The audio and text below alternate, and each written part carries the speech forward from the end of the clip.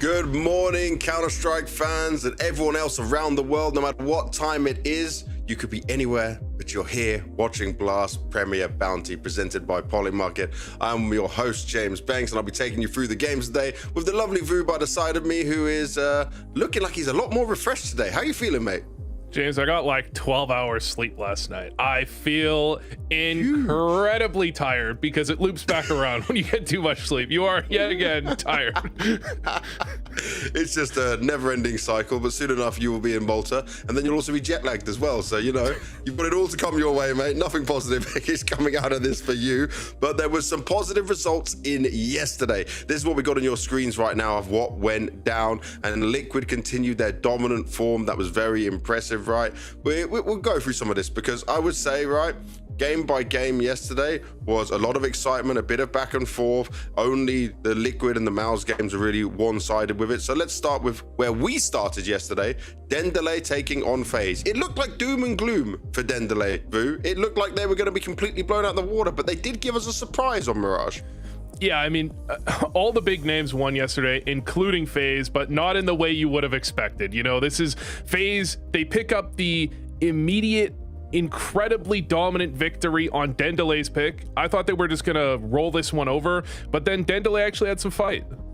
They did have some fight. They managed to get themselves that Mirage win, but after that, right, Cash is the wheelhouse of FaZe. We got some players on that team that knows what they're doing with it, and they held their own from start to finish. And I think this is going to be a good deciding map for FaZe going into a lot of matchups because people are still floating out Cash here. But after that, right, we got to see Liquid back in action. And you said the favorites won. Does that mean you put Liquid as the favorites over G2?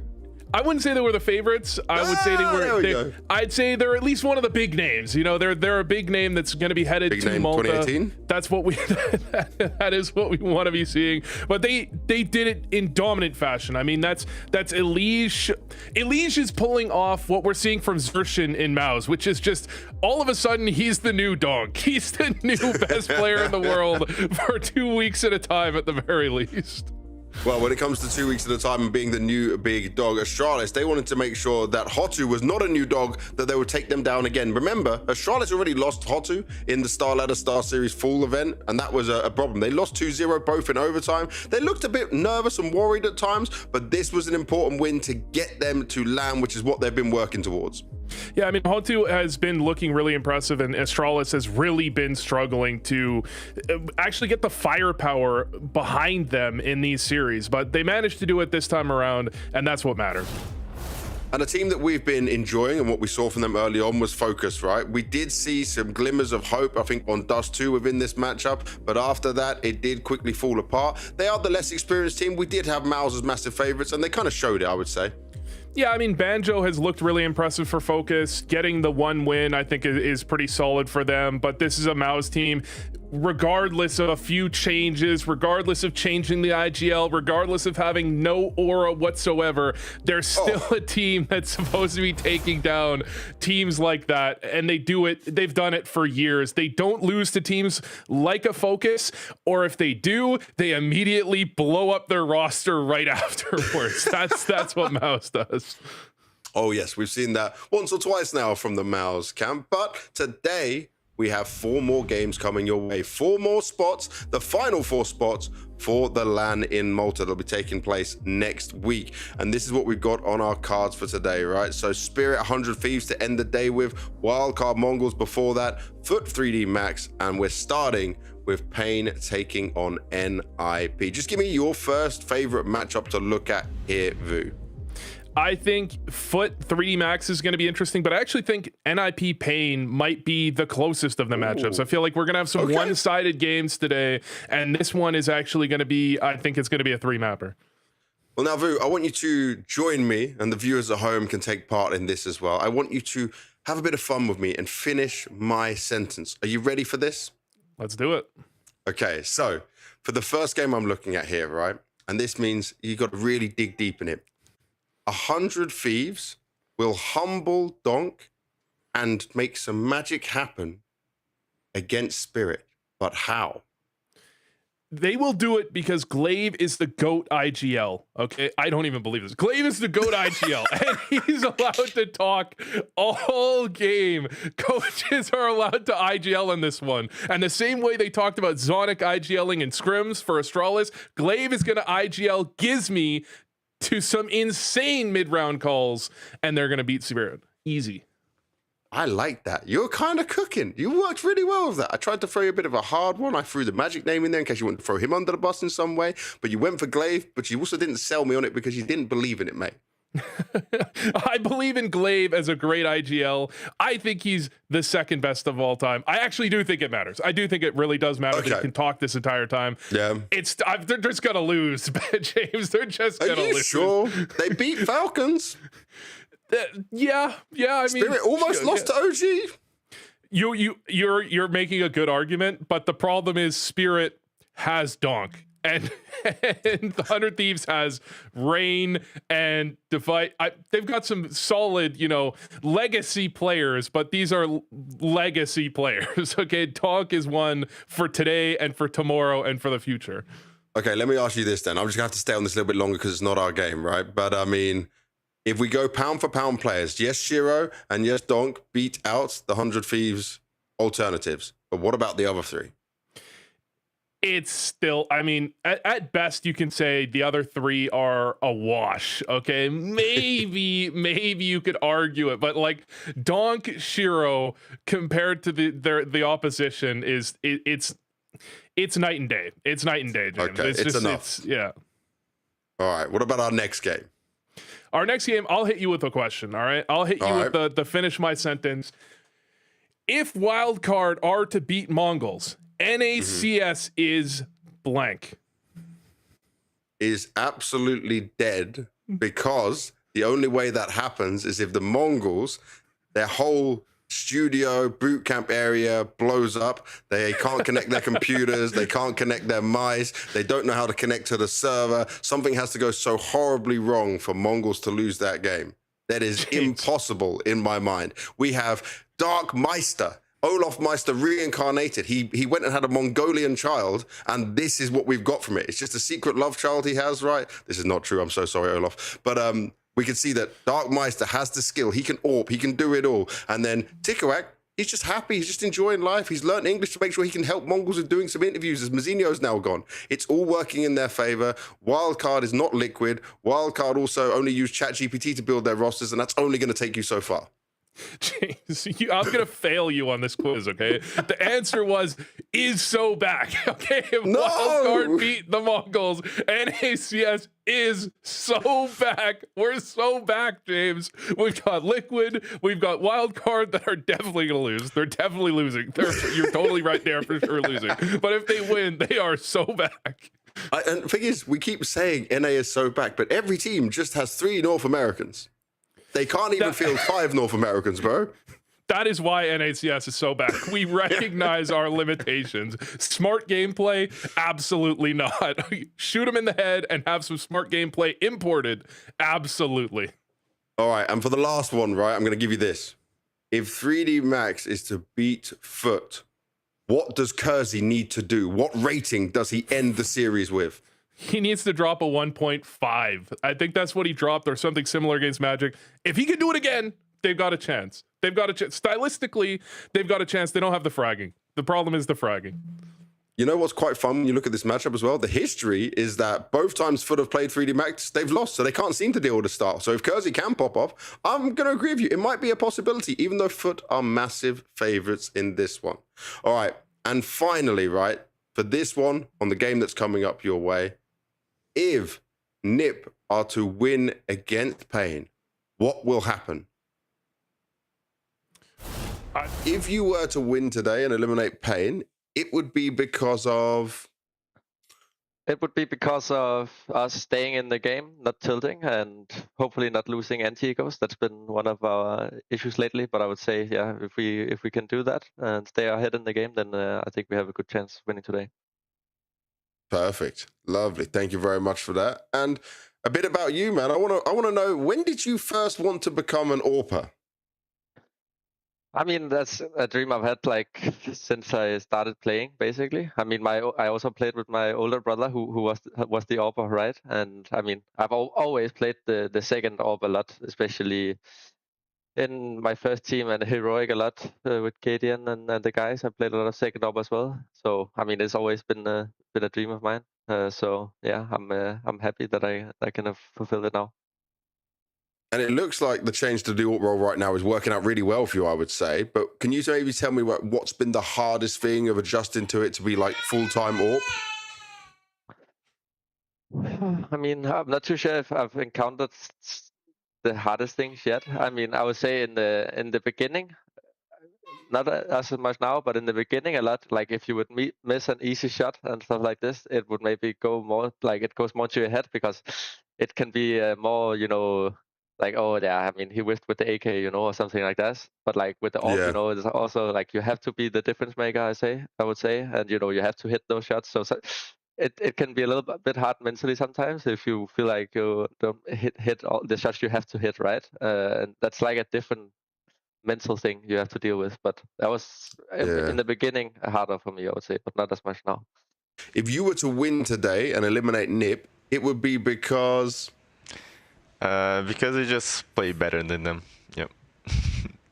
As easy as that. Just play better. Yeah. Well, hopefully that is the case.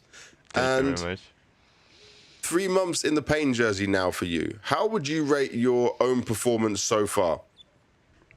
I think we had a great start with Atlanta playoffs, and then kind of fell short in the major. So I'd say average overall. You know, you could have been better. And before coming to the Bounty, you guys sadly lost the qualifier for Porto, and you also struggled at state ranked. What has been the difficulty for you guys? What have you been struggling with? I guess just after the break, we couldn't find the rhythm in the form that we wanted. And now that we are boot camping, you know, we can work on a lot of things, and I think we're just improving day by day. Now, the thing for paiN, right, it's not looking good. Okay, we can go back to the Austin Major, but that feels like a lifetime ago, Vu. It's more just the constant changes of positions, the constant player changes, you know, and their recent results since losing NQZ. It's been rough, man. They are missing him. I don't know what happened into why they let him go in the end, right? He had a break. He needed some time off, is what they said, at least publicly. And then he comes onto MIBR. He's playing great again. And they're stuck with Safe, who is a little bit out of touch, I would say.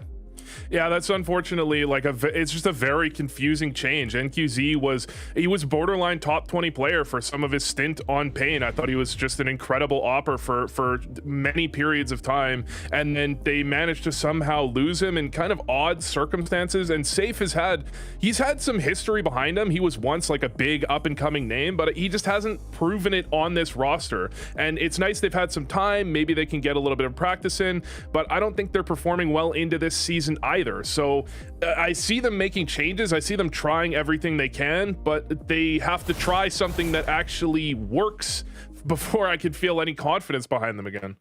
And I want to look at the comparison between the two as well, right? Because to really paint the picture of where they're at right now, it's not a good look. I'm not just saying we should look at numbers. It's also a stylistic change as well in how they both AWP. Yeah, I mean, when you actually look at how paiN is playing now, they've had to change some of their play styles. Like if you look at their Mirage, they're going for a lot more execs than they ever went before because they have like a 33% opening kill percent on T sides. They just can't go into a round without losing a player. And that's not necessarily all on Safe. You know, that's NQZ wasn't necessarily getting all the openings, but they've lost something as a team that they used to have, and Safe is the only person you can point to. That's like the big change that they made most recently, you know? I completely agree. But then on the other side of things, right, when we start to look more towards NIP as well, there is a bit of an IGL difference, at least in the fragging department. There's more experience on Snappy. We know he's got a better career with the trophies by his name, right, from his stints on ENTS and how far he's been able to take young players coming up on the team. But I mean, at least Pyjamas, he does put himself in some nice positions and roles, but he does dominate as well.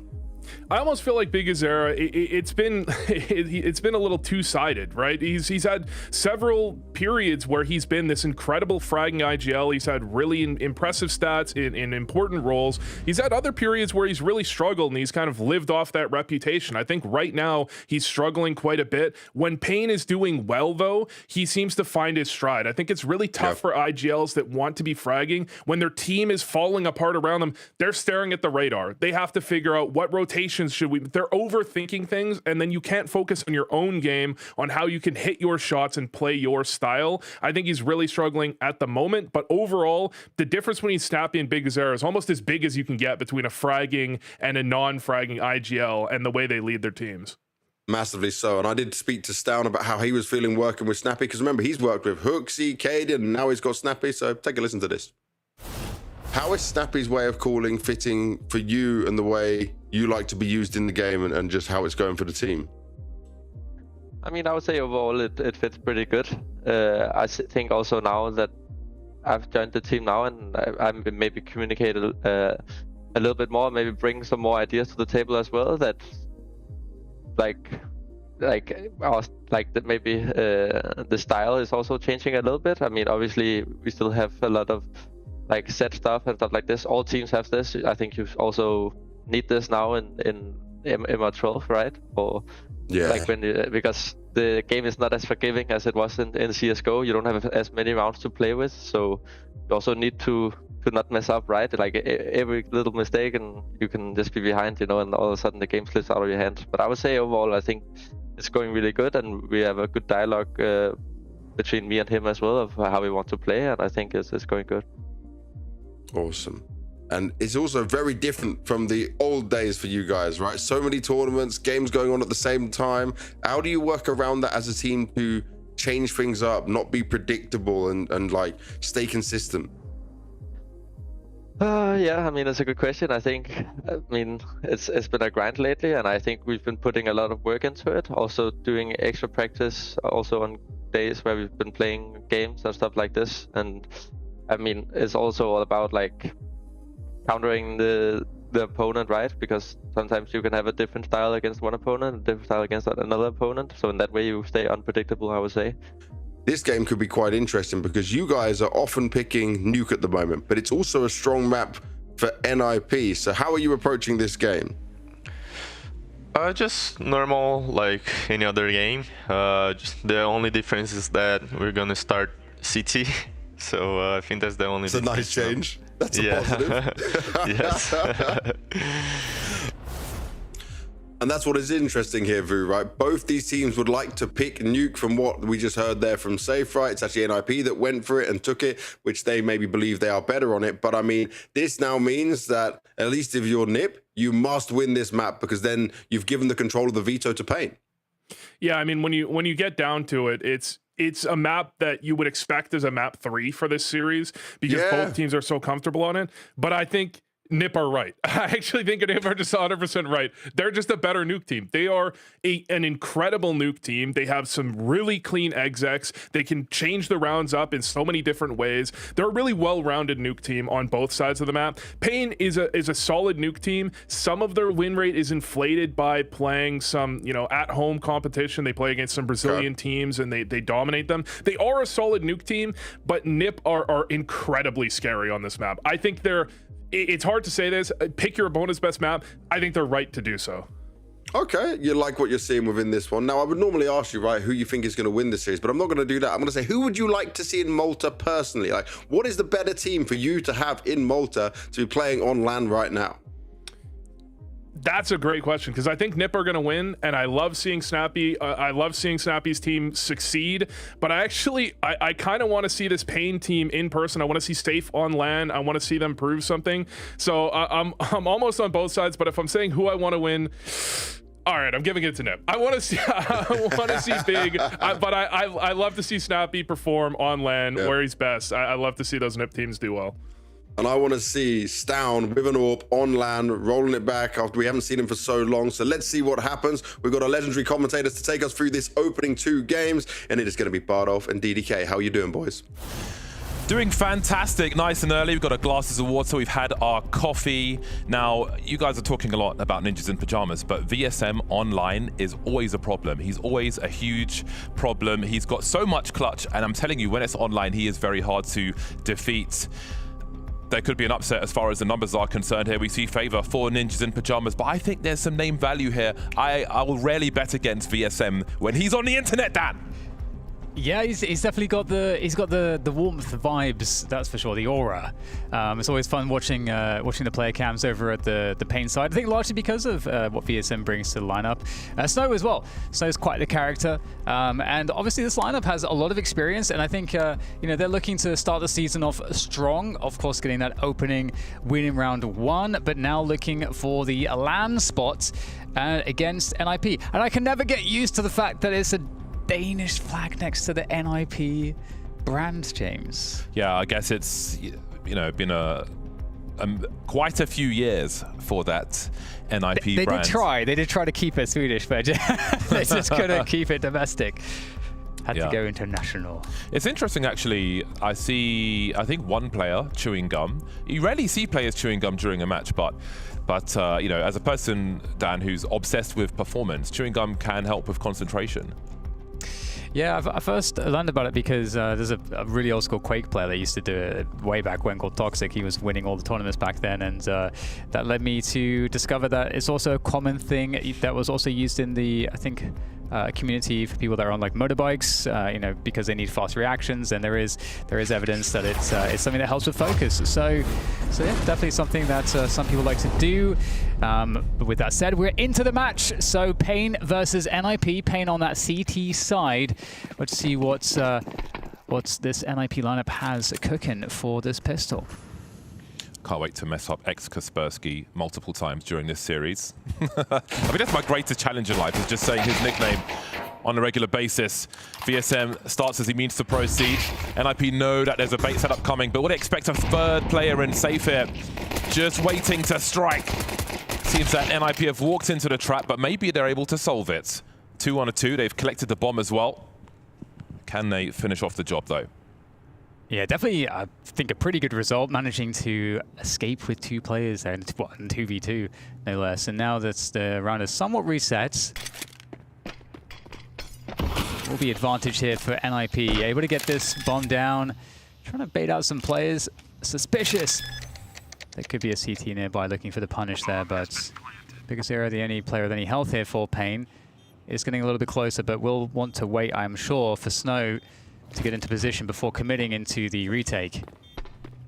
Yeah, Snow's got to be the one to run distraction as well with 12 HP. Pyjamas.CEST needs to play off of him. Still alive for the time being, but he's got to try and win that 1v1. Just not happening.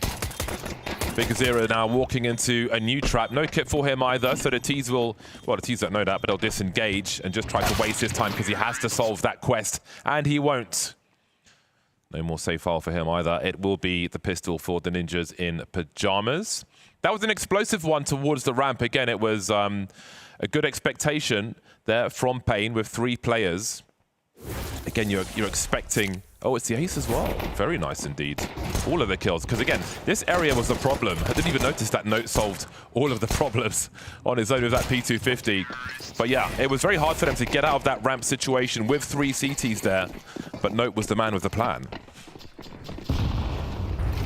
Yeah, it's going to be a pretty straightforward play into the upper bomb site here. Standard stuff, just keeping it really easy, but a couple kills actually going the way of paiN, making things a little bit complicated here. Nice shot. How on earth is that turned around so rapidly? The initial openings into the upper bomb site were looking pretty good. That's where we were focused, but you can see that NIP a little unsure. I mean, we actually, you know, heard in the interview as well, like, as long as we, you know, deal with the anti-eco rounds, you know, we'll be fine. Yeah, that was so quick. In we go. Let's keep it simple. Let's send it in. So that looked good. It did. That bit. But the lobby bit, that's where there are problems. The rest of the team didn't get out into the upper site quickly enough. Yeah, that's a really important response on that CT side of Nuke. High urgency for every CT squad. My God, that was record time. In around the smoke they go. VSM, I told you he's a problem. Safe is here to help out as well. And that's very handily dealt with. And again, body language is so interesting to observe, like the face palming we saw after that second round from the Ninjas. It's got to be a shocking continuation after winning that pistol. Your teammates just got an ace, and then you just get slapped from pillar to post, trying to keep it simple and charge into that A bomb site.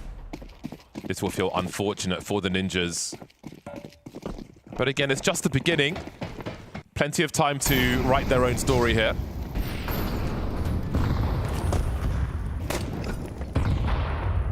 Yeah, NIP, it's early days. Shake that one off. Deagle here on top of mini. We'll see if there's something to find.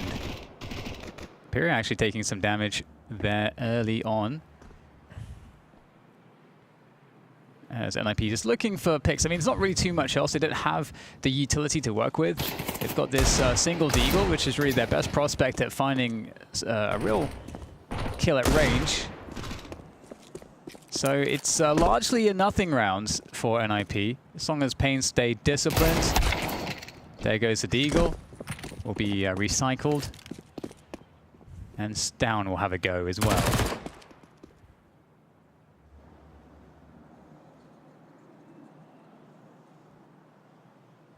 Again, one of those really good angles to hold of a Deagle, where if a CT stops to duel with you, he's pretty much in your crosshair. That is how you want to run the big Deag in scenarios like this. Well, 35 seconds and the bomb has been lost again, but that is a very important frag, that trade from Notes. 3 kills actually, that's kind of crazy. Yeah, but there's more damage to be done. Potentially able to get off another shot at the very least, but again, that is important. As a common quest on Nuke, of course, is to chip away at that CT economy, and those rounds, those frags, really important to achieve them when you've only got a pistol. Yeah, definitely. I mean, paiN looking kind of nice on the economy despite that, so you can really see that was very helpful. And these kills were, I think, pretty surprising. And I think this is the third person that Deagle found his way onto, and that will be finally the kill it finds outside. So, yeah, ultimately, I think NIP can be very happy with that one. As we now move into the buy round, they'll have to contest with Safe on the AWP.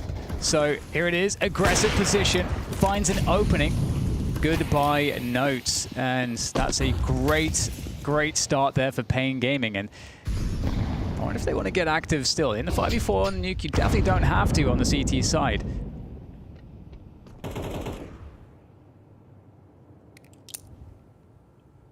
paiN are quite happy to have lobby aggression, but again, it's about the unexpected. And this could be a nasty surprise as well. Avoiding the flash all day. Safe can retract now. And again, NIP will expect some rifle support somewhere, especially with 5 players up. But paiN are not taking that risk. Look how they're disengaging from this position. They've made it 3. They've crippled the team of NIP. So they're not going to make it easy for NIP to find a way back into this round. Yeah, CT Nuke is a series of discipline tests with how you're playing the positioning here. It's a really nice peek there from BigZero. Perfect timing. We would love to get a couple kills at least here. NIP. Shush will get traded out. Snappy with the bomb here. So looking to try to get some money. Oh my goodness, how has he found that? Excellent stuff there from Safe. 7-1 right now, and that's a 4-1 opening start here from paiN on the CT side. And Nuke definitely looking like they're in a commanding position for now. I cannot stress how good a response it was from BigZero towards the ramp. Safe with a nice aggressive position, but again, he's completely changed his spot after that frag. And when you're trying to play contact as the T side, and there's an AWPer in an unexpected position, it's so difficult to get anything done with that. You can see the frustration. That second frag with the AWP was huge, but again, BigZero choosing to disengage, go back towards CT spawn, and then find a third frag is massive. Yeah, the fists are flying, James. So we're only in five rounds in. There's going to be a highlight package by the end of this week of people punching their desk. Snappy has a 75% win rate on Nuke since he joined Ninja the Pyjamas. 70 wins, 23 losses. That is pretty solid. This is just the beginning of Nuke. I think Snappy is one of those underrated players, doesn't get his flowers for how good he is. And maybe we'll see that during this series.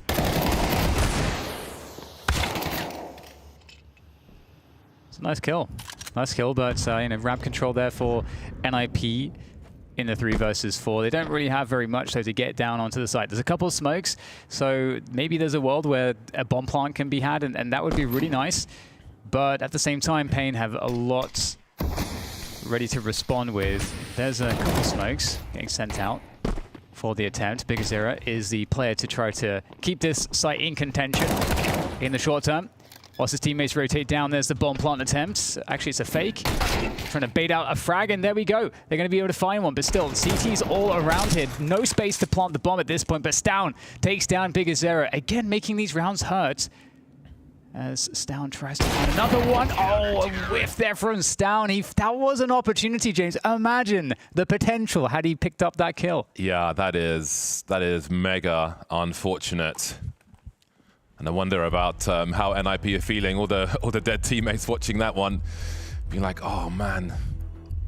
Yeah, I think a timeout is good here. Just a little stress reliever after a difficult start. Again, an ace to open things up in the pistol round for Ninjas in Pyjamas, but some really nice rounds from paiN afterwards, doing many things right. Again, the opening pick of the AWP, instant rotation, catching him on the other side of the map. Disengaging, not allowing NIP a way back in with a frag with the numbers they have. paiN are playing a sharp game on their CT side. Everybody's turned up to play today.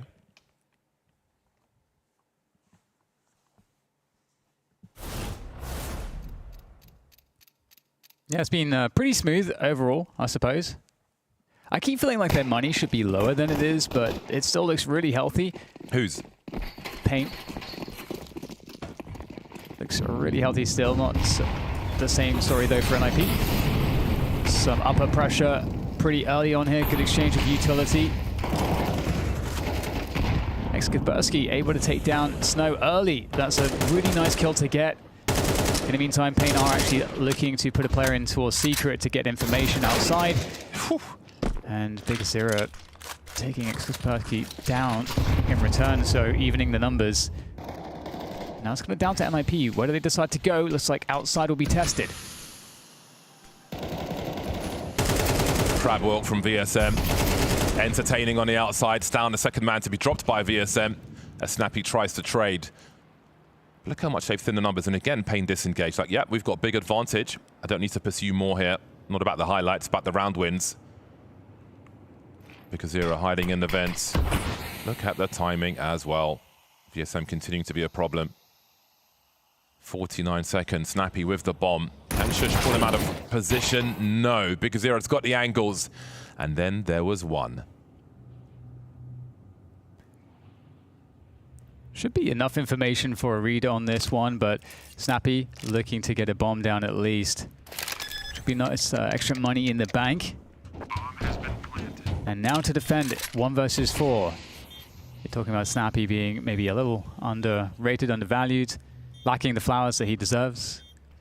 But this would be a really nice moment to make a play, isolating the player on ramp, but now it's been spotted at the worst possible time. Safe rather able to take him down, and the round will be diffused. With the bomb plant, they'll have rifles for the next one at the very least. But again, I think we're looking at how likely the round wins look for the Ninjas at the moment. paiN playing a really tight game, changing things up. You've got the AWP rotating, always offering nasty surprises in different positions. Some nice work in the mid-round from VSM there around T-Red. Really great work there. Picking up the second one and then just disappearing into the smoke like Batman.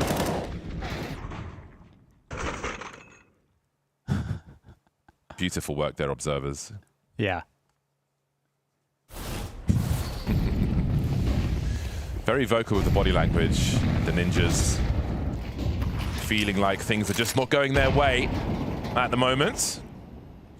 There'll be some light util for NIP in round 8. And they've quickly made their way towards Secret. Yeah, very quickly. Notes he's straight down there. Now, what do the CTs realize? Or will this be a timing? Note has more frags than the rest of his team combined. All of them came with pistols. Okay. Very interesting. That's a hell of a stat. Yeah. Yeah, that's great really work good. being done. But we do have a creep brigade down lower. And it's just going to be VSM that's there to potentially defend this. Really nice position, of course. Might be hard to trade it out. The door is heard, and there is that angle. Unable to, with the smoke in place, go for any shots here. Wants to make sure it counts. The trade from Down is good, though, and the bomb is down. Doesn't look too bad here for NIP. Oh, that's going to be a frustrating one in an already frustrating half. But can they secure the post plant? Shush on a huge flank, which will leave Down and Snappy in the meantime. paiN are taking their time. Oh, just looking away. Snow is looking for a lurker. That's going to slow down the rotation from Safe. The numbers are dwindling now for paiN, as Pyria will find himself as the last man standing. He has a smoke, but surely there'll be too much spray to defuse this one. It's an unusual bomb plant position, and they might not find an angle. There's two of them, but they can't do it in time. Nothing going the way of NIP. Daylight robbery in their faces. Oh man, that's so demoralizing. You know, such a good chance, and just doesn't quite work out. It's actually paiN that's taking a timeout right now, interestingly. There were a lot of things going in NIP's favor post-plot there.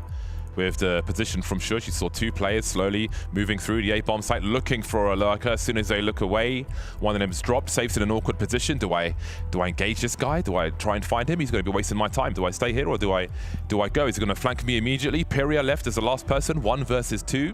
Smoke up, and then I think it's the bomb plant position, which when it's just a bit off the usual, very difficult to find the right angle through the smoke. And we've seen the frustrations on the cameras for NIP, and that will only compound the issues. You saw VSM there trying to hide behind a lifesaver.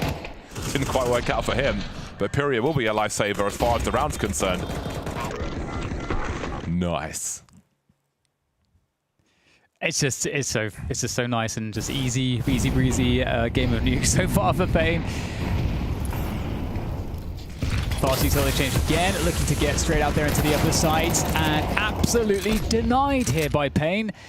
Looking to try to switch up the pace, maybe catch paiN off guard, but it's now just devolved into a 2 versus 5 for NIP. Very little to work with at this point in time, and the troubles only continue. 12 frags for VSM. Told you he was the guy.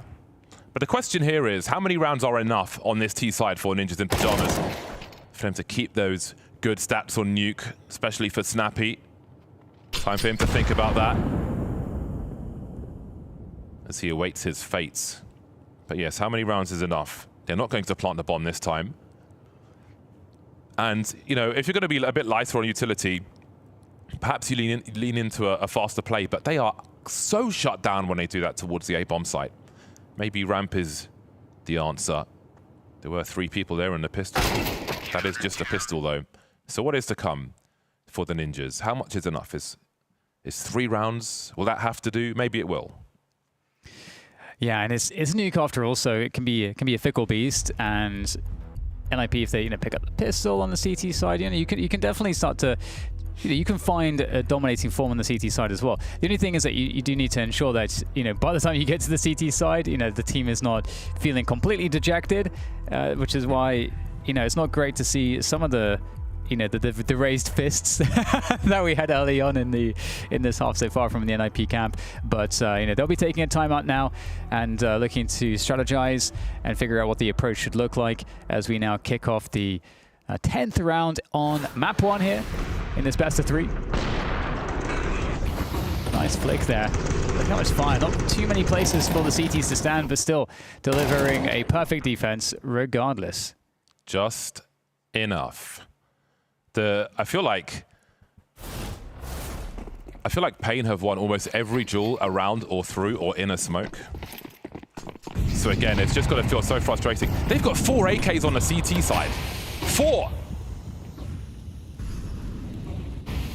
It's a good day at the office if you've got like 2 or 3. They've got 4 and an AWP. It's crazy. Yeah, it's definitely not a good sign for NIP. Slowing things down now, NIP, not going as fast, but still losing note very early outside. And and it's just kind of easy for paiN to kind of get ahead of the push. Although nade caught, and that's going to be the position given on ramp. And I think a pretty decent timing now down to the lower bomb site, but Snow finding the headshots here, looking very confident indeed, just delaying so effectively. Another kill. My word. 1v4. This is really rough. If you remember my comments towards the end of the last round, I was expecting the ramp play. Like, if you just look at the evidence of what has happened so far and how little like tread marks they've made on that A bomb site, the ramp made the most sense, but it is going to be Stown looking for NIP's second ace in this half. 38 seconds, trying to identify. Yeah, you need some good guesswork here. But in he goes with the bomb. 30 seconds on the clock.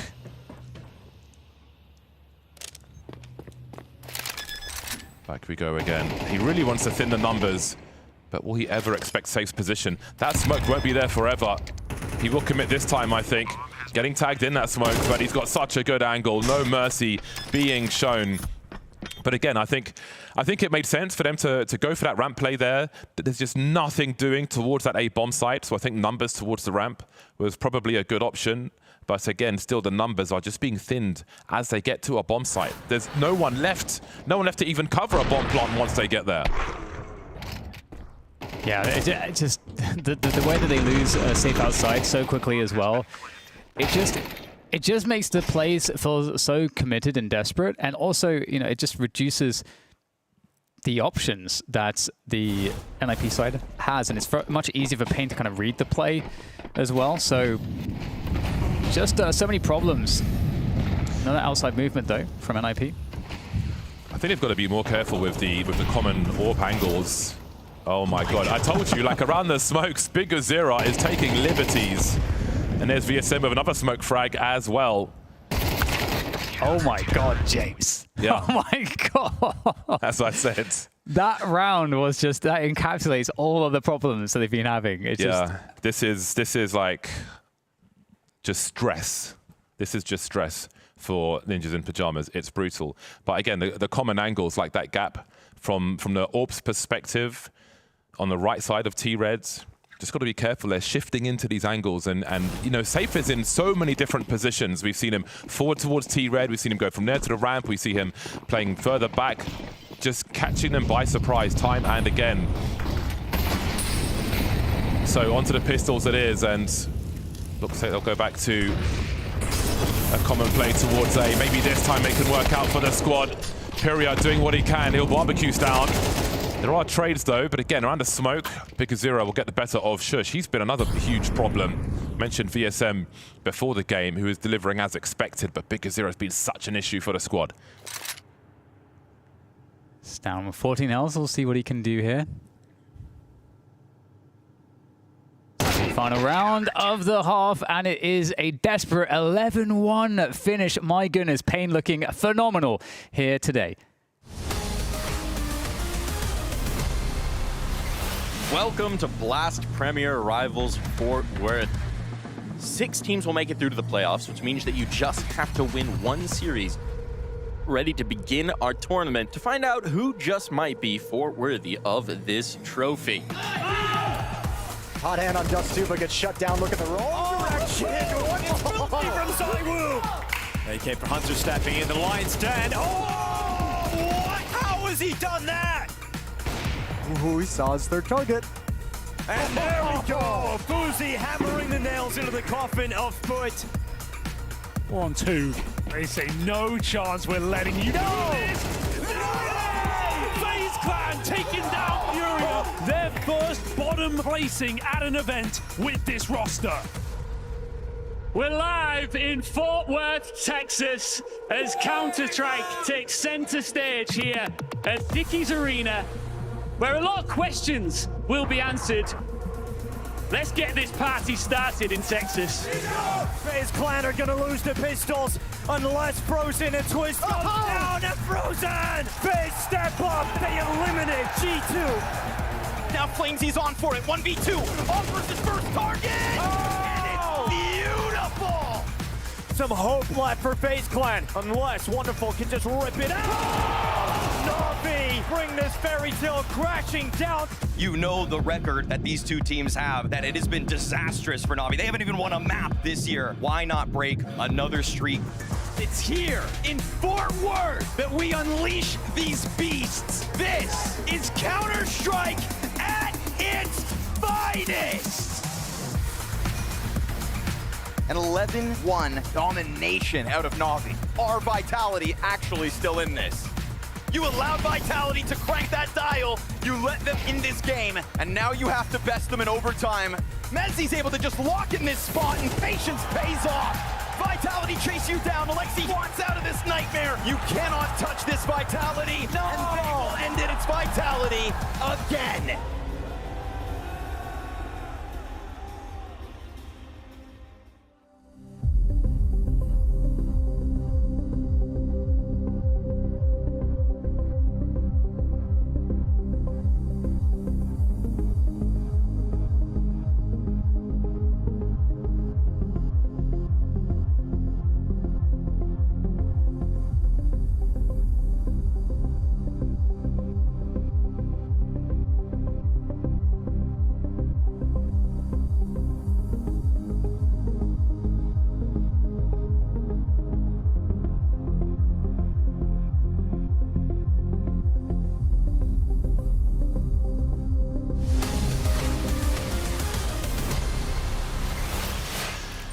If there was an award for Oppressor of the Week, it would be paiN who claim it for that half. Just a pistol for Ninjas in Pyjamas and a one-man band at that in that pistol. Beyond that, it is all paiN. Round after round, all positions for safe, wherever he wants. VSM doing VSM things as we expect. Big Uzira, everybody coming through to deny NIP any taste of success. You saw the frustration on the cameras.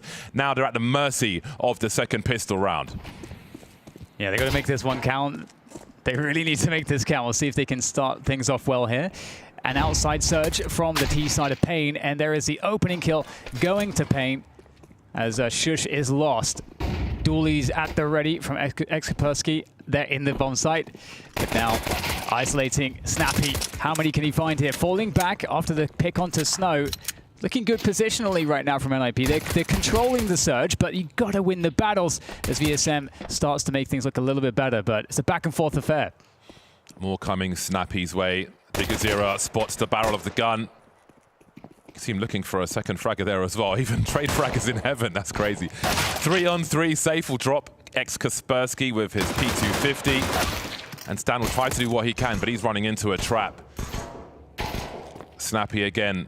Last man standing, just being pulled left and right by paiN, who still have the bomb, heading over towards the B bomb site now.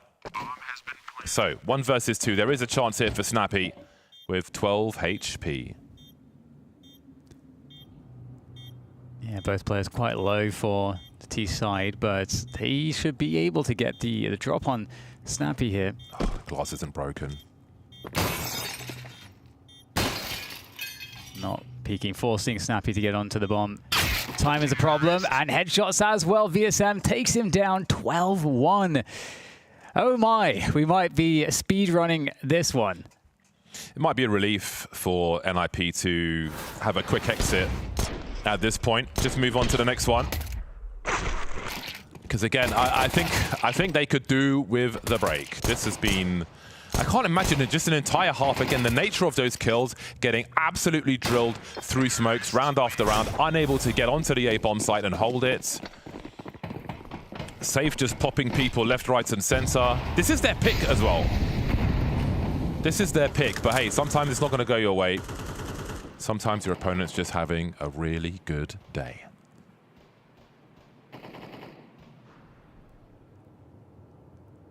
Quiet start here from paiN, maybe expecting some shenanigans from NIP, who have force bought. You know, not really any choice, of course, at this stage. Couple smokes left here for the NIP side. We can see Kaspersky there holding on to one for the upper bomb sites. It's down, trying to win the duel here. It's going to be an assistance from Silo. Good timing to fall off, actually, unbeknownst to him. I'm sure that Silo player was about to take him down. So Stown receding his forward position.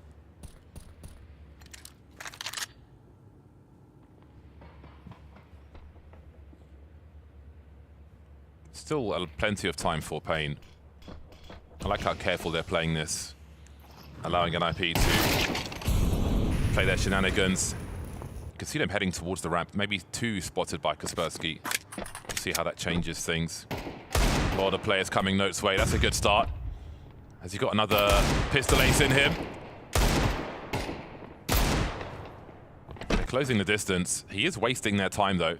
bicgzero may have to activate because they're running low paiN on time to get this bomb planted. Note's found a second, and Stounds dropped bicgzero. So Ninjas have got a reasonable chance at this one. Yeah, looking pretty good. AK not going to be enough here. Good collapse there onto the lower bomb site, preventing the bomb from going down as well. So up against it are NIP with a huge deficit. They need 10 rounds in a row. It's kind of insane. We'll see if they're able to do it. And yeah, these kills from Note definitely really nice here. Getting 2 out of the Eagle. Also, bicgzero, he was looking for, as his teammates went down to threaten the lower bomb site, he was looking to cut off the rotation and essentially get a surprise kill, but he failed in doing so. And so NIP, managing to get a few things going their way for once on Nuke. paiN pull out the pistols. Snappy was 2 for 11 in that first half. Annex Kaspersky was 2 for 12. So again, just in terms of like the mental game there, trying to be resilient with an experience like that is not easy. But again, now it's just about focusing on the round in front of you.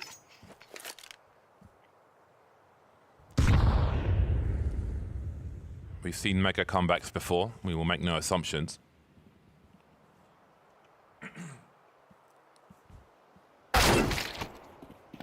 Goodbye. Perhaps a donation to VSM. 20-6 actually, VSM having a really fun game at the expense of NIP. Yeah. It's Kaspersky at the point of no return there. I don't think he can really make it back into the lobby. Okay, they want damage.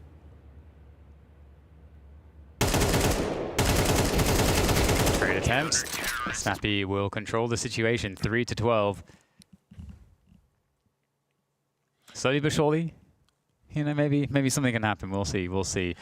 paiN will be unable to buy. They'll be unable to buy. They spent quite a bit of money in that previous round. Very leafy out there. He's got the cap shield in the back. If it was me, it would be the big gold belt from wrestling. But it'll be interesting to contrast the CT approach from NIP and from paiN. Again, we gave great credit to some of the decisions from the CTs in terms of disengaging and just controlling the variance of a round. Running low on the bullets there is Note, but 2 might be enough. paiN have made some space for themselves. Oh, okay, now we've got problems. Now we've got problems. Oh, the flashbang as well! Glock not enough though, and the threat will be neutralized. Yeah, it looks pretty sketchy, I gotta say. Definitely looked a little bit worrisome. But again, NIP staying strong for now. I don't know if that would be the wrestling belt for you, because that's a comic book thing. I feel like maybe like paiN's mask for you. For me? Yeah. I can see you with paiN's mask. If it was a comic book thing, maybe Doom's mask. I like the evil characters. And green's my favorite color, so I think I'd have to go with Doom. Fair. Well, buy comes in from paiN. They want to send NIP away. Can they do it in this map? Or rather, I should say, in this round. Secret setup for Snappy. Not much util remaining for paiN at this point. No one on the roof. They do have some mollies. So it may be a numbers game at this point. Looking for a response from NIP, who can tend to play a reactive game. Notes will have to choose when to disengage from this position. Stound's in a common spot with the AWP. One and done for him. I mean, he can go back and post up if they go towards the ramp, but while this is going on, Snow may find opportunity towards A. And Note actually re-peeking, I think, because they were wondering, but hang on. Oh! Shush turns around. Snowfall, he had more time for that one. And he is definitely not going to have any more time, nor will Safe getting taken down by Snappy and re-entry now into ramp. It's a 3 versus 4 with 30 seconds. paiN have to get a move on. Snappy in position, as is Kaspersky. I love the off angles being held. Let them think no one's there, then come out at the most difficult time. Very nice work there. Expensive round for the CTs, but it just matters about securing them as far as they are concerned. It's so fascinating, the subconscious internal clock when people start to wonder about certain areas being compromised. Such a key moment in the rafters to look towards heaven. You saw Stan wondering as well, but that is so key. It looks like he's hacking in that VOV. It's hilarious. But again, the internal clock is really good. Snappy holding the off angle here because he knows they're going to check the angles. They're going to check control on the way into the B bomb sites. Choosing the time to strike will allow for that 5th round for an IP. Yeah, going aggressive here, picking up the pace with the pistols. Spray down does do enough to keep the T's at bay. They cannot breach the choke points. They will keep trying though. They're committed. I mean, now it's just 1 player left. Safe might as well go through as well. At this point, why not? How does it feel, paiN? How does it feel?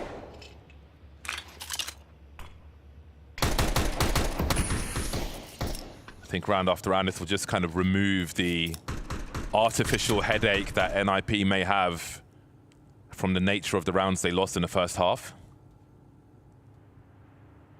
We can do it too is a great confidence builder. But again, they're going to have to run a really tight ship in the buy rounds. And even if we get those half buy rounds where Tech 9s are surrounded by Kevlar and good utility, they'll be very dangerous also. We'll have to wonder if their A-hold will be as good versus faster plays from paiN.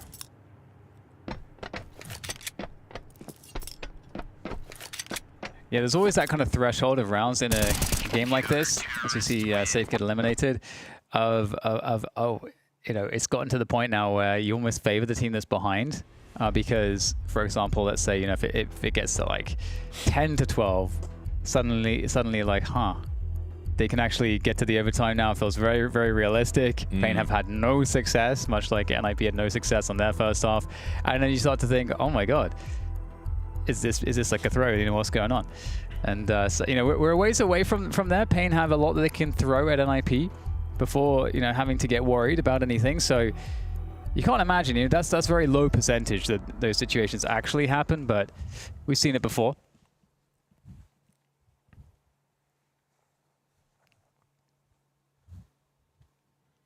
Time to focus for paiN. AKs are out again. Just the 1 AK in the hands of the CTs for the time being. 11-3 in duels. I was hoping that they would find the stat with regards to duels around the smoke. 11-3 in duels. Such a big impact with those as well. Curious got an angle through Squeaky, but he will be denied. So far, so good for Ninjas. Yeah, that was a great chance for paiN as well to get the opener, even if traded 4-4, but maintaining the 5v4 here, NIP, as paiN lose their upper presence immediately. Need to work some space, some position now. Outside seems to be the move. It's down with a good angle there. Now, paiN, are they looking to go secret, or are they just going to challenge straight up? Oh! What a shot from BiggerZera, though. Oh, talk about a pre-fire. The range on that is crazy. How much was seen on the kill cam? There's a lot of time for paiN to creep around. That's a lot of info for Snappy. So important. He doesn't choose to fight to the death there. He just wants the info. Looking to play around the smoke there with some dodgy sound cues going up the ladder. But once that smoke goes, he may be on an island. I don't know if his teammates on the ramp will be in a position to help him if they choose to come his way. And you can see Shush close to the lobby. We've got a lot of important duels here which could happen. 25 seconds and it's going to be a timing. That's going to change everything. VSM opens the door towards A. Yeah, heartbreaking timing there for Shush. Kaspersky coming around the corner, can find something, denied by Snow, good protection. Now Snappy steps up to the plate to see what he's able to find. Catching Snow, but the trade is ready. And now it has to be the clutch for Note here for NIP. Oh, they're going to go to map 2 here at the hands of paiN, up the ladder, making all the noise. paiN are tracking his position, knowing precisely where he is. There's the first kill, but it is going to be the round and map 1 going to paiN.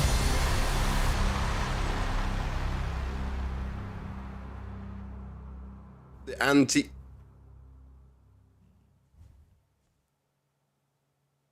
Not muted. Hello, Vu. You hear me now, don't you? Yep.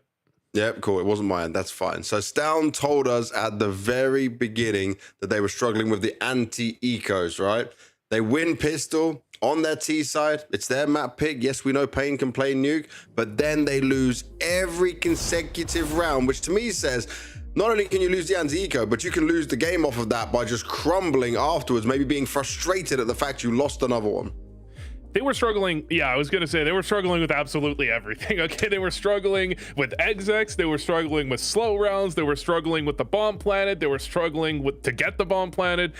You couldn't describe that as anything other than Nip just getting absolutely destroyed. I don't think they won a gun round on the T side. They didn't even come close. You know, they had one round they came close to getting a bomb plant, or to getting a round win. That's it. They had a bit of a cosmetic comeback in the second half, at least maybe something, maybe give themselves a little confidence, but that was a thorough dismantling, James. It was a thorough dismantling, and I was kind of worried that actually the same thing would happen, you know, just on the other side, but paiN were able to deal with it. And I think it was Bardolph that was pointing out right at one point just VSM's impact that was had there throughout, right? And it's it's online game, but this is a player for me who at one point we had hyped up years ago. I think it was during like the COVID times, and then we never really saw him come back to actually a good tier of CS. But right here, right now, he's been able to dominate this game. I think VSM was one of the next big things very early on in the Brazilian Counter-Strike scene. You know, he really was talked about incredibly highly. And one of the things that I think Dan brought it up is that online his stats are dwarfing his LAN stats. He's like 1.2 online and 1.0 on LAN. Of course, the level of competition makes a big difference when you manage for that. He still is better online, but it's not nearly as much of a gap.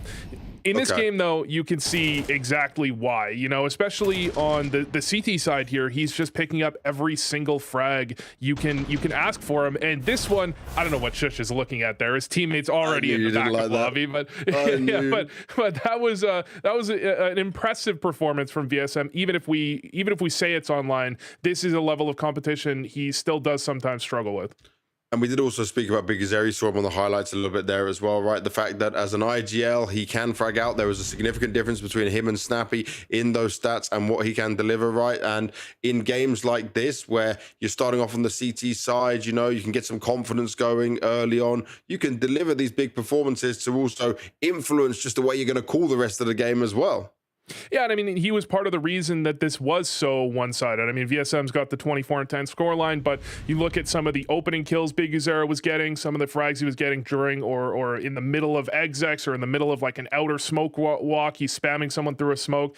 And those are the types of plays that give your IGL the confidence that he, you know, it does carry over into the calling when you get into the second half and then you get into the next map as well, where they should be starting on the T side. You know, you're performing well as a player. I think especially in Big Uzera's case, you're going to perform well as a caller too. And we were also talking a bit about the difference between not having NQZ and Safe coming into this team. Well, Safe, he lit up the scoreboards from the start with that AWP. He gave us an NQZ-like performance. I would say this is a vintage Fallen performance. Okay, this is his safe, picking everyone off left, right, and center, getting aggressive into lobby occasionally. But this is CT side Nuke. You know, Nuke isn't known as an Opera's Paradise, but CT side Nuke is known as an Opera's Paradise, right? And if you can have the op in your hand and you're not getting bogged down, sometimes the way this one goes is your opponents, they exec upper, and then you're just sitting behind a smoke for the rest of the round. You know, if they're forced into a lot of these outer plays, a lot of these kind of late round plays where you can just pick them apart with the op, you're going to feel really comfortable as save. Certainly would be as well. But we've got to look a little bit towards the NIP side on this one, Vu, because many people were saying when they looked at this NIP roster, save Kaspersky. Well, he might need to save himself at this point. I know it's just one map, but I mean, maybe he didn't have his Red Bull this morning. Maybe he didn't wake up into this game. But where was the Kaspersky that I'm often promised? I mean, I was thinking about getting a compilation of player cams, but I realized they were all just Kaspersky rubbing his eyes, like super unhappy with the way things were going. I think he started out like 2-13 or something like that, just an incredibly poor beginning. And this is a map where I actually think Snappy does activate Kaspersky quite effectively, especially they have those upper execs where you get him out squeaky really quickly while the opponents still have nades in their hands. He has these really intricate executes that help Kaspersky get activated on this map. Couldn't work this time. Now, they have changed some of his roles. He's been struggling a little bit with that, but I think this is one where Kaspersky, he didn't really get much of a chance in a lot of these rounds. I saw him die through smoke quite a few times, and when they did try to go for those upper execs, they were dead before they got out the doorway, man. They were just like I said, this is just a dismantled NIP T side to the point that I can't even blame them too much for, you know, feeling kind of bad about this one. But at the same time, they go into the next one just saying, hey guys, we never even got on our feet in this game. But it's pretty bad, right? Considering we were talking about this veto and how it can work out, right? That NIP were saying we're the better team. You thought they played a better game on this as well. I'm just worried about the mentality because it's like you were getting so dominated on the CT side, you couldn't come back into it despite winning the pistol. Yeah, you can say it can happen in one game. You can give all the excuses you want, but it's just the way they lost and like didn't have a chance concerns me a lot about where their heads are going to be at. Yeah, and I'd say there was exactly one round in this game that they actually had any chance of winning on the T side. It was this one. They managed to get their way into lower. They get the trade on VSM. They actually managed to take him down 1-for-1, which, I mean, he could have doubled up there.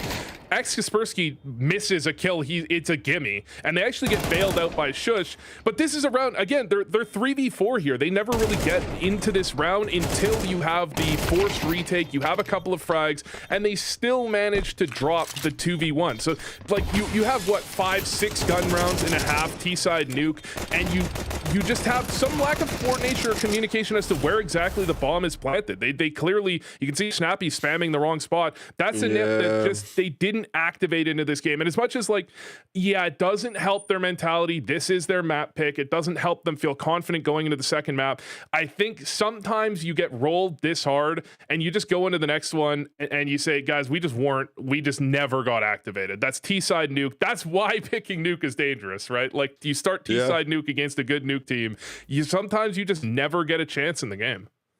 And they certainly didn't within this one, but hopefully it's a wake-up call that NIP needed to bounce back within this series. Otherwise, paiN are going to be booking their spots into Malta. We are going to a short break, but when we come back, we'll be talking all things Mirage between paiN and NIP.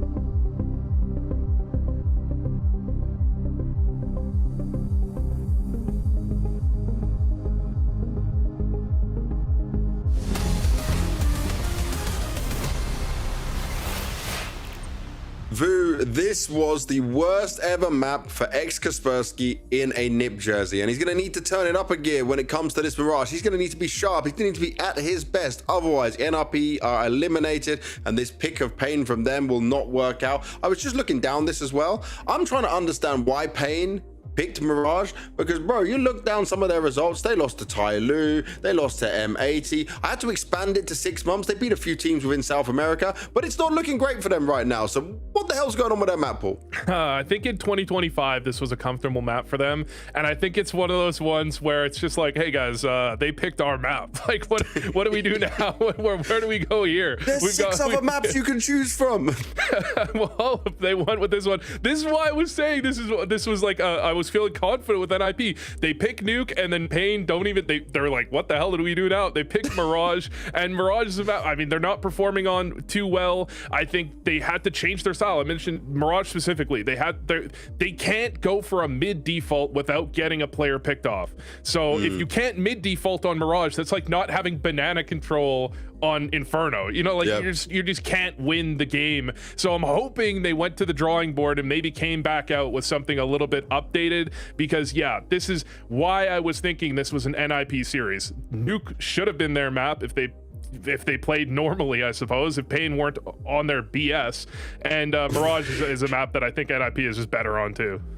And I also want to point out, right, we were talking about Kaspersky, but Snow also. Snow has been gifted back his positions to be in star roles, to be the good player, right? This young kid we've been hearing about again and again and again, still only 19 years old. We've now like 2 years on tier 1. When is he going to come alive? When are we going to see the best of him, Vu? Because I've not been impressed. Yeah, I think when it comes down to Snow, you're looking at a player that had some really solid, especially like hype coming out of him when he first joined up on this team, but he's never really shown it. He's never really shown himself to be this incredible player, and he's had a lot of role changes once DGT left this team. He's become much more of a rotator, but Mirage is a map that he's played as an anchor still. He's the A player. Now, A Mirage is kind of a unique position, but it is a map where he's not in the roles that you think that he can perform a little better on, right? He's still going to be tied down to a specific bomb site. So that's another reason that we're looking at Mirage as maybe not their best map. Now, I'm not a Snow hater, okay? I'm not saying he's a terrible player. He's too cute to hate. I just think he's not as good as you need if you want paiN to make the next step as a team. And yeah. All right. Well, let's see what happens in this Mirage. And Bardolph and DDK, you guys gave us the VSM call. Does this mean it all ends here? Is it going 2-0 to paiN? I think so. I think we had just the full glory of paiN there, and it already seems like the NIP side are just struggling. James, they're on the struggle bus. Well, they are as far as the numbers are concerned. 3.13 to 1.45. I think it's more complicated than that. I was just having this discussion in the back as well. Like, is this just going to be a clean 2-0? I don't think so. I don't think so. Because, yes, that was really unfortunate. I think it was the perfect ingredients. The T side of Nuke, a very strong paiN side. They got the better of most of the engagement, spraying through smoke and so on. Just a bad day at the office for NIP. You know, and when we talk about luck, they didn't have any luck in any situation at all in that first half. But that T side of Nuke does not make an entire series. Mirage, I think, gives them plenty of room to make a comeback. I don't think we can ever doubt someone like Snappy or a squad that Snappy is on to just have, you know, be on the worst end of a whitewash series. So I think we'll see something from NIP. I think this is absolutely winnable by both squads. Again, that was a great game from VSM. It was great from, I mean, there are many great things. All the action we saw of the AWP from Safe, how the different positions he was playing in. Maybe some frags easier than they should be in some scenarios. However, NIP, I think partly it's going to come down to the psychological factor, because the body language was very negative, and again, it's not just the amount of rounds they lost, but the way they lost them on that T side is just very mentally taxing. So I think it's partly if they could just let go of that, because it's not going to be the first time or the last time that those players have a bad half or a bad game. So if they can leave that behind them, then they have the tools to win Mirage. That sounds great, James, but I think you're wrong. I think paiN are going to be just all over this one, already on the mid aggression. There is an investigation. Notes is trying to keep it honest, and he's doing so. Able to take down Safe at least. Traded, though. And the B split is being worked upon here by the paiN Gaming side. So takes down Kaspersky, and that's going to be entrance now to the B bomb site. Snappy and Shush, all that's left to defend. No heroics from Notes with the pistol this time. No kits. No Kevlar for Snappy. That may or may not matter. He's been heard by VSM. Not sure if he meant to step on that ladder. And things are turning around quickly. Snappy in a 1-on-2. Time is of the essence as far as he is concerned. I'm not sure if they know exactly where he is. Big Azira holding Pirius back now as he jiggles from the bench. And that clock is really ticking. Can Snappy find both frags and find? He won't find either. And it will be a good start in the second map for paiN. Yes, on the T side, able to dictate the flow, take the initiative. NIP will force it up. Shift actually is buying an UMP, which is cool. I haven't seen one of those in a while. I bought one recently, and I was like, man, this is crap. There was a time when the UMP was extremely good. At like mid-range, it was a laser beam, but we don't live in those days anymore. The devs still need to increase the fire rate of the Krieg just a little bit. Just a little. It's been out of the meta, but maybe they're just leaving it in the hole. Okay, when it's time for us to change the weapon meta, we can just increase that Krieg in future. I'm waiting for those days. I do like that particular firearm. So a forced buy from Ninjas in Pyjamas. It's down on the scout. No money left in the hole for an AWP. Snappy needs to get more than one. Oh, he's been found. Bouncing off the ceiling won't be enough for Snow, but VSM's there to trade. Yeah, with there on the scouts, it's going to make life difficult. Onto the site they go. Wrapping VSM around the side with the Galil, looking for, in fact, he's got help here as well. Really good positioning right now for the paiN side, as they know the oncoming CTs are trying to burst through the choke points. Kaspersky with 2, but it really isn't going to be enough. Good effort. I mean, they took down 4 players, but ultimately paiN with the round. 2-0 starts, and it's going to be eco territory for NIP now. I think Notes was unlucky with the Desert Eagle there. I think a lot of the time he's getting a frag. And who knows how much that changes things. Snappy in a very committed position. That spot for Stown, scoped in, is so awkward. We saw that in a match on Mirage yesterday as well. Scoped in on that spot with so many places the T's can appear from. It's just very, very difficult. Not an ideal situation to be in. I'm impressed that ex-Kaspersky managed to get 2 kills from that. But anyway, Note looking for a second one, which he will get. Really a good hand on the pistols today, it seems. He drops the bomb carrier. And this really puts paiN in a very... Oh. Yeah. Oh. Stown has executed Note. They've been paid. He's been paid off, James. They're not allowed to win this series. Something's going on here. Something suspicious. He has got a conspiracy deagle as well. It's all lining up. Speaking of which, there is a nice flank coming through here for NIP. It's going to be very, very dangerous there. Snappy could find a great timing as paiN are looking to close in on the A attack, but Snappy quick to the flank with the P250.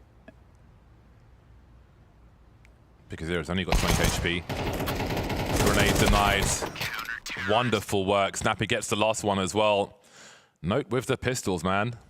Maybe rewarded for not quite making the connection over towards B in the round prior.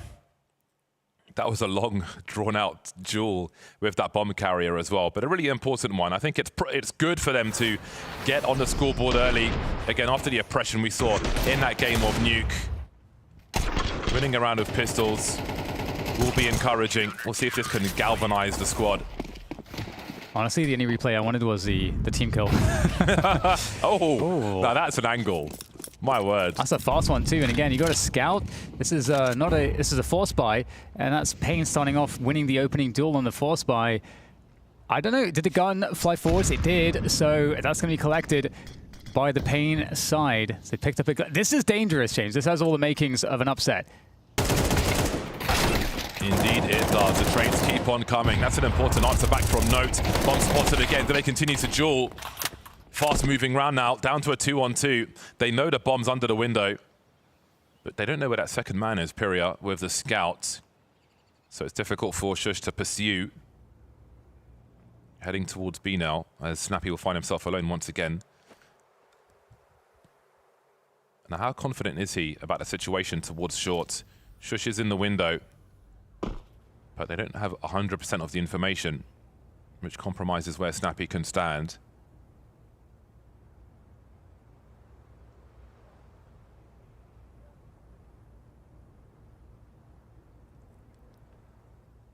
Another 4 spy rounds proving problematic for NIP. See what they're able to do here, though. Uh-oh, back to this one. Very good rotation from paiN, really paying off there. Not over just yet. Shush will have a go at this retake, but certainly advantage here now for paiN Gaming. They can play the post in a variety of different ways. That plant sort of suggestive of kitchen positioning. But again, with 2 of them, Shush is going to have to be making the most incredible reads here as he moves forwards through the smoke. Snow closing in on the angle. Will Shush check it deep? Oh, surely. Oh, dear. I think his silencer, his moderator, may have been spotted on the end of the gun there. A bumpy road for the Ninjas. Many unfavorable potholes that they're falling into here. That's a hell of an opening. Oh, yeah, that's such a nice shot. Damn. Unfortunate timing for Snappy there.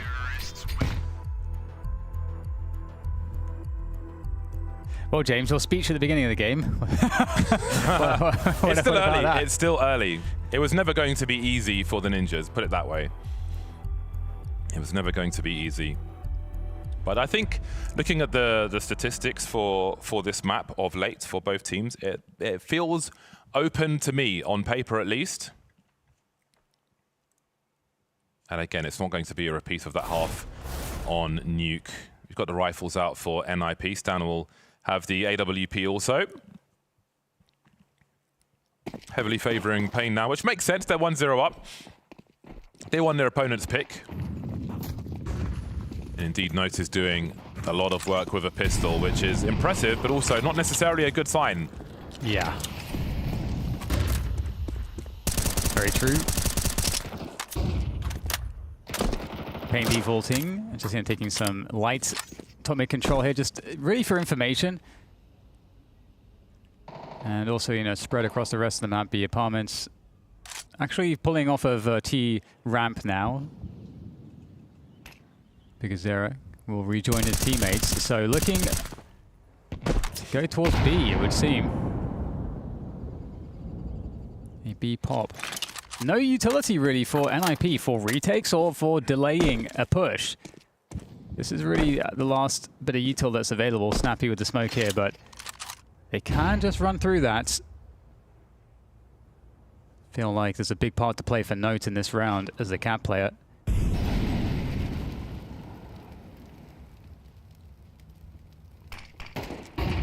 "45 seconds. Snappy has help this time. Still stuck in the apartments. Trying to make their way out. Oh, that's a really important sound cue for the rest of paiN. As Snappy tries to jiggle, but he'll face two. 30 seconds to plant the bomb.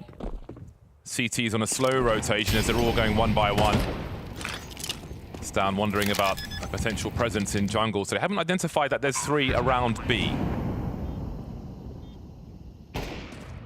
Shush actually forces the whiff there, and that's going to allow him to claim some more space, but the position now given up. Now, Shush going for the kills here can also just be a distraction, allowing his teammates to progress from the kitchen in cap position. CT's in closing on every angle. Definitely not a bad look for them, but Big Azera takes down Shush. They're going to give it up. They don't want it anymore. They've got to keep their guns alive for the following rounds. And that's a success here for paiN. Yeah, they've got very limited trade utility in how that retake was working out, which made it so awkward. Oh, it's a tough one. It's a tough spot, like... Kaspersky can't afford to lose that rifle. Yeah, that seems a little bit... if they're not making an exit, I mean... It's a, yeah. Well, it's one thing if, you know, if you feel like, oh, you know, I can clearly sort of tell, I've got a good read that he's on the other angle, which he was correct. They sort of did like the drive-by. You know, and with so like it wasn't even convincing. It's like he thought he had a free kill, but the execution maybe wasn't what he was looking for. And indeed, then he doubled down, James. He went back to the wall. Yeah, it's like what have you got to gain? What have you got to lose? I think that was a bit skewed in the wrong direction in that little situation. So we've got the hero AWP then for Stown. But he's on the wrong side of the map at the moment. Now he could post up for a potential aggression from short. That's not going to be easy either. That's pretty brazen from Pyria. Keeping those smoke frags good for paiN. So again, Stown staying on short, which makes sense. They don't want to throw the AWP away for no reason.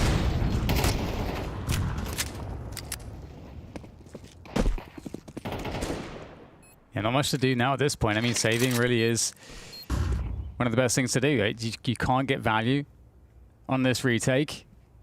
And so we're back into poor territory for NIP. The interesting thing about this game is that NIP haven't been able to find ways to create advantage in general, for the most part. So from a strategic sense, it's looking quite dry for them. AWP will be held onto though, so we'll see if they are able to put that to good use in the next round. As it now is a 5-1 scoreline for paiN. And we'll actually get a full utility. I think this is probably the best buy that we've seen from NIP so far. Let's see what they do with it. paiN proving to be a significant problem for Ninjas in Pyjamas. And I think this is where the score becomes worrisome. 5-1 in the first half will definitely be of concern to the Ninjas. It's a good opportunity for paiN as well if they have a really maybe explosive strategy, something that can really throw NIP off kilter and get a timing advantage. If they feel like they have a good read on that, this would be such a perfect round, to your point, to throw it in.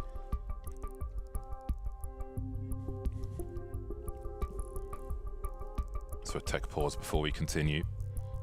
Safe hasn't had much to do in this first half. I think he'll be busier once we move into the second.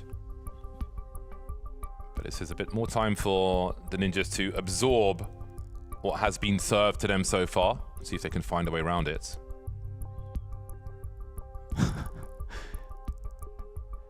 No worries. You know, they got the mental bandwidth to just play up to the cameras right now. That really tells you a lot for the paiN Gaming side.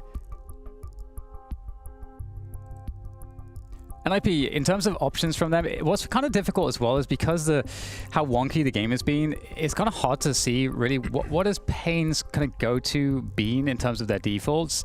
I think, and that makes counterplay for NIP kind of hard because it would feel kind of gambly if you are to go aggressive because there's not been that much information, I feel like, in how paiN are playing their T side.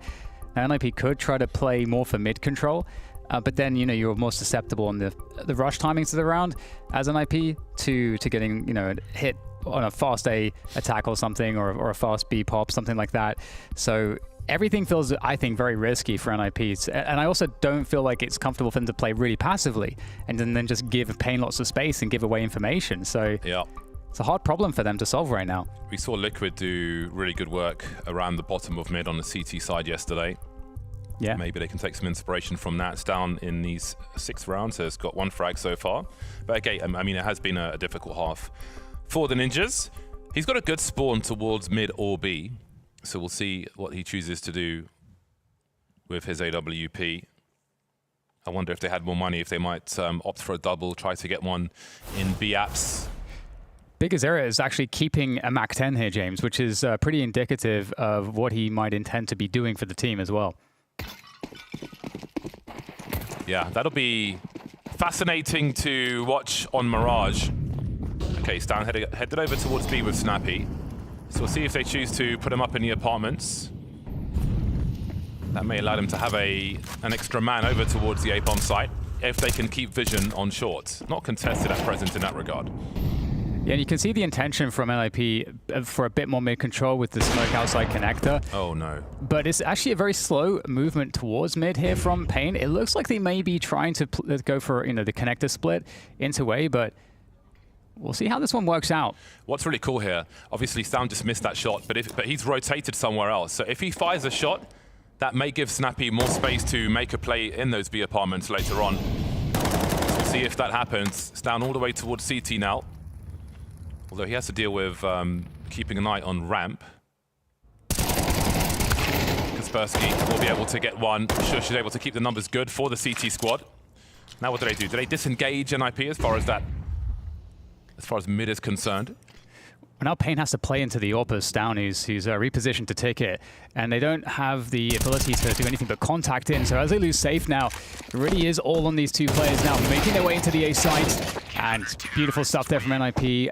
The right read in terms of how they looked to hold on to mid control, and paiN actually, you know, they're in a situation there where they had the NIP ahead of them on the play. Yeah, that's the proactiveness that we wanted to see from NIP. Great to see the AWP in the EV apartments there, with some support from Snappy as well. And he chose really good timing to take a forward position with the information being gleaned elsewhere. They'll have to offer some different looks to their T side though, to the T side of paiN.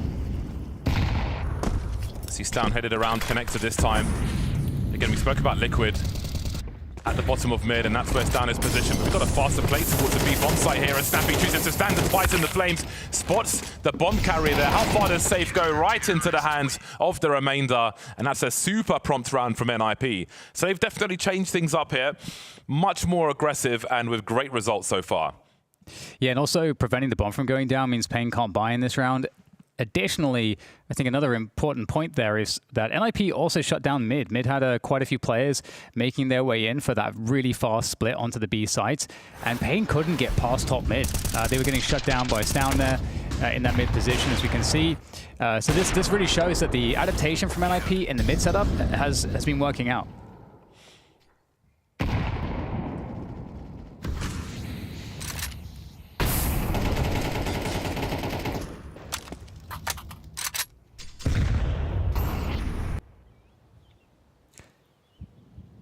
Looks like they're playing to get the bomb down here. paiN.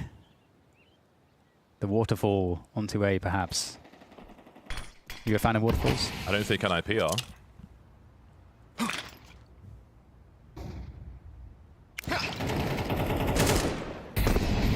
Good start from Shush, but looks like he won't be expecting the remainder to come through. That is such good timing from paiN. That creates some space for the squad, facing a teammate, thinking the job was done. NIP. Now the bomb can get planted. 3 on 4. Snow's got an AK-47. There's no Kevlar for this squad though, which might have a big part to play in this. Yeah, not too much retake utility either, which would be very helpful here, but yeah, down to Snow really. And he's dead. Not able to get any value from the AK-47. It's going to have to be some wild Deagle shenanigans now. And that's going to get shut down, so round will be under control there from the perspective of NIP, but ultimately paiN got what they wanted. They were looking for the bomb plant, and they managed to get the bomb plant. I do wonder what's next for NIP. I was hoping for B action, lower mid action. We've seen both of those things one after the other. But what now? What is the next thing they do? We saw paiN try to... I think paiN could detect that NIP were being more proactive, in part trying to increase the pace with that faster play towards B, but NIP had the right men for the job. So now, what are both teams going to offer each other? paiN know NIP are adjusting. NIP need to keep the pedal to the metal to some degree. What is this clash going to look like then? Yeah, what I'd love to see from paiN, and it just depends on how they feel they can execute it, is winning mid back, because that's been sort of the foundation of what's been working for NIP. Because NIP not only are getting information, they're able to confidently win the battles there so far. So if paiN have ways to mix up how they're approaching mid control and can win mid back from NIP, I feel like that's like the first step, unless they're going to play gambly and just try to rush sides. Indeed, it is a big focus in mid from both squads. Got presence up top. Oh, that's another swing and a miss. Stown can't afford too many more of those. Good response from the CTs, trying to keep their teammates safe as they can disengage if they want to from that mid position, but Nodes is looking to try and increase his stats on rifles versus the pistols so far in this series, dropping Bigger Zera, leaving safe Snow and Pyria to pick up the pieces. Yeah, not really much in the rounds left for paiN at the moment. Although those footsteps very quick there. Snow will hear them. But the round at this point feels pretty over for paiN. There's definitely some points to make around the whole mid dynamic, but maybe Snow can find a timing, as we will have Snappy leaving the position. He's going to come back. Will Snow turn away, or will he keep himself on this? He does. And actually, there is an opening for a bomb plant, kind of. I mean, the CTs will get to the window in time, but the bomb might make its way down. That's really smart from Stown. Just waiting for that second player. Great stuff. And that will save the day for the squad. I'm amused by the shenanigans we're seeing from Snappy towards the end there. Things getting a little hairy towards B, but they're playing aggressive, confident style, and I think it's good to give them the room to play like that. Just like JW and Eyeballers, it's going to do some crazy stuff sometimes, but he'll win you matches as well. So I think playing this confident style, even though it's like, oh, B's a little bit insecure, just let them play confidently. It's all good in the hood. Great turnaround from the Ninjas. Taking the fight to paiN is clearly the solution in this one. Not giving them the space to set up as they might. Yeah, I think for paiN as well, you know, we're seeing that NIP, again, they are winning in mid, and they are investing quite a lot in terms of position. We saw multiple players dropping into underpass there. So if you're not going to fight for mid, and you feel like they are heavily investing in mid, then the play usually is find the early timing into A or B, and I think probably A is easier to just pop in, and you know, you can punish the heavy investment and the rush timing into mid from NIP. But maybe paiN are not really, maybe they're not feeling like NIP are investing as much as they are. Pistols and little util for paiN in this one. They'll be prompt in the underpass again.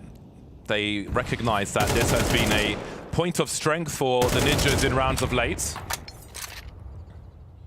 But I'd expect they'll wait out some utility now they've taken their initial positions. Yeah, and it's a good adjustment from NIP. You don't really need mid control in a round like this when it's just the pistols out. You can kind of let them sit there. They still have to move through connector. They still have to move through, you know, through catwalk or, you know, these other positions to get to a site. So you saw the info about NQZ and his performance on Mirage specifically in comparison to Safe, who again has had a quiet game so far. I expect more from him in the second half. And the panel were discussing the loss of NQZ in the pre-match build-up.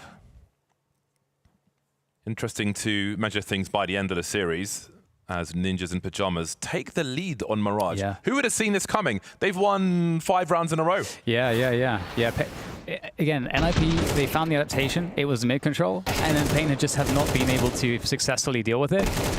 They're running a lot of their plays without the right adjustments, I suppose, that would help them to defeat it, and that's working out for NIP. So we'll see if NIP, you know, how much they put into the mid control here, and what paiN decide to do. You have Stown going back to this position. In that pistol run prior, you saw paiN were happy to take the risk to send it into the underpass and look for opportunity, but it's back to a relatively normal default for them once the rifles are out. But again, NIP changing their formation once more, so it's guesswork for paiN. Oh, nice shot there from Bigger Zera. The two players playing close T ramp here for NIP. It is a mix-up. I think it's pretty strong, but we'll see how it works now. The players are trying to progress through the connector position. Up the stairs they go. Shush drops both. Very nice defense indeed from those deeper positions, maybe unexpected. And now everybody is sort of spread out here for paiN, trying to rearrange their setup so they can find a way to finish on a bomb site. Bomb drop towards the B apartments, as now they've got a minute left to figure out how to get onto a site. Snappy currently playing retake on B, playing safe while the numbers are headed elsewhere for the CT side. York will certainly help with that. And if they walk into a contact play, like, do they start running when they get to the window? Or are they going to get absolutely smashed by that reticle? So having a look towards A, and there's a crouch peek into the reticle. It's going to be hard for Pyria to get a bomb plant now. He's on an island on this B-bomb site. Footsteps will be heard. Snappy patient just around the corner. I think, was his arm spotted? I think it might have been. But really, time is on NIP's side. Safe rounds the corner, loses the AWP.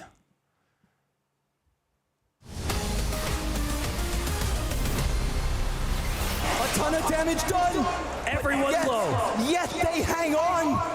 30 seconds to the clock. The pressure is so real. The dreams are alive. And Twist wants to rip them from their fingertips.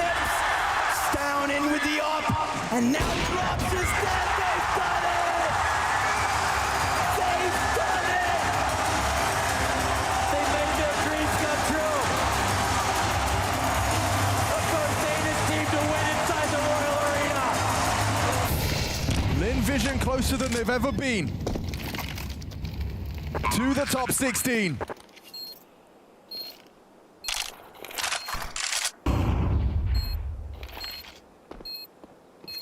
A 7-year hiatus for China in the top 16 teams of the major, and it's Lin Vision to break it. 8-round hiatus, or rather 8 years it's been. They take it. Lin Vision, all the way from stage 1. Stand up, jump up. Emilia can't quite believe it. They're trying to get closer towards that exit out through Squeaky. Sideways ahead of the pack. That's going to draw Wonderful into the open, but he won't get punished.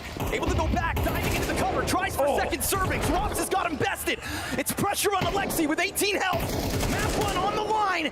And as Robs figures this one out, it's an act of desperation left for Pit. Do you really want to push that with an off? He has no time. He has to run this in. Na'Vi thought once upon a time they had this.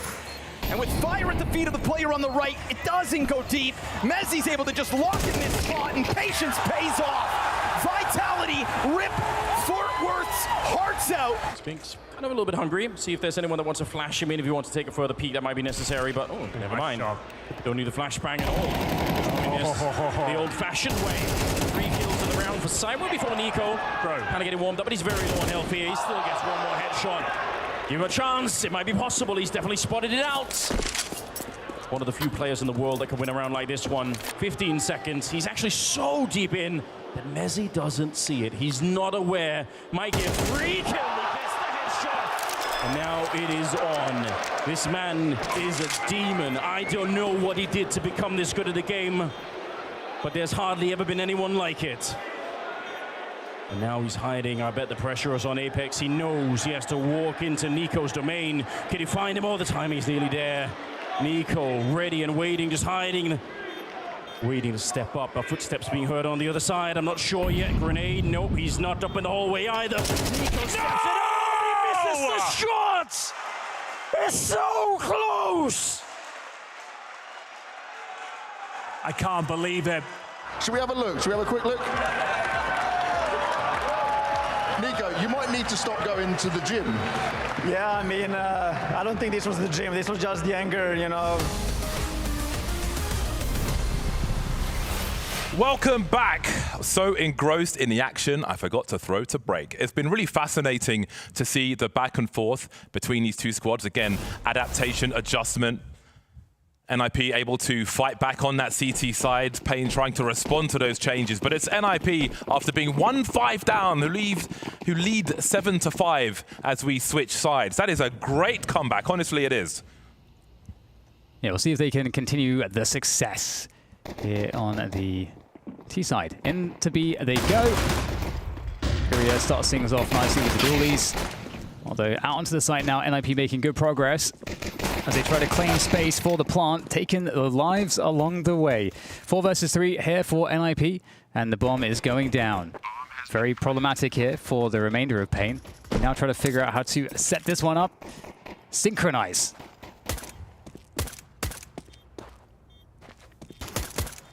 Fishing.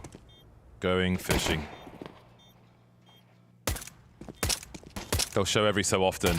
This is insurmountable 9 times out of 10, I think. Starting to charge in now. Time is not on their side. A 2-on-2. Saves the last one. Looks like he might try to exit and save his Kevlar. Again, more value in saving the Kevlar than there is in going for a frag here. So he understands the problem that NIP are presenting on paiN's pick of Mirage, and so he'll try to get every edge he can. That's a good start for NIP. I think before the start of this match, I think they won about 68% of their pistol rounds on Mirage. They lost the first one. Winning the second one puts them in a really good spot to fight for that third map. Yeah, and I think paiN, you know, on that first half, they had such a good position, and NIP just made one big adjustment with how they played mid, and paiN just never identified truly how to deal with that. And so that's something they'll have to go and look at afterwards. But for now, you know, NIP in a great position to really start just continuing with momentum and initiative. Looking for this A bomb site take now. Let's not forget the second round after winning the pistol on Nuke. They won't be looking for a repeat of that. But there was a lot of strength for paiN. Molotovs and HEs will push Snow into the lights. Big Zero going fishing. NIP careful with the approach. Swarming onto the site now after holding at Tetris for a while. And paiN are looking to disengage. Good response. Save caught in an awkward spot though. Big Zero trying to save him. Slash the FAMAS. Maybe he'll be able to reach it. But either way, this looks good for NIP so far. You are wrong if you wrote them off after that first game. Nuke is a very different beast.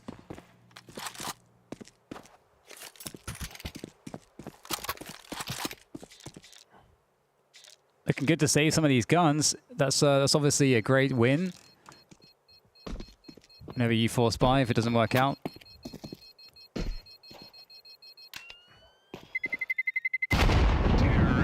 But 9 rounds for NIP though, and you know, 10 rounds if they manage to deal with the remaining weapons that paiN managed to save. And so NIP very close to, you know, forcing that third map. That will be Anubis. It's coming. I think it is. And remember who thought it wasn't at the beginning of this game. You had a lot to say then. What have you got to say now? Well, the predictors on the interwebs still thinking paiN will win the series. They're clearly listening to the wrong people.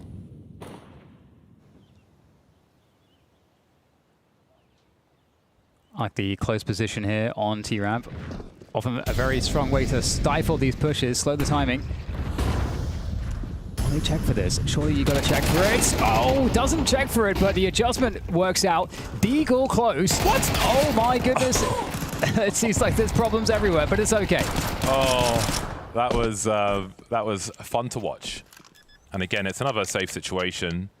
Of course, we're not going to see a repeat of this round, but there's no point buying the Kevlar over and over again. VSM will have to, though, as he's hungry for an AK-47.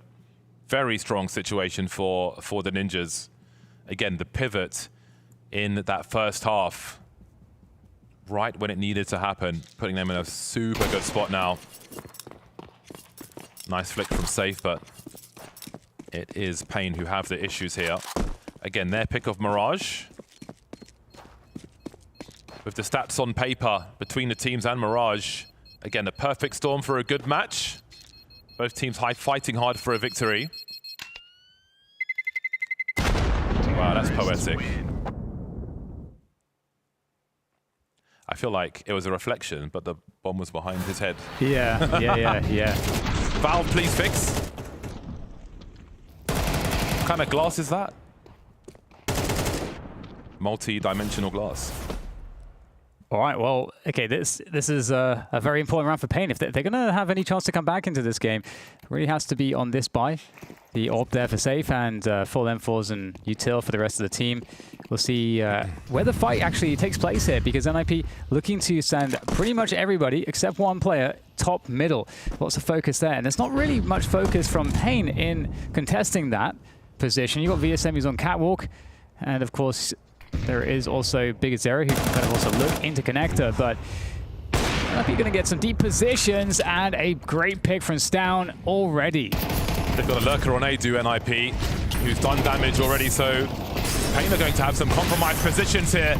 Safe is taking matters into his own hands. He's gone into business for himself through the Molotovs around the smoke. Can he get more from this one? He spots the reload, but can't make the connection. Tempted to go for the pistol. Somehow still standing. The util coming to save paiN's bacon for the time being. A pop flash, a pre-fire, and things are looking better for the CT side. Really smart pop flash there. You know, you see a heavy connector play. Having there be someone set up in T-Rap is a very likely read. So really, really smart stuff from paiN. And now you can see the plan B quite literally here for NIP now. They have been foiled towards A, and it's going to be really a great test now for paiN, who is anchoring at the back of the B-bomb site. Snappy given the AK as Note's got low health. He is the bait now. It's his job to get on that fish hook. Let the other one swim by.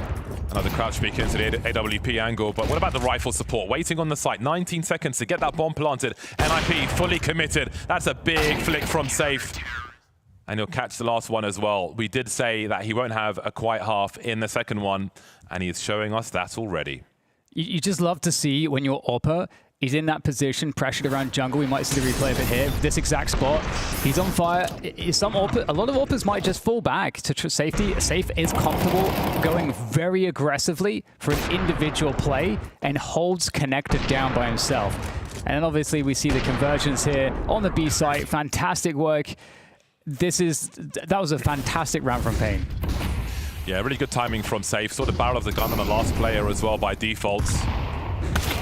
Great swing from him, and he starts as he means to go on. We saw the stat about NQZ and Safe, but I wasn't concerned in that first half. As long as he delivers in the second, he's doing exactly that.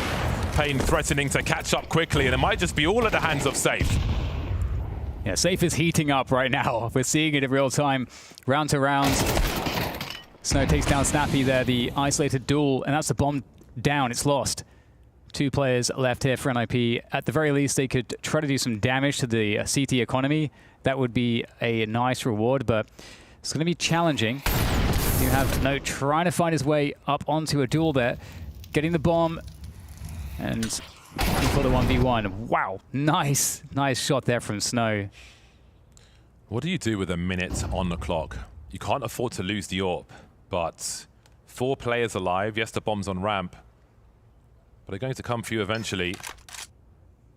So surely he'll have to pick a good hidey hole.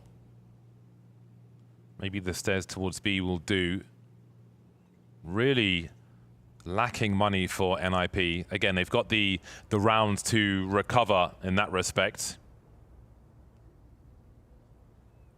But it's been all paiN, it feels like.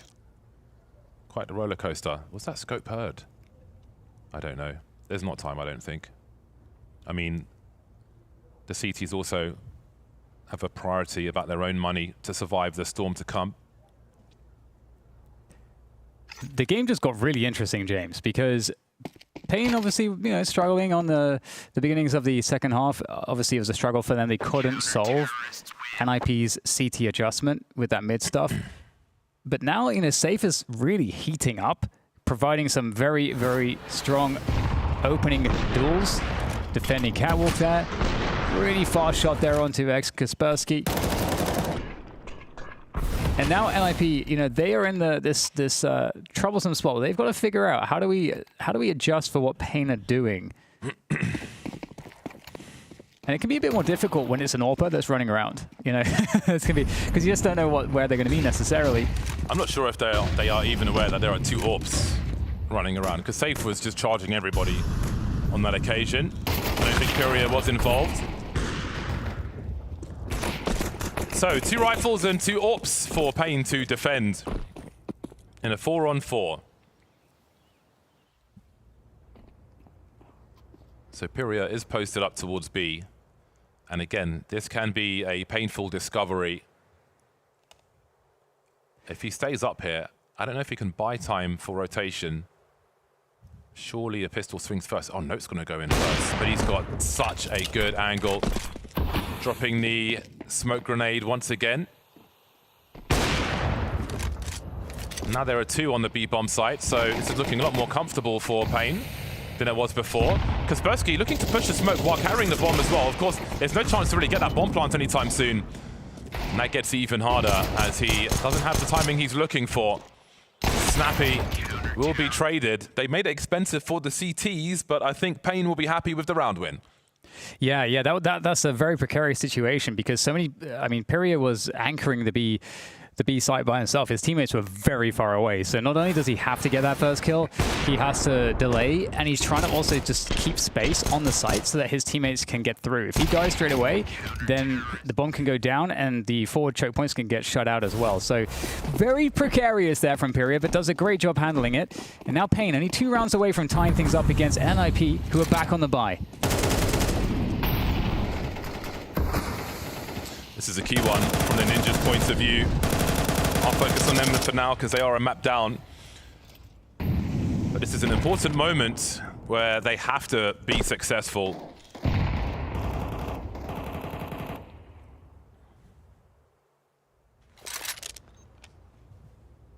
All the money spent in round 19. paiN on the comeback after great resilience in the first half from Ninjas. Hand has been spotted. Pyria forced off the angle, unable to get anything from it. Now, did he expect the CTs to have to rotate with their AWPer posted in the apartments? Quick into B they go. No answer from paiN just yet. Yeah, a very difficult position here for VSM. Holding space as much as possible. Although wins it in the kitchen are going to allow there to be a spot to retake from it. This battle, huge from VSM there. Now suddenly, Kaspersky, 16 and 8 right now, has to do it against everyone. 1 versus 4, able to pass the first test. It's going to be running out of bullets soon. A nice second kill. Out comes the Glock for the 1v1. Pyjamas around the corner is going to get the drop on him. And that's going to be the clutch there. That is so meaningful there for paiN. 9-10. And suddenly, NIP must feel it all slipping away. The bomb plant, at least, is going to give them opportunity. One play surviving for the CTs will give them opportunity as well. I think the push into market is where things started to fall apart for NIP. Safe catching one, instantly traded, but we see again into the sandwich. Notes goes, and Pyjamas able to pick up another one. Yeah. As well as a clutch towards the end. And one thing there, I think, is that paiN were very fortunate because I think Pyria going for the re-peek there, I think is so dangerous because his teammates are very far away, and I feel like a large part of your job as that B anchor is ensuring that you can delay and hold space on the site. So going for the re-peek means that the risk to die is significantly higher than the initial peak, and you're not going to be able to slow anything down if you die, and the bomb is going to go down. Your team is going to be in a retake before your teammates are into the site. So it's that was a huge opportunity for NIP. Yeah, and they still have opportunity. Well, they'll feel like they do with only one player surviving, but they'll be short on some utility here and there. Oh. Where you going, son? Says Snappy. That's perfect for them. Oh, really hard for them to trade this situation. Pyria ready for the flicks just as safe is. That'll be okay for the time being. Oh, Pyria trying to avoid the pre-fire through the smoke, but Notes will catch him as he tries to reposition. That's open sesame for the bombs down, taking some damage, but there's a lot of opportunity now for NIP to answer straight back. Pyjamas and Snow remaining. Do they pursue? Snow is so far away. It's not looking very likely they're going to fall off on this one, but there is one player, Snappy, who could potentially hunt down Pyjamas, but yeah, really nice fast round coming in from the NIP side. The opening pick onto Safe, fantastic, and I think that's them also making some adjustments into how Safe has been playing, because Safe has been looking for these peaks. He's an AWPer that clearly likes to get a little aggressive, and so that's just a significantly impactful punish. And now NIP 11 rounds.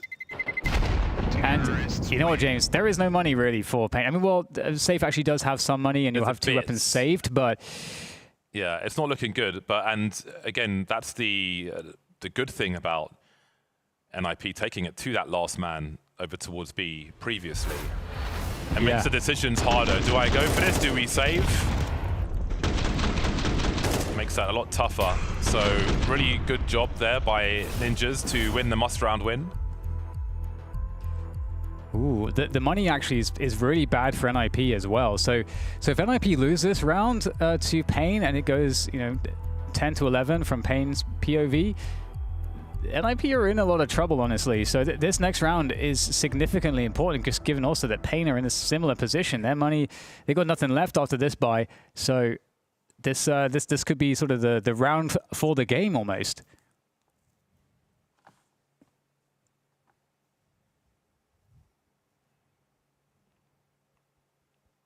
Leave the camera alone. Do you tell VSM what to do? On the FAMAS for VSM B, round 21, tight for both squads. Indeed, this has the potential to be a deciding round for much of what remains in this game. NIP with opportunity to force a third map. A change of pace then. Waiting out some initial utility. paiN are far worse equipped in that respect, while NIP are holding on to most of what they have. Shoulder to shoulder they go out top mid. There is still an awful roaming. That could be in Safe's favor. Does he have an angle around that smoke? Doesn't look like it. VSM having a look, one popping up onto the bench, dealt with by VSM. Oh, Safe. The smoke goes back just in time for NIP. Yeah, the early pick here does make life a little bit more awkward for NIP. Safe seems to be quite cognizant of the play into window. Sees the edge, but Note quicker to it. Note having a phenomenal game so far here. 23 and 11. Fantastic work. Can do it with the pistol, can do it with the rifle, but against Snow, holding down connector. Continuation spray is huge for paiN there. Still locking down the position. Stown finally bursts his way forwards to play up T-Ramp as well. Coming in from Shush, but Big Azera seems unchecked. It's a hell of a pre-fire with the Glock from Stown, but there's more to be done here. Big Azera and VSM running distraction one after the other really well. A stressful one. God, that continuation spray. I'm not sure where the team damage came from before that second headshot came through on connector, but it certainly helped. Again, the pre-fire from Stown with the Glock, just to keep the team in the fight was huge. And I said, again, we said that was such an important round for both squads to win with the money. Momentum moving through to the end of the map. NIP don't get a bomb plant. Their money's not going to look great at all right now. Yeah, going for a half buy. Hero AK for there from Stown. Are they just going to run it down? Looks like a B pop might be the play. Oh, that incendiary is going to delay things. Let's see, smoke it so they can run through. HEs as well. That's going to destroy Notes. First man is dead. And suddenly now, I feel like, ooh, oh, hello. That looks really close, but it doesn't actually connect with anybody. But this is the worst possible case, James. You know, you've lost the timing on your B rush. You've lost a player as well.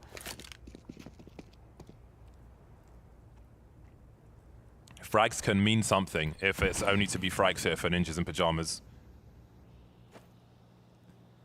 Into pick mode now. Can you make that AK make some magic?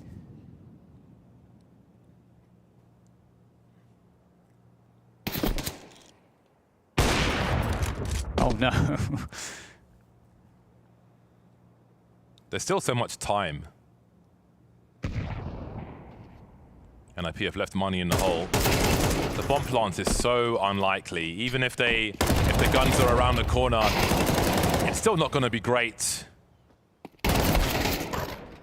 Finally able to find some damage in this round. Shush with 2 HP. Probably doesn't last long here. Indeed, Safe will put him out of his misery. Another AWP frag picked up. So much output for him in this half. Yeah, game tied now, and I mean, this is looking really rough for NIP. Obviously, they're going to be able to get a buy-in on this following round, but again, it feels like the momentum has been with paiN overall on the second part of the second half. After the major rounds or streak of rounds won by NIP was offered the pistol, and they converted 2 more after that. And since then, they've largely been losing rounds here on this T side. It's been hard for them to find a consistent approach. And as you said, Safe has been a large part of that picture in the AWP impact for the most part.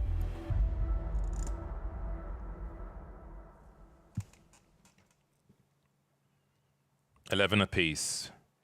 Note with 23 frags, followed by Kaspersky with 18.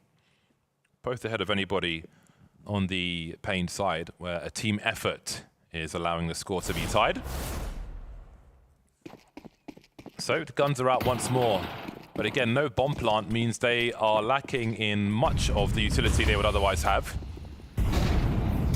How does that change how they can construct around here? They'll send a few players through to this underpass position. Again, we see paiN trying to play under the window and between there and connector. Pyjamas.CEST, he's been a hell of a problem today. Looking to continue in that fashion. Yeah, slower start here from both sides. paiN holding on to a lot of utility for now.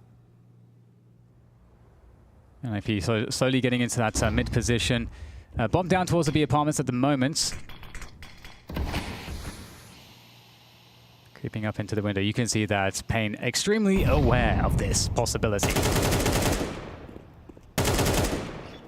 I think it's Safe who was distracted by the trajectory of the Molotov previously. VSM coming to the rescue. They know someone else is there. Catastrophe for the Ninjas. Again, this is so tight now. It's them who are fighting for that third map, but it's starting to slip away. Yeah, like nothing else going on there on the map. Oh, now the B push comes in, and it's down with a good fight, and suddenly both anchors gone. VSM in position, 26 points of health. I need to get a free one onto Shush. Now just down to Stown on the site, and he goes down to VSM as well. They might be able to defuse. They might not know where Snappy actually is, though. Snappy has to race forwards. Can he stop this in time? Jumping through the window, the heroics, but no. Round win, the defuse goes to paiN. Snappy can't get there in time. VSM playing the quiet game there as the third man on the B bomb site. They weren't expecting that rotation without any sound cues, out any fights, out any trade attempts. Catches the bomb planter immediately, does VSM, but have a look at this action in the window. Again, I think they're hyper aware of that situation. After Safe looked to his right, seeing that Molotov getting caught from his left on a previous round.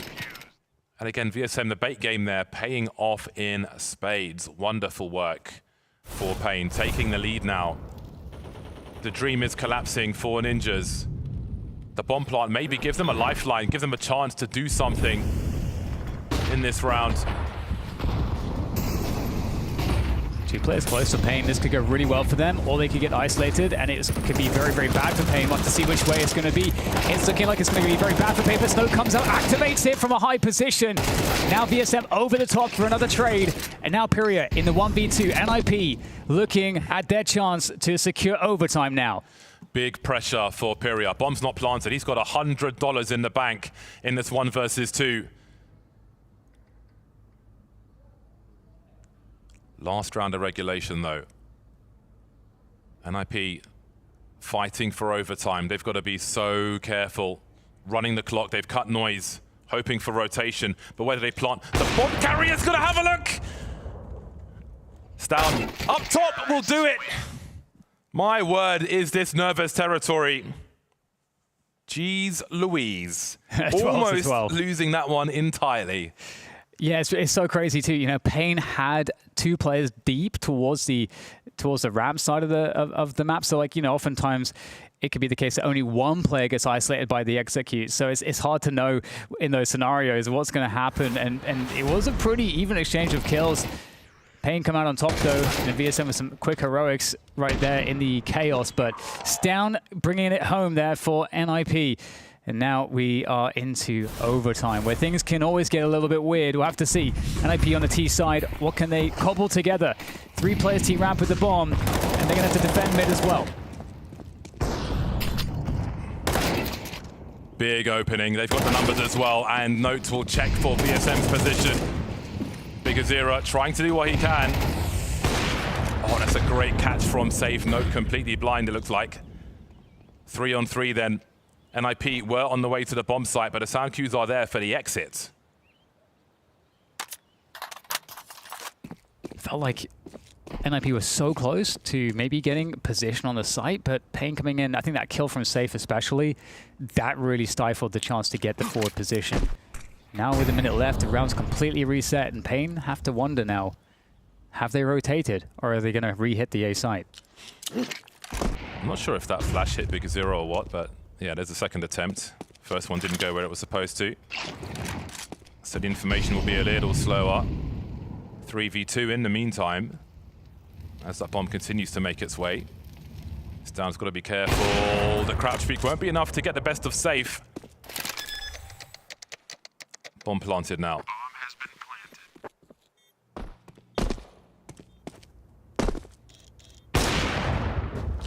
Ooh, making noise. Look over here. Maybe.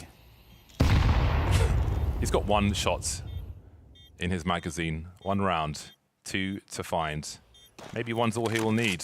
And indeed, he is making a lot of noise now, but as his teammate gets dropped, it becomes awkward. He fires his last shot and will make an exit behind the smoke. And the first one will go the way of Ninjas in Pyjamas. God, that last round of before overtime, it was Stan who had the bomb on the site. But so tense. NIP really doing it the hard way. Losing their pick of nuke. Clawing back a 1-5 deficit in the first half. Taking a lead, losing it, forcing overtime. High pressure series for them. Yeah, both teams really, I think, at this point, kind of turning up at the same time now, and we're starting to see much more interesting rounds. That catch from Stout was a really nice punish for info, because that was still at the time when paiN did not know whether it was going to be A or B. But back into the next round we go. NIP with that 1 round advantage in overtime 1. And looking like a pretty heavy commit onto the A side. Feels like they feel quite good about these A attacks.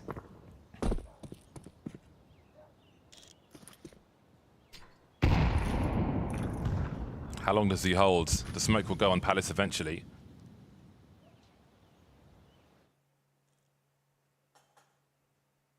Kaspersky looking to pop out if Shush makes contact.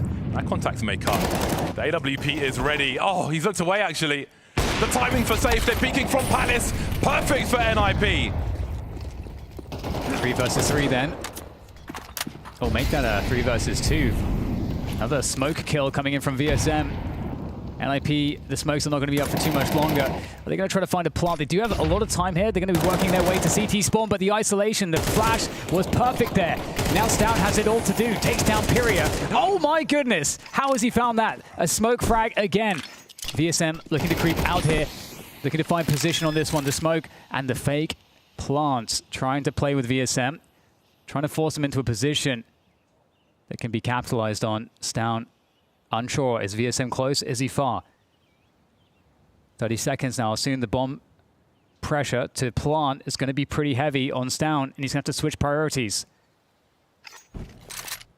Very worried about the position that VSM could be. He's cleared it. VSM just playing it safe, waiting for the plant now. It's going to guarantee he knows the position. That allows him to creep forwards.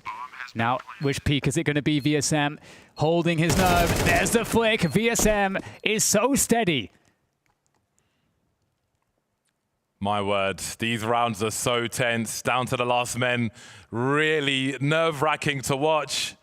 Stown at the top of a mountain, looking around the bomb site, trying to figure out where VSM is. While he patiently waits.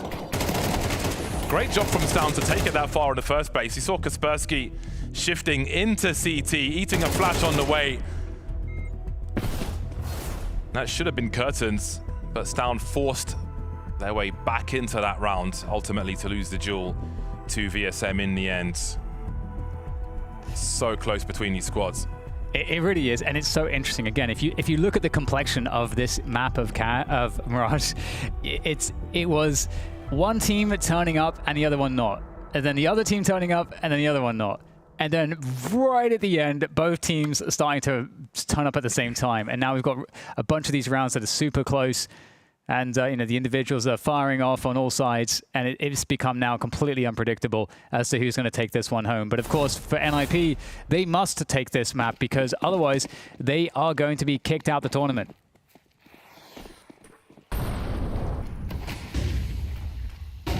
LAN finals in Malta on the line. Great opening from Stown. Normally looking towards Connector, but again, they've played so many rounds. Perhaps they've learned some habits. He's been good up short, looking towards Con for action as well.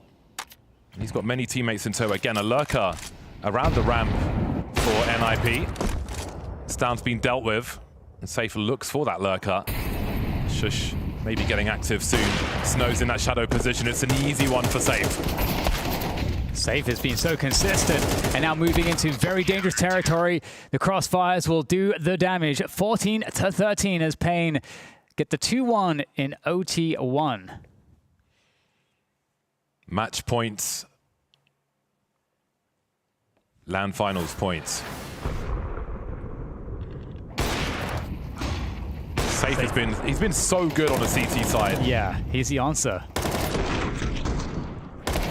We expected him to be good, but this may be even better. Backs to the wall then. NIP, again, once they learned how to play the CT side versus paiN, they did much better. Can they channel that energy once again? paiN, of course, will be aware of that also. Maybe looking to circumvent that mid-action with 4 towards A.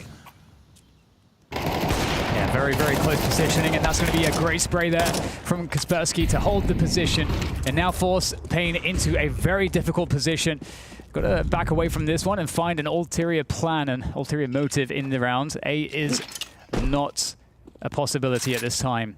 However, everyone is rotated off of A at the moment. You're going to have a rotation back there through Kitchen for Snappy as he picks up that open path on the map. It's not match point yet. I require caffeine, Dan. You require a slap on the head, James? Yeah, maybe both. Bucket of water. First to 16. Oh, you could cut the air with a knife.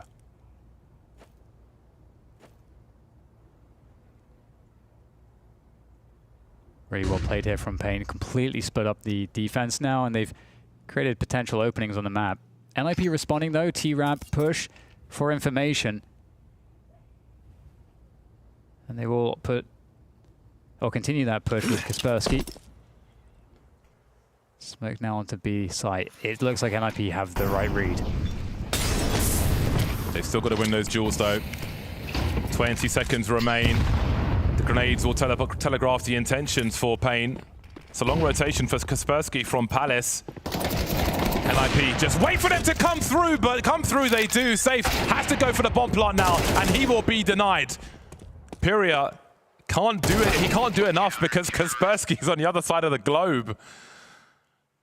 Again, so much util left over to stunt the movement through. An explosive frag from Safe, answering questions being asked at the beginning of this series, but it is a round for the Ninjas. Yeah, Safe is really showing that he's able to hit some of these really hard pressured shots. That is a hard shot to connect with. But yeah, too little too late there for the paiN gaming side. NIP did a great job in reading the situation. I was really hoping paiN would actually like boost into the window or do something funky, but into the next round we go. So again, a heavy A focus to kick off things. Safe with the AWP once again. Looks like VSM the first one to peek across, and they'll make their way in, contacting into the A site. They have fast position. Yeah, very, very quick indeed. Again, looking to avoid the drawn-out duels. Kaspersky not seeing that second player who comes through at great timing. That's Snow. Got a good position for the squad now. CT is still being held by NIP, and there is a flank on the way. Snappy not rotating from B just yet. Maybe waiting to see that bomb. Or looking for lurkers. Either way, he's on the way.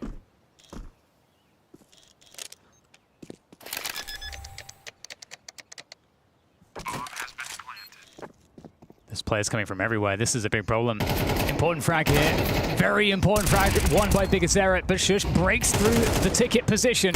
Snow defends. Devron T-ramp. And it's still going for Snow. Another headshot. Snappy in the 1v1. He knows exactly where Snow is. Turning the corner. And Snow finds the headshot. 15 now for paiN Gaming.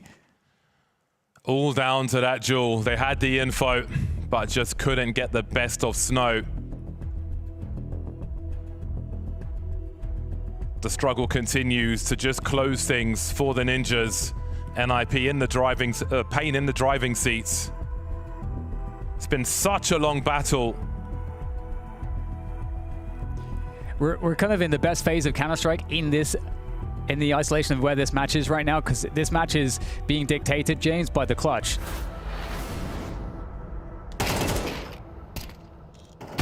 The second player there, I think it was Snow actually, who was in the smoke after his teammate got dropped in connector, then just re-emerged at the right time. Pivotal moment. It gave them so much space on that A bomb site, with CT still to fight for. But that was a huge moment on the way to victory for paiN.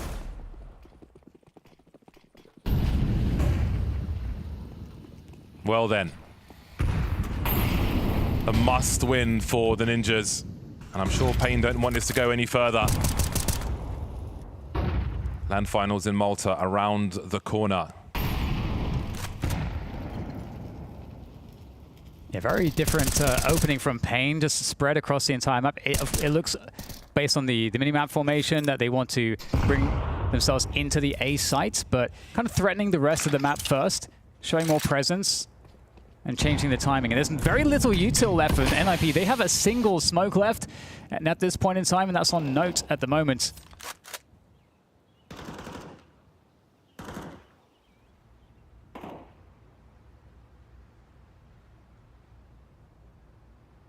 Could be a pop flash for T-Ramp. There it is. Safe, ready for it. Bomb spotted. Snappy not rotating just yet.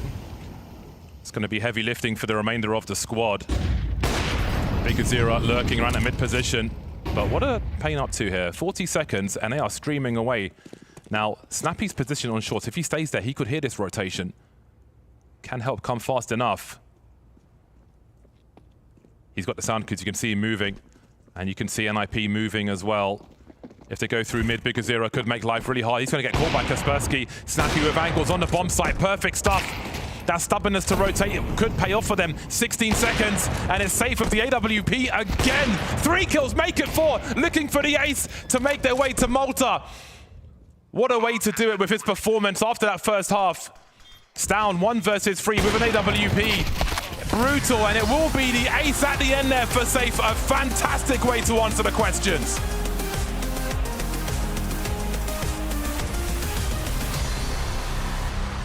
That is true. Safe has answered the questions and given us a performance that tells us he is him. What a way to close out that round. It looked over for paiN. Remember, paiN started off this map getting a good amount of rounds, looking like they had some control. Then Nip did 9 rounds on a row from their CT into their T side, and you think Nip's got control, they're going to be full just taking this game. We get into overtime, Safe continues to level up, and we end up with paiN going 2-0 here, Vu.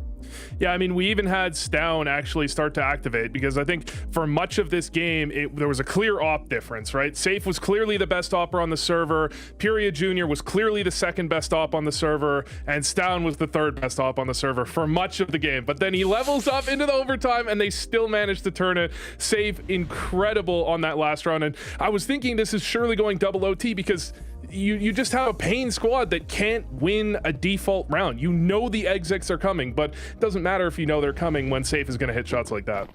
And just look at this last round, this crazy last seconds rotations with 20 seconds left on the clock. Even Snappy getting an AWP kill. You think, okay, they're done for it. This is going to be so hard. Nope, gets pushed from the flames into the position. This shot onto X Kaspersky, absolutely incredible. And he may not get the last one, but it doesn't even. Oh, he does. Did he get that? Was that him getting the last one with a Tech 9? Tech 9, yep. I heard the rifle shots and I thought it was someone else. So he does get the ace to close it out. Yeah. Absolutely madness in this last round, and it was so short on time. It was so short. Every round was coming down to like 5 or 10 seconds left. I mean, they even had one near the end of regulation, Pyria with the flank, but just wasn't there in time. Every round they managed to flub an exec and then reposition, rotate around, and just go like, Safe, we need you to get a couple kills here. And then somehow he does it. Safe was really doing it, man. Just take a look at this one as well, right? During a molly at his feet, when there's problems coming his way, you think he's going to be just absolutely eaten alive, and he still manages to make it work. Look at the confidence. Look at the scoreline. He was 5-11 at the start of this round, still goes for the push through the molly, and this was the most pivotal round in the game. They lose this round, and it's going to be a 13-5. They're out of this game. Instead, he pushes through the molly, gives his team a chance, and he gets the rotate to the right bomb site at the right time. It's not just hitting crazy shots. It doesn't matter if you can hit crazy shots if you're not in the right spot at the right time. He is everywhere. He is him, James. You're right. He is him. He actually is. You know, we were so worried about just the performance difference between him and NQZ and what paiN had been struggling. And this is, if you can have this, I'm not going to ask him to have these numbers every game, but if you can have this style every game, it's going to help paiN and BigUzera, who's standing with us for the interview, very much in these situations. Bigu, what the hell was this Mirage, man? Yeah, crazy map, right? Yeah, it was insane. It was absolutely insane. And just tell me about how Safe was bailing you out of some of these rounds, the performance he put up, because I'll be honest, he's not kind of had these impactful moments for you guys in some of your previous series we've been watching. Yes, I mean, when he was in the flow in the game, like in some maps like that, is insane because he's kind of aggressive Alper. So yeah, when he was trying getting kills and getting impact, he was doing very well. So it's insane to watch. I was just specking and celebrating. Okay, so my question is about the Mirage game strategically. You know, you go into that one, you go up 5-1, but then it seems clear in your Mirage in general, you guys can't get a default where you take map control without losing a player, you know, and then you just go, you seem stuck to execs in this game. Like, how are you trying to fix that?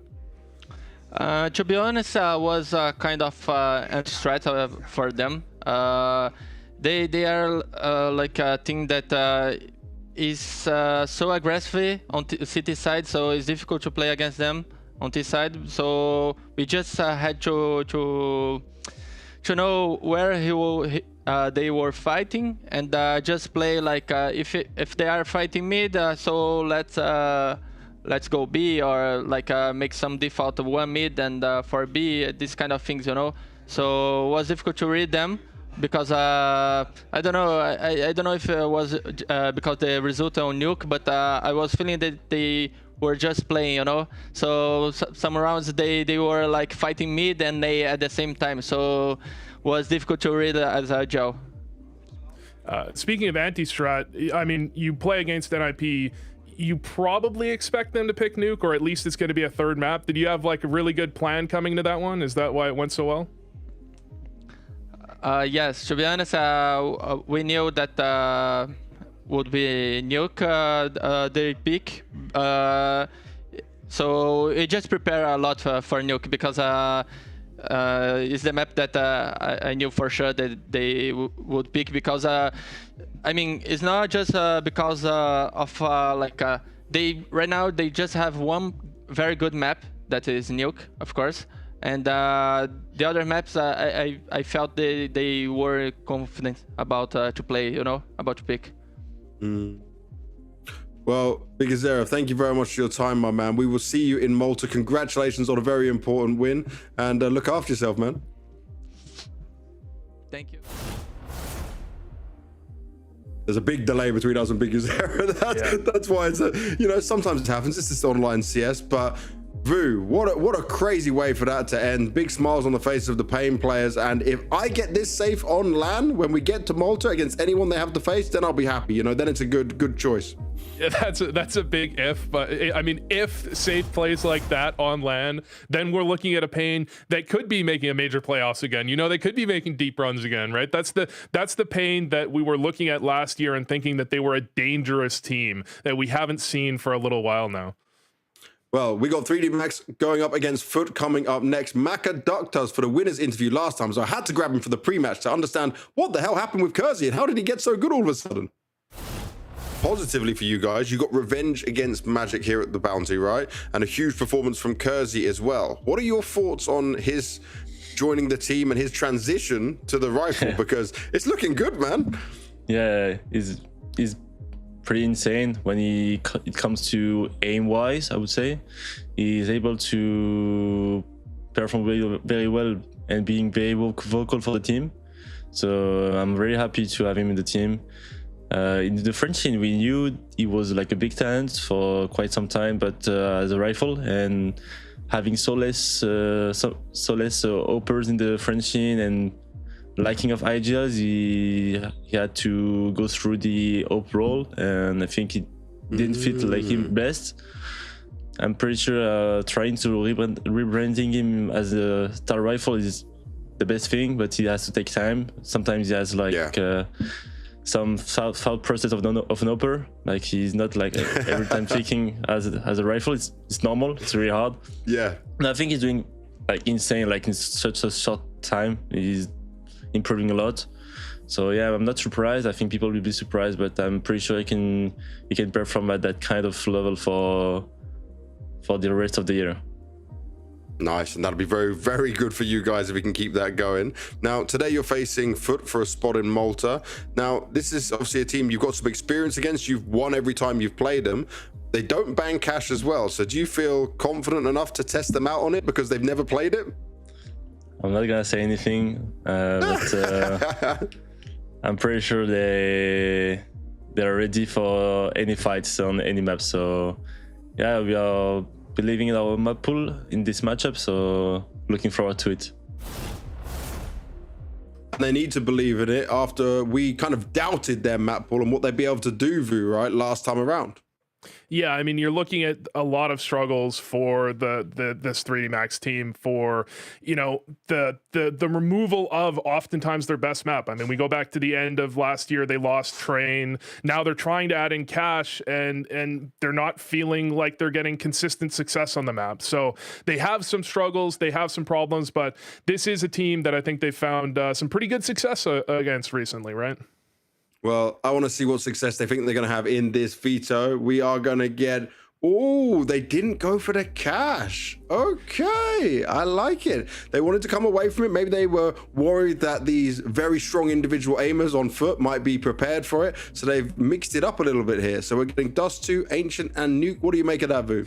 Yeah, I think the cash would be the mix-up in terms of this matchup for them in the past. So I think you go back to the tried and true. The one thing you know about this matchup is you're going to get Dust 2, where FUT have really been struggling. I mean, they got destroyed on it recently. And you're going to get Ancient, where, you know, FUT are a strong Ancient team, but 3D Max, you can prep into that one and you can have a really good game plan. So if it's worked for them in the past, why not try it again? And we also had a great Kersey performance on Ancient last time around, so maybe he can stick it to FUT. We're going to have to see, but 3D Max FUT is about to get underway, so let's get back with Bardolph and DDK. Yeah, this is going to be another good game of Counter-Strike. I hope that we get that level of intensity that we just had in that previous paiN matchup. That was a banger of a finish, James. All right, yeah. Yeah, move on from that. 3D Max. 3, that's, I don't know, man. I feel like Dust 2 should be a given for them. It should be, surely. It should be, but I don't know, James, because, you know, I feel like these players, especially, you know, Exile coming into this team, I do feel like they have so much individual skill. If you know, Demon, Cemetery, like they have so much individual skill. I feel like Dust 2 always offers a team like theirs a chance, an opportunity to be able to upset a team that is more favored or more experienced on this particular map. Yeah, one map does not make a series, that much is true. You know what, I think I would have liked to have seen 2 point something for 3D Max, a little more respect for them. However, it is they who have to prove themselves against FUT. I think we can all agree. So the uphill struggle is what is set out on paper. We'll see if it'll be that way on the server, from one explosive game to another. Let's see who will book a spot in Malta. We need more scuba divers in Counter-Strike, taking advantage of locations. There's so many shipwrecks around Malta to be explored if you've got the qualifications. But anyway, they'll be keeping themselves above surface for now. 3D Max on the pistols, catching xFloud lower tunnel. Thank you, but no thank you. Into B they go. Yeah, pretty much the worst possible opening for FUT to be up against here. Just completely evading, not just evading them, but also getting a pick on the way to that bomb plant. So this will be a very hard recovery for FUT. We'll see, though, what they have in store. It's going to have to be some nice headshots. And they are waiting for the flank to come in from T-Spawn. At the same time, Masuta will just deal with both Jugs and Cemetery. So at this point, what is there even left to do? Good movement from Masuta. It is a blind spot there, but it's one that everyone knows to check for, so he'll try and give himself a little warning with the movement. Very hard to stay static in CS2 if you want to be successful. But certainly a successful start to this game of Dust 2 for 3D Max. Very common ground as far as they are concerned.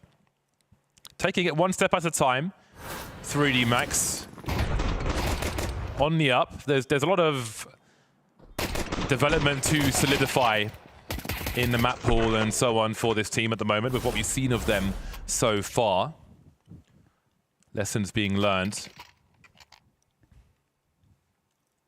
So a good force buy from FUT, a late purchase from xFloud, but they're all committed to success in this second round.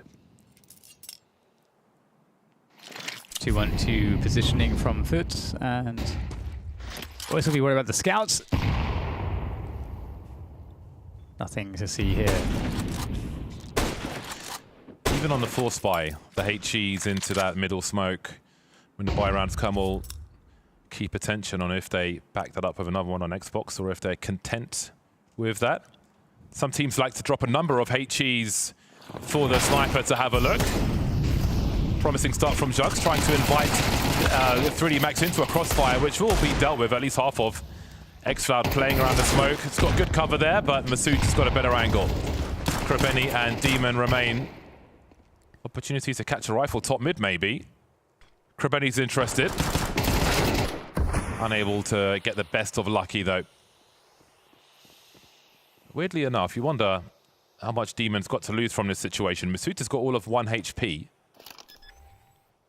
So this could still be a little bit funky, but he'll be dealt with by Masuda. All is well for 3D Max. Pretty scary round, actually. There was definitely some opportunities for sure to have they go a little bit sideways for 3D Max. But now they can just rest comfortably against the Eco. A lot of potential there too with that opening kill from Jugs on the defense. And then getting Masuda down to 1 HP. Another... And also the 1v1 in the mid doors. I mean, there's all sorts of opportunity there for FUT. But let's see what they got to talk about in this round. 3 Deagles. Slight mid-aggression there, looking for those opening opportunities with that very, very powerful pistol.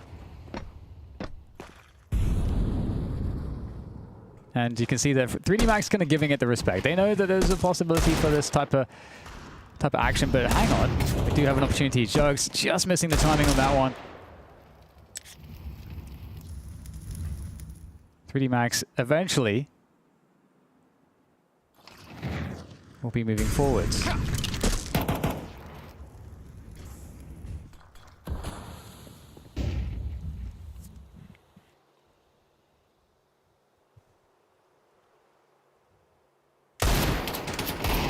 I'm enjoying the timing of rounds and how it's developed in CS2.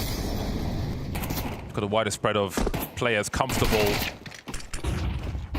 with later timings. Such a demanding game. Fascinating to watch the different approaches and how people deal with it. Nice headshot from Jugs. Not sure where the rifle went, if it's something that can be retrieved. But FUT are looking forward to the next round to get started on this game of Dust 2. I think this is going to be a very difficult opponent to put away for 3D Max. And an opportune test for them with where they are in their journey thus far. Another one for Mr. Jugs. Not bad, really. Yeah, it all matters in the long run. Ooh, Okay. I mean, this is why you got to give the Deagles the respect. My goodness. I felt like this was a spiritual victory for FUT. I mean, I felt like they inspired so much fear into 3D Max in this round with the Deagles that yeah, spiritually, that's kind of a victory. Yeah, I would agree with you on that one. Just looking at the size of everybody's keyboard. Right then, the AWPs are out. Symmetry's got his big green gun, looking for his first kill in this game, as is xFloud.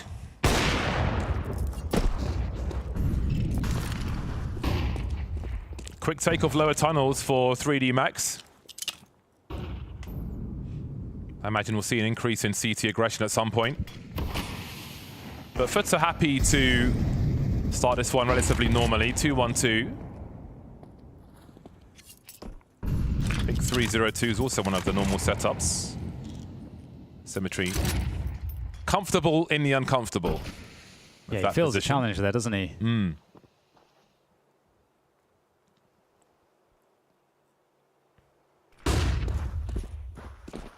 One kit on A, one kit on B for FUT. And 3D Max are raising the threat level over towards this A bomb site. Demon spotting a second. Help is not on the way. Now what do you do from here? No possession of short, no possession of long. 3 players left. Surely you're not going for this one. Oh, did he see a barrel? I think he did. Yeah, they get another kill at least. I feel like that's sometimes one of those frags, maybe not that particular one with the layout of Dust 2, but it's one of those frags which kind of encourages you far enough to lose everything you're carrying rather than saving. Not the case on this occasion, but that extra frag can lead the CTs into a trap sometimes, where the odds of winning that round are really against them. But FUT will keep a level head.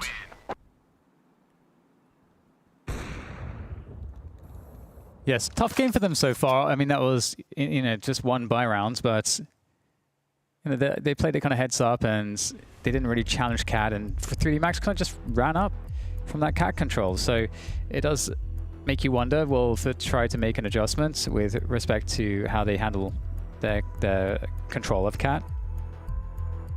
Or we see something similar from them. Oh, he's got a pro mic. He wants the full range of his vocal cords to be heard by the masses. Good start from 3D Max. And they need to have one on their pick of Dust 2. So far, so good. Greatest challenges yet to come on this one. Ooh, looks warm over in Malta. Sun-kissed stone.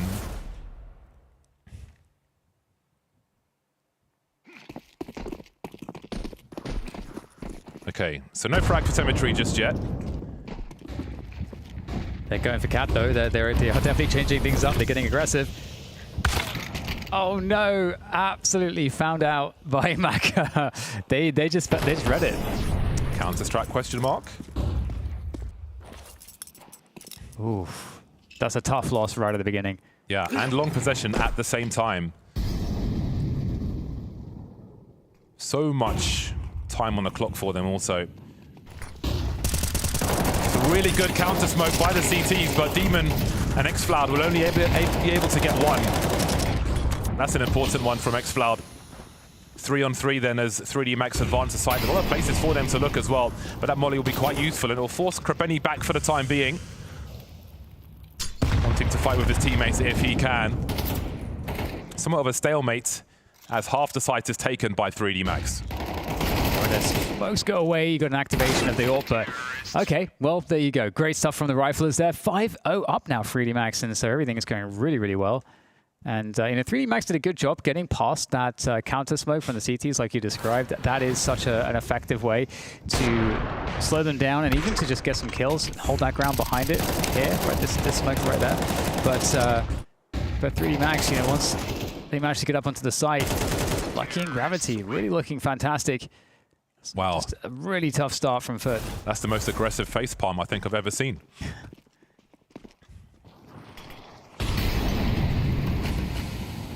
There's a double smokes.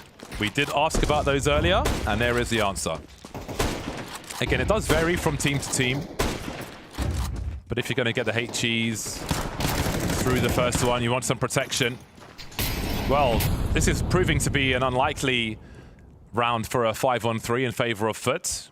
But sometimes it be like that. Doesn't matter how that first round comes. They'll definitely want to seize this opportunity.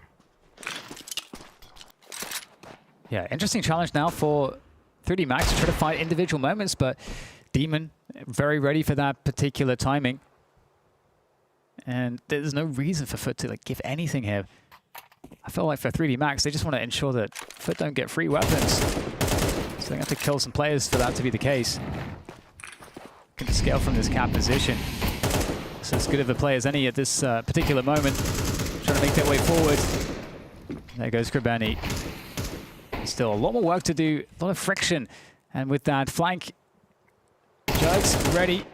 Better angle. Not looking good here now for 3D Max's chances. And there we go. 3 players will survive for the FUT side, and they'll be able to collect some upgrades. And as you say, it doesn't matter how you get it done, as long as you can get it done. Yeah, just one of those mental barriers broken. Securing that first round. Big swing with the HE from Krabeni. Nice combo on that short position. Some AKs to be collected as well. Now, how much does that break the focus of a 3D Max, who did feel in charge? They'll take a timeout, whether it's just to stop this momentum being built by FUT or to double their efforts. The first test for them. How do they respond to their first round lost? Yeah, it's been interesting because, you know, Symmetry's not really been able to get into the game just yet. He's actually 0 for 4, but, you know, we've seen some of the attempts that he's had to, or has tried to activate upon with the AWP, and it's just been, you know, him getting kind of shut down, and, you know, it's just been a tough game. It's been a tough game. He's done 290 damage. He has 2 assists. But with the AWP, it's not about the assists. Yeah, it's definitely not. And, you know, it's different players deal with having slow games differently. Sometimes you just don't get many opportunities. Initial B tunnel pressure. 3D Max have beaten FUT 13-5. The both times they've played them on Dust 2 this year. Interesting, maybe a bit of a stylistic advantage for 3D Max, perhaps, in this particular matchup.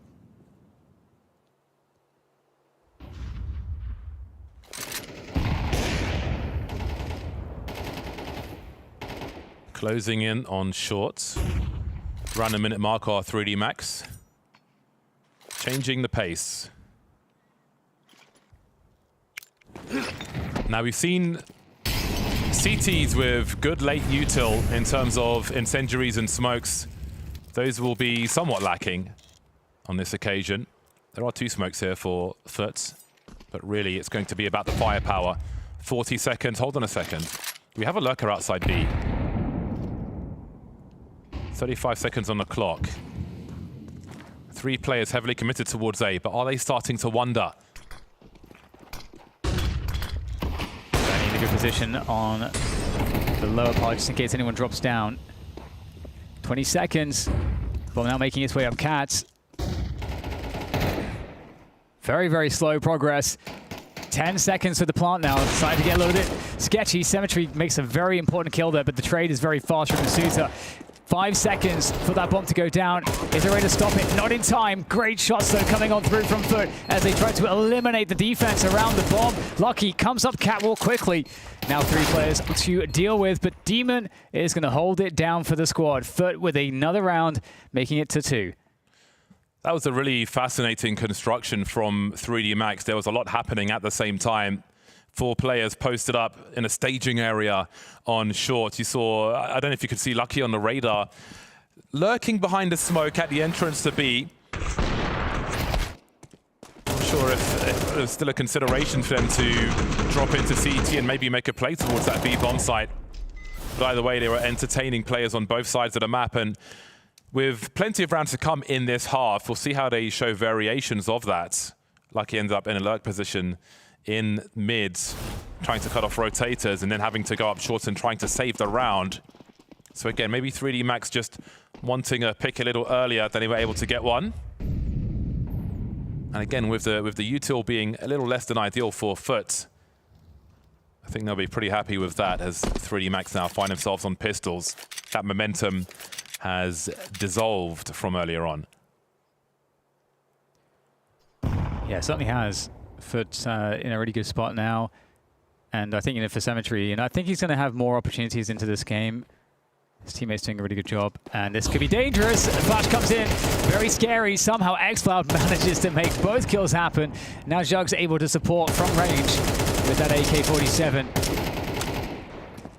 Oh man, that was extremely worrisome for xCloud.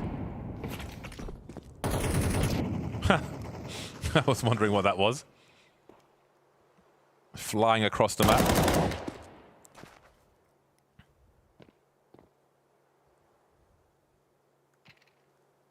Is that the Howl? The M4 Howl? I think there was a clip I saw recently on Inferno. I think it was Inferno. Something. I think a grenade went off and there was a rifle on the floor, and it flew across the map to someone who had auto pickup on. And the rifle landed on someone on the balcony. Yeah. He just instantly pulled it out, which is just very hilarious. Yeah, I saw that. That was pretty cool. Although I think if you are heading towards Reddit, there is a clip of Elige from yesterday on Mirage, just how robotic his aim is at the moment. Completely at the peak of his powers. Yeah. I feel for anybody going up against Elige at present. Yeah, he's someone that took aim training very seriously. Not many players have gone to his level on that. Yeah. It looks crazy. Anyway, 2-round lead for 3D Max. FUT are finding their way, you might say finding their footing in this first half.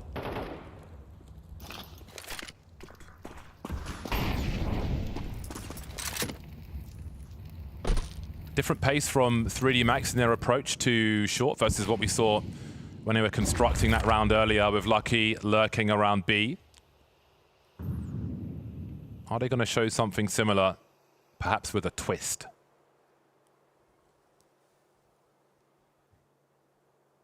Very quiet at the moment. Minute to go.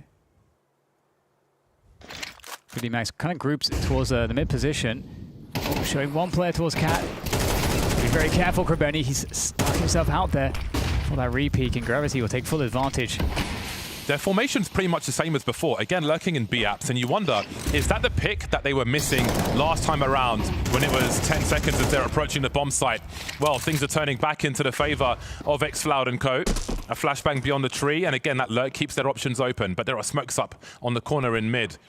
Bomb rotating towards B halls now. Many of these CTs out of position. Maka looking away just as Jugs peeks. Symmetry on an island needs to come alive now on this B bomb site. He'll certainly do that. Staying alive as the rotation comes through. And 3D Max will be denied on A and B. Yeah, great shooting. I mean, this is the kind of shooting that, again, I was talking about with FUT. I mean, they're very dangerous individually, even though Dust 2 hasn't been a great map, especially in this matchup for them. First kill from Demon. Fantastic xCloud with the shutdown.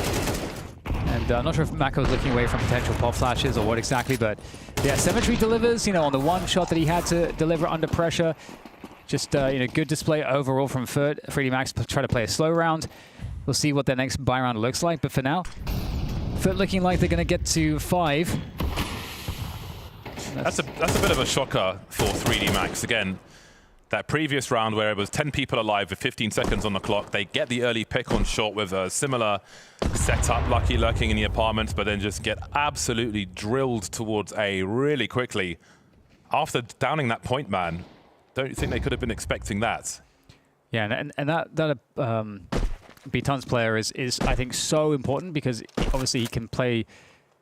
There's so many options he can give you, just like you were saying, like if the CTs push for info, you need to know that.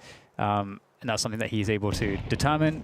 But I just hold that thought for the moment because Symmetry might be offered up some chances here to improve the stats. Oh, it's a hard one to hit. And we'll have to see if 3D Max can make the Deagles look as menacing as FUT were able to.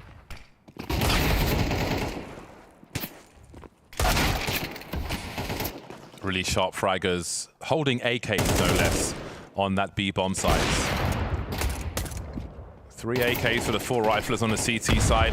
Always a good measure of your momentum as a CT squad. A brief highlight for Maka towards the end. But they're going to have to find that success again, our 3D Max, because they won 5 rounds in a row, then they lost 5 rounds in a row. Yeah, it's funny. They don't actually collect Symmetry's AWP. He's going to have to rebuy it because I think they have 3 AKs. So that, and on Dusty, that makes sense. You know, those AKs, they've got the money. They really, are very impactful. The ranges you're dealing with here. Yeah, xFloud leaves spawn with $13,000. So no concerns there. If you've got the AK, you're not dropping that for an AWP. Unless you're broke. Yeah, good spot for Symmetry early on, playing in front of the smoke here. Full sense of security, but maybe the slow start really is problematic for Symmetry there. Missing that one, giving opportunity now. Good spot on the boost. Kribeni able to trade. Make it a 4 versus 4. We've seen that boost spot being pre-fired by players in lower tunnel also. Oh, that's going to be a meaty HE grenade.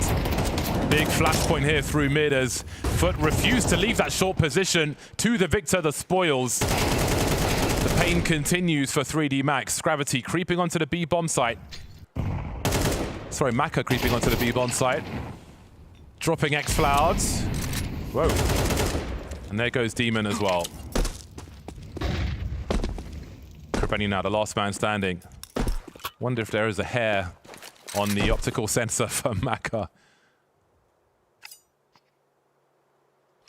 Really rough situation for Kribeni. I mean, Gravity on 1 HP at least.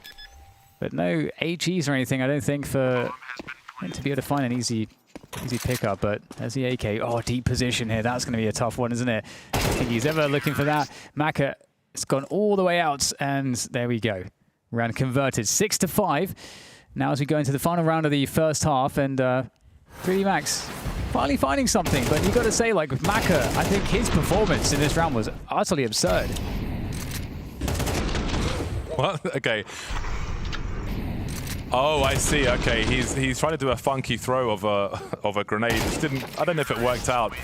Actually, I've got a weird story about lending a mouse to Body for a LAN in London. I had the same mouse that he was using, but my mouse was dusty. And I remember watching, and there was, I think there was like I don't know, an eyelash or something on the optical sensor. And it just went straight to the ceiling in the middle of a firefight. And I was like, oh no, that's kind of my fault. I felt responsible. Kersey lost early for 3D Max. Again, a good start to this one. Can they have a good finish though? And keep a lead at half-time. Okay, so different movement here from FUT, actually going aggressive longhouse. We haven't seen this a single time. They've not really put any emphasis on this, and the timing is looking really scary. If you see one player here, you might just think, oh, that's just one guy. Is it like a double push? This is quite unconventional. Demon takes down one. A second kill from Demon. Surely not. 3 kills and 1 more player. You never knew he was there, and that's it. 6-6, tied score. Into the second half we go. It doesn't really get much better than this. That's the other problem. If you somehow don't win this round, you think, well, I mean, are you going to get better chances than this one to try and do anything later on? Probably not. Nico's deep on the site. Actually, again, probably should be dead already. He's going to get the 1 kill there. Good little double for Bierri, and might as well have been a triple there. And b0NEZ is in a lot of trouble. He no-scopes one of them. He keeps going. 10 seconds. He fakes the bomb, spins around, takes down Woody, and now he's on the hunt, running up close and personal. No! Oh, what a flick! He doesn't have the time for the plant. No, he can't do it, I think. Oh! Yes! How is that possible? What an absolutely godlike sequence from m0NEZ. He doesn't have to move so much. Now, there is a Molotov on Turtle. He's going to throw it. It's not deep enough. m0NEZ still could have the shot. Oh, and there it is. One of the best clutches we've seen in a long, long time. That is something special. The Flames and Dagster. Getting this bomb down is scary. Flames is taking real estate, but ends up getting punished. Liquid hold, and they win these fights. Just Dexter left to get past, but he's an iron wall at the back of the site. Moving around, kill number 3. Oh! Dexter! Make some noise for him, that is incredible! And Nitro slots into the corner on Arch. Simple catches OC immediately. And Electronic also shines. Nitro, it's a good chance. Oh, and he gets 3 on Arch. Oh, he gets them all. But what about that flash from SDY? How about this hold from Perfecto? Incendiary to the right. Sumdai Young turns his attention. Oh, all 3. Sumdai Young and Sumdai again and again and again. Lamef, gotta be careful. Walks into the shot. It's just Brokey tucked into the vent behind the smoke. Yeah, Brokey. He's wondering what's going on inside of the smoke. He's gonna find one, finds a second. Absolutely not. He's already done this so many times, and now he's looking for an ace clutch instead. It should be impossible, but we said that many, many times already. Goes straight for the bomb plant. They open the door in front. Oh, gotta be careful. He gets one more. Surely not. On the other side, Clave is ready and waiting. Brokey, he's toying with him. Oh my God, Brokey! You must be kidding me! And JKS goes down for essentially free. 3 CTs meant to work this forward. Utilities off of the mark. Can Hunter sell this? Can Nico clutch it? Will he be needed? Because that Tech-9 drops, and here comes Nico's rifle. It's headshots galore. All 3 dead, and Nico's gonna keep it back and forth. Tuck him in, son. Relatively straightforward. Electronic with the opening kill over the top of the smoke. OG falling back. That's precise, and he gets another over the top. God damn. Filthy. Absolutely filthy. Let's go, Navi.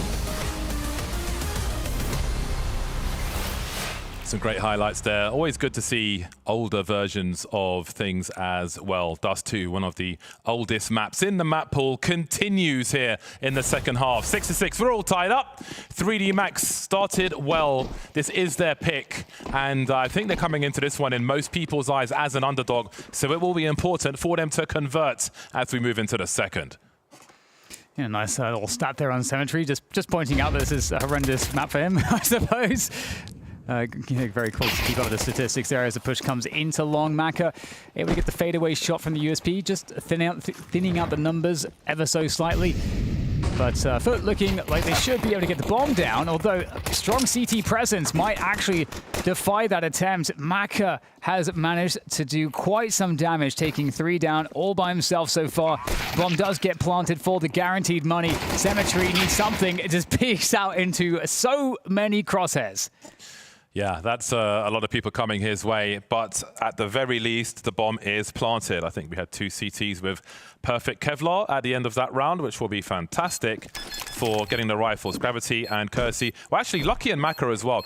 If they've just been shot in the heads, then they'll all be able to pick up rifles and not have to spend the extra cash. They'll get the cheap helmets. So we'll see how that one looks.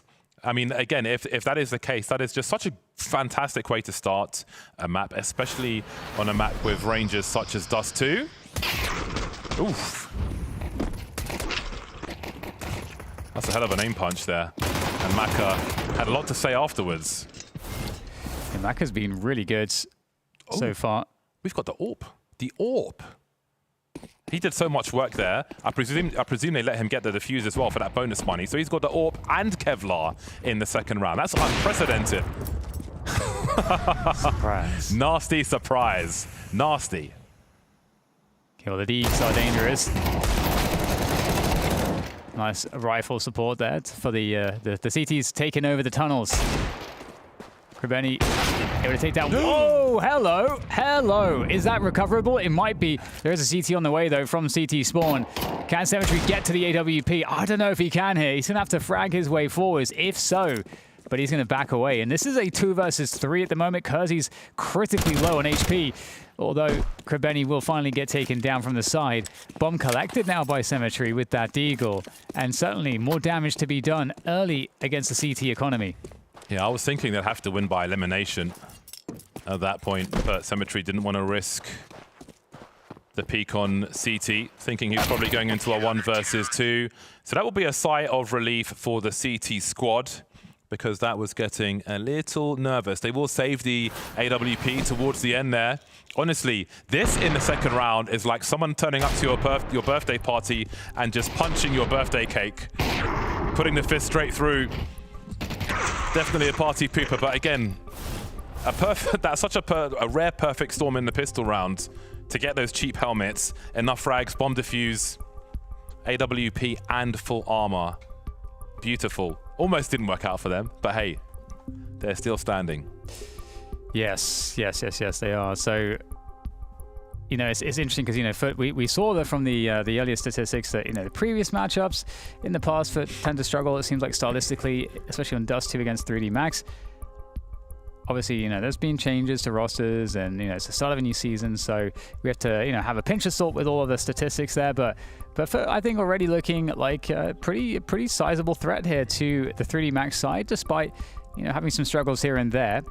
They will finally bring themselves out into this round with a full buy, all points of symmetry. And again, you know, it does seem like Dust 2 is not a great map for symmetry, generally speaking, which I think, you know, is unusual for an AWPer. Yeah, it seems to be more of a challenge though these days, Dust 2, I feel like, for snipers. I think sniping in general is less opportunities to have it, of course, with MR12. It seems to, I think someone did the maths on it and felt like the AWP was 20%. I don't know if it's less impactful or less present. Anyway, Symmetry will have the spawn. Quick pot shot from him, but there's nobody home.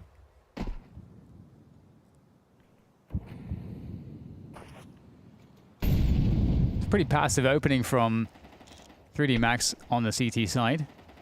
So it's going to give a lot of space for FUT to kind of run the default however they want to.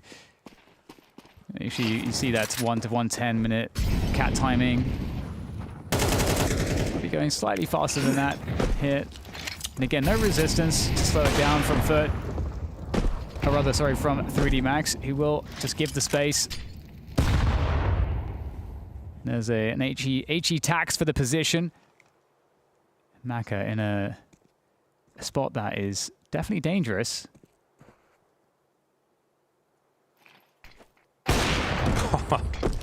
Great peek from Maka. 3D Max will respond with utility as well. Absolutely ruinous because FUT have thrown almost all of their util. They've got a few flashes left and that's about it. Lucky won't have much issue avoiding the flashes, but he can't avoid the guns. Demon and Jugs coming through to try and clean house, but Maka is still standing. Maybe not expecting him on the site. The problems are still here for FUT. Huge kill there. Finally dealing with Maka. Great follow-up as well from Jugs, but in with a great timing around the smoke. Unexpected position. Doesn't get the frag though. And Demon converts, and suddenly a round that looked really out of hand there for FUT manages to turn into their favor. And I think it's largely those two players playing close to the smoke, the variance, catching them the wrong way. That's really ruinous for the CTs as well. Again, a huge firefight around those smokes at close range is enough to give FUT a fighting chance. It was looking comfortable for 3D Max. Lucky in the corner, unable to make a connection after that first engagement from Maka. That'll have to feel like opportunity missed for 3D Max. Their money's broken now. They're in a difficult spot all of a sudden. And it's actually FUT that take the timeout. Despite winning the round, being up against an eco next, they pick this up. They know that this is a big opportunity. Want to make sure that they have a good plan going forward, make sure that everybody's on the same page here, because again, you know, this is where the T's can really start to take the momentum in this game of Dust 2. Talking about a big opportunity, FUT's currently 88% win rate on Ancient. 88%. So 3D Max are going to be in hell if they lose this one.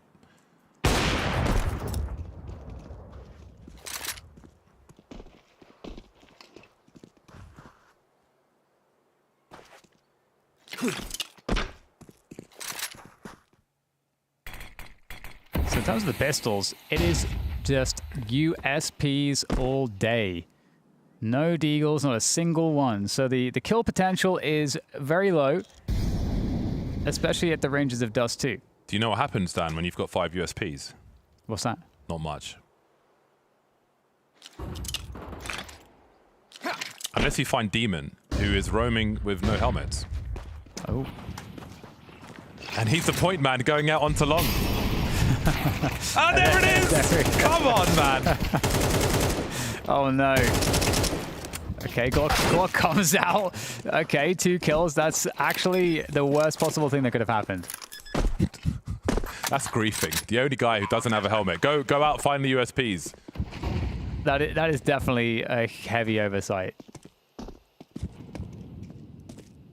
I can understand why you don't necessarily think about it, but at the same time, you know, because if that's your dedicated entry player, you know, maybe you're just not thinking about it. But they've got 2 AKs they've picked up here. You don't want the CTs on Dust 2 to get 3 AKs on a USP save. This is an enormous win for 3D Max. Yeah, that is definitely a gift. On a map they have to win by all measure. Oh man, that's crazy. Crazy value, crazy value. Now Maka can drop the AK and buy an AWP. Good times at the end of that one. Fascinating scenario. It's kind of like you willed it into existence, you know. That's what I'm here for. Just you know, pointing out that there's one player without a helmet. I'm an agent of chaos. Of course, that's the entry frag for FUT. It's just too perfect. Okay, well, it's a full buy for both sides. And Maka's been an extremely large problem, I think, in general. He's on that cat peak. So trying to take the action to the T side of FUT. But FUT more interested in a delayed long take, it seems. Well, we had to push through the mid doors there from Kersey. Lucky able to trade it. In the meantime, FUT are in position to take long. Now, there'll surely be a molly coming Gravity's way. But the counter smoke comes before anything else. Again, really good for annoying a T side. But as you can see, FUT have shown that presence and are heading elsewhere.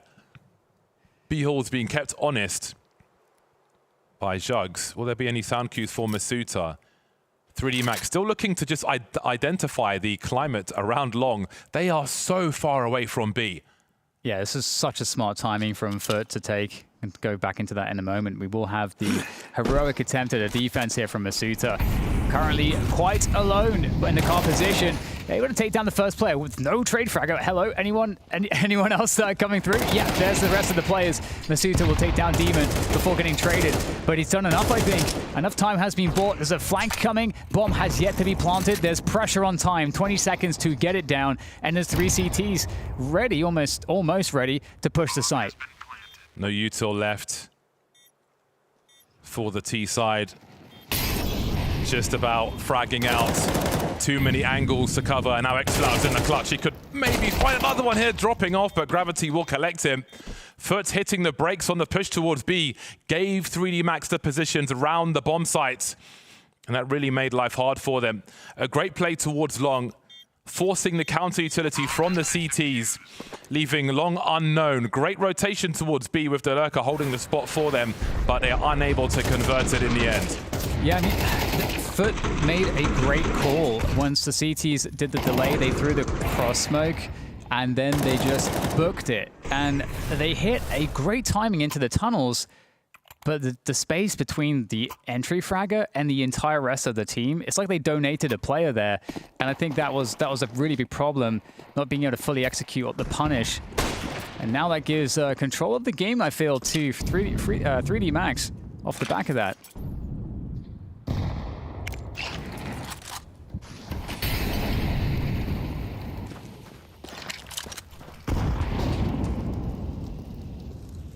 A lifeline for 3D Max. Well-constructed round for FUT. But the finish left much to be desired. Oh, he's walking all the way into this pop flash. Oh, they're lining up for him, though. It'll be the team kill. One way or another, it's a 4-on-4. But they don't have any position on shorts. Lucky's on an island here. They've got good spots for the splits.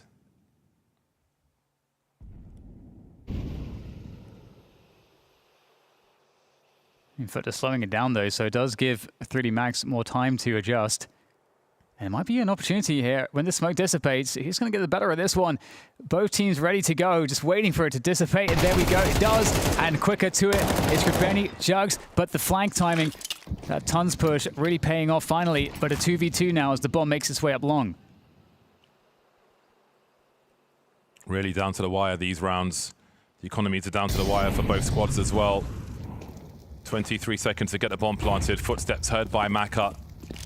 Another incendiary for Kersey to throw to the bomb sites. Oh, the timing couldn't be better. Cemetery dropped in the meantime, looking for a post-plant spot, but that Molotov has been quite a problem. 8 seconds now. So much utility after that firefight on that short position. Well found, well delayed, well secured round for 3D Max. Yeah, they're definitely making great use of the opportunities that they find, and I feel like FUT is not without opportunities. They've definitely been finding, creating some good opportunities for themselves, but just getting a little bit outplayed in some of these positions, and it feels like 3D Max starting to edge forwards, edge away from FUT in this one to make the difference. They're only 2 rounds in advantage, but we're almost at the end of regulation. So we'll see a tech pause coming on through.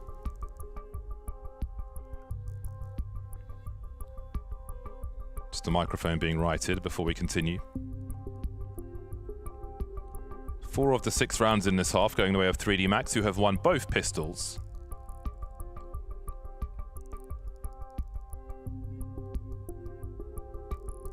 Again, this has got to be a must-win for 3D Max, but FUT are fighting tooth and nail.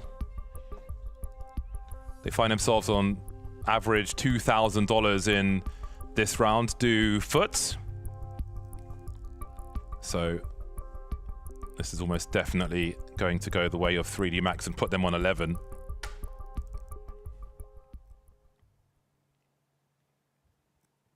Then there's just that one round.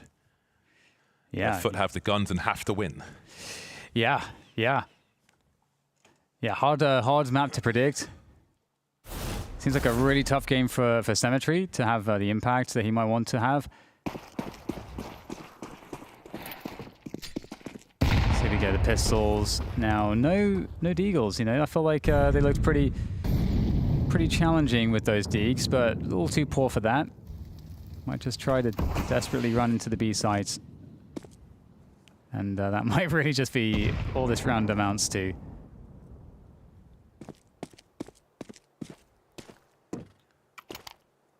3D Max waiting.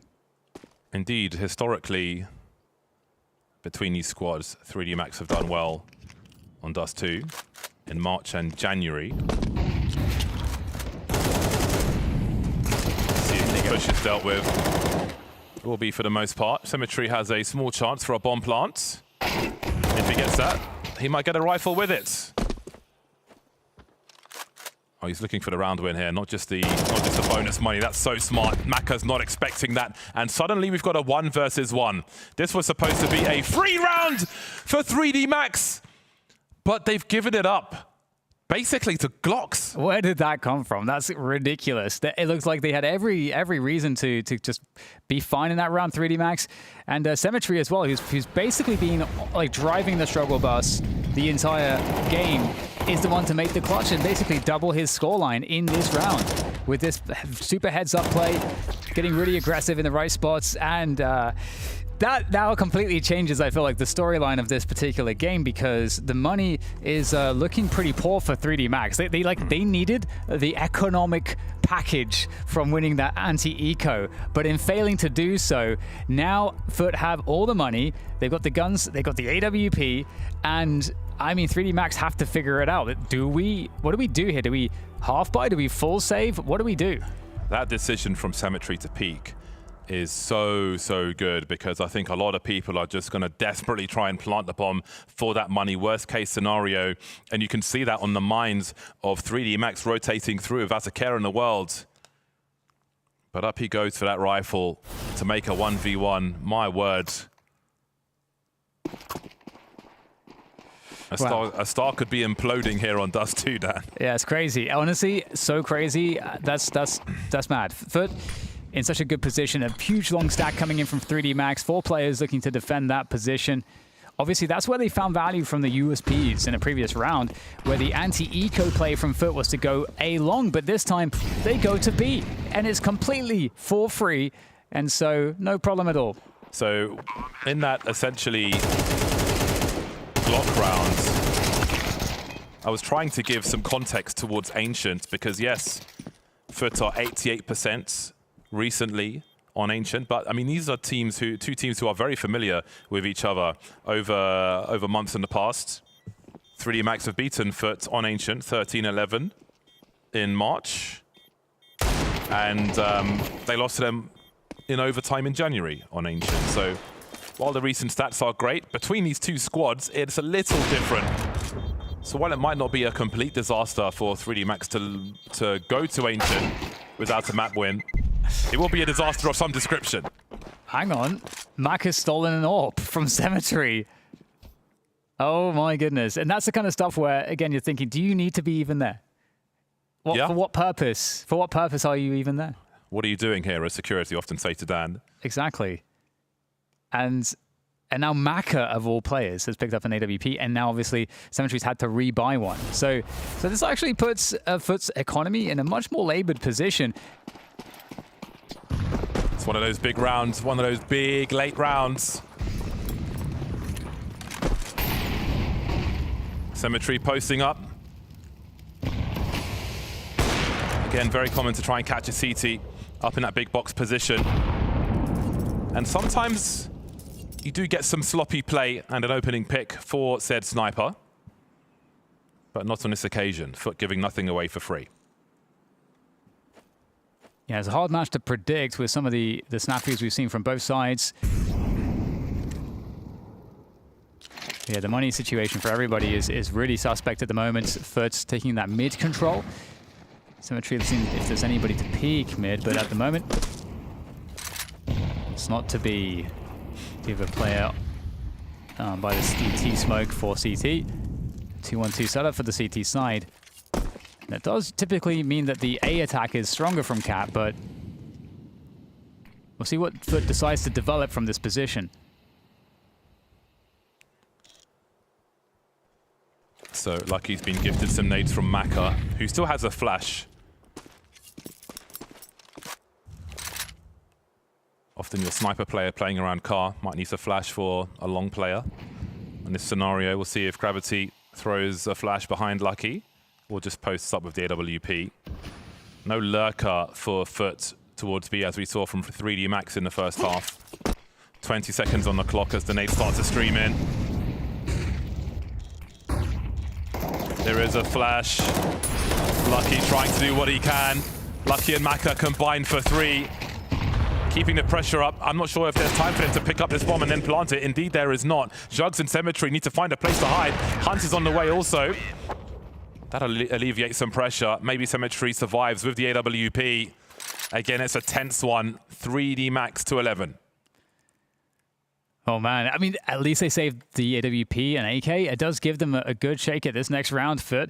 But yeah, 3D Max in a really good position. But again, still not that comfortable just yet, given that FUT are going to have quite a lot going into the next round.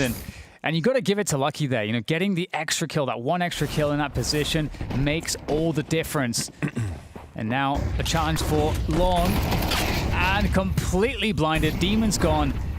And that is 5 versus 4 in advantage 3D Max now. It's going to be hard to get back into this one. 2 players outside B for FUT. Again, looking for opportunities on the platform. Visuta playing from the site for now.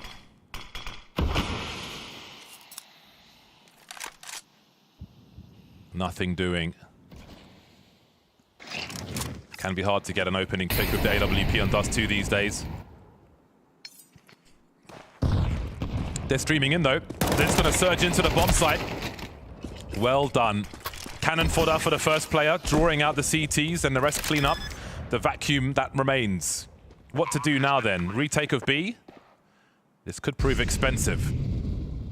Yeah, I think that is the exact problem. They might try to see if they can get something quickly, but if nothing offers itself up, do you want to sacrifice the AWP? You can't rebuy that if you are on the 3D Max side here, but looks like they might try to challenge.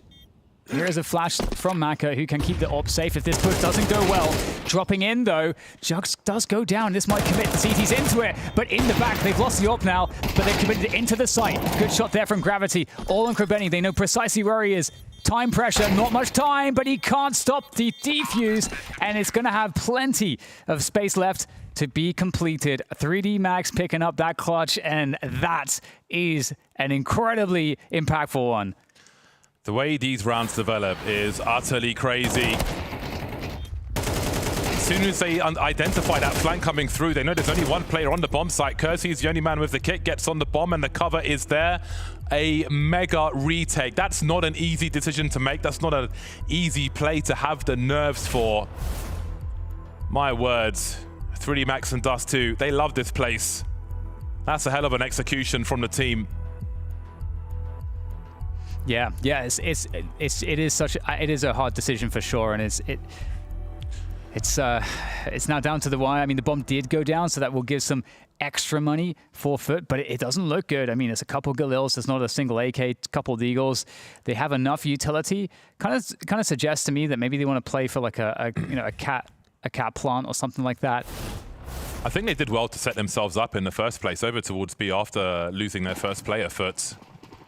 Just forcing the issue, abusing the numbers game in what was a difficult situation, only to lose it like that. See if they can keep their focus for round 23. Must survive scenario now, approaching the smoke. Masuta is in a good spot to deal with this. Sending it, absolutely sending it. There's the entry. They're not looking though in the right corner, but great turn from Jugs. Getting both entries at 3 versus 3, guns to be collected. Another 3v3 retake onto B. Smokes and HEs.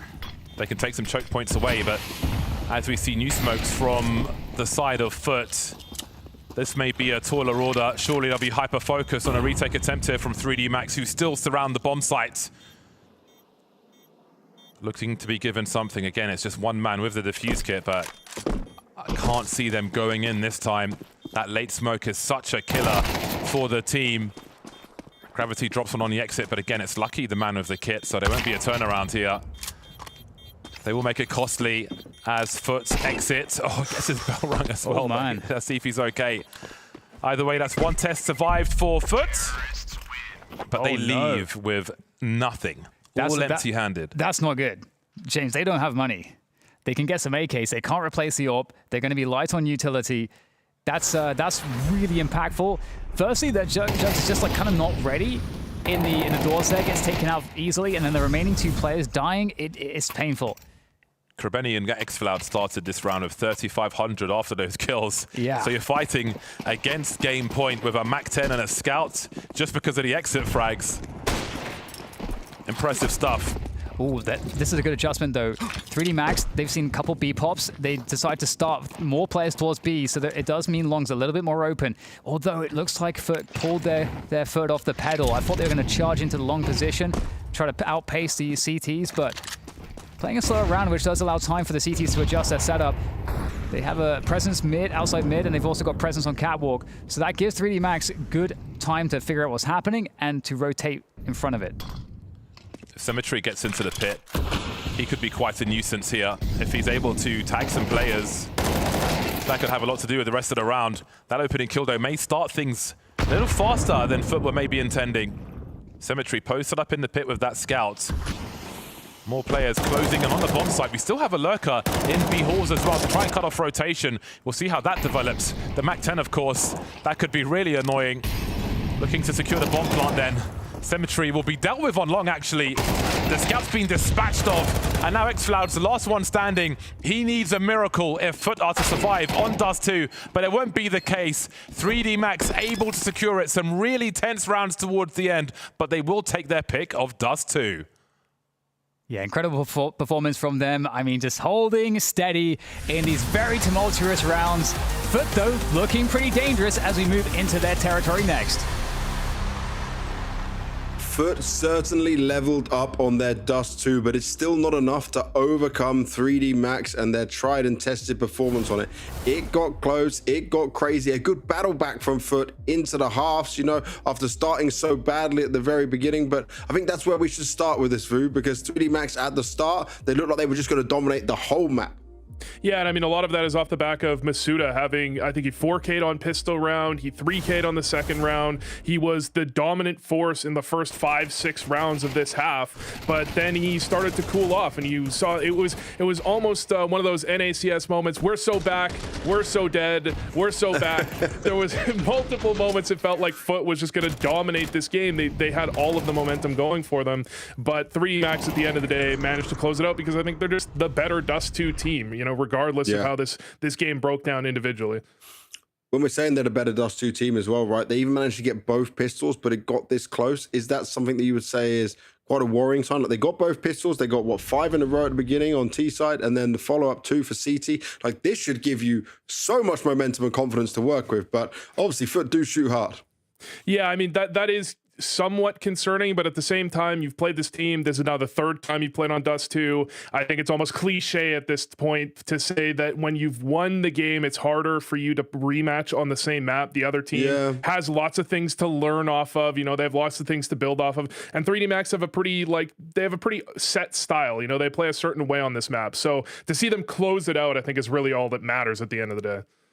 But at the end of the day, we were very hyped on Kersey, right? After that Magic performance. This time, not so much. So this is where we have to, obviously, we're learning. He's very new to the team. It's going to be map by map, series by series. But to see, you know, where he is at his best and where his normal level is and where he's at his worst. Yeah, if I'm going to be completely honest, when I saw Kersey have that game at this event, I went and took a look and I said, surely that's a one-off. That's as Spirit would say after the Fozy game, that's a life game. It wasn't. He's actually had several series at a very similar level to the one that he showcased at this tournament. So to see him underperform and they still manage to push it over the line, I think is really important for this 3D Max team. I mean, when it comes down to it, rifle to rifle, I think it was very clear for most of that game. You know, you had some people coming up at the end of the game and performing quite well for 3D Max. I think for the majority of that game, FUT had the clearly better rifler. So the fact that they managed to push it over the line, you know, this Kersey performance is one of the reasons I'm not too concerned about it. I mean, they won both pistols. It gets a little close for comfort, but you won the game. Just win the game and move on to the next one. That's what matters, right? Exactly right. Just getting the score, it doesn't matter what it is. That's what players always say. But there is certainly a difference, right, in the mid-rounding we see here, right, and the ability between the two teams' understanding of it. Yeah, when I say that 3D Max have a pretty clear style, this is what they like to do. You know, FUT doesn't do a whole lot of this. It's the timing of that. They catch them as they're pushing forward in mid. You catch the players unaware. And even though it goes 1-for-1, Kersey falls, you have this FUT. They take long. You still have 3D Max. They have 3 players on A if it's an A hit. Then watch the activity, the proactivity. As that smoke comes down, they retake long A. And even though the B hit comes out fairly quickly from FUT's POV, there's a second player making his way over just in time. Lucky will get here because of this delay from Masuda. You drop the nade down, he's got the delay here, he'll get a second one, and then the rotate was there to actually put some damage out. Now you have the 3v1, or 3v2 rather, and xFloud is just he's taken down from all different directions. So it's the proactivity from 3D Max that I really like. It's the fact that they're not just pushing up in middle. When you saw FUT in the first half, they were going for the aggressive plays. They were trying to get an op pick. Lots of teams do that, right? You're trying to peek down into lower. It's catching FUT as they're advancing, when they've got nowhere to hide, when they're in the middle of the open. That's what 3D Max does so well, and they've done it now multiple times against this FUT roster. Weren't we also, though, seeing a bit of spacing problems there, right? The first guy into B just went fully out. The rest of the team wasn't there. Yeah. I think he got delayed by some sort of nade, and then you have you have a bit of a struggle. But then we see this round here. This is another, you could call this spacing issue. If you pause here, Glock, no armor. James, you watch the game. What happens here? A, easiest retake ever. B, 3D Max disaster class. How does this one go wrong? Yeah, this shouldn't happen, right? Not in a million years. I know, like, he can isolate one fight, but he had a Glock, bro. He had a Glock and he still has no armor, and he's getting all these 1v1s in his favor. Dazed would be proud. Dazed would be proud of their ability to lose to Glocks, to a manage to Glocks. I think they're actually kind of caught off guard by the fact that Symmetry doesn't plant the bomb. I mean, they caught it on the cast too. You're expecting Glock, no armor. Don't be a loser. Plant the bomb. Get the secure money. But we're showing sometimes that fundamental, get the money. You're probably not going to win. Sometimes you just win that round. If FUT had come back in that one, it would have been based on that. I mean, they lose that round. It's 11-8. They're losing the game. That was a huge round that ultimately didn't end up mattering. No, but it's a crazy thing that we don't see all too often to be able to pull off something like that. But we are going to talk positively still about some of these FUT players we had in here because the individuals are that good, right? We see Krebeni doing very well, xFloud at the same time. xFloud's continuing on that good form, but Krebeni is an in-game leader that we've been quite hyped about as well, right? At the same time. And the reason is because he gets the most out of his players, and xFloud was selling us that, right, when we did the first game of how he wants to be used better than it was in his heroic times. Yeah, I don't think he was ultimately used correctly in his previous teams, maybe because they didn't have the space for him, right? Sometimes the reality is you have other great players. It's hard to make that space for someone like xFloud, but he's slotting into Lonx's role here. Lonx was given lots of space on this team, so he is performing how several people at least predicted. You know, I thought he was going to do great. I know Maui's really high on xFloud. You're seeing him perform the way that you were advertised. I mean, in the past, we were talking about xFloud as like this up-and-coming star. We never necessarily saw it to the level that we were expecting. This is where I think he's going to come into his own. Despite a loss, that was xFloud playing incredibly well, and we have Krebeni as well. I mean, he's lights out. You know he's going to be in any given game, for the most part, against a rifling IGL at least, he's going to be the better fragging IGL on the server. And obviously we spoke to Coolio in the winners interview when FUT got the first game, right? And he was saying they have been putting some focus on that Dust 2. Would you be fair to say that like we actually saw that come in now? Yeah, I think it was better, and you saw them go for, at least later in the half when they had their comeback, they were going for some aggressive kind of off-timing plays. Part of the problem, hate to say it, Symmetry in the first 2 or 3 gun rounds got picked first, right? It's hard to play from a 4v5 on Dust 2. Yeah. You need to be able to find those openings, but I like the way they changed it up. They do look better on Dust 2 than they have in the past, and I am hopeful for their Dust 2, but you know, we're gonna have to wait to the next series if they win this one to see it again. Well, it is all about Ancient, and that's what's coming up next. It's FUT's pick, and it's been a map that they have always been so comfortable and calm on. This is where we should see them at their very best. But I'll tell you this, last time 3D Max did win it. So if you want to find out what happens, join us after the break.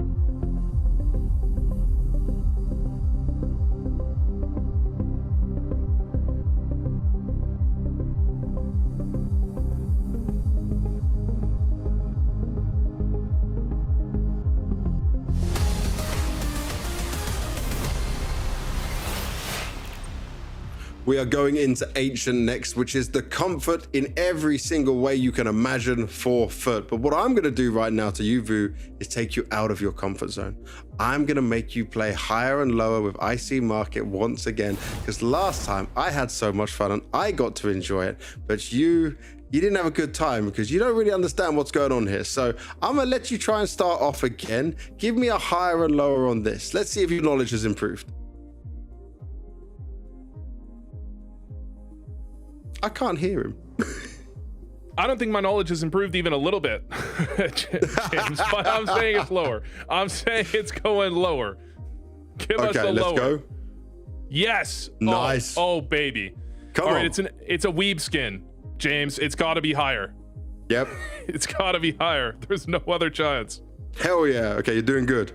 It's ugly, but I know that everyone has this skin, so it's got to be cheap, right? It's got to be lower. Is it lower? Yes. Okay, you're cooking. Everyone's got it. Sticker capsule 2, it's got to be higher. This has got to be like $100, right? Not really. Not even close. Not even, the bronze. The bronze. This Deagle looks terrible. Factory new. I think it's awful, so it's probably higher. I bet there's a whole bunch of people that love this skin. I'm on a roll. I'm so fire. Lower.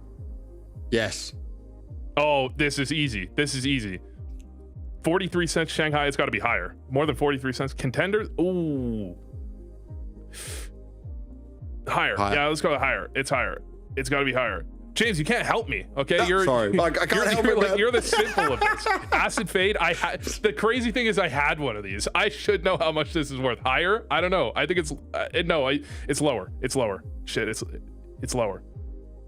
It's lower. Yes, I had one.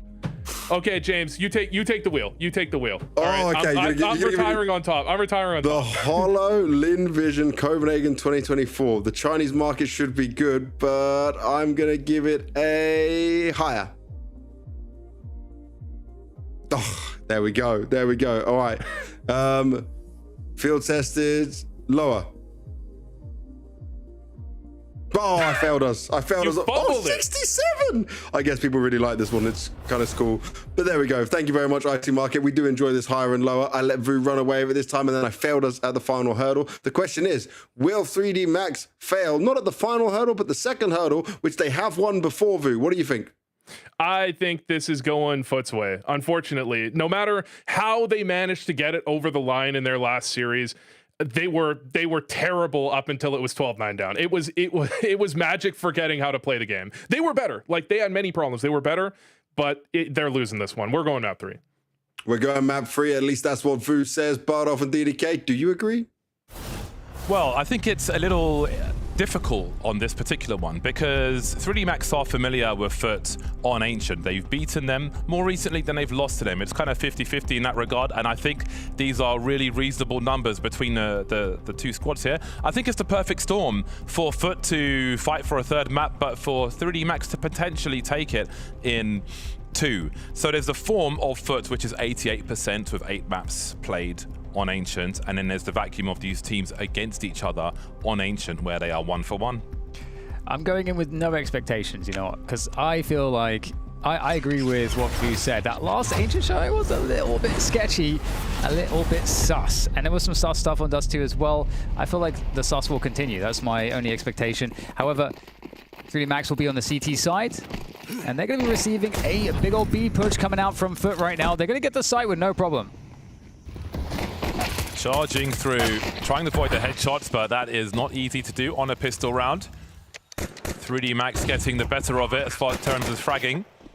But that bomb has been planted for trying to figure out which way to go. But as they do that, their numbers are dwindling. The CT's charging through, but Shucks has done great work. Running out of bullets, though. It's down to xFloud, and before I can finish talking, he will finish the round. Pretty good start for those man over there. Yeah, that's really awesome. You know, in the chaos, the Glocks doing what they do, and now, you know, FUT as the experienced Ancients team, the absolute most comfortable map for them. Now they get to kind of set the pace and take over the game. Show us the business. Ooh, that's a release. Crikey. Almost fell out of his chair. Yeah, it's big, it's huge. And maybe that is knowing that this is not a given versus 3D Max. History will certainly say that. USP's looking to cause problems, and cause problems they will in that mid position. Very quick start to these rounds. And there's opportunity, at least, for some extra money to be made by 3D Max. Yeah, definitely. Okay, it looks like they're going to choose to... are they going to choose to save it? I mean, saving the Galil, definitely, you know, I can see that being a lot of value there. That's a huge pickup. Even the Mac 10, to be honest, especially, you know, depending on what position you want to play it with. No, next farming, round, farming. Well, it's like, you know, he might go farming. They all have helmets, though, so it will be challenging to get much with it. Got to try and farm with the Mac 10 and the bonus cash. Or invite them to die. I think Symmetry will be okay, though. Terrorists win. So difficult to judge. You know, people, myself included, would make videos on different spots you can survive a bomb plant and how much damage you take from each spot. But it's a brave new world now. Imagine doing that now. Ain't nobody got time for that. That would be like an hour-long per map. Yeah, I mean, you know, the game's evolving. It is indeed.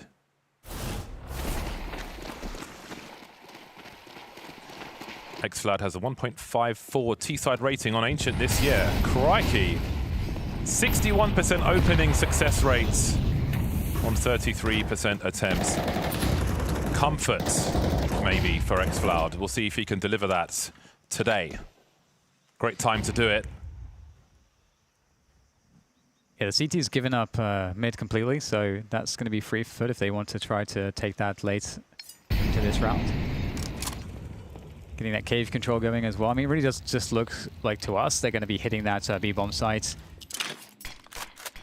But will anything quirky get thrown the way of 3D Max? Challenge here from xFloud. See that opening duel right now. Oh, he gets caught. The angle's a bit better for the CT. Masuta takes him down, and it does look like FUT were actually kind of looking to fake the B-bomb site and go through Donut potentially. But that's kind of spoiled their plan, and now they're having to reconsider here, James. Oh, they've got no map control to establish. Great pick by Lucky, especially with 3 men over towards that A-bomb site. Demon trying to thin the numbers out for 3D Max somewhat, but still a 3v4 for FUT. 35 seconds on the clock. Demon dropped. Krabeni's got opportunity, though. Catches Maka. Gravity's gone as well. 2 on 2. 30 seconds to plant that bomb. And they don't have to urgently go for that plant on B. If bomb plants, it will be lost, though, and Masuta is there to secure the round. What a back-and-forth affair. Masuta found a fantastic off angle towards A. Really perfect positioning to catch the T's trying to clear area. And again, on paper, with 3 plays towards A, didn't look like the best position, and maybe Lucky knowing that there's urgency required there. Down the ramp, finding a pick. Buying a little more time for the rotation, down to the wire in that one. And again, we're so early in these rounds, but the responses from the plays on the cameras show how important these round wins are. Just insane timing, the smoke disappearing and CT there right at the end. Really crazy timing, but yeah, FUT showing that a fake, getting heavy control into cave and then trying to walk back out into mid. Very interesting there. That's some good information for 3D Max to think about. And 3D Max, you know, actually still keeping 2 players, you know, fairly close to that A main spot, able to have that deep control. And we're not going to see anybody on that position from FUT's side of things. FUT going just for a B pop here instead. See what Gravity can do. He's kind of alone at the moment. Going to go back into cave. Doesn't like the look of that one. He's just going to be out there. Whoa, okay. 2 quick headshots with the FAMAS. Over delivery and a half there. Gravity. Oh, that's just ridiculous. An ace is now a possibility. Swaps out for the Galil. Final player coming out of the K position and secures all 5. That is a mega 2K at the beginning with the FAMAS. Beautiful transfer. I almost feel like the CT's kind of, his teammates just gave him a little room to have a few seconds to secure that ace. That 2K is crazy. I thought he was done for here. He couldn't be more blind in that situation. Yeah, like 2 is like great in that spot because he's so isolated and exposed. He can't fall back. So like just 2 is insane. Wow. Okay. 3D Max back at it again. Looking very good here. Lucky's getting a little aggressive, but obviously the pistols are not too menacing. Yeah, this is by no means a guaranteed 4 FUT. But they're definitely strong enough to take it, even with a bumpy road at the beginning of this map. But I do think it's got all the good ingredients for an entertaining game of Ancient, with the history between these players, with the wider map win rate for FUT. It's possible, it's doable. 3D Max on the rise. FUT trying to slow that down. Yeah, I think individually, you know, the 3D Max players are really nasty. So there's always potential for spots like we saw Gravity in there, where an individual just has to put on a display, and they have the capacity to do stuff like that. So, you know, every situation's pretty dangerous. They're going to open with the classic mid control from the CTs.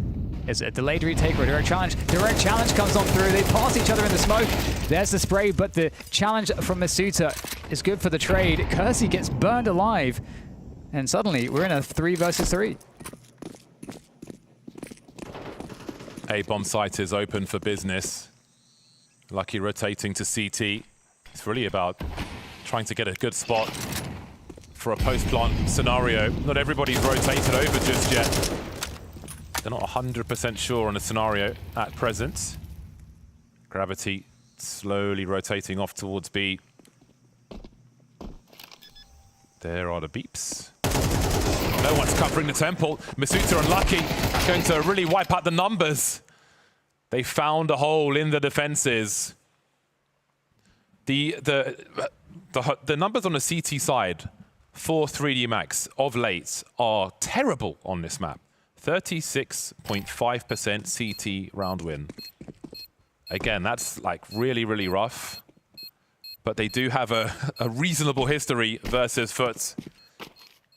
Yeah, I mean, so far, just, you know, in terms of the eye test, the thing is we're seeing the individuals delivering right now from 3D Max, and you know, I think that 5K from Gravity that on the B site was so ridiculous. That's a gun round. He's acing essentially with a FAMAS, and so for him to be able to do that, it's just such an over delivery. It's such an unexpected performance, and it just swung the game completely into 3D Max's hands.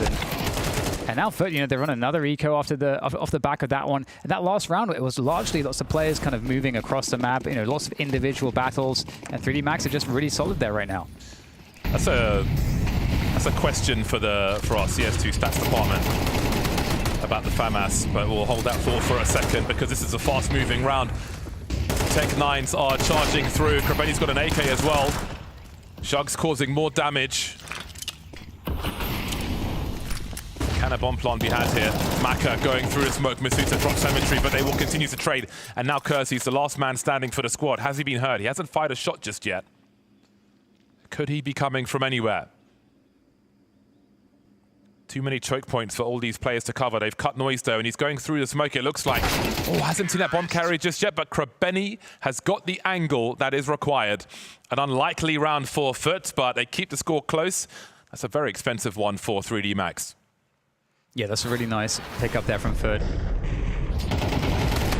Overwhelming the K position, keeping that pace, and you know, more of a normal, but you know, typically difficult spot to hold on the defense there. Just, you know, one as they spring out of the B ramp spot. So 3D Max, you know, in a spot where they're gonna have to spend pretty much everything in this round.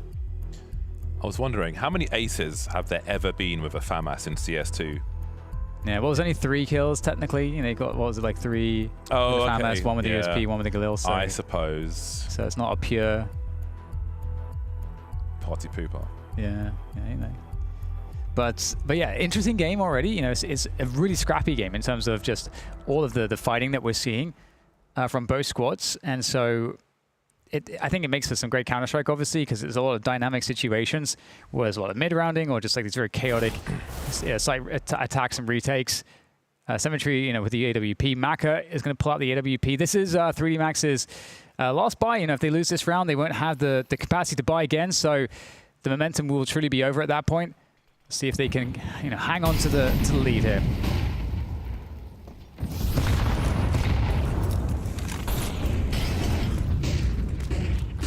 A lot of utility in mid. Fighting around the B area as well. Lucky making sure the T's can't pinch his teammates in mid. So a slower start from FUT in this one. Now 3D Max have to fall back. The initial smokes are gone. This allows FUT to get some cheaper control of mid. But at the same token, 3D Max are losing information. So curious whether 3D Max are going to sort of gamble stack here or if they'll try to make a play for info. Right now, stacking to more, the floating player in mid all the way over to the A site. I wonder if 3D Max will feel a little nervous with what utility they have left. Will they feel the itch to make an aggressive play? I can see them closing in on the entrance to A. There's a boost there for the CTs. So the setup, not too bad, but has it done enough? Another 3v3 here.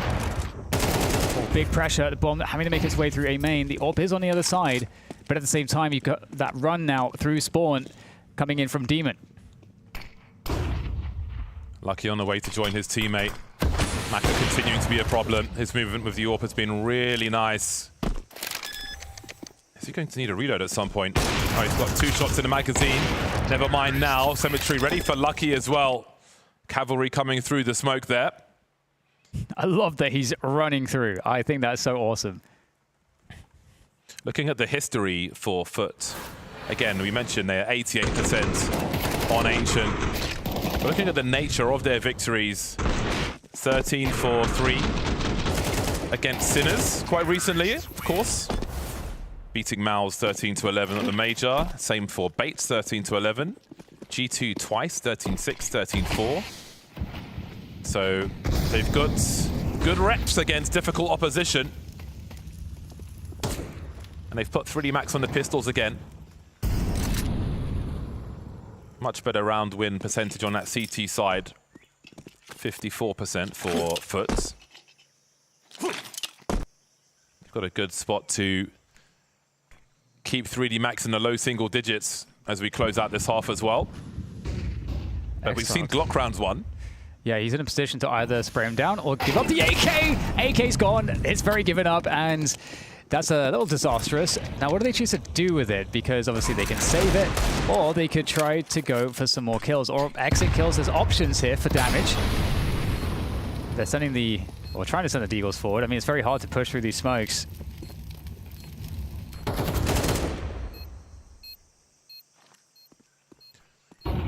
Yeah, I think it's about... Benny, do you want this smoke right now? Oh, he gets his bell rung as well. Leave, I know. Leave immediately. Just leave. That's what I'm saying. Like, do you really want this? They only got pistols. Do you really want to go in there?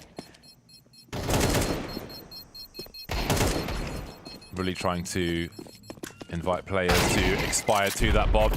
They keep moving again. Oh, they my keep word. going to the same spot. I mean, I get it. They're trying to escape the bomb, but huge pickup. I mean, 2 AKs in several frags. I feel like that's a great result there for 3D Max. Yeah, that's mega helpful on paper. Well, it's mega helpful, full stop. Question if they can get them going. Big fights. Love the urgency. That's one thing I like about Ancient. It just demands such urgency around B, towards mid. Lots of utility being thrown, many firefights. Up on both sides now. Have a look at this, sending it straight into B, but Maka is ready to collect and Gravity was looking comfortable for a time, but the numbers game will prevail eventually. Maka still posted up at the back of the site. Trying to counter an opening towards mid. They've opened the gates, but can they hold post-plant? Oh, it's going to be harder now. X-Flood gets blown up. Yeah, got the bomb down at least. Gives them a chance, Krabeni, with the defense there against Cave. But he has so many different angles to look at. Quick pop flash, which will help to solve that problem, so he can reposition, but backs into Kersey. Now with Symmetry alone. Nice swing there from Masuta. And that's going to be another round for 3D Max. Tying things up 5-5. Really action-packed half so far, and we're going right down to the final rounds, and we're looking super even. Yeah, good flurry of rounds earlier on from 3D Max. Keeping it close now. With a defuse in this one. Space program for xFloud. Not quite leaving the ozone layer though. But yeah, this is an entertaining game of Ancient. Very close so far. 3D Max maybe with a better performance score-wise on their CT side than they have had in the past, in the recent past. But what is left for them in this half? Plenty of firepower from both teams in round 11. Maka posted up with the AWP once again. He's been very successful with this and continues to be so. Gravity drops, but FUT's not going to send it in. Look how aggressive Maka is. He was great with this towards A earlier on, and he's not shy to do the same on B. Yeah, 4 versus 4, there's lots of time to play with, but it looks like FUT really are intent on the B side at the moment. No position anywhere else on the map, so that does commit them somewhat. And you've got some mid investigation coming in from the 3D Max team. They're looking to see, is there any rotation here? What's going on? They also can set up a flank here and keep the FUT side honest if they are to push in through Cave. And they're trying to fake the presence through Cave and go back into mid, but straight into the CTs. Maka, if he makes first contact, that's a problem. Maka on the line, takes down one as well. In trade, he's gone as well. And in comes Matsuta with a timely push to give advantage now to 3D Max. Super timely. He was pushed through B, through A the whole time. Could be caught by Symmetry, who still has time. And as it's quiet on A, 3D Max will stay focused and not push too far. Symmetry needs to plant the bomb. That'll give 3D Max some fresh information, playing it real carefully. But Symmetry's got a good chance at a 1v1. Oh my word, never mind. Great utility by Matsuta. Again, while there was so much action towards B, he was just waiting through A, just in case there was a lurker or something, rotating round to mid at the right time to help his teammates. And again, plenty of action from Maka with that AWP. Very present in many a round in this CT half. Yeah, really nice timing on the HE. You know the opponent's throwing the planted the bomb. He's going to be walking. You've got CT side covered, so he can only go towards Donut or towards A main. He's probably more likely to go towards Donut. So yeah, just like very cognizant to make that one work out. And 3D Max taking the advantage here, and they've been playing really well. Like the push out into mid, the way that they were able to have the play ahead, slightly ahead of FUT's timing in this particular case, was really awesome to see from 3D Max. Good spirits in the camp. Last round of the first half. A mixed bag for FUT. They've done more with less. Will they gravitate towards B? We have the initial challenge and grenades once more. A question of where is Maka. It's always going to be very present. This time he's in Donut, unable to help his teammate. Kersey's dropped in mid. Could be an extra rifle for FUT. Into Donuts they go. And completely abandoned a bomb site, but that's, I think, somewhat by design, because you're kind of alone in Matsuda's position there, so taking that forward position on A main is a good way to kind of hold space, create some retakeability for your side. And have a look at where that bomb is. That's so key. That's so key from Demon. Maybe cognizant of Matsuda's presence in mid in that last round, because he was heading straight for a clash with Symmetry and the bomb. That makes all the difference now, as 3D Max have to go for this one. Closing in on towards A, very carefully. Bomb has been planted. Clock is ticking. Everybody holding a kit. Lucky in first. Pop flash doesn't hit Shugs, and now he knows where one of the last two players is. Gravity forced open, forced into the open, and Jugs will deal with him as well. What do do? What do you do in this situation? Preserve your stats? Is that that's like a highest value thing to do right now? It looks like he will do exactly that. Improve stats, perhaps. Maka accepts the impossibility of this scenario. Squeezes a one in for HLTV towards the end of the half, but we are all tied up. We'll see you on the other side.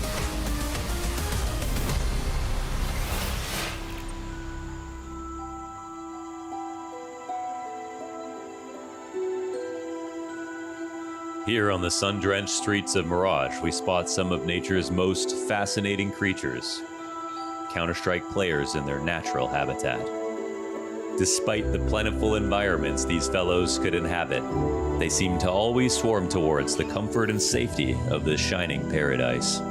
As the sun rises over the stone architecture, in typical fashion, we see this species squabble over their preferred position. Let us discover where they shall end up.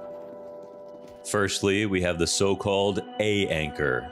This fellow is often seen fighting for his life without a lick of support. The window player, an arrogant and egotistical creature. They can often be seen in the pre-game chat, claiming their position in the blink of an eye. Not all are so lucky as to get their desired position. The B anchor, oftentimes the runt of the litter, designated to hold this empty site and ward off predators. Forced to survive on scraps, he can often be found at the bottom of the scoreboard. Here we see the signature characteristic of this oft-forgotten fellow, a key adaptation over millennia. This creature's legs propel them tirelessly and repeatedly to spot any potential foe. As this defensive tribe scramble to defend their territory, they realize they are not alone. Mirage can hold up to as many as 9 foes at a single time. As we move across its deserted expanse, we arrive at another group of remarkable characters. However, these bloodthirsty devils do not look as amicable as our aforementioned defenders, their eyes locked on the objective. These players scurry from their spawn with the exception of one. Without moving a muscle, we observe one of the players launching a gray metallic canister skyward. The desired outcome seems not to have been achieved. A regrettable mistake. With the new weapon acquired, our CT favors a more aggressive approach. Meanwhile, with the anticipation in the air, a coordinated attack is incoming. A breakneck flurry of utility flies overhead, attempting to disrupt the defenders. The stakes could not be higher. And with nothing he can do, the A anchor is flash-banged like a deer in headlights. He decides his best bet is to retreat. No matter how much he cries out for help, support is nowhere to be found. However, the restless hunter has found its prey.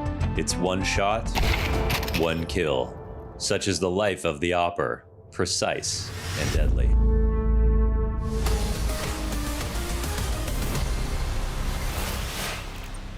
All tied up here, 3D Max against FUT Esports. As we go into the second half of map 2 in this series, 3D Max winning the first map and now finding themselves on FUT's territory. However, they are perhaps performing better than expected and are threatening a 2-0 unless FUT can get themselves ahead here off the bat of this pistol. Score-wise, an above average half for them. Krabeni with the Julies, my word. Symmetry as well, really cutting these numbers, looking for revenge after wanting more from their first half FUT. It's a great way to go about it. Bomb rescued for now. Oh dear. Damn. They come into this one looking for vengeance. Maka's in a troubling position. Let's not forget he had an AWP and full armor in round 2 in the first map without a knife kill. Yeah, that's true. Very busy. Oh, he's been Demon. spotted. He's been hunted. He's been predated upon. Now he's dead. Speaking of knife kills, who knows what his intentions were? Whatever they were, Dan, they were really bad. They were nasty. True. They were menacing. They were malicious. Insidious. Now the dualies they just do things. They do things really well for the CTs. The era of the dualies. But that's a good start there for FUT. Again, the favorites. This is their comfort pick. This is their pick for this series. 7-6 here, as we'll see a quick dart with the tech. Oh, he's actually found a bit of a timing there. Opportunities there for Kurz. He's shut down. Now the boost position is not going to yield too much in the way of results here. X-Files is going to have to try to hold on. It does have help here from Jugs, so looking kind of good now. Holding the line with those rifles, and it's not looking all that great here for 3D Max. So we'll clean up the eco, 8-6 up, and we're into the buy now for 3D Max, and now things can get interesting. Some really good dodges there from FUT. If they lose that duel around Donut, then who knows what happens. I love the support after... True.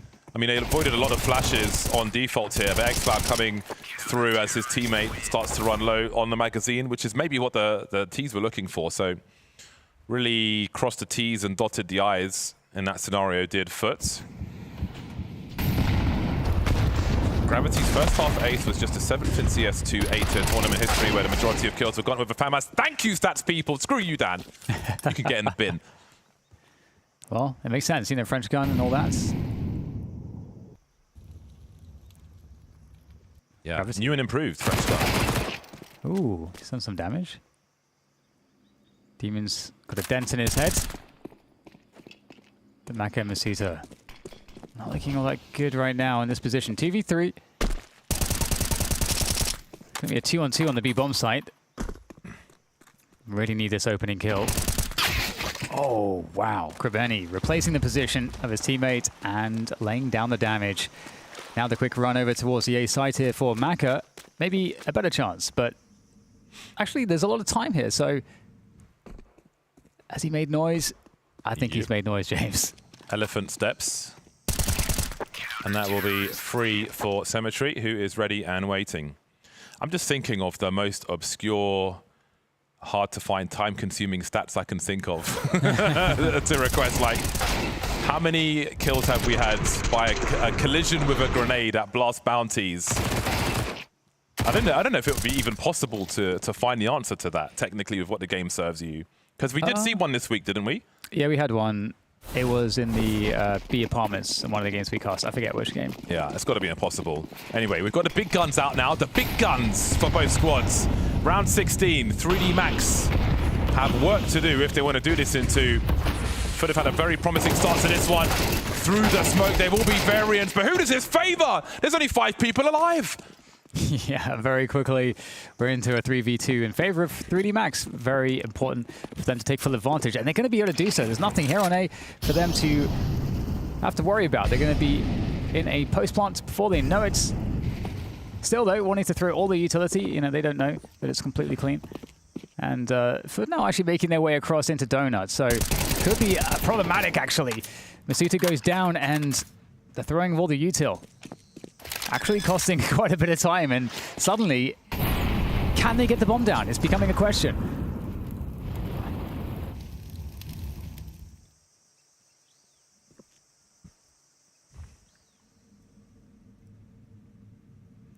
Okay, they're going to kill the time here, James. They could wait a very long time to try to suggest rotation. I don't think the CT's move here. I don't think it makes sense. I agree. Just hold position, stay together. If it's B, it's B. But I don't think any rotation makes sense here. I love the odd double peek, though. We're going to 3, 2, 1, okay? 3, 2, 1. Oh, it's gone the wrong way! It's 1v1s. 1v1s, and it's Lucky that takes it down for 3D Max to win an extremely important round, I gotta say. Because the money is not that great for FUT. They're going to be able to offer a buy, but 3D Max, you know, they were to potentially take momentum away if they come about this next one. So, kind of a ridiculous opening. Everyone dying in mid and outside cave. Yeah, I love those fights. Again, it's really important for the CTs to hold that area as if you're playing aggressive down mid, then that can be really compromising to your mid players. 3D Max and FUT, no strangers to each other on this map. That's a very promising start for FUT, where things are getting a little tense in terms of money, but Lucky is able to respond. 4 on 4. Yeah, huge. Going for the hunts there. It really pays off.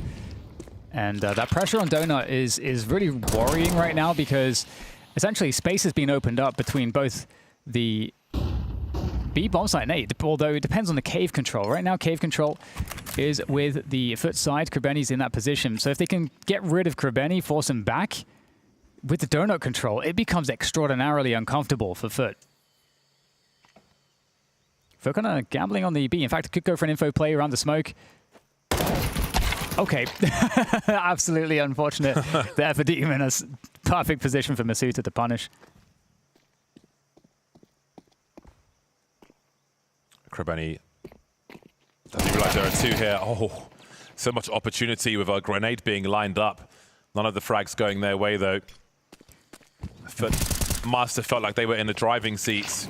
And maybe there's a chance with time here, but there's guesswork for Jugs to do as to which way the bomb's going to be going. Surely towards A as he finds a frag on B. But he is surrounded. There is safe passage for that bomb. But either way, the money is diabolical on the side of FUT at present. Yeah, just such a good situation. Good catch there onto Jugs. Lucky was, after he got that donut position, he sat there the whole round. He didn't have to really do too much more, waiting to punish a rotation. And eventually, rotation comes, he punishes, and, you've got an easy way to guarantee the round from 3D Max's perspective. There's Lucky's first kill. I mean, this is the kind of, it's definitely, can go wrong. It's not bad. They need information. They do need to be active on the map. So it's just a hard spot for FUT, as we said, because they'd lost donut control. They had to figure out what's going on some way.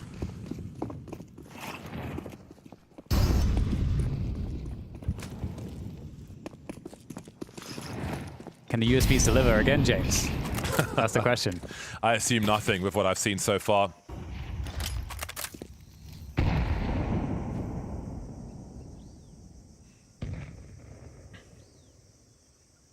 Well, they're all here. They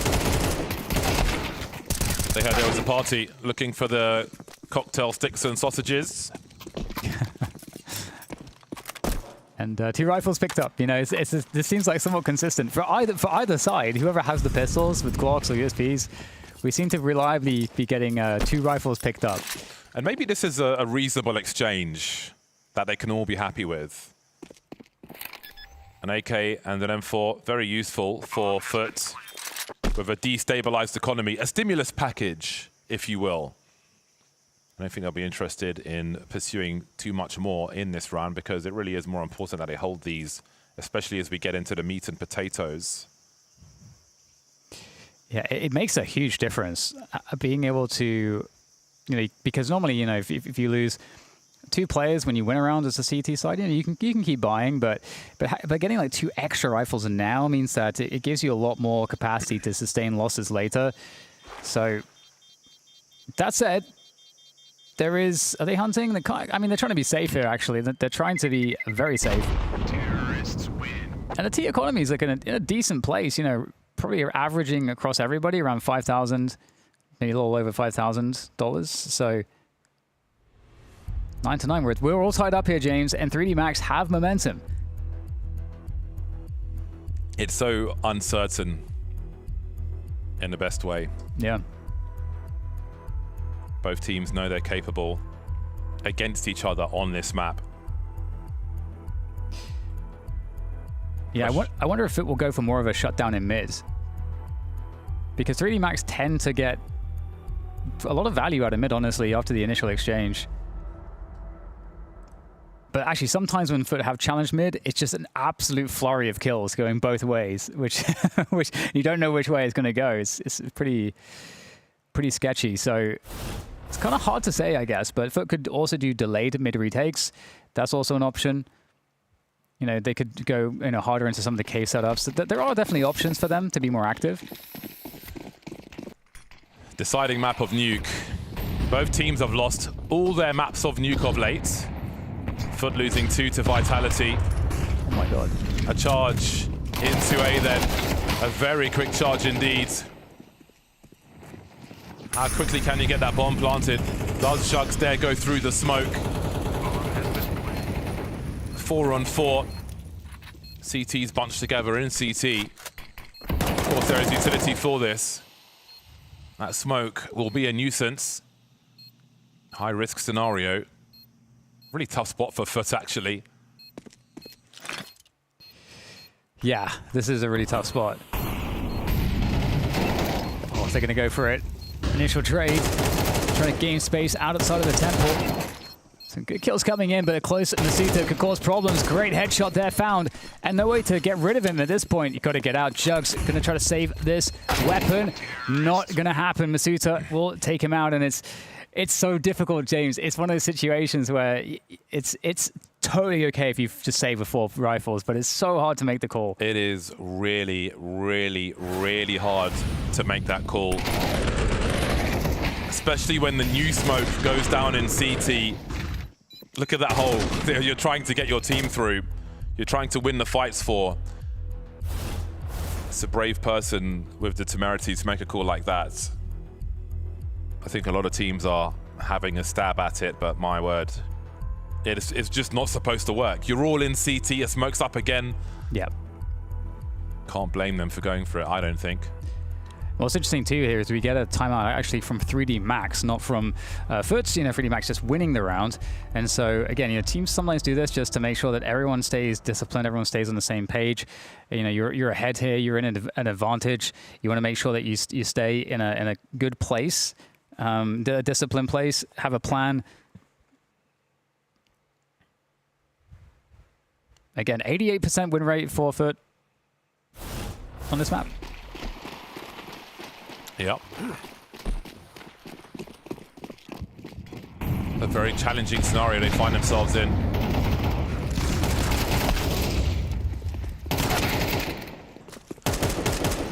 I'm just thinking about making the call in that last round. Right. It's just one of those. Maybe because you're just so close to the bomb site. Like, how can I possibly say let's save these rifles? But if you save 4, you have a close to a full buy here. Yeah, I mean, 3D Max went with a gamble. They went for an A pop, and you know, one of the things I was mentioning earlier is for FUT, maybe they should be considering being active in mid, being active in cave. You know, maybe 3D Max are kind of thinking the same thing. We think it's really likely that FUT are going to put a lot of players towards, you know, one of those locations. If we just do a pop really fast, we haven't really been showing that. We could just get just an instant plant, and that's exactly what happened. So from them, great call. Again, it's always gambly to do pops, but if you condition your opponent into expecting certain things, you reduce the possibility that the gamble goes against you. So if you cut loose in that previous round, you have your buy again at 10-9, 9-10 rather. Your eco at 9-11, buy at 9-12. But again, no finger pointing. It's a tough spot to be in, very tough. And hard to have the clarity in the moment. Perhaps no wrong decision there. That's a great tap from Kersey. And not the start that FUT were looking for. No, Kobeni might be trying to make up for that, trying to get some value here. Some good utility damage onto the 3D Max players. But 3D Max, you know, they're close to sending a French team here to Malta. Would be awesome for the French scene.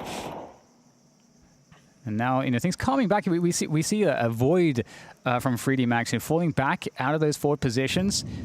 Looking to, it seems like they want to maybe send, are they trying to fake some nades over towards B here? The bomb kind of moving between A and B at the moment, going back towards B. So it looks like they might be trying to finish on that B side of the map. 3 players there from FUT. That's where they've decided to gamble stack, and looks like it could work out here for them.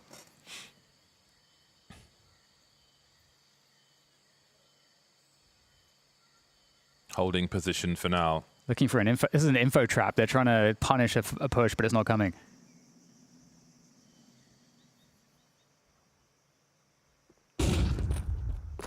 Now, what do they do with their A lurker? Because if they want an option to rotate that bomb, does he have to make a play here? 27 seconds. Showing a lot of skin towards B. Rattling cans and so on. That rotation will be heard though. And now Jugs in this donut position. Will he even be checked for? He won't be. He collects 2. His teammates rotating through to CT. There is a chance here for FUT. Yeah, 2 versus 3. Can they make it happen here? Demon going aggressive, trying to find these opening doors, but it just doesn't work out for him. Now everything on Krebeni's shoulders. Coming in from donut, position known, and fragged by the Mac 10 of Gravity. 12-9. What a round. I love that move, James. Just like the thunder stepping out from B across to donut. That is such a smart move from 3D Max. And now they are on a match point. They could just feel that something wasn't right on that bomb site. That's a big 2K, but ultimately not enough. The vision of Malta slipping away from FUT. It's fading in the distance now. As 3D Max find themselves in the driving seat. SMGs for FUT. Light on utility with 1:40. xCloud caught in the open. Yeah, this is a tough one.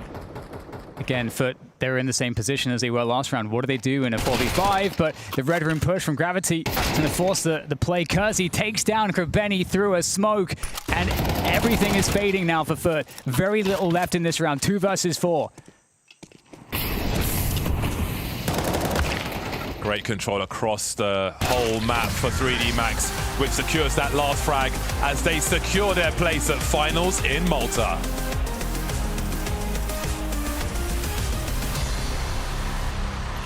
A huge win for 3D Max, once again taking down FUT. Big smiles on the players' faces, and I would have them as well. A really cutthroat, difficult Dust 2 to fight in, and then you go into Ancient, and yes, we can look at the past result and say they won it that time around, but this is FUT's wheelhouse, right? This is where FUT feels the most comfortable. We're expecting a harder fight for 3D Max here, and we're thinking maybe they were shaky on Dust 2, but this is going to inspire a lot of confidence. And by the way, they desperately needed to be getting to Landvu because of the VRS and just where they're at as a team right now.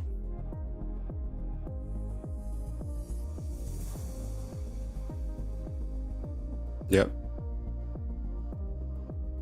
I hear you. I hear you perfectly. Okay, I'll just continue while we try and fix it. My mic was muted there. I think it's fixed now. Okay, I was expecting more than a hard fight. I was expecting FUT to dominate them on what is FUT's home map, right? This is their most comfortable map by far. This is the map that you expect they should be dominant on. They've got what we saw an 88% win rate on this map, I think. But 3D Max, I think they've improved their Ancient a lot over the last few weeks, probably over the last little bit of practice. I think they've really evolved the map. They've got much more of a complete play style, and it's very interesting to see them actually compete again, you know, get to a LAN, as you're saying, for the VRS, incredibly important. Yeah, incredibly important, where like we were starting to think that their recovery wasn't going to be possible. We were kind of hoping it after that first map that it's on Kersey, but this is now more of a team fight that's working in their way, right? And that's a positive sign, because I think that's what you were saying on the first day we saw 3D Max. Like, that is what their bread and butter is, right? The team needs to play well together. They don't have one player they can just rely on. Yeah, I think so much in the last few months that 3D Max has leaned back on their execs and their tactics, because their players they've been struggling. They've been unable to hold map control when they take it. They've just been getting picked apart. And to see them have confidence in their players again, to see them capable of going for a standard mid control into, you know, holding a bit of map control. They're always going to be a tactical team. They're going to have the execs. They're going to have the little fake B run through donut back to A, those little cutesy plays that it's always going to be there for them, but they need to be more well-rounded to beat a team like this. And I think that's what we see. They are picking up a more well-rounded play style. They're more confident in their players. And although Kersey didn't, you know, pop off the page this time, I think that has to be part of it. But Suda suddenly popped off the page though, right? He had great performance from the very beginning of Dust 2 to here on Ancient as well. He looked very confident and very comfortable within this, even when FUT were trying to challenge him as best they could. I would say that was the biggest factor in their ability to actually overcome this one, because, you know, FUT were taking a lot of straight up duels. They're relying on a lot of trades in the way they take bomb sites. They bring 2-3 players, but Masuda was consistently, when they went his direction, he was getting one, he was getting the entry, and he was oftentimes picking up a second as well. If he rotated in, he was hitting the shots consistently. And we saw on Dust 2, he was a little bit hot and cold. You know, he had a very strong start, and, you know, mellowed out a little bit in the middle of the map. I think we see here he was consistent throughout the game. He managed to really give them that ability, because I think when you look at it, FUT, on a normal day, you're expecting them to just frag 3D Max off the server on an Ancient. They are typically just a better Ancient team. Well, let's find out if Masuda agrees. I think you could have heard your last bit of rambling going off there. Masuda, you thinking FUT on a normal day would be able to outfrag you guys on the server? No. What did you say? I was just seeing if you heard what Vu said. Oh yeah, I did hear. Gotta love our online CS. But it's a bit laggy. I can't hear like the full sentence. It's a bit weird, but it's okay. So you had a very impressive game here against FUT. I want to just ask about the game plan you guys have against FUT. You beat them last time online at EPL as well. Like, what makes them a good team for you to go up against? Honestly, we just followed the plan that the coaching staff had as well. Last time we played them, yeah, as you said, that it was very comfortable for us. Like the veto and the maps were feeling a bit comfy. I guess they maybe thought that we will pick Cash, but we went to the opposite side and picked those two. So they probably got surprised by that. I don't know, but we always had this good map pool that we didn't show yet on the official, because it's like not going our way, but we're getting slowly better, and that's the most important. So everyone is feeling better. I wanted to ask about your playstyle. I was watching a lot of 3D Max demos heading into both of these series, and it felt like in the last few months your team has been leaning really heavily into executes. You know, like it feels you can't go for a default without, you know, losing a player in the middle of the map. But we're seeing here in this season, you guys are leaning more into defaults. It feels you're much more confident. Have you like evolved your playstyle as a team, do you think? I think yes. I mean, maybe. I mean, we're doing everything. You can't really. We don't have like one way to play. Like we always like try to change and do and surprise everything. Of course, we had plans when we play different teams, but we always change the way we play, and you know, trying to surprise and just not doing like always the same thing. I think it's important. And yeah, as well to execute, but that depends. Like I can't say everything. Yeah, I was going to ask about your performance this season as well. I feel like you've leveled up as a player. Have you done anything different that you think has contributed to that? Yeah, of course. I mean, I changed a lot of roles during my last years as well. I didn't play always the same position, and now I'm feeling like more comfortable. And I have like the roles I always wanted, so it's of course I'm like feeling very confident about the way I play right now, and how everyone is like trusting me and the process we have with the team. So yeah, I'm happy with like how it's going for me individually, of course, but it's not the most important. The most important is like that we have to perform as a team. And looking at you guys trying to perform as a team, right, to get 3D Max back to where it was before, can you tell me a bit about just how Wazink and how MBK is helping you guys, and like the time it's taking to get you back to where 3D Max was maybe before you joined a year ago or so? What, sorry, like you asked about like Wazink, what is he doing, and like MBK as well? How he's working with MBK, how you guys are trying to like improve and get back to where 3D Max was in the past? Oh, I mean, it's different. Everything is different. They changed IGL, they changed the coach as well, and of course we have the same analyst, and I wasn't there when he was there. But no, it's mostly the coaching staff is like the analyst, the coach, and the IGL are working together, and we just also do a lot of anti-strat together with the team, and always change the plan. So, but the rest is like mostly yeah, the coaching staff doing the stuff, and we trust the plan, and we change also by the way we play. Okay. And just for you guys, given where you are at with VRS right now, how important is being able to get to Malta, go to LAN for you? Oh, this one is very important. Like this win we just did, it was very important for us for the VRS points. Obviously, we're like going so down, and it feels good at least to get this one and have like and hopefully do a very good result to this Blast event. So we are back in business.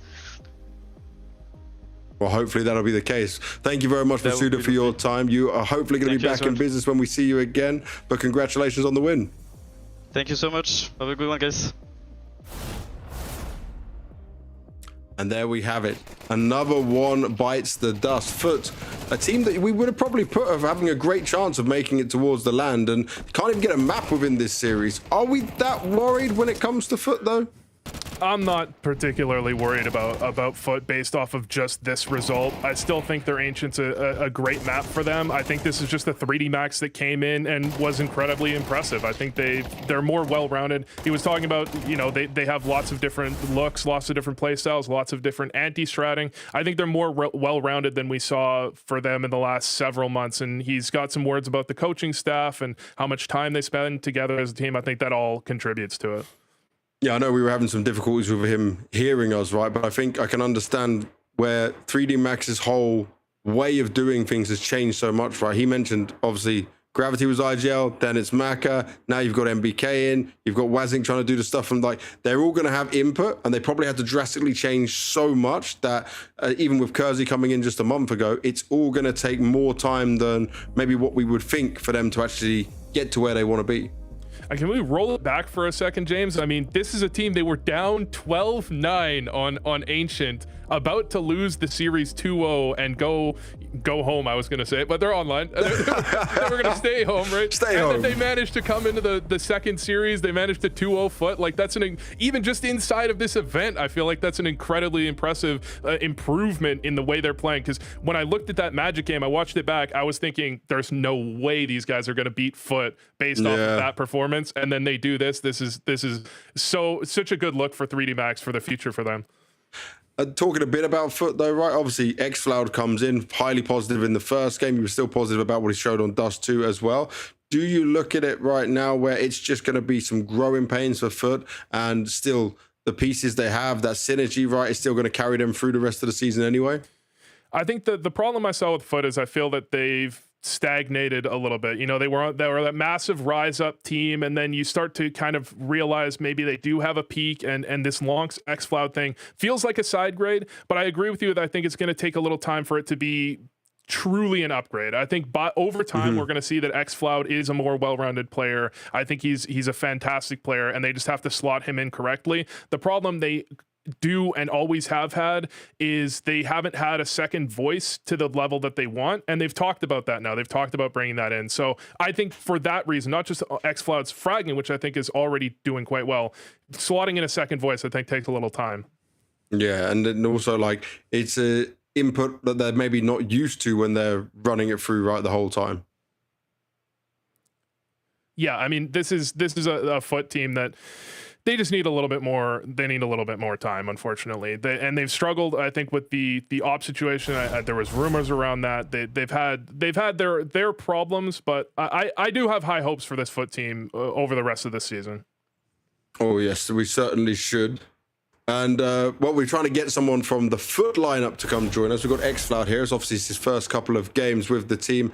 Hello, xFloud. First of all, commiserations on the loss. I know it's not what you would have wanted in there. Can you maybe just give me your perspective, the team's perspective on some of the things that went wrong here? Because I know in the past you guys have struggled with Dust 2. Obviously, you are brand new to the team, but they have in general as a team. But this showed a better performance, like you're able to fight them a bit more. But then on Ancient, which we almost think is like, yeah, FUT can get this every time, it didn't work out. Yeah, I mean, I think today we were ready for the enemy. We had good preparation for them, but I think communication-wise, we were not on the top. Like, we were misunderstanding each other a lot, or maybe we were not communicating in some points when we needed, or maybe there's some dead talks, you know, trying to help. But like, we were in different pages in a lot of scenarios, I think. Can I ask, when it comes to communication, the interviews we've had with FUT before, they've talked about maybe needing a second voice, and maybe you can add that to the team. Is that something you feel that you're able to do? I mean, Krabeni is talking most of the time in the rounds, like he likes to micro people a lot. I think so because of that, most of the time in the team, I don't need to do second calling, you know. But some like what I'm doing right now is maybe adding different perspective in the rounds, or maybe before the game, before the like practice, I'm trying to look, we had this, you can do this, we can do this. I'm trying to give ideas, and for now it's like. Till now everyone likes the ideas, but yeah, also in game, maybe on city there's some positions I'm getting some responsibility, but I think here people are talking a lot, like every player, that I was not expecting, so everyone had idea. So I think I will be more on like maybe helping about like second calling when pressure is high. But yeah, as I said, Krabeni is talking a lot and he likes to control the game, and he's doing pretty fine about that, you know. So the team is not needed a lot of second voice, but a guy who can call when needed, you know. Okay, maybe I can ask about your individual form. You know, you've come into this team, different caller, different style. You've performed, I think, quite well so far. Do you think you're still slotting in? You're going to level up even further? I mean, I think first game I played pretty well. I feel good, and as a team we played good. But today I was a bit down also individually, but also I did what I supposed to do in the team, so I didn't overpeak or go for kills a lot, you know. If I have Deagle, I will go first. I will not bait my guy, never ever. So, but today I was a bit down individually, and it's causing also like I'm not adapted the team yet, like the comms, the voices, the rounds we play, the reactions we take is fully different than what I had in my previous teams, you know. So sometimes maybe we are losing some timings or maybe even some rounds because of me. So I think in future I will be performing better, and I think it will impact the results also, inshallah. There we go. Well, hopefully that is the case. Xflab, thank you very much for joining us. I know it's not easy after taking a loss as well, but good luck throughout the rest of the season, and I'll see you soon. Thank you. See you guys. All right, some words there to get the lowdown on what was happening inside FUT for that one. And it will be these kind of growing pains we were talking about. But Vu, we need to get out of here. We need to change things over again because Mongols are going up against Wildcard. And like I said earlier when we did the pre-show, if Wildcard is to win this game, then all of the guys must have just unplugged their keyboards and their mice from Mongols to make it happen. See if that's true after the break.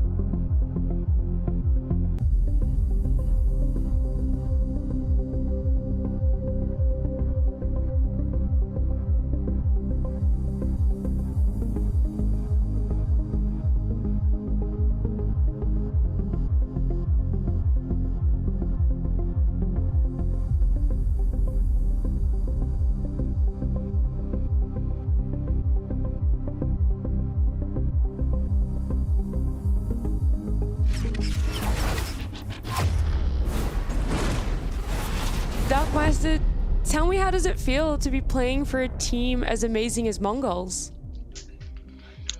It's feeling amazing. The playing tier 1 is really actually amazing. I'm doing my best. What's the big difference between MongolZ Academy and the full MongolZ, tier 1 team? MongolZ Academy, I was doing the role IGL. It's very hard to play like with 4 kids with me. It's very hard to play Academy team. Now I'm good with MongolZ main roster. You were IGL on Academy. Are Yes. you still IGLing on MongolZ, or just a player? You're following Blitz? Yeah, just following Blitz. Okay. Do you still shot call some rounds, or is this fully hands off and you're just learning from all of MongolZ? Yeah, I'm just full of learning of MongolZ. I need to learn so many things of this team, and playing tier 1 is so hard. Yeah, I'm still learning. Do you feel that there's expectations placed on you to be, like the next Senzu, or not really? I think I have talent for next professional players like maybe Senzo or Makaze. Like, yeah, maybe I'll do it my best. Maybe I'll maybe I'll one day, maybe 1 star, maybe. Yeah. Look, he didn't sound too confident, Maui, but I feel like I'm going to chalk that one up to not so confident in his English, because he's definitely a confident player. It showed last time we saw MongolZ, and this is the first time that you and I are actually going to get to talk about them a little bit more in depth, really get to break down exactly what has happened to what feels like one of those tier 1 teams that has done such a significant roster change over the player break. Obviously, the Mongols are coming in with drastic changes, but that didn't actually dissuade them from taking down a European team that many, including myself, are quite excited for. So we already see that Mara is up to his usual ways, finding just players from God knows where, Mongolia, and turning them into players that are likely going to be playing at a major and changing their own lives. Yeah, and he cleared it up as well, because we did hear from Techno in one of their post games after beating Heroic that Darkmeister was IGLing, and it sounded like maybe he could have still been doing a little bit of shot calling in the team, just something that's carried over. But Darkmeister was like, no, I'm simply following Blitz. That's all that's happened here. I've just come in as essentially an extra utensil for him to use in the kitchen. And they're trying to make him feel comfortable. Even position-wise, the slots that he's filling are kind of star spots. They're giving him some really good roles. They're giving him some good positions. He definitely paid that back to them. So yeah, once he's freed from the burden of being an in-game leader where he didn't really have the greatest stats or even the largest sample size when he was on the academy team, it looks like they've once again struck gold. I don't know how they keep doing it, okay? It's just, but it was just one map of Dust 2. Yeah, but there's a chance that we're going to get to see more of it as well, and see if that was just one of those in the tanks warm-up thing, and there is still a lot more, because when we look at the head-to-head that's happened between these two teams, they've met once already this year. Now, this was a wildcard lineup before 60 joined, but it was massively favored towards MongolZ, so both of them having undergone pretty notable roster changes since that previous matchup at PGL Bucharest. Well, I would say that this is the one aspect of the matchup that would probably play into Wildcard's favor, because you would, and I would make the case easily that the Mongols have worsened since then, given the fact that they lost Mazinho. And I would say that Wildcard have drastically improved, because the player they were working with, Peeping, is maybe one day going to be on the stages for the North American side. But at this tournament, he was one of the worst players by far, and he was very bad in this game. So to even go 13-11 on one of the maps is probably there is actually hope. Let's just put it like that for Wildcard. Well, I don't mean to like squash the hope, but I did want to go back and have a look at what 60 personally has had to go through when it comes to Mongols. He's gone up against them 3 times in the past. Do you want to take a guess at his win rate over the last year against Mongols? I would be shocked if he's won a map against them. He has not. Yeah, he lost at Melbourne, Cluj, and ESL Challenger. So they were the 3 instances in the last year and a half, in which he personally had gone up against them. And it was a 0% win rate, unfortunately. But it's a new roster, you know? It's a whole new sort of system that they're working under that they could get going for themselves. But keeping the conversation a little bit more on MongolZ here, not only is it new pieces that are moving in for them, but it's also pieces really standing out, 9-10 being one of those, Maui. 9-10 has actually punched himself into the conversation of being one of the top 20 players this year. And for people who don't keep track of all the way down the list that HLTV likes to publish, 9-10, has not actually been an HLTV top 20 player in the past. However, in 2025 on their list, he was the 27th ranked player. So he's always been a very solid opper for the team, but it's now because of the burden which he has to carry with Senzu's absence that he's taken a step up. He's a bit more aggressive now. I would say that he tries to dictate the actions very frequently on the CT side, always looking for ways to be involved. And I would say that his shot hitting consistency in the past was always really good. Maybe it just came down to the opportunities that he didn't always find or present himself, because yeah, I mean, it's hard to sometimes slot in when Senzu's taking all of his own fights. So now that 9-10's just being a bit more active, rotating more frequently, he's just letting that high accuracy rate shine.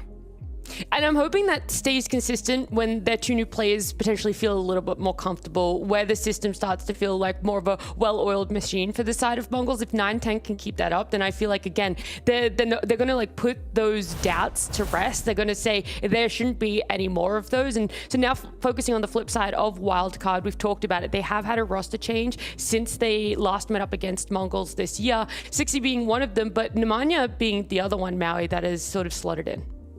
Nemanja has totally changed the face of Wildcard, especially. I mean, the come up that he had with Ill Will, the come up that he had with Zero Tenacity. This guy, I have a hard time finding the parallel for who he would be, but it's almost kind of like what BlameF has been sort of doing with teams, where you could just slot him on a team like he was on Fnatic before, more recently on Big, and he's going to get you to a baseline level. Not going to say he's as good as BlameF, but he might be a better caller. That's kind of the aspect of this that I actually kind of like, that things can get a little bit trickier with Nemanja. I think that the defense has gotten way more active. That's one thing that I think always kind of came out in doses of North American CT sides, but Nemanja, I think, has fully embraced it. He can be a little bit more of an X-factor player himself, and I'd also think that when I'm watching this Wildcard team in their recent match versus Alliance, which I thought Alliance was going to win, I was utterly shocked at how frequently Wildcard were willing to just kind of peek little corners here and there, go for a little flash play to set a guy up so they can get a little bit of information. They're never trying to stay completely in the dark so that they can either rotate quicker or even get a fight on their own terms. Yeah, again, another team that I think just needed to have that little bit of extra time for themselves once they did get that final piece of 60 joining them a couple of months ago to really get it going for themselves. Alliance, though, maybe not necessarily the team that has tested them to the full potential so far in Blast Bounty, but coming up against MongolZ will be the truest test here. We did see Dust2 getting picked up by Wildcard there. Inferno is the response that MongolZ give, and Mirage is going to be our leftover map if we end up getting to a decider. The pick from Wildcard is expected, actually. I think this is, I mean, they just like Dust2 in general. And then for MongolZ, I am a little surprised to see them go for the Inferno pick there. I mean, their first and only matchup with this lineup, they went for a cash pick. It worked out well for them as they took down Heroic.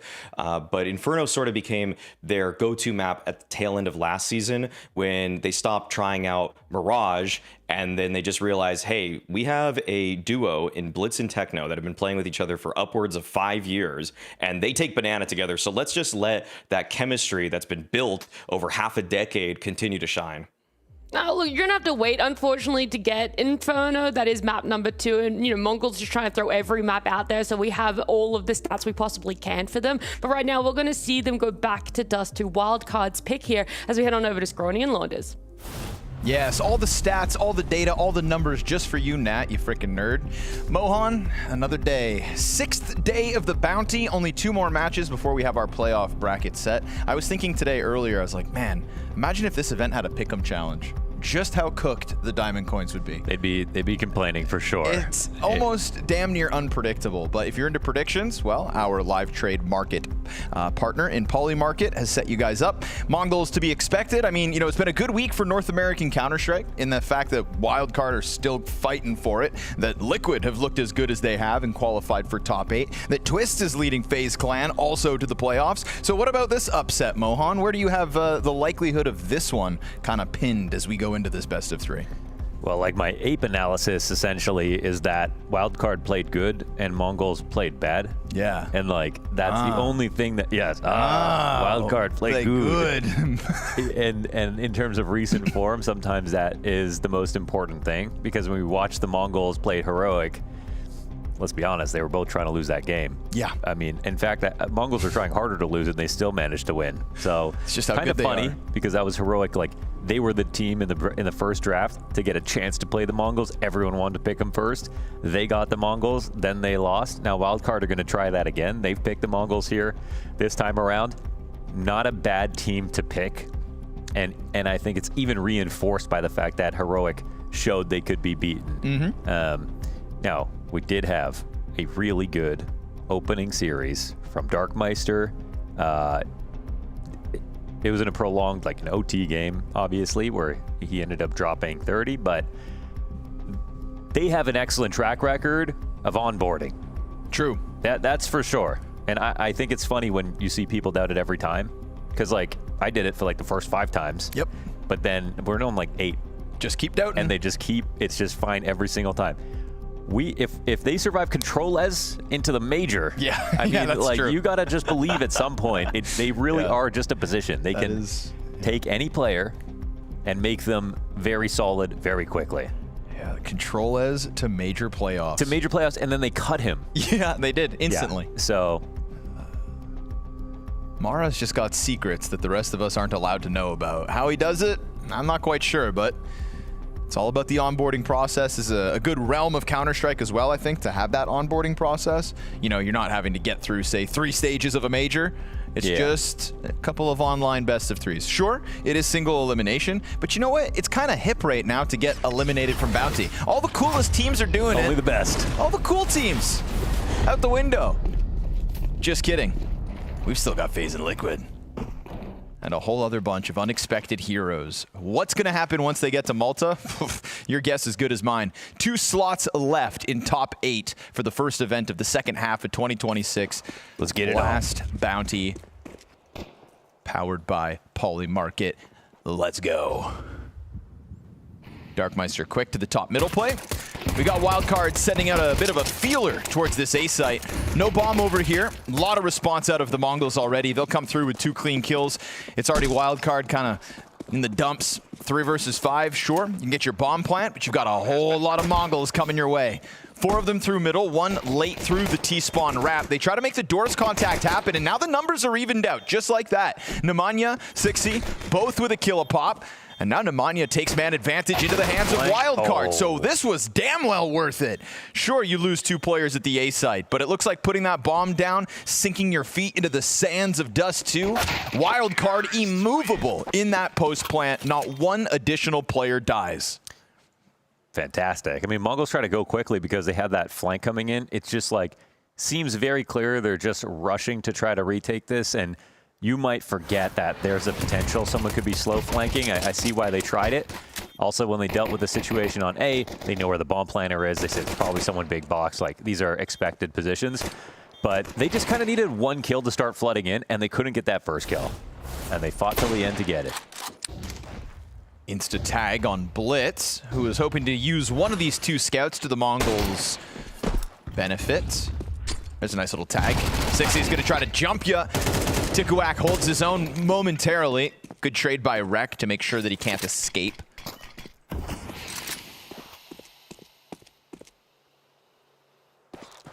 We watch as the AKs have the advantage versus the pistols, but the scout in 910's hands, this is a potential lethal defender here on A site.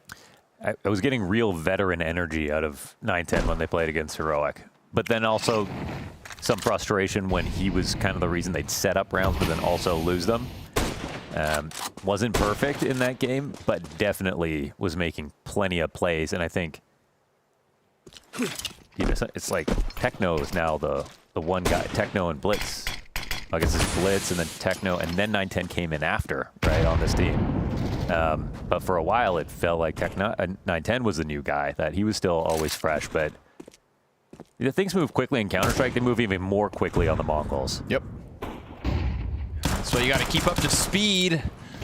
Techno, good hit in lower tunnel. It is Rek to once again be the guy to try to keep this round moving. 910's found his.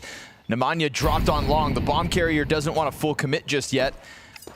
They're going to try to redirect it 20 seconds. Smoke and CT spawn will cut off the majority. Oh, 910 still lands the shot. Just finds the timing on it. MHL caught wind of you behind the boxes. Oh, it works. Mongols force buy in the second round. Pans out to perfection. Simple thing, but at the end of the day, if you know 60's got this Mac 10 running out long, you can't just lose to a 5-7 falling back. I think the way they felt was, okay, we'll still be good. You know, if we get through this round, but I'm not surprised off that 5v4. Mongols can take it.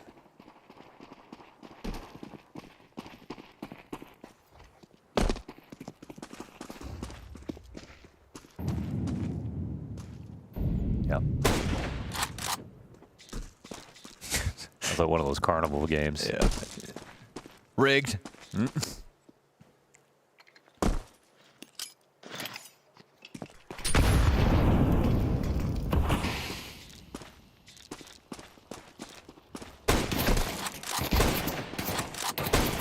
910 taking damage here from the one and only Galil of Wildcard. Nemanja actually had a bunch of players preoccupied, but he'll lose the duel to Darkmeister. Pistols puncture into the B site. That's kind of a good B play. It'd be a wild round to win. CT smoke pops in front of the door. They're just going to try to play through this. Darkmeister presses into a P250. Blitz is just going to surpass his teammate, take over the position. Tikawak here to help out. And no bomb plant, but here comes 60 in the Tech 9, 1v3. 2 kills to the window side. He knows where the last man's at. Huge health advantage for Blitz.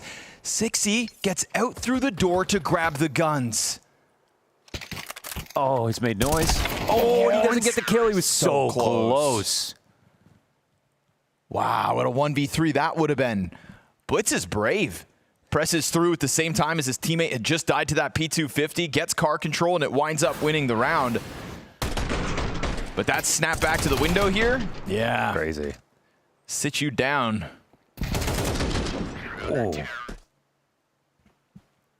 I want to say 60 got a little unlucky with how he was picking up the weapons or something. It seemed like he... Oh, okay. Nemanja. Nice shot. I love that movie. Lion King? No, Nemanja. Oh. Featuring Robin Williams. Jumanji? Yeah, it's a bit of a stretch.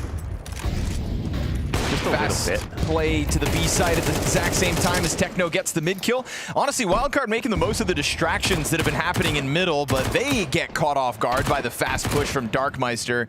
And man advantage held onto as the Tech 9s at this distance aren't meant to hit as hard as they have been. Blitz falls into the backside. Beautiful control of the AK in that one. Mongols to keep 4 players alive. And finally, somebody stabilizing the start to this Dust 2 game.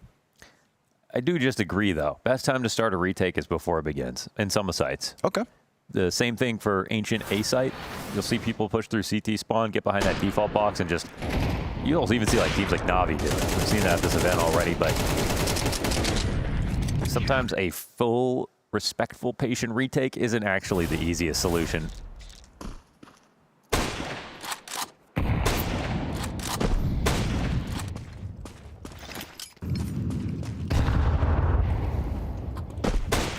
The old 1 damage grenade.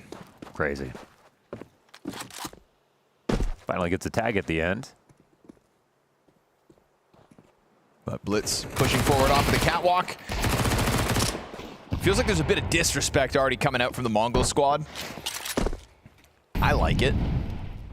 Confident moves here in a round where they most certainly have the advantage. Can't be afraid of Wildcard. Although maybe you should be afraid of just the scouts, because there's been a lot of output between Nemanja, MHL now.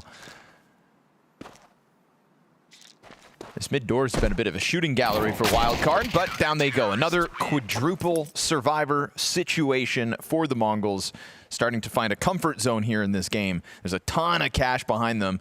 We're looking at something like $25,000 in surplus after this rebuy on 1. If they just quit now, they could put their money together, get a nice car, drive off into the sunset. Just 1 car for the 5 of them? Nice big old SUV. Again, hey? The tags have been real for Wildcard.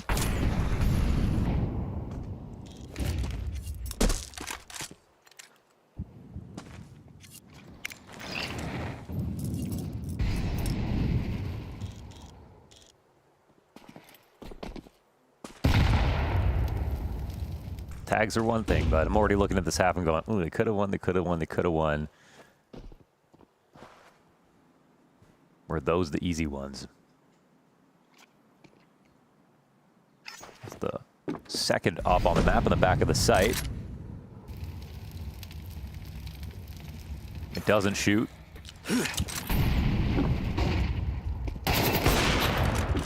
Great refrag.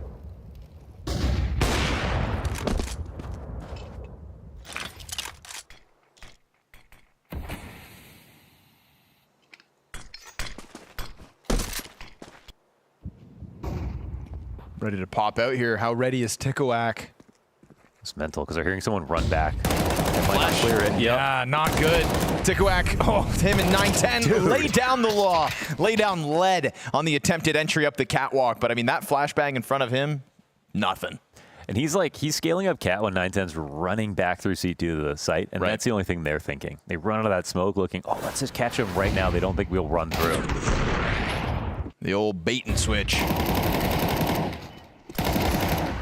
So unprepared for that forward position, and he most certainly makes the most of it. All 3 headshot frags at the end of it.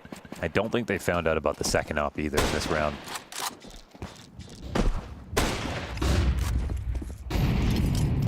This game very quickly starting to get away from Wildcard as they are back relegated to pistols once more. 910 in anticipation of the cat push has Tikawak to work with him again.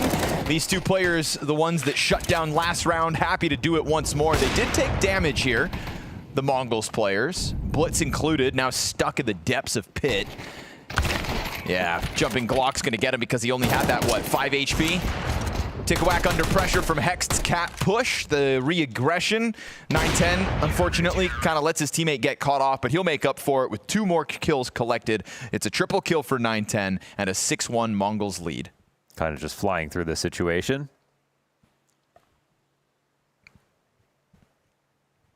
Hex was looking pretty animated a couple rounds ago. Yeah. Again, I feel like those are just some really good chances. It was the really fast B tunnels flank when they retook before the bomb plant. That was the one that got Hex a little frantic.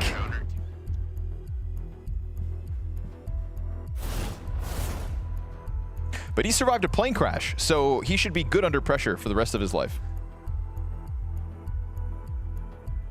Like I said, did it crash? Well, I mean, it slid off the runway. I guess it would count, I guess. The airplane landed. It's terrifying. It was driving down the runway perfectly fine. It turned off and then just kind of Tokyo drifted into the grass. Is that a plane crash? The plane crashed. I feel like if you have to, like, you know, break the glass of the cockpit and jump out of the front of it, then you're in a plane crash. Okay. Yeah, if they're still serving drinks after the crash, it didn't really crash. 910 quick kill out middle. Again, just the confidence of Mongols in these. If you landed at home, did you? Flashes for 910. Ooh, the follow-up gets him.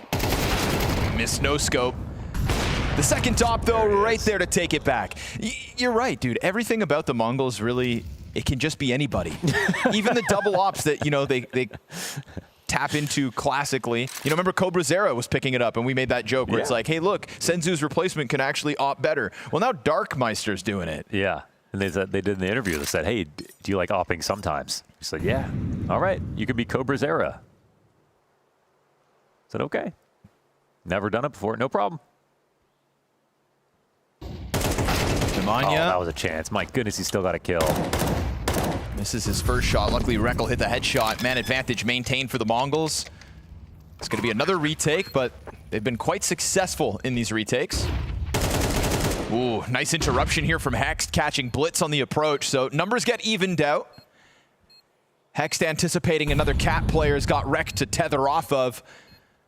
Slowly, Techno approaching here. He'll get his one, and it's a good thing Rek came and joined Hex for the trade frag. Bomb at the halfway point. Tikawak on the retake. Already up the ramp. Has a smoke grenade. Yeah, could block off the bomb. See how he uses it. He'll drop it right on top of it and just hope that this spray from Rek is a miss. Oh, no way. Okay. Yeah, nice headshot here for Rek to clutch out. He'll go 1v2 in the moment and let Wildcard at least win a second. It's going to be very disappointed in Rek if he couldn't find that one, so... Not many options there for Tikawak. He gets the shot in. Here's that op dying into a second op appearing off of Cat, but the one round they really find out about it, they actually still win. Good team play, that post plant between Rek and Hex. The flash to get Hex the kill on Blitz, and then the reposition to come trade him out to the second Cat retaker. To see some good fundamentals on display. They've been getting into B. Yep, that they have. But did they miss their easy chances?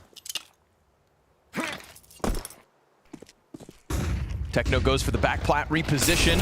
They are already on top of him. They've been getting into this B site, and this round looks to be another moment where they can do so. Techno's hoping that no nade comes his way, and there isn't a frag to actually clear him out of that corner. 9-10, what? Okay, 60 jumps through the flames on his screen. No reaction. They know still that he's alive. Still got to be back here. They're gonna find him with a knife. Oh, he's got a so kill. They thought. 33. You're kidding. And Blitz is flanking now. Oh, this round is ridiculous. They didn't plant yet. He gets another kill. The best retake is before the bomb goes down, you said, and Hex survives the spray. Oh, no way. Oh my God, this one is nuts. Blitz has 100 HP. 59 on the chase, and Wildcard come out on top of it. If we could only... let's replay that round from a top-down POV and put some clown music over top of it, please and thank you. Stayed alive at K-Sharp that whole time. Guy came at him with a knife, and he still got the kill. What happened? A lot. What did? What didn't happen? Yeah. I can't believe any of this. This is like Dunkirk condensed. Sure. Going in with a knife only to get blasted out of the smoke by Techno. Also 9-10 not reacting to the MAC-10 guy burning in a Molotov. 4-3. What about your audio? You hear the guy jumping through fire to your right. Trust me, everyone's yelling. Yeah, that's fair. Both teams in that moment. So back to the single op for the Mongols, and hey, Wildcard are creating a chance to try and tie up this half.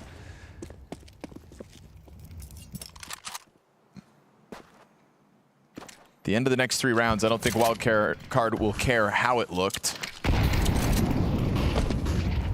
No, not at all. And you know that when you play against Mongols, it'll always be messy. Just rack up some rounds.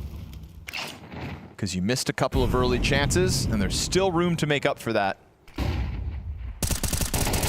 Ooh, Blitz just barely misses the smoke spam.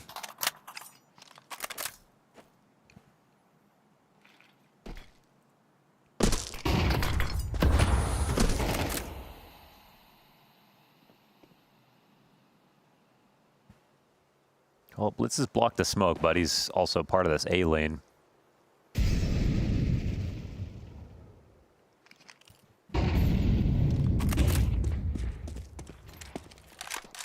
What's the adjustment here? 9-10 can't stay on this angle forever, though. Cat control. Just wants to take the first peek and then dive for cover. He'll grab one. Nice trade by Nemanja, but still numbers advantage earned by the Mongols. Tikawak thinking about going through Blitz. Okay, That's crazy. That was so crazy. Tigwack getting tagged up in the smoke. Suddenly, Wildcard are the ones back with the edge. Dink for Hex to have to stomach. He's not going to get away from that. Was hoping he could just crouch his way back into cover. Darkmeister won't allow it. And then he instantly falls back around into middle while Techno goes for the long flank. But a long flank with an MP7, he's going to hope the element of surprise helps out because he's at a gun disadvantage. MHL just checked it, but he could miss the timing here. Up shot to the cap play. Yeah, nice lockdown from Wildcard, now stringing rounds together at the end of this half. They are on a 3-round streak after having not even planted the bomb in the 6 rounds MongolZ won. Blitz is a crazy, crazy guy, isn't he? I mean, to think you could get away with that. 5 long. Okay, let me grab the op. Sometimes I feel like Blitz just thinks his opponents are total noobs. And sometimes he's right. When you play fast, sometimes you can make people look silly because they're like, why would you even do that right now? It's a valid question. Reaching for the op when you had an M4 and there was a smoke on site for the long push anyways. I don't know. I'm no chess master, so I'll just watch and learn. And right back to his antics with this top mid push. Oh, check long. He just might get cleared back. Oh no. Ooh, here's the run over. Opper totally unprepared, but not ready for Rec to be behind him. So not the sequence Blitz was hoping for.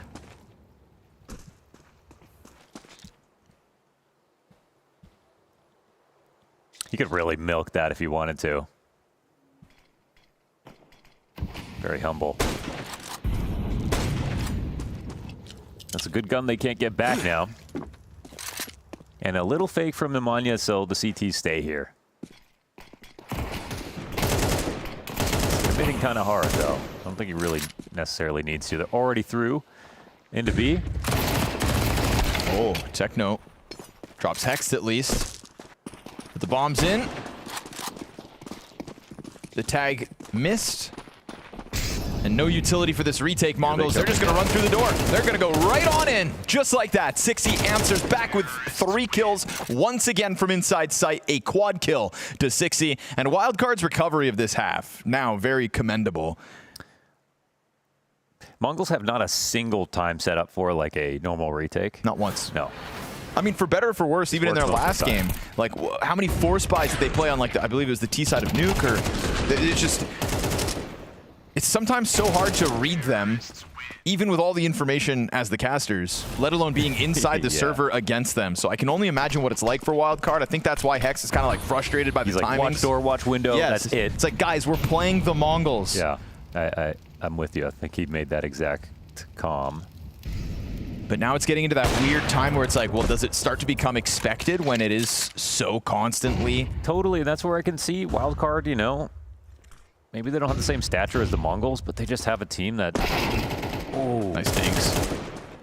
Wow, that was like 3 headshots, wasn't it? Alliance did not play well in their game versus Wildcard. Alliance. But Wildcard did play very well, and I think the thing that stood out was so many players were playing well at the same time. Yeah.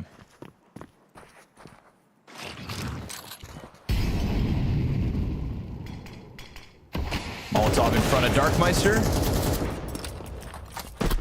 Should have just dropped both those mollies at once.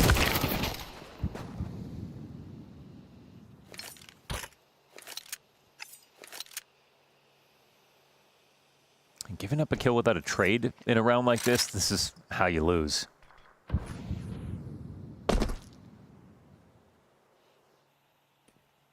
Wow, they're walking into the 3B stack.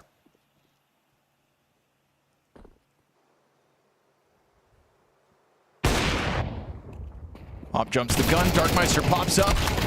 Slays one, but Rex the guy to double down, and Blitz just keeping his head tucked because he's stuck on that 17 HP. He's not a B player. Oh, he peeks early. He still gets the headshot. Crazy. And he's still somehow alive. Bomb plant's gonna go down. He's just gonna gun MHL out of the double doors. Blitz gets way more value than he's ever supposed to get from that position. Now MongolZ actually have to come forward for the defuse. Sixy's been a beast inside this bomb site, and he almost pulls off another clutch, but Tikuak will win out. A great half from one of the new pieces of the Mongols, 13-8 with that 1 versus 1, and the fact that Blitz with 17 HP pops up and gets a 2K. So the Mongols maintain a slight edge, a 7-5 CT side here on Dust 2. AWPers use a gun that nobody else uses. It's the biggest resource in the game. It's a one-shot gun, so it's bound to have high impact. Top AWPers get the credit they do because not anyone can do it.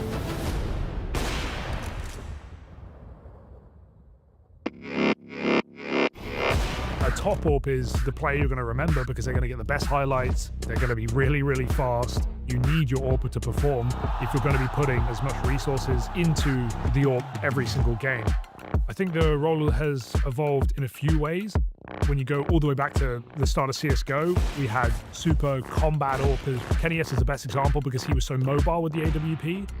The AWP got nerfed as a result, mainly of players like paiN, who was so aggressive and who were always pushing, always in your face. In the game, that got nerfed, and we saw AWPers be more, I think, static for a while. Device is a great example of that. Someone who would pick their spot and stay in it and be like a turret almost. This guy never missed a shot. He was the most reliable AWPer of all time, really. I think AWP IGLing is not easy. You give him space, he'll figure it out every time. There are very few cases of players who have made that work at like the top level. There's a few factors, I think, that play into this.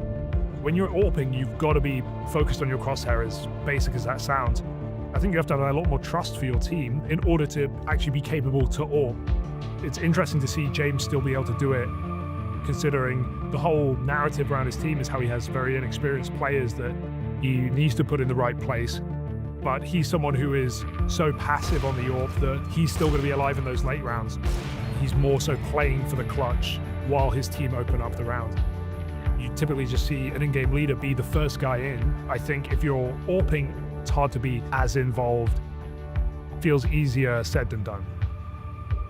But then you have also flashy AWPers are a lot of fun to watch. People like MongolZ, extremely exciting player, in your face, pushing through utility, and of course, Simple doing the same thing. Absolutely able to take over games with high-risk plays. Think about some of Simple's best moments, dropping in from heaven, getting 2 no-scope kills. He did the craziest stuff, and he got away with it time after time. When you're a top AWPer as well, you're getting studied, you're getting game planned for. The fact that I was able to find as much impact as he does is impressive, considering there are whole analyst teams trying to figure out how to not let this guy pop off. A guy that never makes mistakes, a guy that is extremely hard to punish. There's different levels of AWPing, whether they're flashy, whether they're reliable. They have to perform in the highest impact moments, and there is no room for error. If you miss a shot on the AWP, you're going to die. You're always going to take attention because there is no room for error.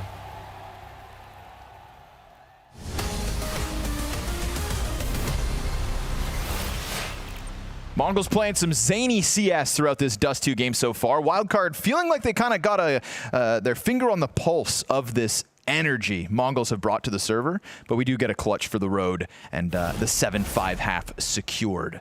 So always tough to play versus the Mongols. They keep the pedal to the metal constantly, sometimes for better or for worse.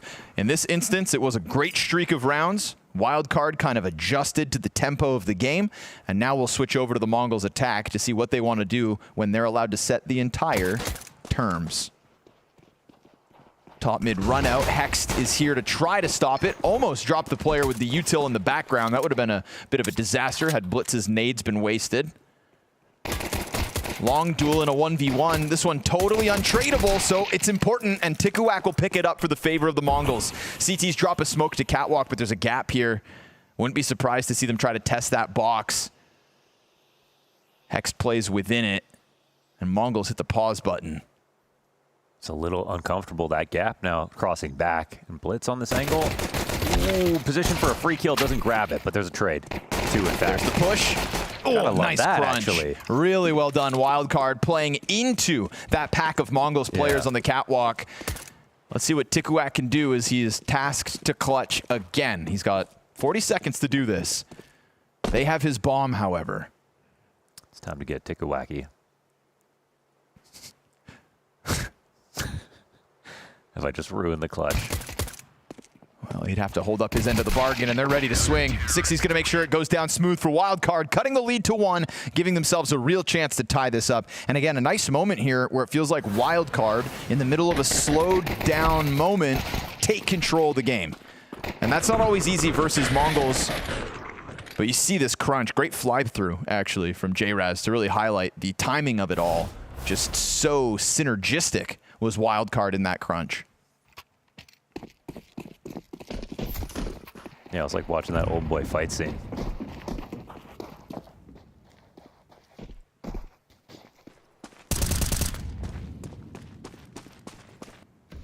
This was a film.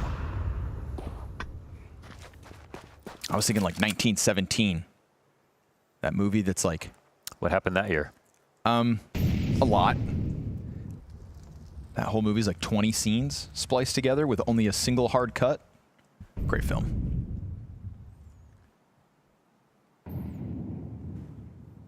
They can't win with just these pistols. No? Oof, not now. That's for damn sure. Nice nade placement. Good output. Real chance of tying up. This was a 6-1 lead for the MongolZ.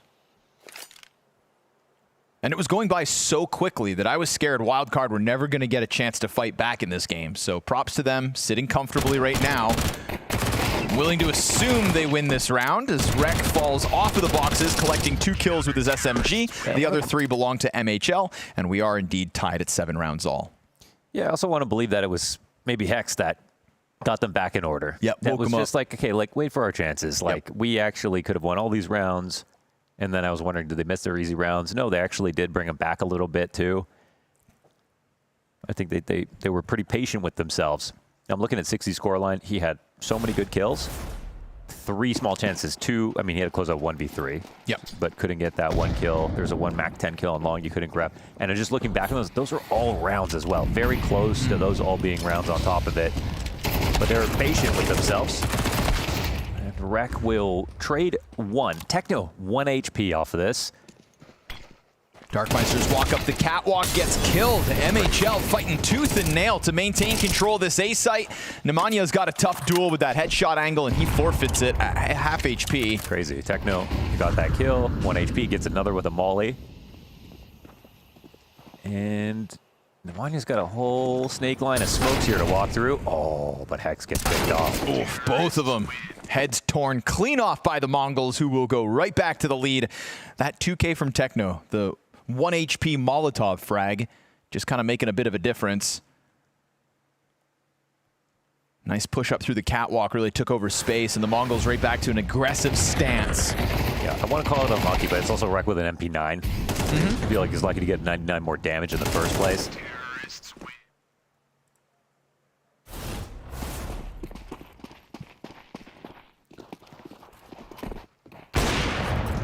Well, that's that'll a great help. Opener. That's way fast. 145, got an op kill top mid.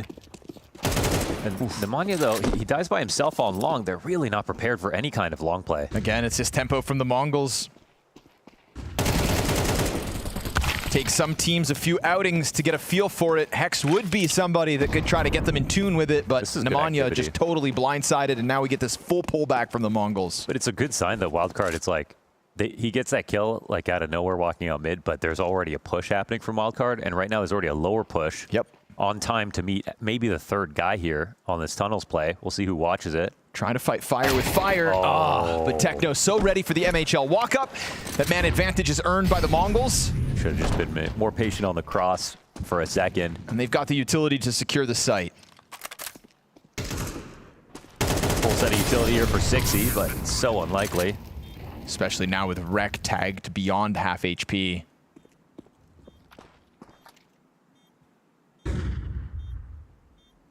The MongolZ are assuming there's no chance they even try this. Yeah. Op gets stolen. Run for the hills, brother. I think it's been very impressive to watch 60's return to European Counter-Strike. Again, not the best that departure, lost, yeah. You know, from his we really could have seen him, I think, like not get a chance to exit NA again. Cool that Wildcard picked him back up, and then also cool that his individual level here has been rock solid. Yes, they played Alliance, and we didn't get the best of Alliance in their opening game. csgo and Hext are the 2 highest rated players at this event right now, coming into this map. And if, you know, Hext falls off like he has, 6 and 12 at the moment, I think you're going to expect to see a bit of a drop in the rating. He was just in a plane crash. Have some respect. Sorry, you're right. But csgo holding his own again, and this time versus the Mongols, who love to play this kind of like aggressive tempo that could certainly catch you off. Hey. Welcome back.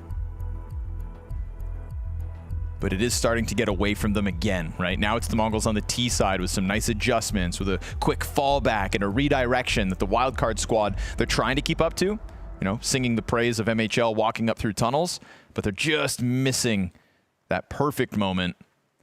And that's why Mongols lead once more. I still see all these rounds being so close, though. In Wildcard, I'd still rather be them on CT side, so I think mentally they just need to not put themselves out, because Mongols are never going to give up on playing a little faster. And that's just going to create some opportunities while they've got new players to integrate. 2 up shots get missed.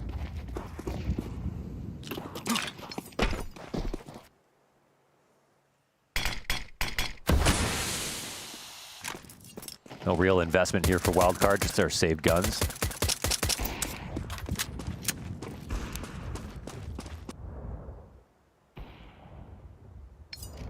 This is the kind of round for Mongols. I mean, if they want to play everything perfectly, they just want to convince Wildcard to save, because you would do that easily.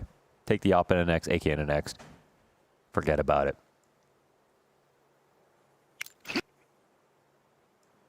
But they haven't been playing perfect. And yeah, they give you some chances. Ooh, what a blasted. shot.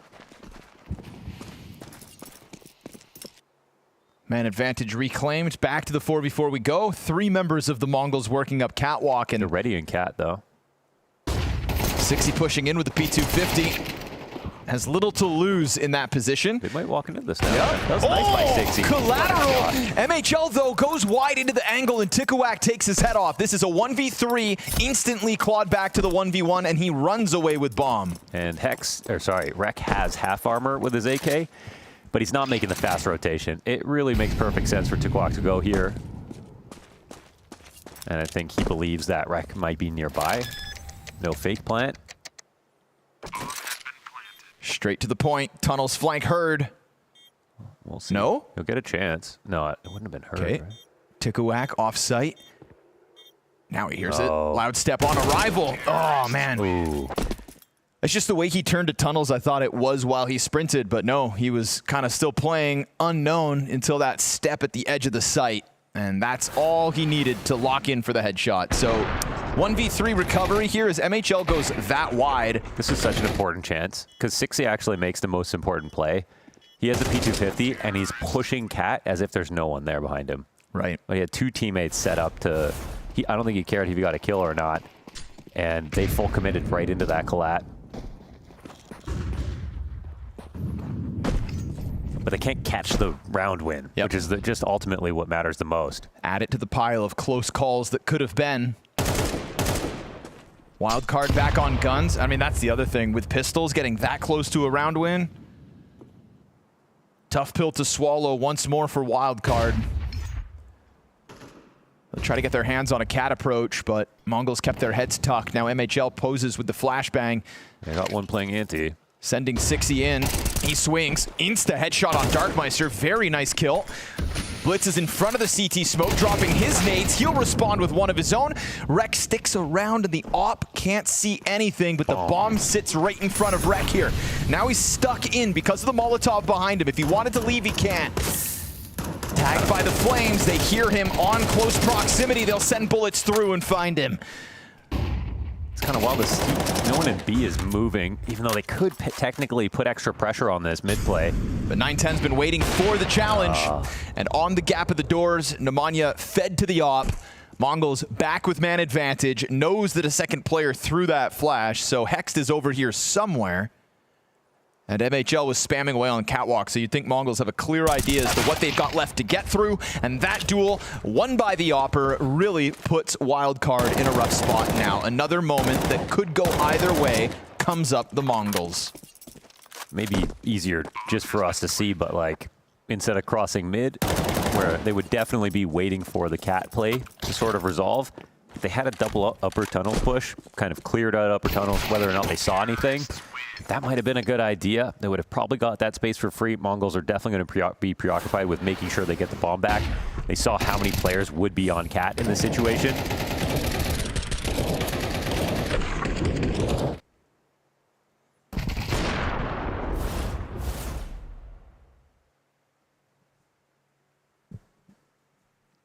We can call that another good chance that goes to the wayside. Yeah. Take a look with a great map so far, 20 and 11. This could wind up being one of those maps where the score doesn't really tell you how close it was. Yeah.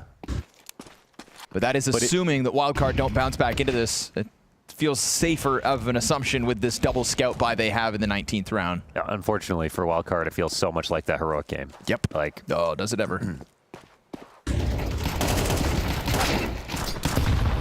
Rek trying to be the hero out towards long. 5-7 kills, not a bad place to start, but you've got all of the Mongols here together. They double up the smoke in CT. Really trying to get this party moving to the B bomb site, and Hex, little to lose, is going to try to run through with the 5-7. Or no, just the standard pistol, but as he doubles back, all the Mongols have taken over the B site in the meantime. 9-10 sends one through the boxes. Almost clipping another kill out towards mid. Hext has been able to grab a gun, both him and Rek now on the AKs. But what are they going to do about it? There's a couple of low players for the next round to stave off victory, so I can see a world where you want this save. They toy with the idea, but no kit. And now no chance. Hext cut down to size, and that's going to be the Mongols securing 5 map points. Looking a little too stable at sometimes, and then picking up all the chaotic situations. The Mongols, they did it their way this game.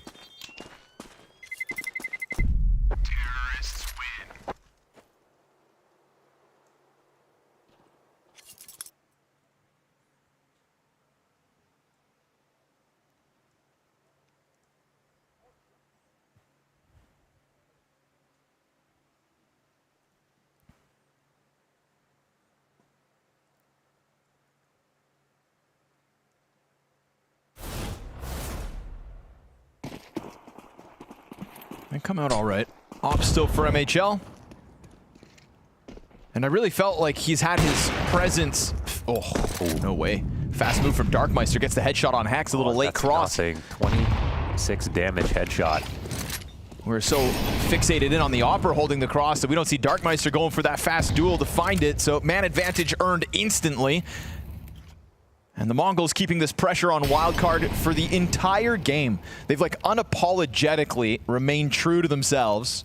Even as Wildcard were starting to rebound in that first half. But they've switched over to the attack. Sure, Wildcard take the pistol, take the conversion. We're on a 5-round Mongol streak right now. 6th would put this in the bag. Oh, no. You gotta get those. Rek misses his chance. Tikawak up to 22 kills. Another fantastic showing for the newcomer on the Mongols. And he's got teammates behind him if he just wants to become the support in that 3-player push. Techno caught off by 6E getting aggressive. Darkmeister's there to trade back, but MHL forgoes his control. He's got a ton of util, but because of the cat threat, just keeps that op up, and it's worth it.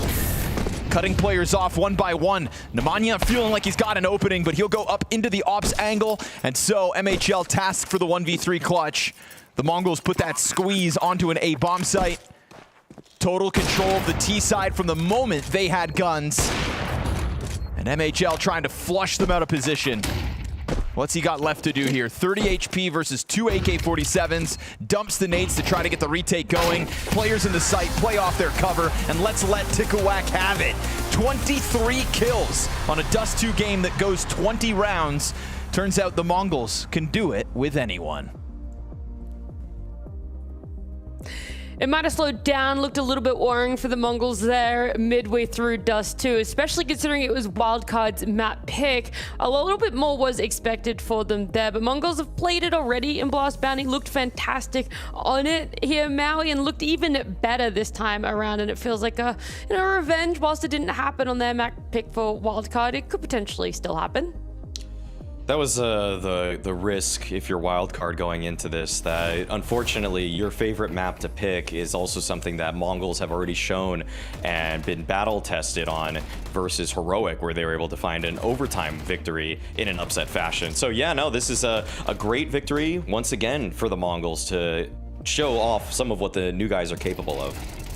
It really like rings true to what you were saying yesterday, that sometimes when you get a rematch or almost like necessarily a redo, right, in this case for Mongols, on a map that wasn't necessarily clean for you, there is so much room for improvement. It is theoretically only going to get better, and that is what happened. It felt like everyone really showed up. Someone that was showing up in their last series was 910. He showed up again this time around. Darkmeister, maybe not as strong as what we would have hoped, but still showed up. And of course, Tikuak too, still putting up numbers no one could expect from such a new player. And I would say that all of that was well orchestrated in the game planning, especially on the T side for the Mongols. I really liked their approach through many of the rounds. I think that they conditioned Wildcard to really just focus on one side of the map. And I think that that's kind of what you get with the Mongol system. You actually do see a team that is elevating beyond just the pieces, because I think the Heroic game was a little bit more individually powered, where they got it over the line because people like Darkmeister were just dropping multi-kills anytime they were tested. But this time around, they actually they definitely outplayed them. They surely outplayed Wildcard, and they had them guessing a couple of times in these rounds. Yeah, well, let's go back to the earlier portion of this one where we saw Mongols off to that really strong start. It was round 6 where you were incredibly impressed with this outplaying factor that Mongols were able to bring to the cards. Yeah, early on in the game, we just see how it's, I would say that the early utility just puts so much pressure actually on the Wildcard to feel like that there was actually a really strong long hold here. They used a double molly in order to take that space away. And what was kind of tricky about this round is that even though there's a little bit of a skirmish at short, even though Mongols spent like, I think 4 grenades or maybe even more at long, their long anchor is behind the smoke at Cat. Like, this is not what you expected, and this looks really dumb from Wildcard. A lot of people probably watched this and said, lol, NA strats, whatever. I don't blame you. I don't blame you. In the moment, this looked really stupid. Maybe it even was stupid for them to go right into it. But I think that's what's gonna happen when Mongols feign that they're getting all of this space at long, that they might even be pressuring long doors itself, and then lo and behold, there's a guy running in CT, the long anchor is right behind that smoke, and you just got tactically outplayed. I mean, that's what makes such a good team, right? If you can make your opponent almost essentially look stupid, which maybe that is what people were thinking there when they saw Wildcards play, but to explain it that way, yeah, Mongols doing so much to be able to get room for themselves in that regard, and that was just on the CT side. When we saw them flip over to the T side, it wasn't necessarily that strong start in the same way that we saw for the first half, but once the ball got rolling for them, Maui, it looked fantastic. I would say that the gun rounds is where you never really look back if you're Mongols in this. The first couple gun rounds included some really just really strong long takes that caught off people like Sixy. I think it caught off, I think it was MHL another time as well. Yeah, just very, very decisive early round action from the Mongols, and that really kind of messed up the rotations of Wildcard. You could see here that they're just popping the early smoke, they're just flashing right through the Molotov nade combo, and then they just get completely crunched on the bomb site. And look at what the time is on the clock. 1:30. Your guys already at elbow. I mean, that's the ferocity that Wildcard did not expect going into this, where you probably think they're going to take their time with some of these, and then once again, I mean, round 16, they just immediately they just get into the action so quickly. But Yeah, this caught off Nemanja even, actually. So yeah, this was kind of where MongolZ, I think, just kind of conditioned Wildcard in these opening rounds with all of this ridiculously high pressure, long action that sort of kept somebody there. Like Wildcard for the rest of the half, they had to burn a lot of utility at long just to stop those kinds of plays. And then it made the rotations a little bit worse. It made the retake potential more difficult. It kind of just, everything falls into place when you take some map control as easily and consistently as MongolZ did. And I know that you're explaining essentially that MongolZ have been able to have Wildcard play their game, but a part of me is wondering, where did the Wildcard that so strongly 2-0'd Alliance go? I'm not saying that MongolZ is on the same level as Alliance, but it feels like Wildcard isn't on the same level as when they went up against Alliance. I would say that part of that is one, the MongolZ are better in a lot of ways, and I think that sometimes the individual player quality from Wildcard sadly led them astray. I think I thought Rek had a really great 1v2 in this one. He even had some good trade frags, but sometimes there was the moment at short where he backed up into a Molotov just because he wasn't aware of it. Then he gets spammed down, and those like very slim margins that I think also were catching people like Hextov. He had a couple times where he just barely doesn't quite get the kill. Or even gets slightly outplayed by the utility that MongolZ throws. Those kinds of moments really hurt the Wildcard's chances, because you did see a couple of the guys just pop off. I think even though a lot of the strength from the MongolZ was shown in kind of the macro game, there were instances where I wanted maybe one more kill here or there in a trade frag situation, or just not a misstep from Wildcard players. Yeah, it feels like just falling ever so slightly short for the side of Wildcard, which is a shame because, again, that was their map pick there. But it's hard when you're going up against the individual skill that kept delivering, especially in 9-10. You highlighted him coming into this series. He heard you, Maui, and he said, I'll give you another highlight reel if you want to keep talking about me. He's just been so great for MongolZ in the stead of Senzu, and in his absence. I mean, as we saw in this one, the shot kill through smoke really helped just kind of set this half off that it's going to be a tough time for Wildcard. He had some really great highlights around the A bomb site in general, and yeah, no, I think that on a bigger picture level, it's really great to see that there was probably more to 9-10 than the MongolZ even allowed when Senzu was on this team, because Senzu was so great at being active in mid-round defenses to just shave off one player here and there, and 9-10 has fully embraced that role now. He's so good at just getting and finding a little bit of action to make sure that op is worth its impressive buy cost. And it's not like he's outshining anyone that is like, oh, it's clearly the best. You know, the rest of his team might not be living up to their expectations as well. They're not really delivering on the same front. It is like 9-10 is going above and beyond. And then even if you were to just look over his shoulder, there's the rest of MongolZ all lined up for their spot, right? Their highlights as well. And someone who's so new and so fresh that we would love to keep talking about is Tikawak. He really showed up, and he goes 9-10 is almost leading the charge on how to play as an individual. But Tikawak reminds you, yeah, I'm still here on this roster as well, right? Like, I'm a new player and you should be focusing on me. It's funny that actually now both of the MongolZ rookies have taken turns at just imposing themselves against whatever opposition they face. Last time it was Darkmeister, who had a great map, versus Heroic on Dust 2. His mid to B holds were great, but now Tikawak, who's tested a little bit more towards that A side, was able to stand up. And again, I think Tikawak was completely solid in this game. But I also think that he really benefited from the Mongol system, and that's why it's still just so impressive that they actually are still able to set these guys up with little tricks, with conditioning, just tricky plays in general. That's not to say that his 23 kills and 100+ ADR weren't special in their own right, but it is not unusual to see but any of the players on the MongolZ step up because game plans favor different people on the teams map to map. it isn't just stepping up, it's, oh, who can outshine the other one? You know, they all want to have their turn there. And I mean, they're giving it to each other. They're having so much fun. Still, it got a little bit messy for the side of MongolZ there. We saw Wildcard show the reason why they wanted to pick Dust2, why they thought they were going to be able to get that advantage of a map win against MongolZ. But unfortunately, it didn't go that way. There's still chances for the Maui. It's a best of 3 for a reason, so they're not out of Blast Bounty by any means. But Blast Bounty has been a lot of fun. If you want to keep the fun going, then we can head on over to Polymarket and have a look at, you know, some of the predictions they're putting out there, because this one is an interesting one. Will any player end the event with a 1.3 plus rating? And it's sitting at above 90% there, Maui. Does this count for people that have already been eliminated? Because, or they just mean the finals? I think they just mean the finals, right? I would have to look at this, but I mean, there's already people that are eliminated with above a 1.30 rating, so I think they've already satisfied this. But if it means actually the finals, you'd be foolish to not just think Donk will.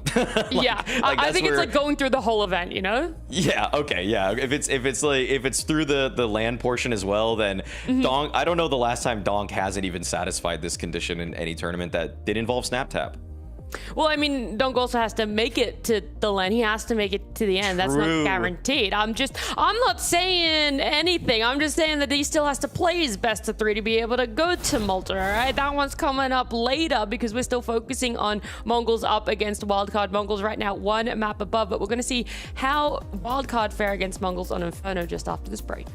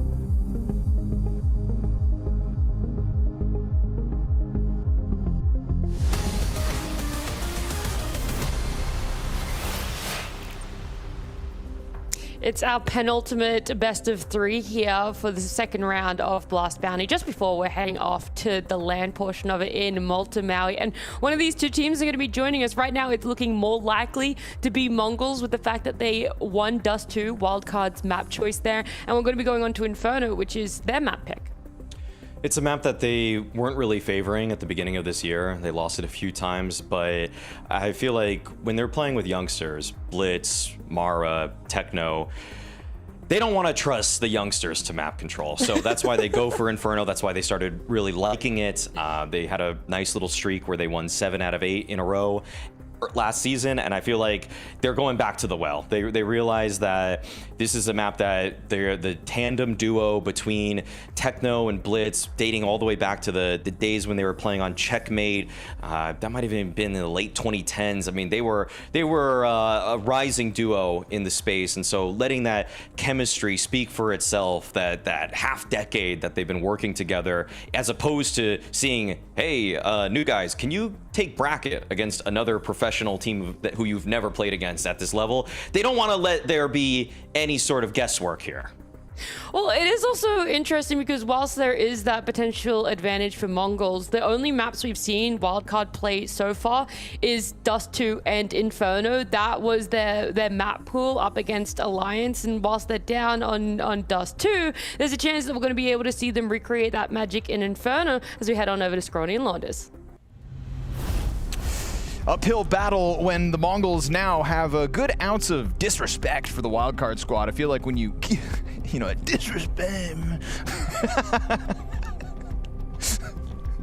Our prediction market partner would like to believe that MongolZ are going to win this series, Mohan. And, well, wildcard had reason, I think, to upend that throughout certain rounds. Have but the people ever been wrong? If you miss, yeah, all week long, actually. If you miss as many chances as Wildcard did throughout that Dust 2 game, I wonder where you're at, frustration-wise. Because there's so many moments that could have been, but all of those moments seem to slip through their hands, so... You kind of got to get over it. Get over it. It's all up here. Yeah. You know, because you play against the MongolZ, you will lose rounds like that. Just get over it. And you will also be given more exact same chances in the future. Oh, you're in a plane crash? Get over it. It was kind of a plane crash on Dust 2 for Wildcard with the amount of ways they could have won, for sure. But the MongolZ, just because they made mistakes and then still won the rounds previously, doesn't mean they're not going to make mistakes again in the future. In fact, they will. Yeah, that's fair. So you just have to wait for your next chance, and then your next chance, your next chance. They can lose. I mean, I've seen it happen. I feel like if it's a feature of paiN games that they lose their map pick all the time, it's a feature of MongolZ games. They stomp one map, they get stomped the next one for no reason. But it really does come down to, as you can see in Hex's expression,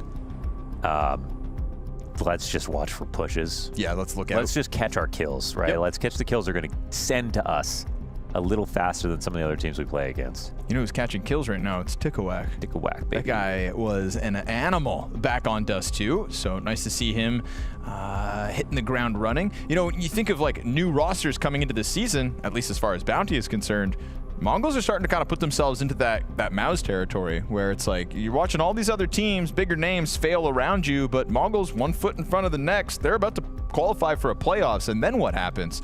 You know, they fly out to Malta. It's quite a journey for the MongolZ, but they'll get there, and then I think that's when... Where are they?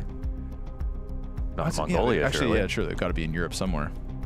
Where are they? They could arrive by horseback.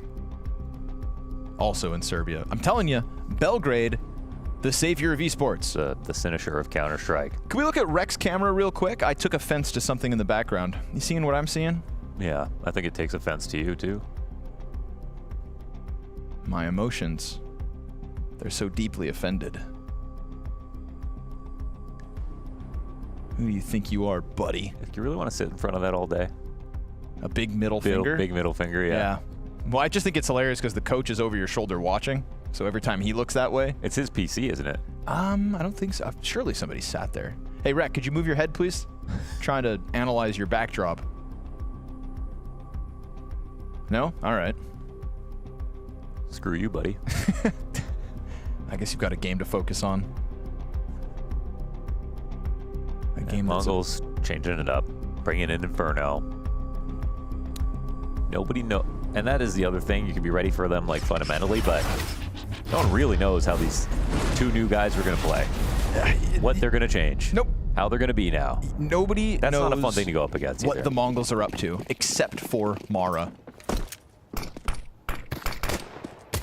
Nobody really knows. You find out when the game goes live, and then you've got to try to hold on for dear life. Mongols already barreling their way up the arch side. We've got this fast rotation from the wildcard players. 2 members in CT spawn. One goes library, and that's where Rek drops Tikuak. Techno gets the rebuttal back. We get 3 kills instantly out of the Mongol squad.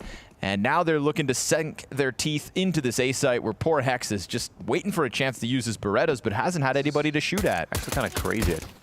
Techno's this far out. Oh, and he still wins his duel. Now they can just do whatever they want, right? Yeah, they're going to figure out where Hex is. The bomb could have left, can still leave, will do exactly that. Departing its way through CT. Oh. Hex actually cuts down Techno. Are they overcooking? Because Blitz is actually behind Hex. Hex turns around. He's 3 kills into this 1v4. Oh, it's calm now. Darkmeister in a one-on-one. Hex could actually make this happen. The only issue for him is he really didn't get the memo. Bomb gets planted, and now Darkmeister could be anywhere. He won't be able to cut him off at all. But he'll still get one chance to get a solid shot in, I think, no matter how this is played. Just has to read it correctly. He's got to stomp, though, the entire time for a 10-second defuse. Yeah, he'll get one tap. He'll look at Banana. Let's see. So World, he does this. Just hit the headshot. Oh, yeah. Concerned about backside. T knows it's not a real defuse. Swings out unexpectedly. Darkmeister takes it. And that is a hell of an effort from Hex. Respect. They tried to squeeze him from all these different directions one by one, and the Mongols almost threw away a 4v1 advantage. Just another one of those situations, like, right, just another one. Yeah, they just don't get the one more kill. It's like, so we're trying to hammer home how close those rounds were on Dust 2. We start the second map, and it's another one that just barely escapes Hex's grasp. And I'm looking at some of those duels, like the one in CT, the flank on Techno. That could have been the one right after you see what Hex does at the end of the round. They have chances in the middle of these situations to just get one more important kill, but they're also coming up a little short. Inferno was one of the strong maps for Wildcard in their series versus Alliance, where we didn't expect them to play that well, and it was like MHL on top, Text on top, Rex having a great game. It was really, really even strength. Oh, man. Okay, good spotted.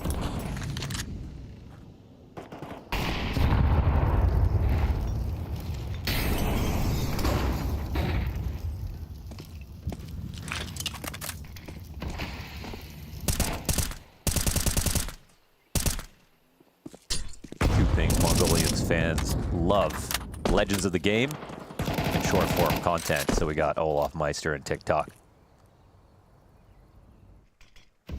Fresh off the Mongolian press. Just suddenly becoming national superstars, of course, as every player of the Mongols is. Yeah, like, are they also Olympians now? They've got to be, surely.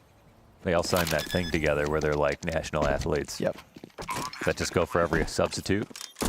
We are just rock stars now. 910 is the second best opera on T-side Inferno this year. 1.34 rating, only behind Zywoo. Well, B-Traps, it seems like everyone's the best at T-side right now, apparently. Yeah, but he's Snow actually and 910. Let's build a super team on T-side Inferno.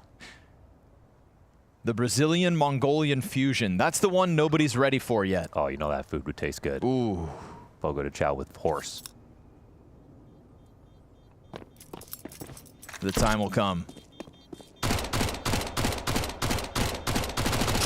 MIBR 2028. Terrorists win. I mean, the fact that you got Mzinho going a BC game, like, anything's possible.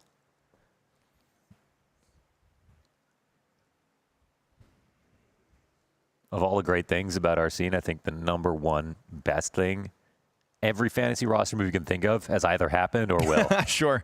Every single one. Anything is possible.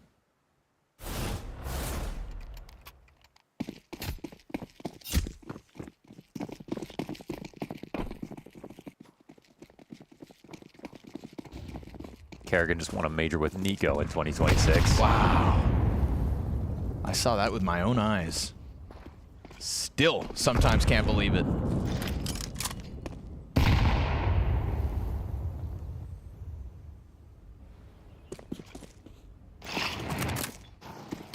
Big swing off the flash. Very nicely timed here by Wildcard for the first kill. And eventually they'll get a second one for their efforts. Dropped bomb in the middle of all that as 910 just still remains far back, cautious, and using that Molotov to close the gap. Worried somebody else will swing him, and he's got a reason to be concerned. I ask B-Trems to check on just multi-kill stats, because maybe if that's one way to distill what's happened on Dust 2, and, you know, who is it that Mongols are just getting more 2-for-1 trades than Wildcard? Or are they really just missing those one-kill moments? This one was never meant to be close, but Wildcard have put Hex in a spot to win it, missed Desert Eagle shots to gonna spell disaster.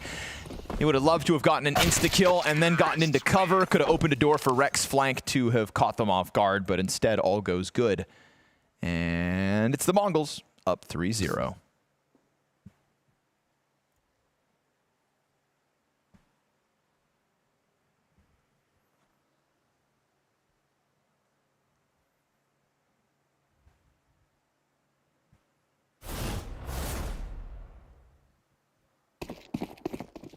So if 910 really is going to be as highly rated as he is on Inferno, let's see what else he's got in store for us. To be fair, very impressive stat for an Opper. T-side Inferno of all maps. Missed chance on the banana opening kill. Nemanja tucks into cover. Now knows there's an op out there on the hunt for him.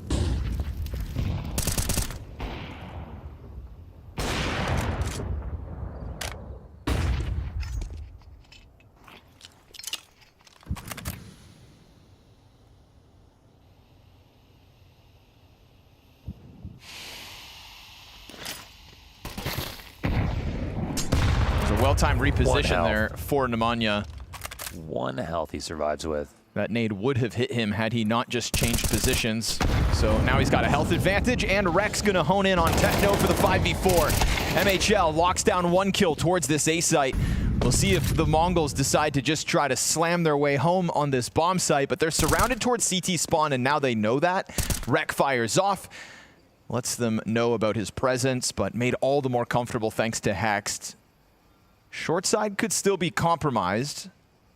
And of course, an unknowingness about Banana, but Wildcard seem content to just stick around on A for the time being. Utility's going to announce the intentions. Blitz with the wall bang into pit. Oh, it's getting interesting. CT's trying to sprint in with fire in front of them. 910 on the AK seeks the headshot. It should not be interesting at all. Shouldn't be, but the Mongols will keep it that way. That's a second. Nemanja collects, blitz, 10 HP, starts running for the hills. No chance at this round, but the fact that they alley-oop themselves with that frag grenade into wallbang, cool stuff for the Mongols to keep the success that much lower, but it is still Wildcard's first CT round win. They grab it. It'll cost them 3 players. They barely get through it. Hex's reaction says it all. Even with such a, you know, done position right there, it can come a little close.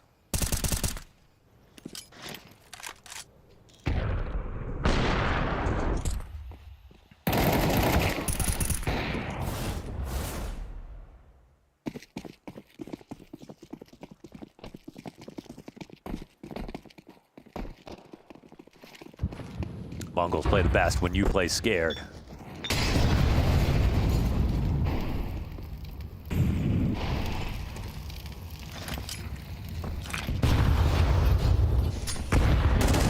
Techno trying to get ahead of this engagement. There was a good amount of value out of the utility Wildcard got off Banana last round. We'll see if they can tap into that again. But by the time Nemanja gets behind the sandbags, we've already got Mongols inching closer towards brackets. Bomb doubles back to be a part of this B approach, and it's 5v4 to Wildcard. Almost caught on that jump back over, but 910 missing a couple of opportunities towards Banana. So it looks like the Mongols are instead hoping that Tikuak could have served as an entry on A site. Not the case. Wildcard 5v3, and the Mongols have options at a minute, but things starting to feel like they're drying up in front of them. A double man advantage, not an easy thing to overcome.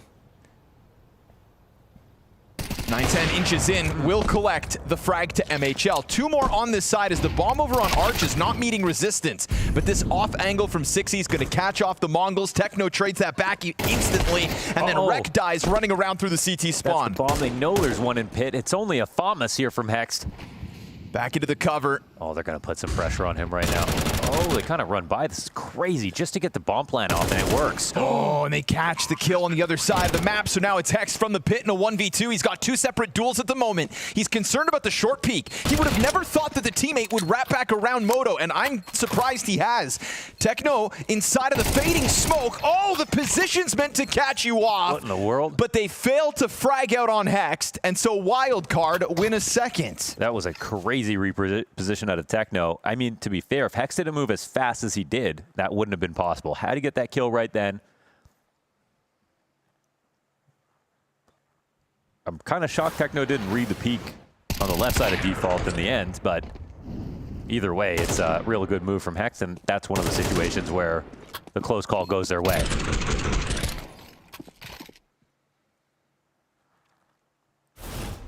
Yeah, Mongols finally having to stomach a taste of their own medicine. So the CT side making moves.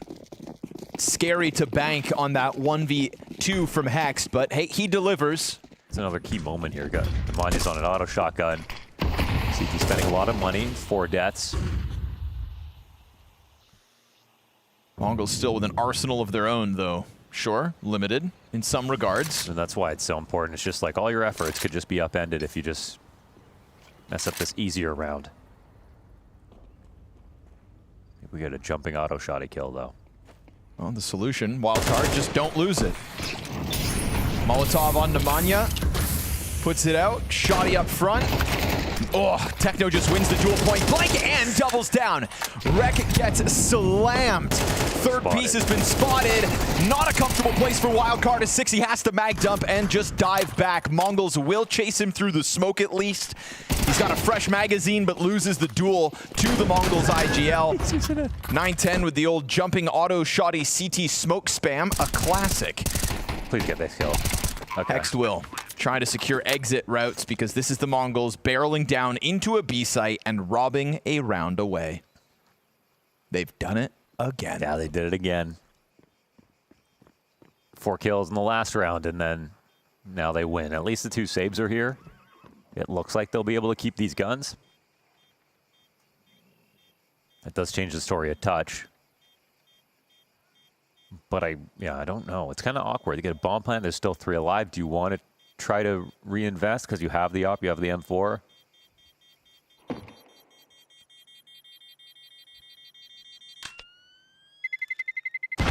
Terrorists win. You just can't, can you?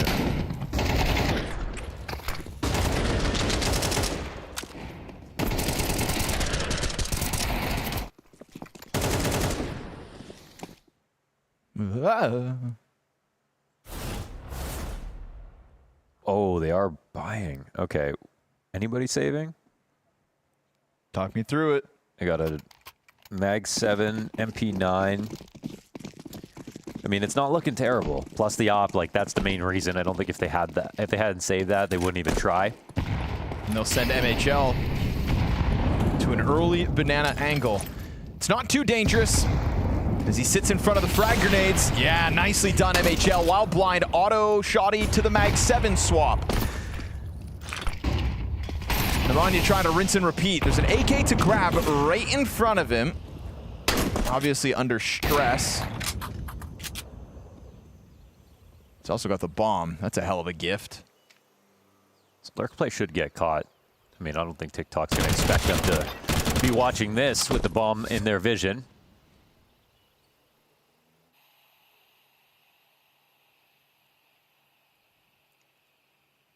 I did just completely call it. Yeah, right I wasn't sure if you did it that was an accident intentionally or... Okay.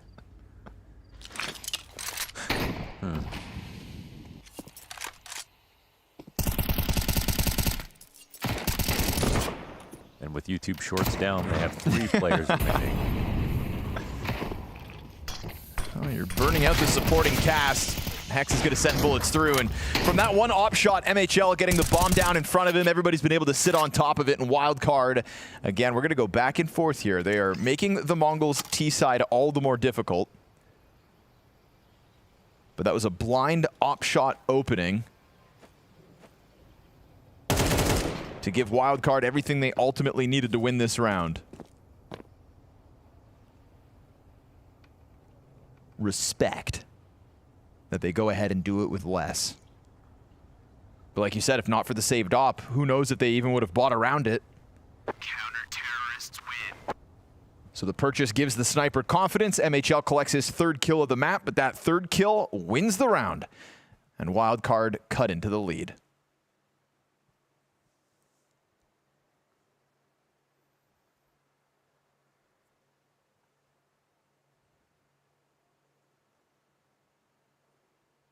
The silver lining here, of course, the Mongols not losing their entire buy means we're just going to go right back to it. This entire series has been such a kind of round-by-round basis. So many what-ifs and close calls, and the opening attempt here from Wildcard is going to be another one of those. Nemanja flushed into the fight. Techno finds it through smoke. Just the headshot slams it down for Mongols man advantage.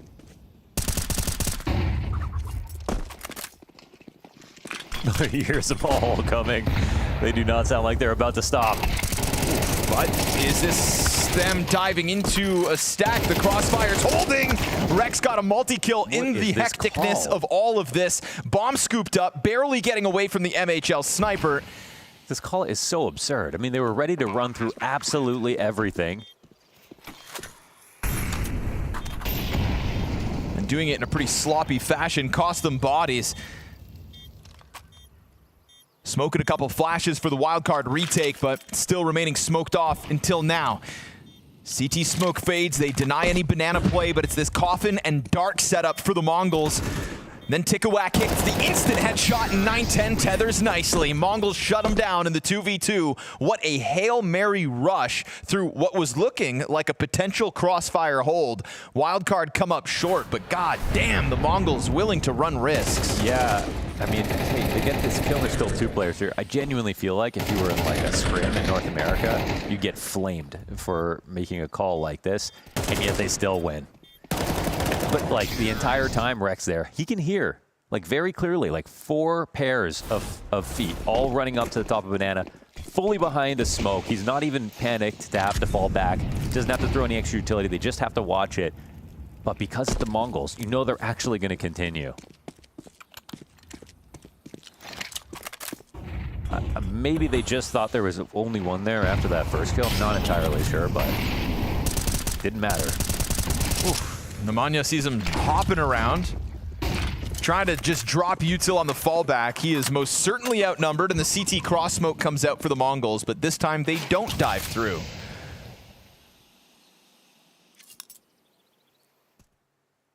Feeling a little too sketchy, perhaps, after how close that stack got last round. To be honest, I feel like after the last round, going through the smoke was a no-brainer.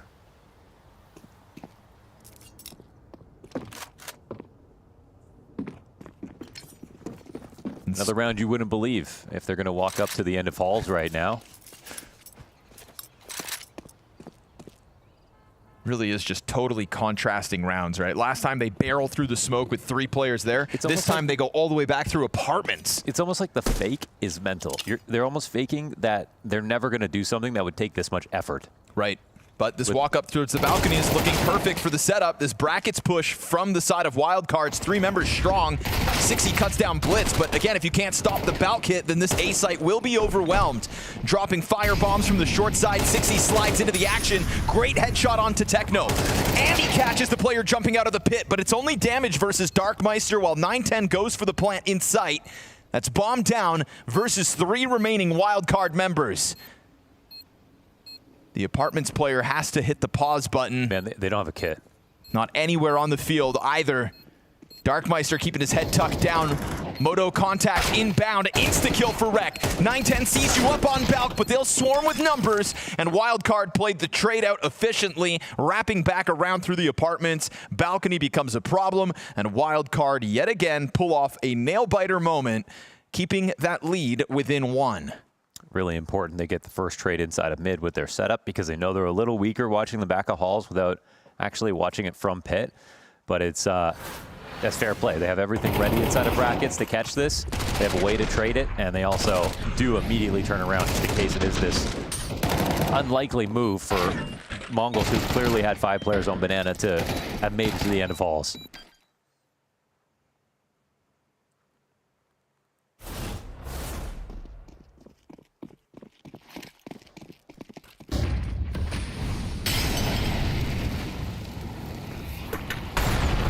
Of course, the MongolZ force. 2 rifles included, just trying to play with the gusto towards middle, fast tempo, Tikawak cut down off Balk, and 2 players left in the apartments for the MongolZ. They actually redirect. Met by that smoke grenade on the exit, nobody else wants to try to charge through, so they've already got a bit of a glimpse here onto Library. And Darkmeister is going to catch the headshot from the player peeking off site, but there's also Rek and still 60 back behind him. The trades go back and forth. It's man advantage, maintain Wildcard. Short side where that bomb slides forward. Hexed into the pit, has been playing well. 10-4 on the half. 2 kills this round already. And obviously they know that he's here. They're just trying to pin him from both of these directions. But he's got a good spot. They maul him into the duel. Okay, blind him as well in the process. Nice nade from 60 to catch Blitz, still up towards Balk. But he's worried, considering the push. They're actually not up on lane already, and 910's not even concerned about it. Will the peak come out early? Surely. Yep. Okay. Just like that. Nemanja walks it around, catching 910 off guard. There's been some weird moments throughout this game. It still just feels like, I don't know, does it feel to you as well like MongolZ just don't quite have a read on Wildcard? I think they're actually making it up as they go. Okay. Yeah, that's all right. That makes sense too. I just think that the reason it works is because they believe in it. Like, they do all follow the call. They actually make some good, like, getting Hex out of pit, Molly with that flash combo was pretty perfect. I think from a calling perspective, though, they're really just seeing what sticks this game. Like, there's nothing about this that's how they used to play. Really detailed defaults that are trying to take advantage of the way Wildcard are setting up on the map or anything like that.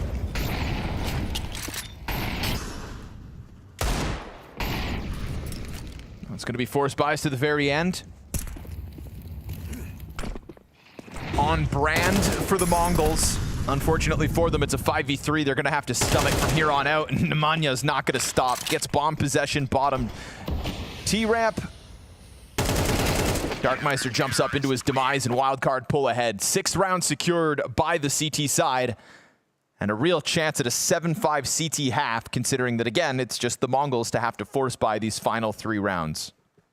A lot of time I look at the map from Wildcard, I'm like, Util's in the right spot, the amount of players they have is good, the info they have is good, they fought for car control like the majority of these rounds. A lot of the times where it's gone A, they've actually had 4 players nearly rotated entirely.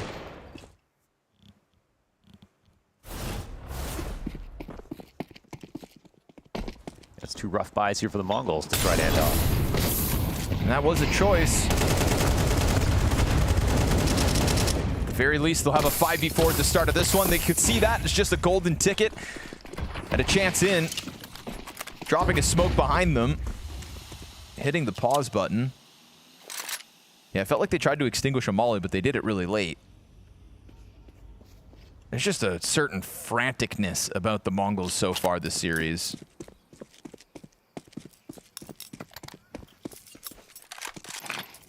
It feels like the game plan's more psychological. Oh, they're going to overreact here, or they're not going to expect us to be as aggressive, or whatever the case may be. That much they've gotten away with. So that initial run up Banana, just to get some util out. Let them think about the thought that it could be the A site. And they've actually got 3 rotations that way. Just 60 alone.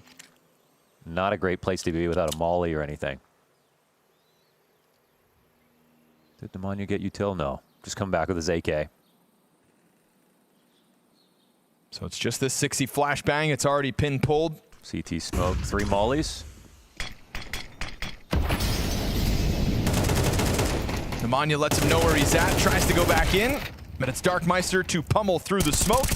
Hex is on arrival, and he'll catch a headshot. They have, okay, I was going to say forgotten about backside. They mollied everything else. Darkmeister goes for the clear eventually. A little delayed, but so be it. It's still a bomb plant uninterrupted, and hand forced here by Wildcard into the 2v4 retake.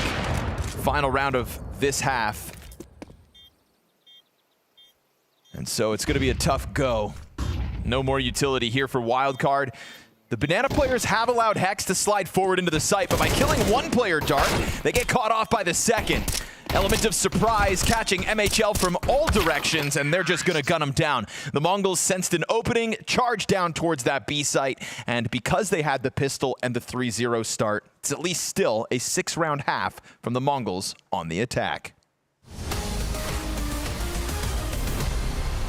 Umich remains posted, now no support. And with the deep information, if they don't disrespect this, or if they come forward, well, it's actually come to the point now where his smoke can take over. He doesn't have to put himself in jeopardy. They're running through this. Oh my God, they're actually gonna come, yeah.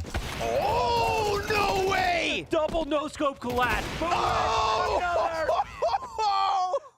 Easy pickup for Na'Vi. I mean, they laugh in the face of this attack. 5th player in's the only one that gets a kill. He'll double down MongolZ, but he's already down to a quarter HP. But old habits die hard, it looks like. That's 3. Man. But he only has 3 health left. That should be the end of him. There's only 2 guys. Yeah. He's going to use the smoke grenade to cut off Alexi. Could they mess this up? 25 seconds, and MongolZ is seeing red. He wants to make it happen. Oh my God. Oh, no, wait, dude. This is a 1 versus 5 straight up, and he has time to get bomb. He should have this red with another smoke. Oh, my MongolZ. 1 fake. The nade doesn't come through. Now, he's got enough space to commit to this. MongolZ, a pure 1v5. And as Emat tries to get out through that smoke, MongolZ's just dodging all these bullets. He's terrified. Ema's looking behind him for a push through. Time's ticking away. I mean, how could you not be horrified? MongolZ, the prodigy, has pieced together 4 frags in this 1v5 ace clutch. And Ema, his head is on a silver platter. A miracle from the magnificent MongolZ.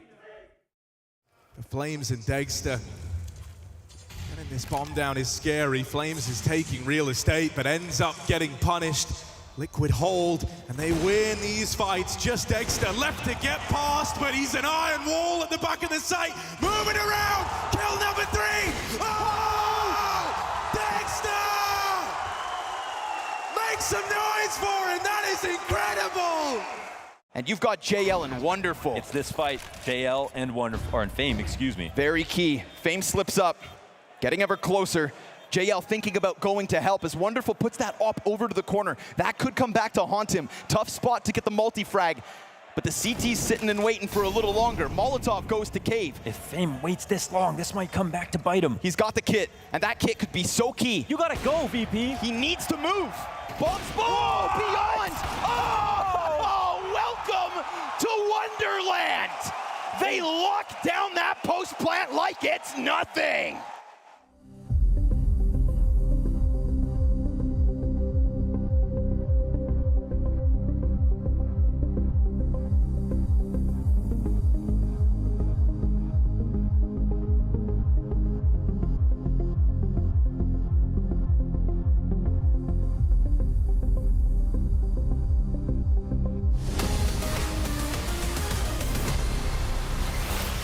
Tough to keep your finger on the pulse of this game, I think, as a viewer, and I think as all the players in the server at the moment. The Mongols, kind of crazy, and Very sometimes crazy. In great ways.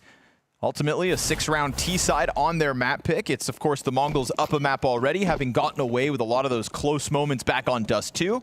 This time, I feel like Wildcard started to pick some of those mid-round moments up a little more frequently, but still a tough ask. Just wish they were more locked in individually. Right. You know, just a little bit more. That's fair. Like 10% and they would have gotten all the kills they needed. But Mongols still, like individually, they're just so much confident.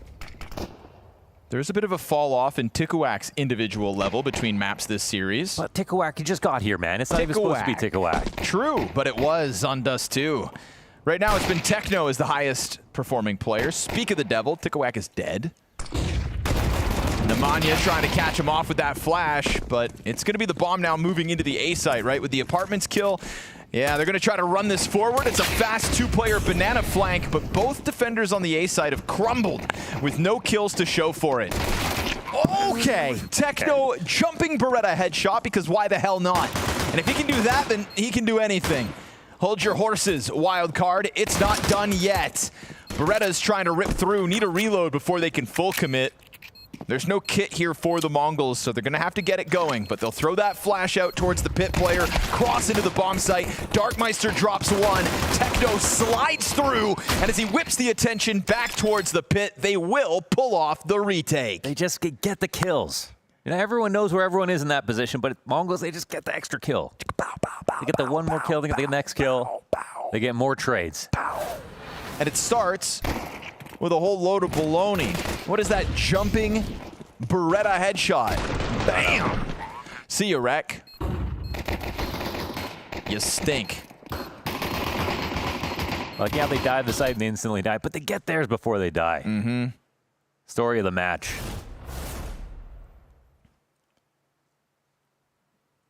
But if Wildcard can't beat that, they ain't gonna win this event. That is true. That is true. You gotta bring it every single day. Bounty's single elimination.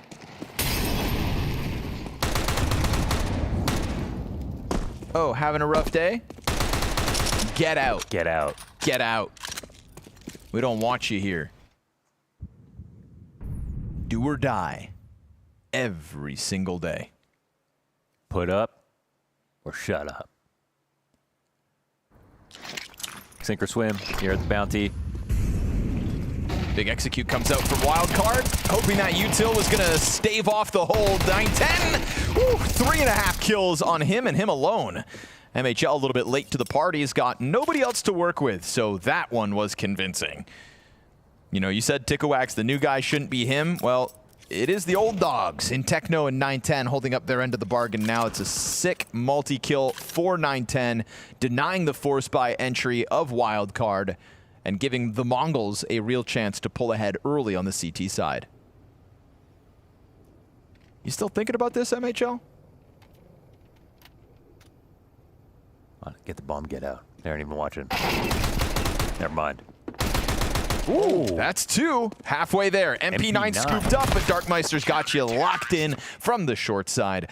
It's a good bit of damage for the Mongols to have to stomach, but ultimately, round win is a round win. And again, those close calls, the Mongols have been stomaching them all series long. They have iron guts.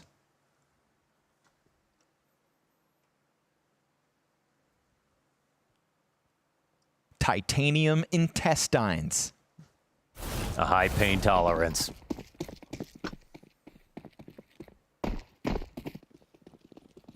Diamond doodads. Galil for... call balls in Quebec. No, I was leaving it up to your imagination. Okay. I'm glad you got there.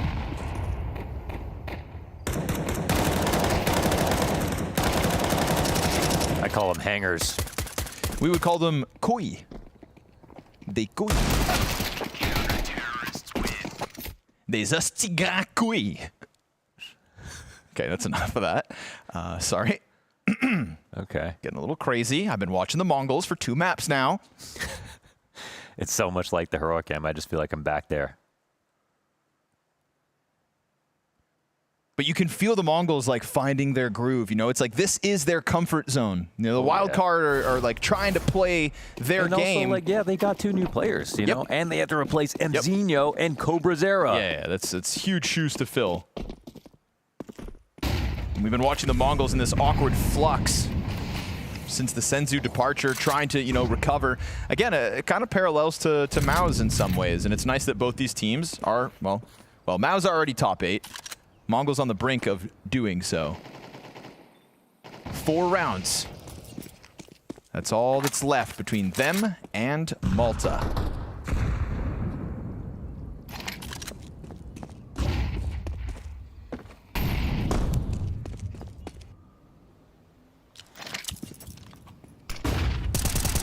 Nice Great timing. flash, man. If that happens too late, oh, okay. Somehow that shot goes high. Oh, but that's crazy. And that's sometimes what you need to be. At least for the 1 kill to 9-10. Darkmeister bested with nothing. And then Tikawak slides in. But the trades look good here for Wildcard. They finally come out on top with the edge and send Techno 4K into the 1v2 clutch. Hot on their heels up middle. Walks just in time. And we'll see how he can somehow slice between this crossfire. It's a little pit and back sight. Yeah, it's a little bit. I mean, he could. Oh, MHL gets the timing. Wildcard come out on top of another zany moment. I mean, when you're running through Molotov's arch side to just try to catch the Mongols off guard and it works, I give you extra credit. And also, it's their zany moment now. It's not the Mongol zany moment that they survive. They're the ones who are a little faster, a little more aggressive than Mongols could expect. And that was kind of nice to see that it works and they could operate smoothly in that chaos. That'll feel good. I feel like they've unlocked something there. I think a round like that reminds you that, you know, we said it's Wildcard's zany moment, but if you start winning those, then when the Mongols throw those nutty decisions your direction, hopefully Wildcard can start to build a bit of comfort in that chaos. Because it feels like they're going to need to remain competitive in this game. You know why Mongols are 10-0 versus majority North American teams? Why? I'll tell you in a second, because this round's about to get zany. There's the swing. Blitz turns from the flash, but it's the T to actually eat it. He's got the bomb in front of him. This could get away from Wildcard if they're not careful. Blitz being given support from the flashbang inside sight. Wreck on the chase now, but there's more than one player here still for the Mongols. Nice dodge of the op shot by Darkmeister in anticipation. They chuck that frag grenade, and Wildcard just want to get the hell out of here. But as they turn, they almost lose another body. But with that peak all the way down, Banana 910's got to make his way hurriedly across the site because it is just an MP9 here to hold. Drop the incendiary, no? Tikawak doesn't use the nade. He'll just get the headshot. And 910 on arrival, slides out, takes the edge back into his hands. Bomb drop once more. 910's adjustments are slick. And MHL, 3 targets to somehow topple.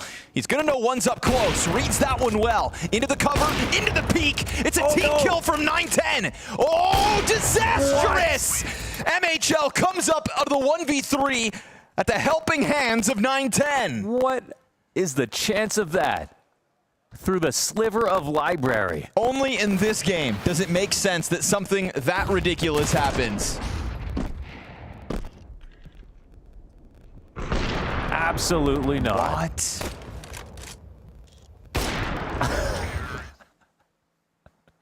Absolutely not. What an insane moment. That goes Wildcard's way. And Mongols after that. That really just caps off. To be honest, they should have not even got close to winning that. No. Not for 9-10 shots in the first place. So Wildcard really dodged a bullet there, but wow, what a bullet. What a great example of just how bonkers this game has been.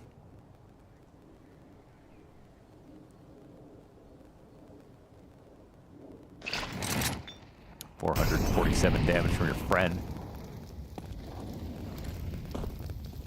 Right to the back of the head. Oh, hello. I've never seen that boost work with 2 people. Usually it's like everyone or right? Yeah. Just 2 guys. Just feels like half the team didn't get the memo. But Hex will go barreling through the apartments. Finds the sneaky Tikawak. So the reason that the Mongols are 10-0 versus majority North American teams. Yep. And the reason that we cheer for them every time they're in a North American stadium, everyone's just like, oh, it's ironic. It's because the Mongols are everything that we want to be in Counter-Strike in terms of the way that they play. But whenever we've played like that, we've been scolded. Sure. Flamed. And we can't get away with it versus good competition. But somehow the Mongols have made it work. I actually like that reasoning.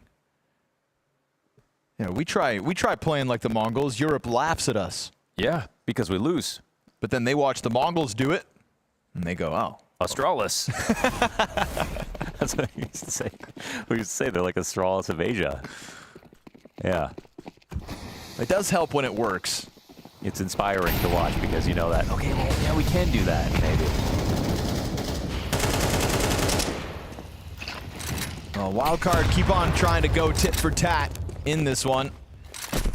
It's 3 rounds in a row for Wildcard on this attack.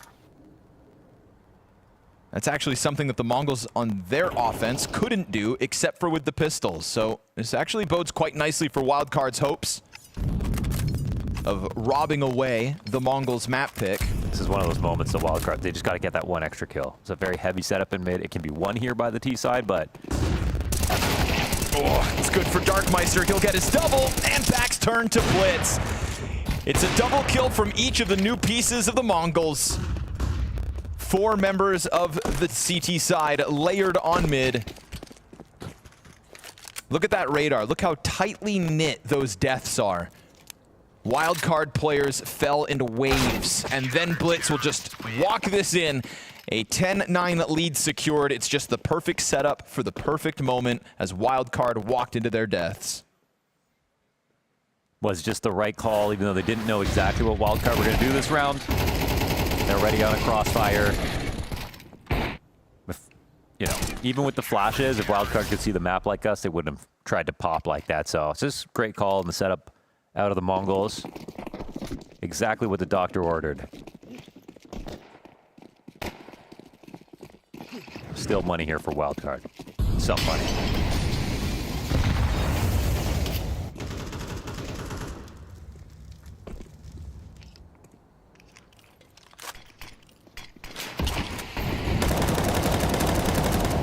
Molotov extinguished, and so there's a bit of space there for Nemanja, but Darkmeister, oh, him and Tikawak again putting their name on this bomb site. That's the bomb dropped on balcony. We get a bit of a rebuttal from Rek, and Nemanja, oh, he gets caught. Even though he had the element of surprise, catches the rotation go wide, and Rek slammed shut as the Mongols pull ahead on the T side, ever closer to victory in this best of 3. Does that just win the game? Because now it's 2K apiece on everyone here for Wildcard. They have to decide they're going to play for overtime or tilt force down.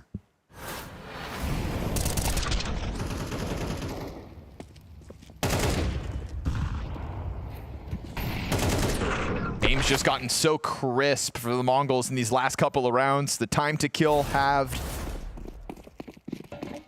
Wildcard's hopes lessened.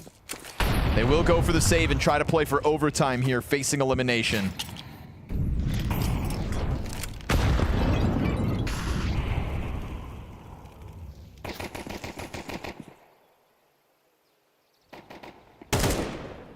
Hext has just been barreling through the apartments with those Mac 10s, so no surprise to see him hit by the frag grenade in anticipation. More nades queued up by Banana. And obviously you hear the Glocks ringing out, so Mongols know they've got them dead to rights here in round 21. 3 map match playoff points for the Mongols. And with that save, a very healthy buy. No WAP, just 1 Galil. It's the only concession here for 6E.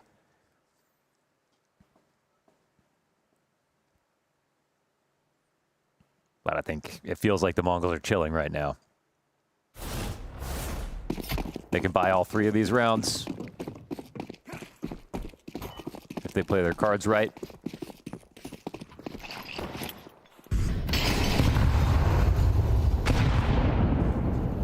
They've really ramped up towards the end of this game. Mongols chuck out that artillery barrage, bottom Banana early. Doesn't net them damage. Util scoop back up, and Blitz is going to try to find it. That one a little bit better, but still not disastrous for Wildcard's approach.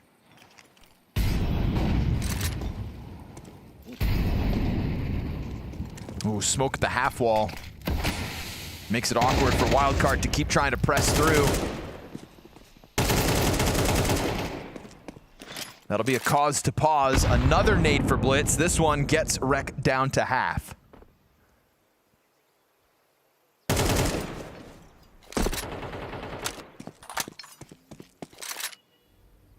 Just quietly disrupting their plans every time they might want to set up for some util.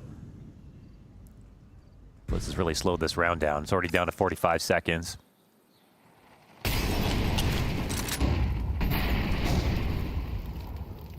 They got to be kind of careful with how far apart they are from each other. It looks like they're trying to set up some kind of fake or split, but they're going to need every second on the clock.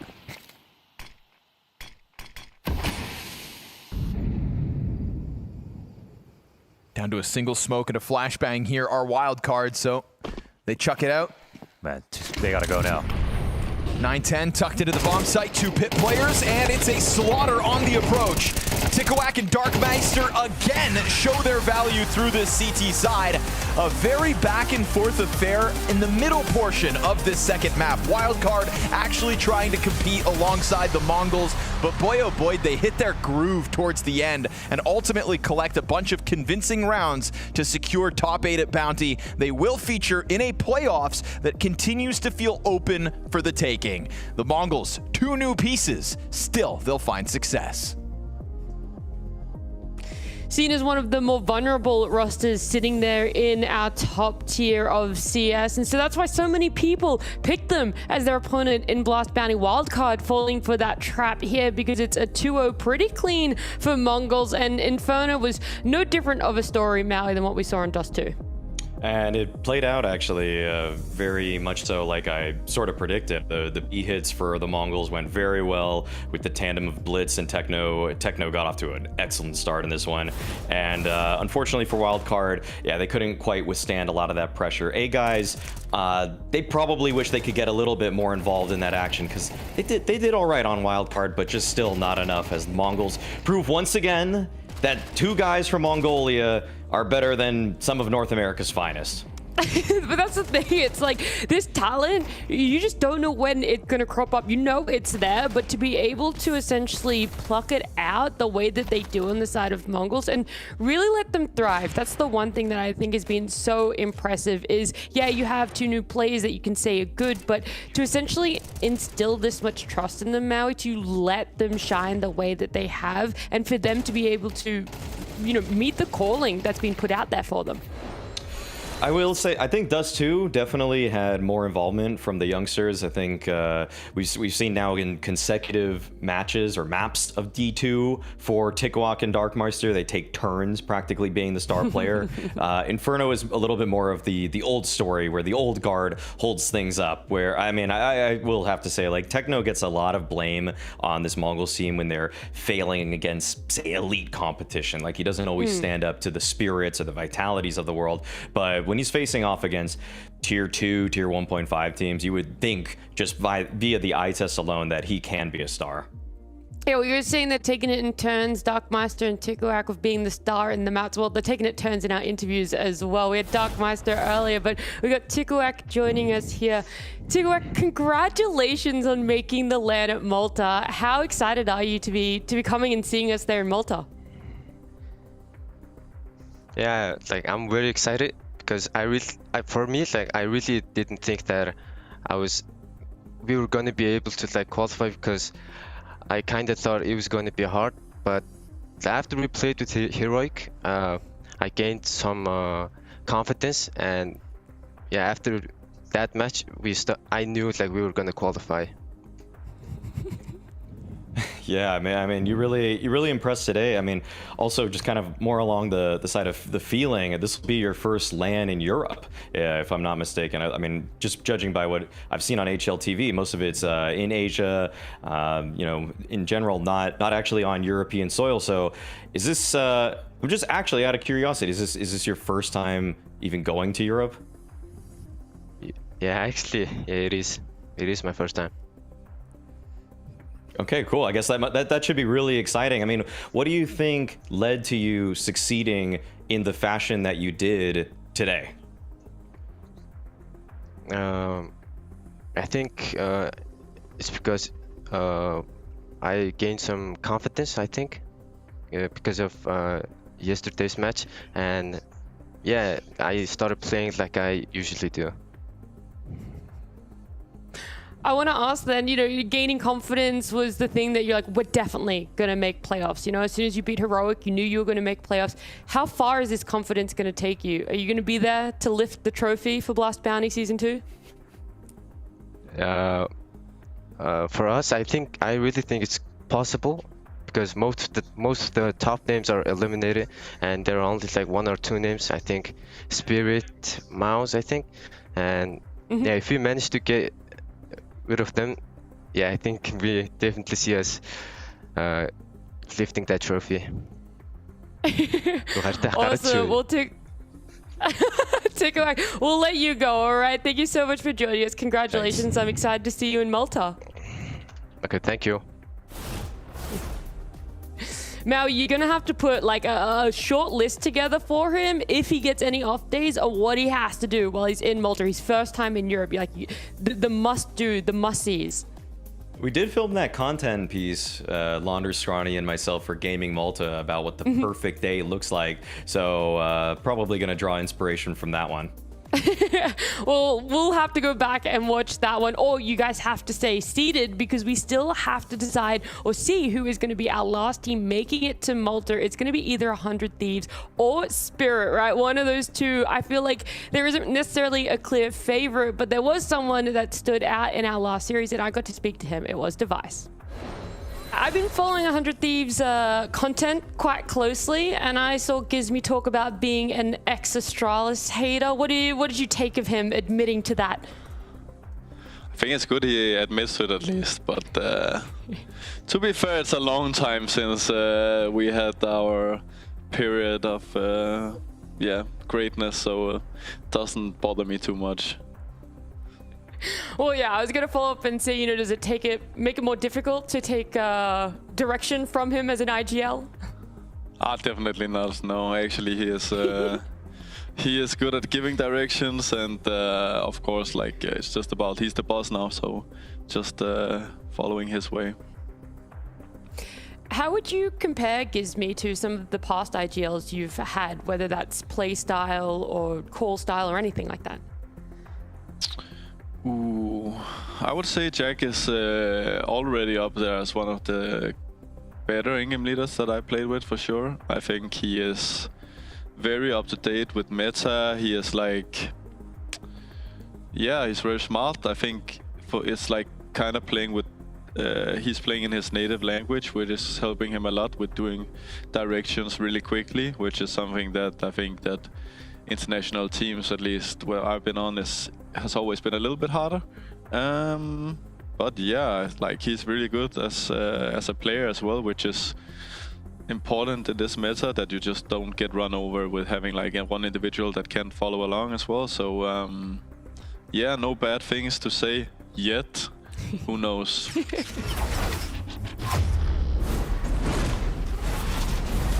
Yet. No bad things to say just yet. Little ominous. I feel like, you know, Device has been through so many teams, so many iterations, so many stages in his career. He knows that at any point the tables can turn. And I'm not saying that is going to happen. He's just a well-prepared man with a lot of experience. And I appreciate how open and honest he was, and positive too about Gizmy. It felt like, you know, I was getting maybe a little bit of NA bias for you, Maui, but it seems like, no, it's well-founded. Just because I'm from America doesn't mean I have any allegiance to England. This isn't the 1700s, Nat, okay? Like, we've clearly separated. English-speaking, you know, IGLs. Anyone out there that's getting dunked on, you're like, no, I'm going to defend them. Yeah, this isn't the 13 colonies or anything like that, all right? I'm just lumping you in with us. Yeah, sure.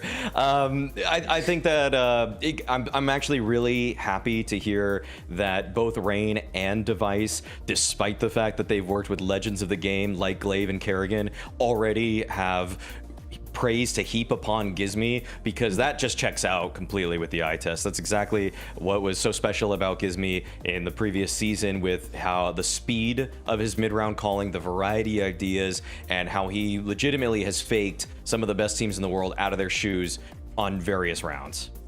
Now, 100 Thieves is one of those teams that isn't just playing the last Bounty at the moment. There's some other online qualifiers going on for them as well. And so we see them have that success of beating Falcons, and we go, this team has what it takes to get to the next level. But as with everything online, it has its downfalls too. When they're playing this other qualifier, they ended up losing to NIP and Nuclear Tigers. So I am wondering, is this just one of those things that you chalk it up to what they're all saying? It's online early season still, or are they actually potentially just an inconsistent delivering team? I feel like I think 100 Thieves have actually swapped up their veto a couple of times in these games. One thing that I think actually is a double-edged sword is that Gizmy has brought in a 7-map pool to a team that is now working with a brand new in-game leader, and that's what he did for Monty. But I feel like it also means that your strengths are a little bit more spread out. Maybe you can trick teams a little bit more, but I think that this is probably a growing pain for him and the team, that they're gonna probably just have to move it around a little bit more. Like for example, they've been banning out Anubis and Cash in various games. And I don't actually even really know with certainty what their permaban is, and I think they have to make one. I think that's something that like Gizmy had to do this because it had a really underpowered roster in the past, but now you have some pretty good pieces. So just make sure that you have a home map that you can go to, that you know what your weaknesses are, and find out that hierarchy. Yeah, I mean, hopefully that does essentially get ironed out for them along the path in their journey for this season, because they do have such, a veteran of a coach with Glaive joining them as well. So I feel like it is one of those things, when they get a bit more time together, they're going to figure it out. But let's have a look at our veto, because that's going to be something that answers your question. Is it still all over the place? Are they kind of honing in a little bit more that it is going to be Cash that they want to have more as their permanent ban? I think this would be the second time at least that they banned it. Maybe third. I think it's the third time that they've banned it, because yeah, 2 of the games thus far. Thankfully, Falcons removed it for them in the matchup there. So maybe it is Cash. Maybe it actually is Cash, and they just knew they could get away with this. But yeah, that's kind of them going back though to the well with Anubis. We obviously saw them defeat Falcons off the back of an insane T side. So I would just say for Spirit, don't count out 100 Thieves or think that it's all wrapped up if you have your own really strong T side, because we know that 100 Thieves can punch back with theirs. Oh yeah, 100 Thieves are just swinging, like absolutely not stopping. And I'm hoping it's the same sort of aggression, a similar sort of momentum that we're going to be able to see there on Anubis. But for Spirit, it was a shaky start. They said the energy levels were pretty low. Coming back from a player break, they felt a little bit rusty as well. And so I am wondering, Maui, if this is a team that you go, yeah, these aren't actually excuses. That is a genuine concern for them. They're kind of lucky that they made it through for OG, and now it should be that strong dominant showing. I fully expect that all of the established tier 1 teams will stabilize as the season progresses. I think that Spirit was fortunate that they had a transcendent player in Donk who could just actually carry them through some really rocky and rough situations, whereas some of those other elite teams that we saw fall, like Vitality, Falcons, their guys weren't quite there for them, and they probably had a little bit too long of that player break. But that's the difference with Donk. I mean, this is why this guy is just built from something that we haven't seen before, where he is so hungry and he doesn't rest on his laurels. He knows that the race to #1 is totally on this year. I know that people think that it's maybe wrapped up because of some amount of MVPs and EVPs, but Spirit are in a position where they can catch up, and I think we're going to see such a strong three-way race, not only for the best team but the best player, and he knows that he needs to get every single advantage he can get in it. Yeah, you want to stay in a tournament like this, not only just because you are a team that's being looked at as the favorites, you are a team that has, high expectations for yourself and from the fans. The thing that we could also pivot to as well is the fact that Tanir needs to be a secondary star for this team. I feel like that is something that really needs to be actually sorted out for him and the rest of this team, because it's definitely... Is this just me? Am I by myself? What's going on here? No, you're fine now. You're fine. Oh, okay. All right. Okay. That was just a long pause there. Okay. No. I also think that something we could also talk about is Tanir. I think that he showed a lot towards the tail end of last season, and I need him to just kind of pick up where he left off, because the OG game wasn't quite as convincing for me as I would have wanted from a guy that he just really needs to be a top 20 player if Spirit want to be consistently in those talks of, are they a top 3 contender team? Is he the only player that you're looking towards that needs to step up a little bit more? Because I know you're saying like Dunk was a whole different human, well, not even human at that point, right? Then the rating he was putting up, the way that he was almost able to push through what OG was throwing at him. You want Tania to step up, but are there some of those other players within the roster that also need to shine in their roles, or were you pretty satisfied in their OG showing that they're at least doing the bare minimum? Well, Magix knows that the calling has to be a little bit sharper, a little bit better. On Dust 2, he definitely has found a bit of a home ground. However, they actually still lost that versus OG, but I don't think that the calling was really always the problem there. They lost that game based off of their defense.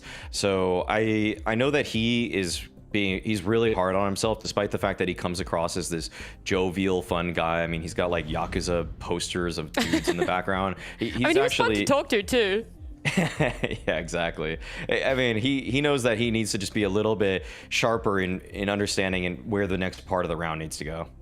I ask this almost every time we talk about Spirit, because they do bring this up a lot in interviews, and it feels like I haven't gotten a definitive answer. But whenever they talk about energy, it always feels like the energy is too low. When we saw them at Open Rotterdam, that was their issue. Their energy was too low. They really needed to have someone that was going to be that person. It felt like it was Tania. Now I'm wondering, is there almost like too much emphasis on this team that are surrounding energy, or are you on the same page as them that is such an important aspect for a team to be able to just show up on the server?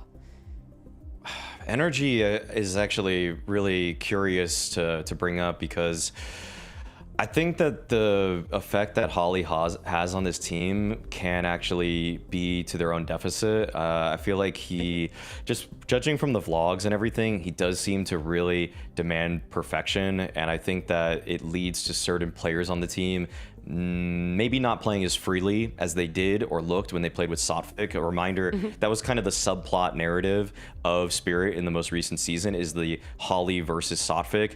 And now we are seeing Holly back as the coach of Spirit, despite the fact that in the 3 events that Holly wasn't with them, they got 2nd place at Rio, which was extremely impressive, because they lost to Vitality in the grand final, so you couldn't blame them too much. They won Astana over Falcons, and they looked better than ever. Like, eye test wise, it was the best I've ever seen Spirit play in my life. And then at Cologne, they got top 4 with Yab Yabbich. Okay, they had a frog behind them, and they still look pretty good. They even look like they were in contention for the title. So yeah, I think that's something that we're going to see play out more this season, because Holly's the live coach with them in this environment.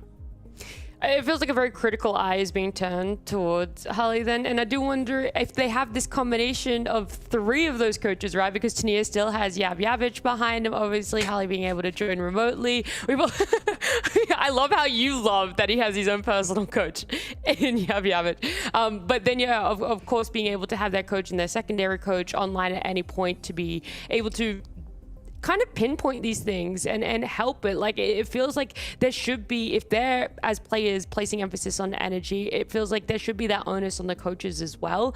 There has to be so much onus being placed on how do you make sure that you're not requiring overtime as well, Maui, when we do look towards our first map of Anubis.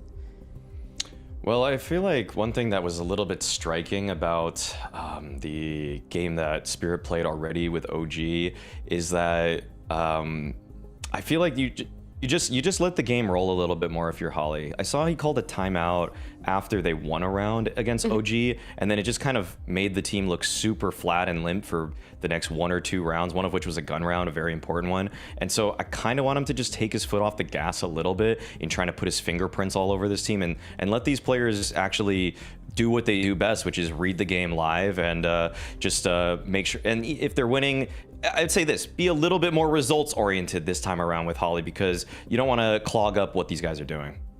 Well, 100 Thieves had a fire stoked underneath them before. We'll see if the coals are still hot, if they're able to take it to Spirit on Anubis as we head on over to Scrawny and Launders.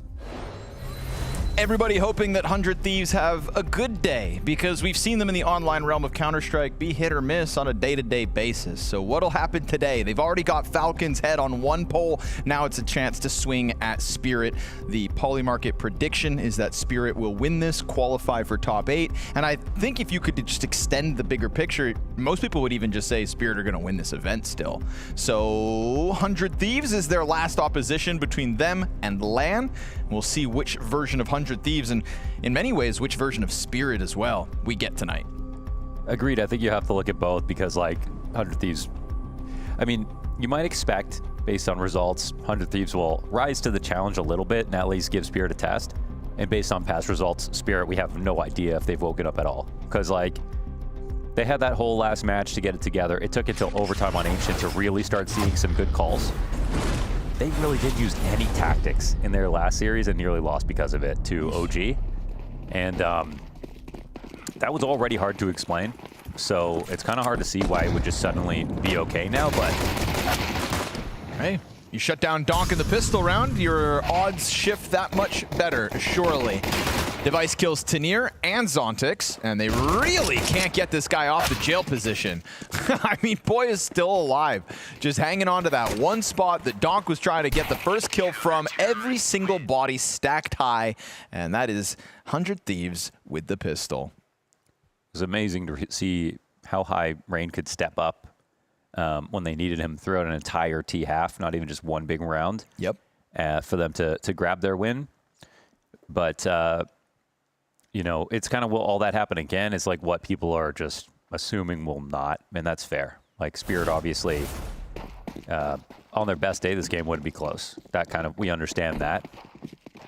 1 of 5. Device is part of the only 5-man lineup Donk has faced in CS2, against which, what? Okay. So, like, is it all the opponents Donk has, he, like, dominates them, so. Okay. Yeah. Okay.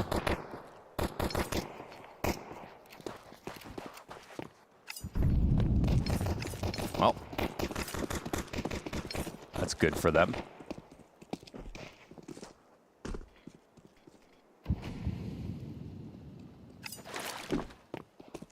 We'll also assume that changes today, but to be determined. Got to exceed the numbers, 100 Thieves. What was it? Rain had lost to Kerrigan. His record was like 1-15. Something bananas. Ahead of that Falcons upset. They upended those numbers.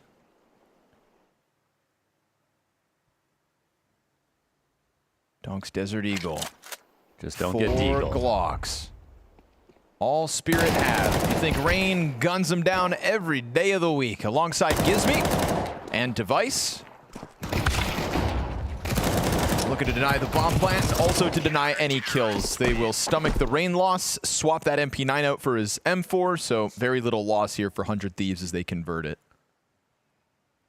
Speaking of Astralis, very funny podcast by 100 Thieves where they had Gizmy on, explaining that he was a longtime Astralis hater. And deep into 2023, they found a Discord message where he said, praying on Astralis' downfall every day. To which Clave said, bro, we were already in the ground in 2023. Just legendary hate watch levels from Gizmy. Now playing next to Device and with Glaive behind him. Yeah. Ain't life funny? Watch Astralis to laugh. Watch Gizmy to learn.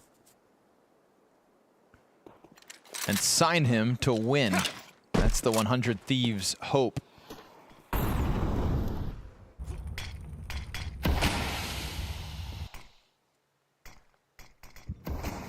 One of the hot prospects of the offseason.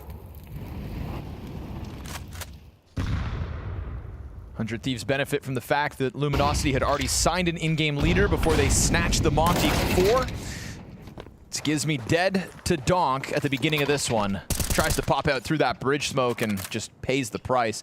Does spot a lot of bodies at least, but what's the reaction here in the 4v5? 100 Thieves just smoke off middle.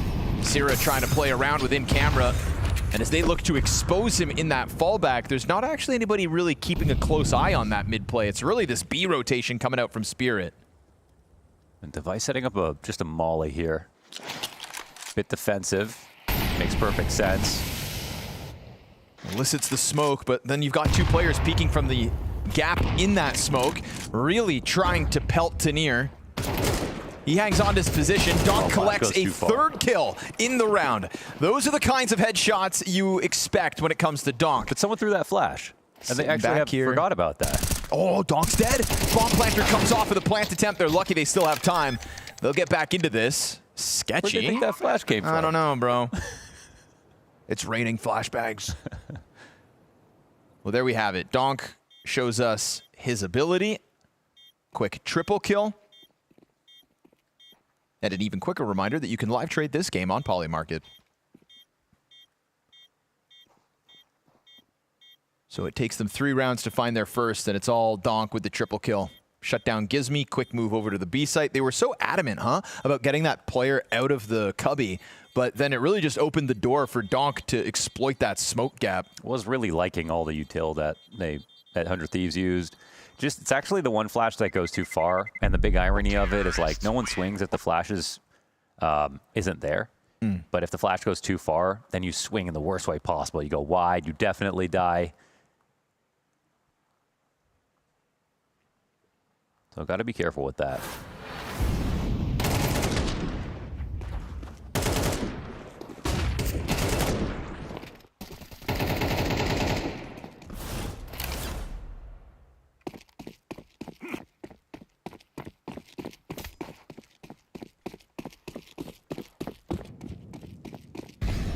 Rain was monstrous in the Falcons upset once they switched sides. He had a huge turnaround. We'll be keeping an eye on whether or not he can replicate that this evening.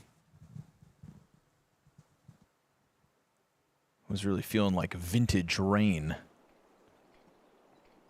I think that was kind of the conversation that we were all having. But Maui Snake really cementing that, Rain sometimes can step up to the level of his opposition. And that versus Falcons, he really did that. It's the biggest result for 100 Thieves since their return to Counter-Strike.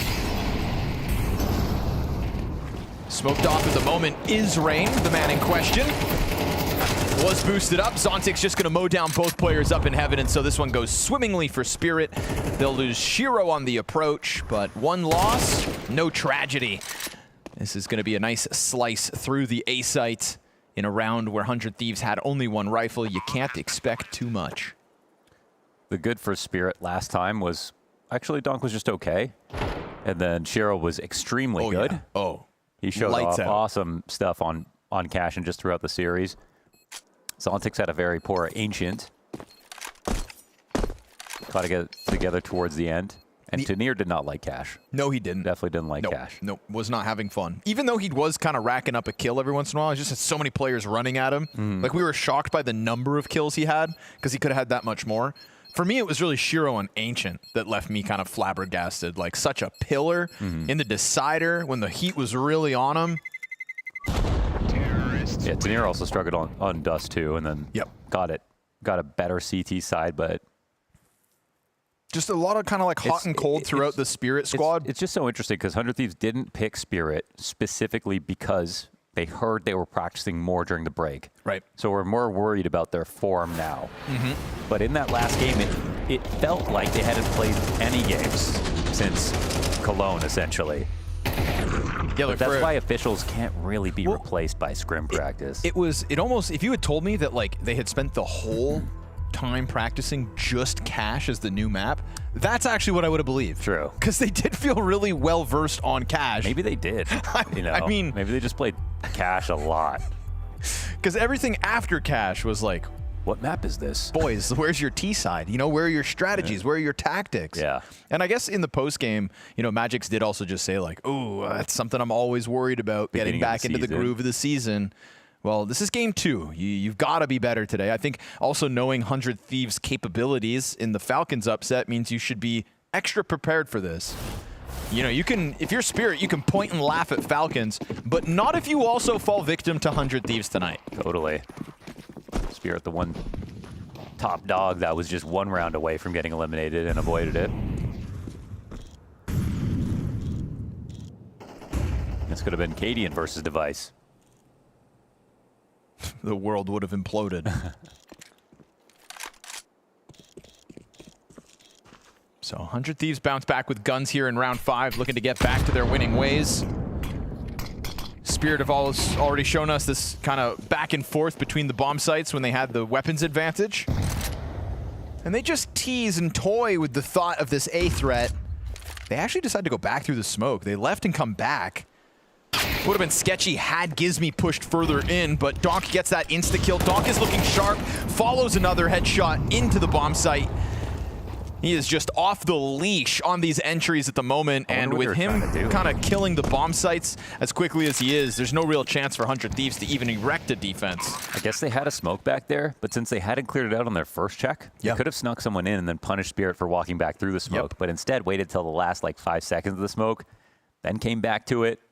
And even then, not fully allowed to be holding there. Like, you could zoom out and look at the timing in that round and pinpoint the moment where Gizmy could have probably gotten away with the smoke hold, but they missed it. You start missing those minute timings, I think all of a sudden this game's going to get away from you. When Donk is already 6-3, his time to kill has looked fantastic, except for in the pistol, but he ate a flashbang in the first duel. Multiple multi-kill entries, both bomb sites. And Zontix also looks a lot better. Yeah. Feels like Team Spirit have sharpened their spears coming into this best of 3.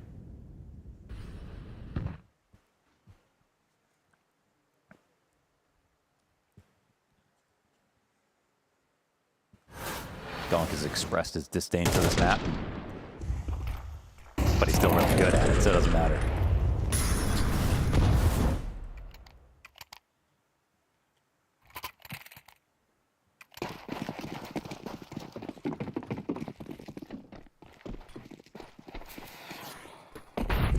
Tom Cruise on Mission Impossible. All the util and the op. And Sierra had like the funniest part was Sierra just having a dead silent series. We didn't mention him and then got the 1v2 clutch to close out. Just the biggest moment to deny overtime where like you'd think surely Kerrigan could try to get that under wraps. Yeah. I think it was actually a 1v3.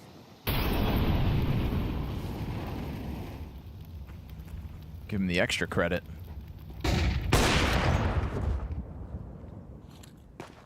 Pistols for the majority here as 100 Thieves try to stave off Spirit's streak.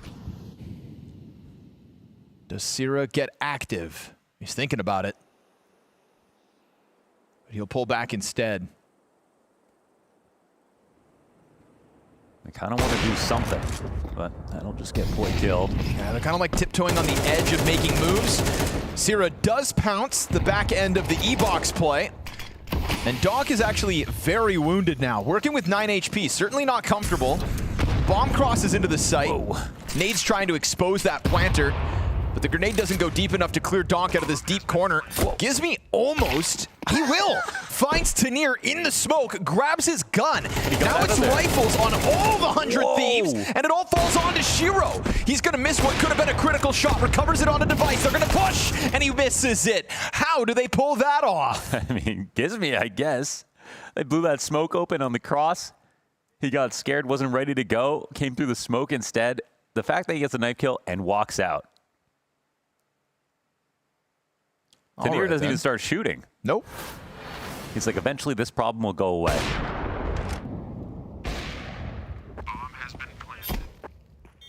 Oh, Tanir didn't have his gun out. He's coming off of the bomb plant with a knife in hand. Because he's thinking, who's going to try to walk up and stab me? What a play, Gizmy. Also, forgot props, where Gizmy is from. You know, Sierra, who I was worried was going to make his move too soon, actually drops in nicely on the timing.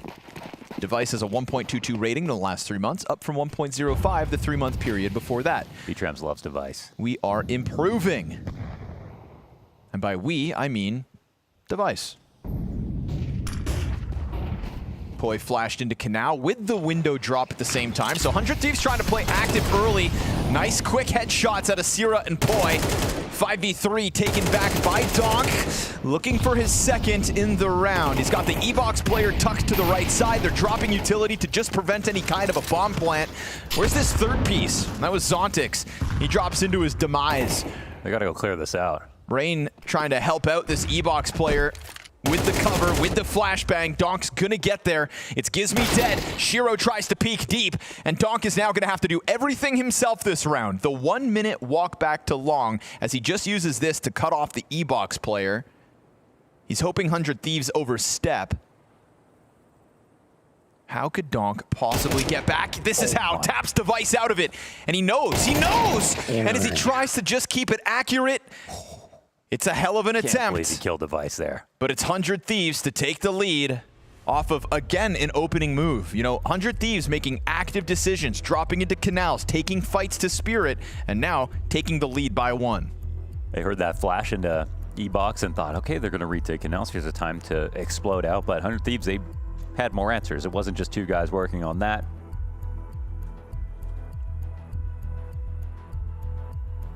They were protecting for the contact explode.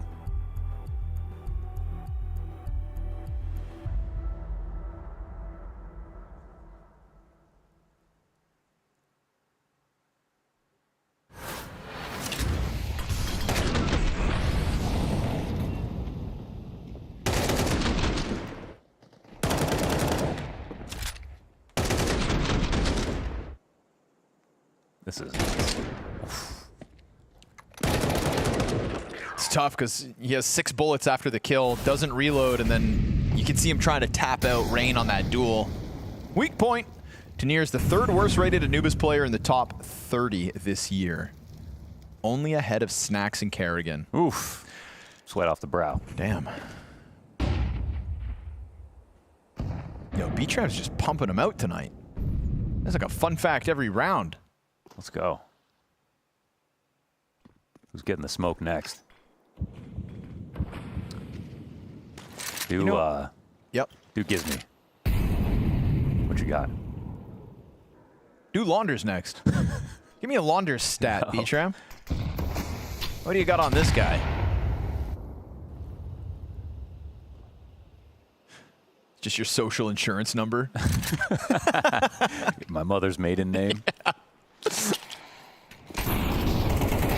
Oh, Rain. Let's go. Off. See, that's a little bit better, right? Last time they were kind of too timid to do something like that. This round, Rain pops in off the utility, establishes a 5v4, and as they try to flash their way back through, Donk is going to answer, but now the off is in position. Magix gets caught, almost getting away with that mid play, but Gizmy holds him back. Donk on the hunt, Device right there, ready for this fight, but he misses his shot. And you miss one shot versus Donk, he's coming back with a vengeance. Trying to get him off this position. Device is gonna get squeezed out of here eventually, and it's the headshot for Donk. Heaven player smoked out, and that's vision lost, but a 2-player flank coming through. Shiro catching it both. It's Poi and Sierra splattered. And all on the 12 health Gizmy from here on out. It was looking like a situation that was stalled out again, taking too long to actually deal with the threats in front of him, potentially going to get flanked and that be a problem. And you can see Donk, like, I've got a pin on this guy, like, let's get him out of this spot. And if it wasn't dealt with right there, the flank definitely would have been an issue. But it's fast enough, and Donk's on 12 and 5 now. From a 4v5 position after Rain's kill.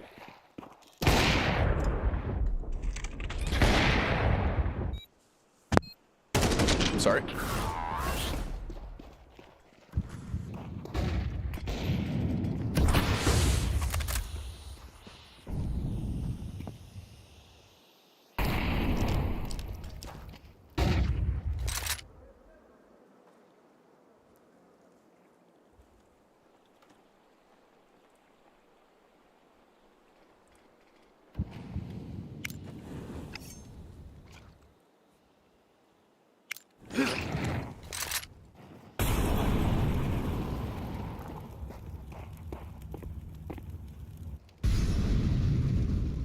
Kind of feels like they want to rinse and repeat a little bit.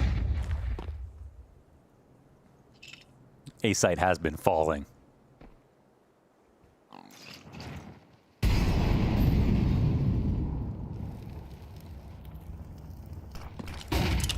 This time 2 inside a middle. Ooh, Gizmy just blocks off the camera play. This is 100 Thieves dropping utility on both entrances to the A site, but look at Spirit still just disrespected. I mean, Magix is about to walk through camera, all while Rain's getting preoccupied. He'll drop his smoke grenade, has to forego long control. 2 sets of eyes on it. Zontix strikes Rain down, and you've already got teased through the camera. Device tries to open that smoke to strike them down, but he's trying to escape here as Tanir collects the kill on Poi, turns it back onto Sierra as well. The 2 young pieces of 100 Thieves have been slammed out of these A-site retakes, right? They get held off on the long flank last time there was a duel on this bomb site, and now on arrival to the camera, it's just too quick to near headshots. Nice 3K from him this round. All 3 of his kills so far on Anubis in a good sequence that secures Spirit's 5th. Before, actually. Oh, very cleanly done. And yeah, they're having a lot of trouble holding on to A main. And it also feels like mentally they're sort of stalling out as to like what to do. They kind of knew Spirit were going to try that all over again. Device was in a spot to try to help out. I don't think they're putting enough pressure on the split early enough. And I think Spirit are just collecting just the right amount of map control, and then by that point in their minds, it's already too late for 100 Thieves, who are now broke.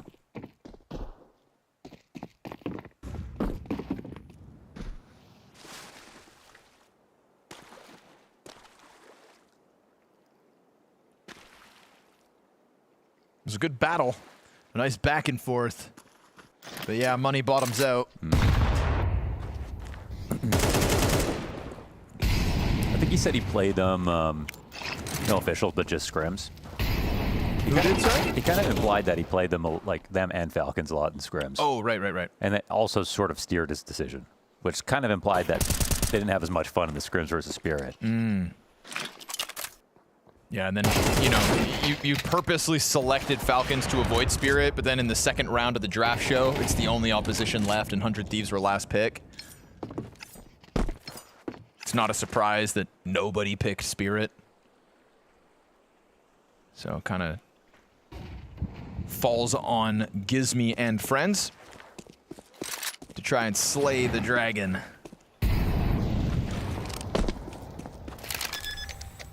But there's no hiccup out of Donk tonight at all. You know, feels like he's just had his hands on so many rounds already. Yeah, 12 and 6 really T-side. You know, it's the kind of performance that's like, oh, you're not going to win tonight. You know, that's like how it feels reactively. There's still a world where 100 Thieves can adjust and maybe slow him down, but Donk is not going to make it easy for you. To be fair, it's a decent CT side so far. Yep. If it doesn't, if this isn't their last round that they can get. It does hinge a little bit on that pistol, you know, the 2 rounds to start. 6 and 2 in rounds after that, since the guns have started flowing. But 2 AKs saved on this one. Plenty of money for round 11.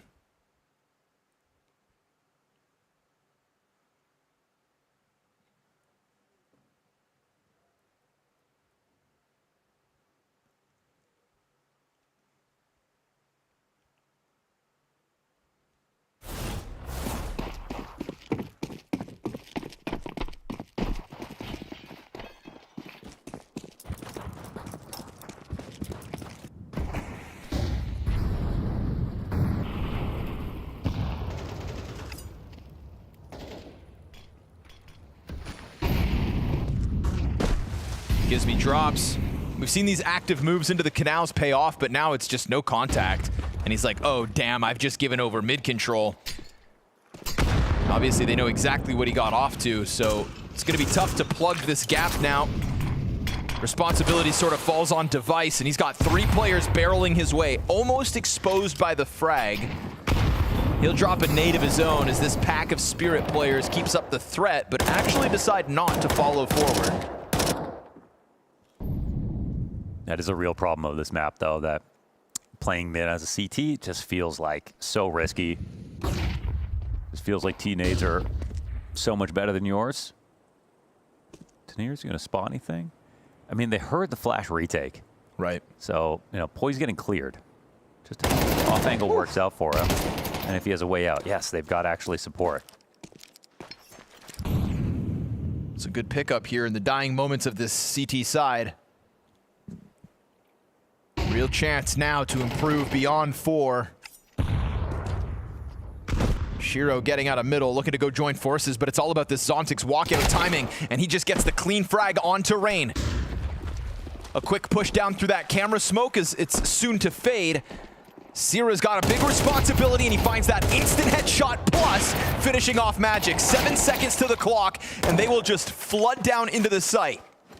They stop Spirit in their tracks, turn him back around, and will improve from the 4 rounds.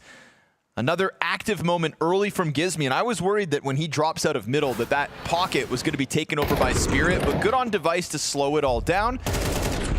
And then as well here, Sierra with the critical 2K in the most hectic part of the round.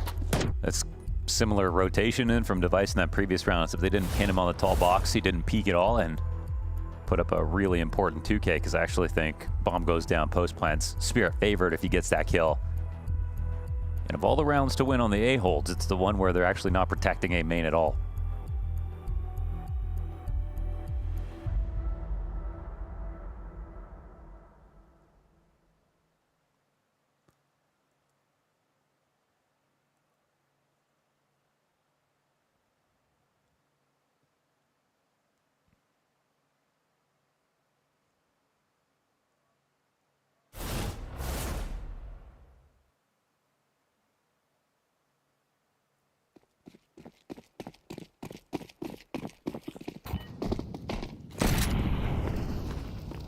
So yeah, it does feel like they're extremely vulnerable in some respects, but they're still keeping up. Going for the boost, and Donk from the bottom of the totem pole covers off Poise push. 100 Thieves got a lot out of those aggressive pushes when they played against Falcons. Yes, they did. Yep.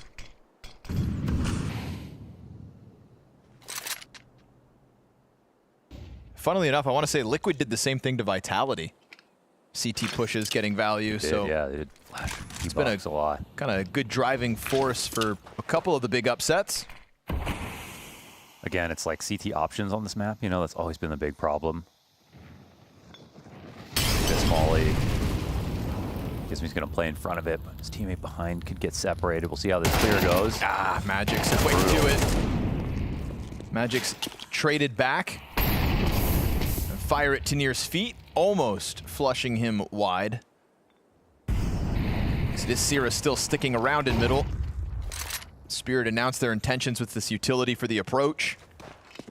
Starting to free up for the rotate over, though. We've already got Device towards the CT spawn. Tease smoke off Temple. They're going to go for the 4v2 squeeze down into the site. Sierra just got wind of it. Goes wide. Good trade from Zontix. Device thinking about pushing his luck here with the Desert Eagle on the flank. And they don't know where Rain has gotten off to. The bomb gets by. He can still Eagle's going to strike. Bomb gets dropped in camera at 15 seconds. Spirit are going to have to scramble to try to save this, and it's the final round of the half. They flash up into the heaven. Rain holds his. Shiro 6 HP. That Device Desert Eagle flank goes wide, and sure enough, it'll be 100 Thieves to secure the last 2 rounds of the half.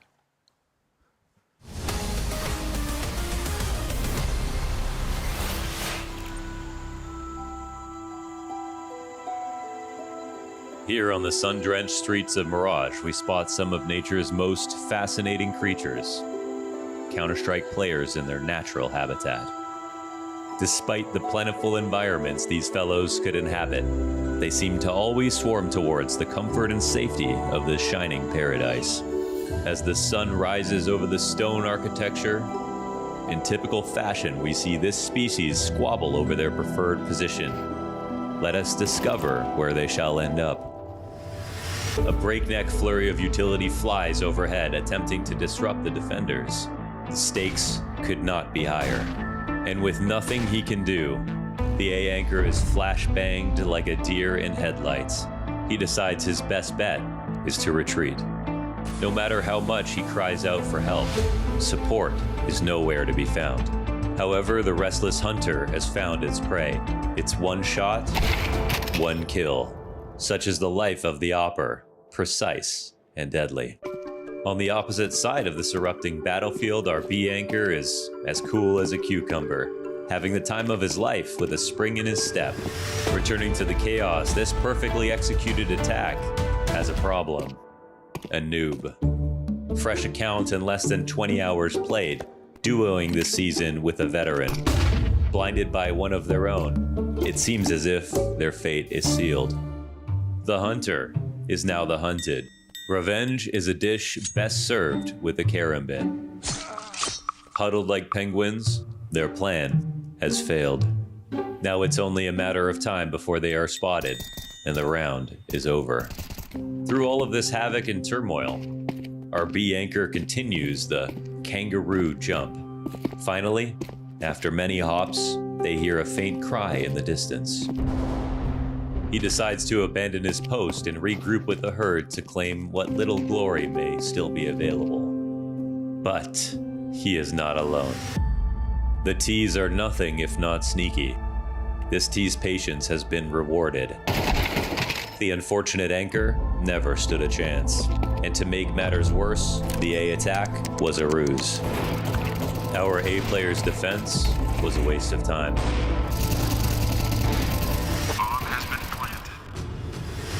The alarm sounded.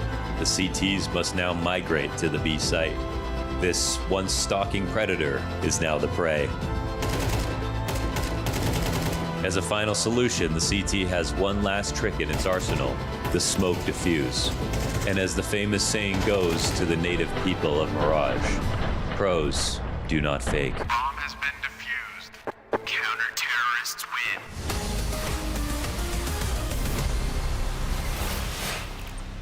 100 Thieves finding a bit of respite at the very tail end of that one, surviving what was a strong-looking donk out of the gate, but they found their solutions. They won enough rounds, and they will take to the T side and try to give Spirit something to think about.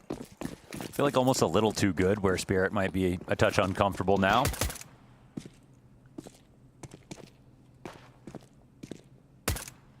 Numerically, you got to be happy about 6.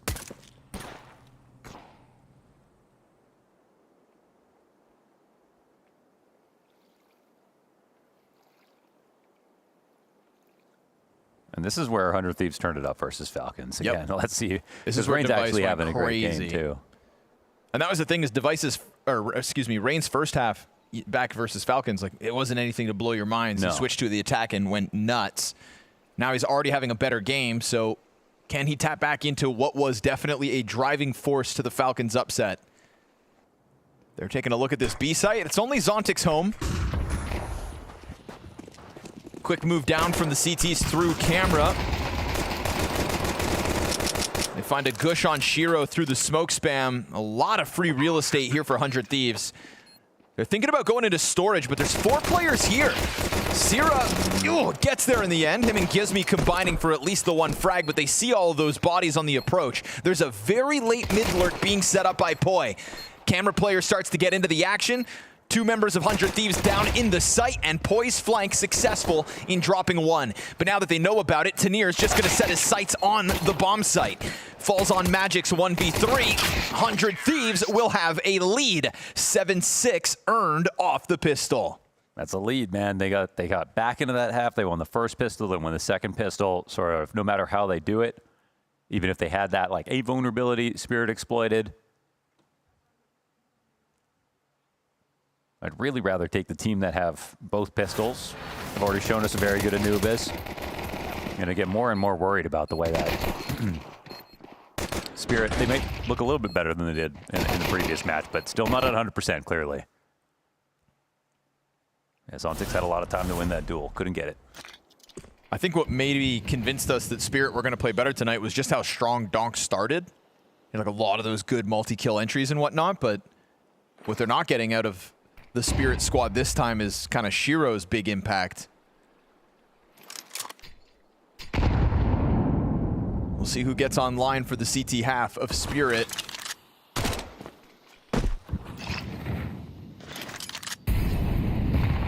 A Spirit that decides to come in with a force buy, but really can't afford too much. And it'd be nice if it was more tactics and opening strategies that got them kills, instead of just like, oh, hope it's Shiro this game or Donk this game.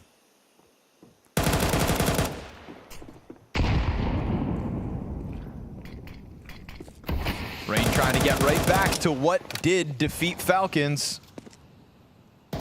He was a beast on the entries. All while Gizmy made the right calls, and with Gizmy and CT spawn, he's got good amounts of information to make said call. He'll have everybody else on A-site pause. He feels like he's gone unnoticed, and he is correct. Just on holiday at the beach. He's got Donk up in heaven, who is sure to be the unexpected victim. Knife Donk. Walking up on him. Oh. Blasts him away. That's going to activate the long side. Magic's, it's just the one and done. And Gizmy's flank works out to perfection here for 100 Thieves. That's going to keep all their weapons up for the most part and give them a chance to comfortably sail forward at the start of this T side. 2 more for Rain. Gizmy finding a lot of space. It's looking good, bruv.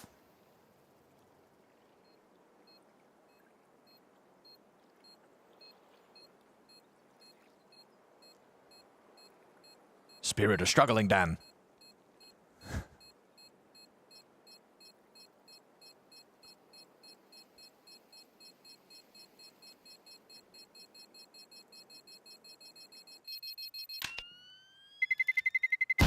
Terrorists win.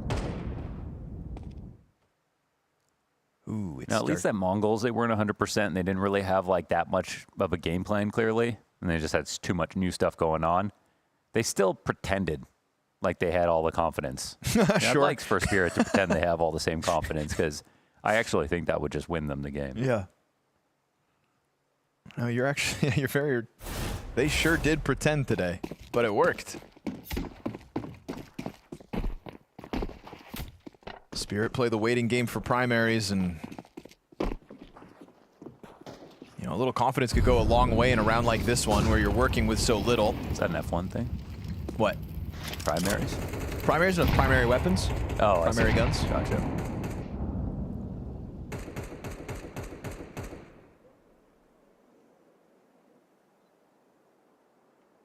It does kind of sound motorsportsy. New.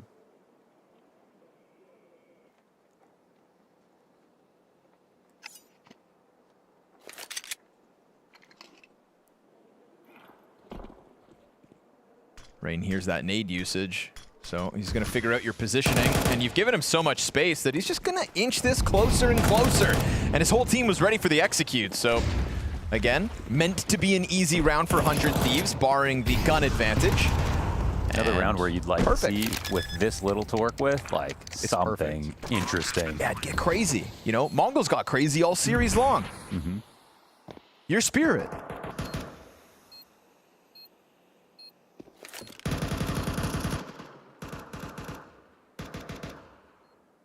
You know, I thought that was an interesting conversation piece that Maui was kind of having with Nat before this game went live about like just trying to get Spirit back to being results oriented, when sometimes it feels like with Hallie behind them, they're trying to play like the perfect game.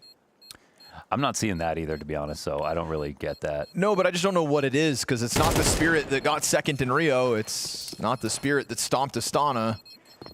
Yeah, that one was a little bit, I mean, in other examples, but like this start of the season thing, I'm not really seeing it's like, oh, you know, Hallie's like controlling them too. I'm not really seeing, I'm just seeing them not try anything really. Because what have they tried? What's something that we've talked about with Spirit that didn't have to do with just one player doing well in the game? You want to see Spirit finally start to play well? Watch the overtime on Ancient at the end of the series versus OG. Right, when they start going for double boosts and actually having ideas. Yep. So. Oh, poke him with a big sharp stick or something. Spirit better snap out of this lull that has started since 100 Thieves took to the attack. First round with guns. Shiro's op in hand. And we've said Gizmy has game plans. That much was very obvious versus Falcons.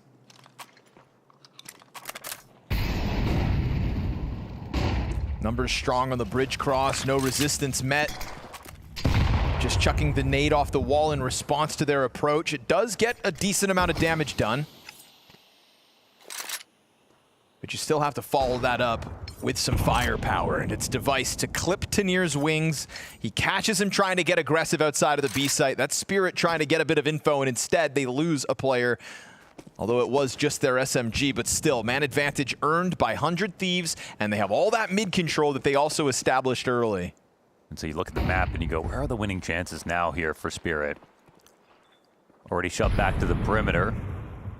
In danger of that. Zontix walks into the sniper, and it's Spirit off to the save.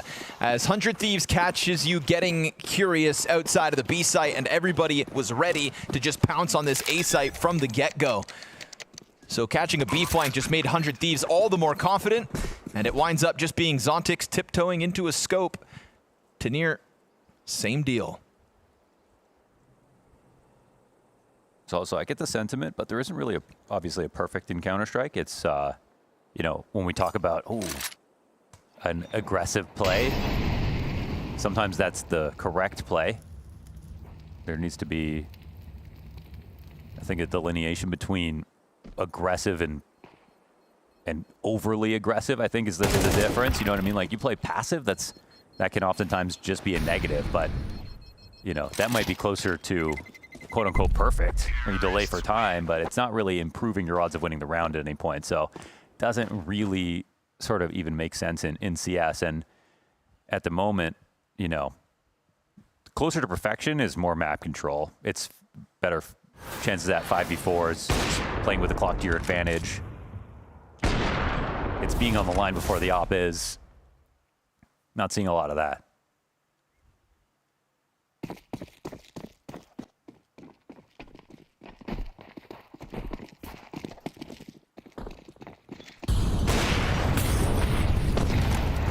Trying to get Shiro into the opening move, but missed chance. Now Device going to be primed and ready for the duel that comes next.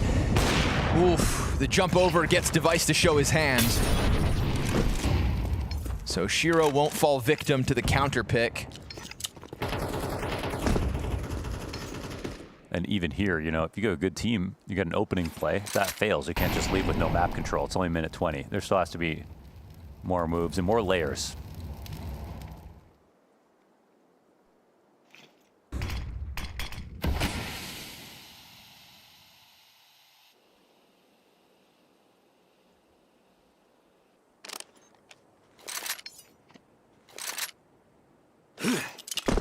Gonna leave bomb outside B for the time being. And also players that are this good, they need information. You can be excellent, but if you have no information, then there's no way you're gonna be in the right place. Well, right now, Spirit stacked the right side accordingly. 2 players on plat. Donk tasked with E-Box. Feels like they're gonna try to send him out. Donk on the pillar. As that contact's confirmed, he turns his attention to Long. They're going to smoke out the site. E-Box taken over here by Sierra, Tanir, and Magix with a kill. They hold it back, and with enough pieces in position, ready for that execute out of 100 Thieves. It's an execute that doesn't quite make Spirit uncomfortable, and they just deliver on individual levels. Tanir with the double kill, and that one just cut down. 100 Thieves can't find any footing on that B bomb site with Spirit's players there. Definitely don't mind that out of 100 Thieves in terms of, like, going towards B, getting the split set up. I don't think Spirit actually knew for sure that it was going to be the B site in that spot. They had just a lean going on, like it wasn't a full stack. All played good spots, hit their shots and everything, but 100 Thieves at that point did have to make a decision. So a little bit of pressure at the beginning around at a Spirit. And even though they don't kick off with a 5v4, it's enough.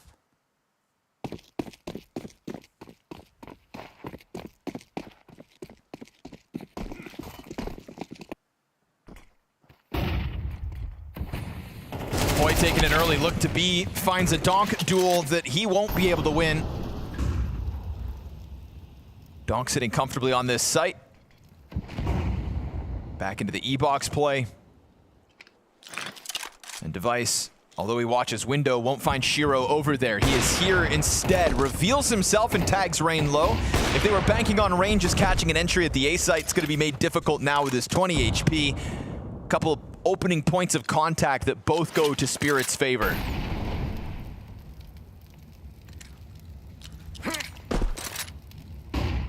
Now they're actually playing off something. They got them juggled a little bit. Forces the team as 4 to move a bit quicker.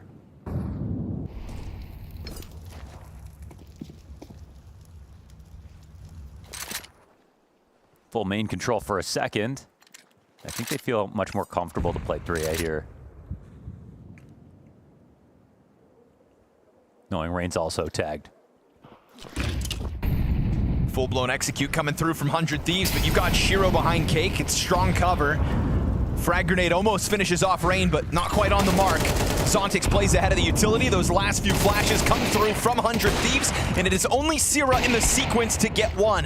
Device a bit too late to the party, as Magics will trade out effectively. 3 players of Spirit stand tall, and they hold off another execute attempt from the 100 Thieves. Late bloomers, aren't they? It's a much better looking round out of Spirit, that's for sure. It's only really Device who could get a full buy out of this round.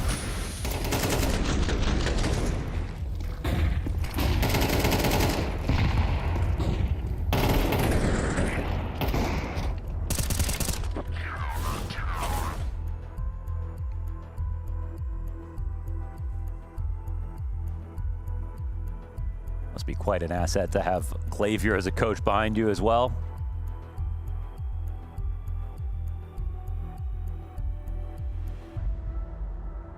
The roster move that won Astralis all their majors.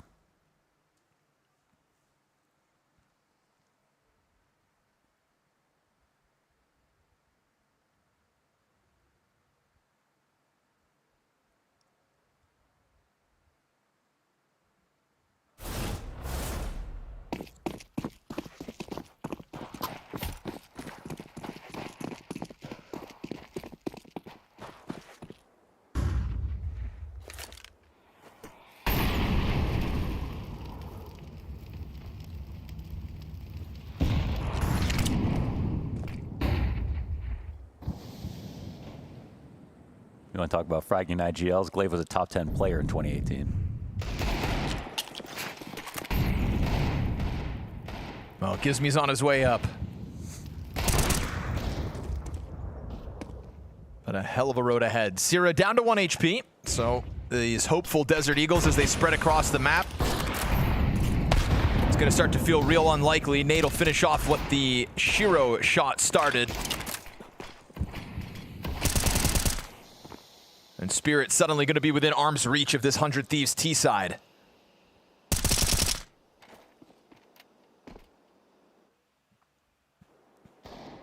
Oh, saw a sliver here. Nice 3 Desert Eagle shots through the wall. Tag Magics.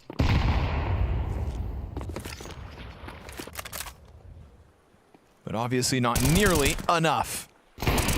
Spirit make mincemeat of 100 Thieves Desert Eagle attempt. It all gets shut down. No early kills for Donk. That's fine. Everybody else will pick up theirs. And we go back to the 100 Thieves buy, and this next one is Spirit on the brink of tying at 10. Let's see how close this game can get. 2 of Spirit's players besides Donk finally cracked 10 kills with that round. It's been awkwardly top-heavy for Spirit in that regard.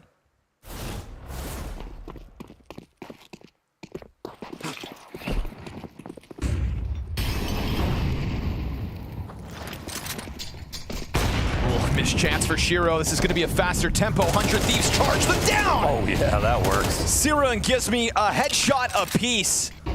Fast reaction demanded of Spirit now. Donk's thinking about swinging out into middle. Who's going to be your savior, Spirit? There had been this just kind of slower pace, this lull that Spirit kind of get bogged down into, and 100 Thieves out of nowhere crack the whip out mid. And the smoke will come up first. Donk has no vision. And so they will happily move through, but it's a late bomb carrier out mid. That's the bomb still.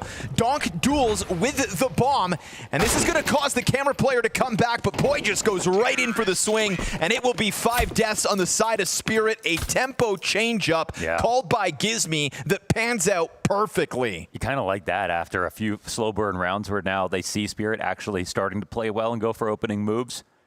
It's the first fast one to happen out of 100 Thieves. Lovely change up. Like the util couldn't have been better. They're both hugging the wall, completely blind.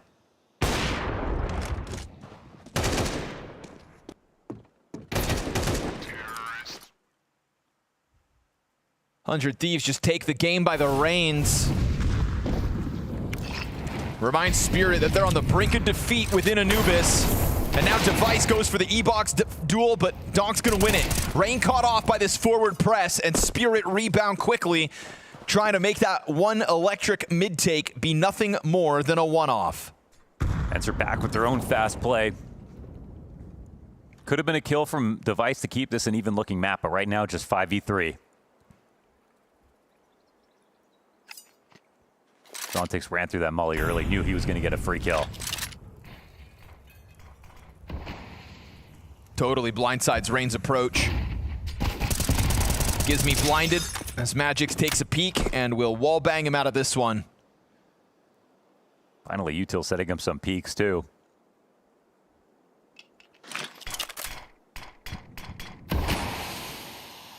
Who would have thought Spirit looked better with team play?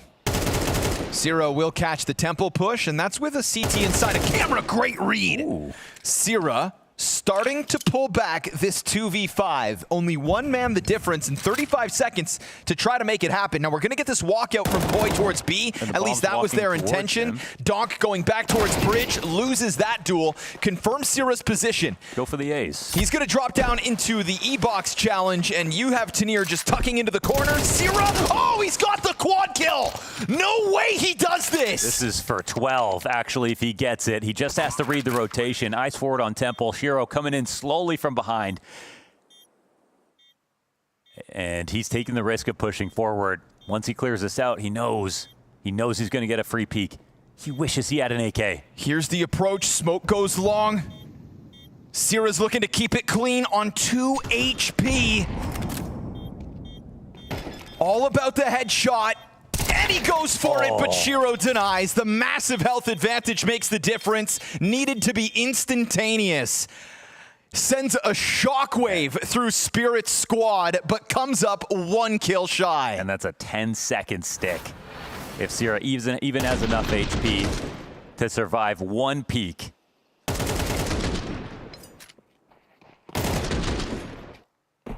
That could have been around for the career.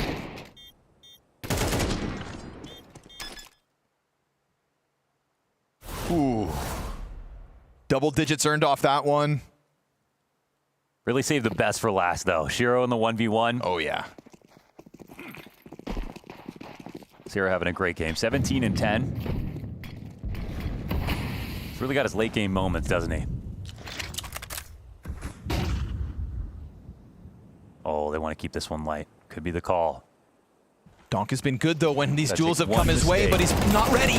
Still tracks Gizmy. Won't be able to get the multi-frag. It's Tanir to trade back, and he will double down. Just disengages back through smoke, forgoes control of the site, but still he can't escape it. Device and Rain recovering. A 2v4 now.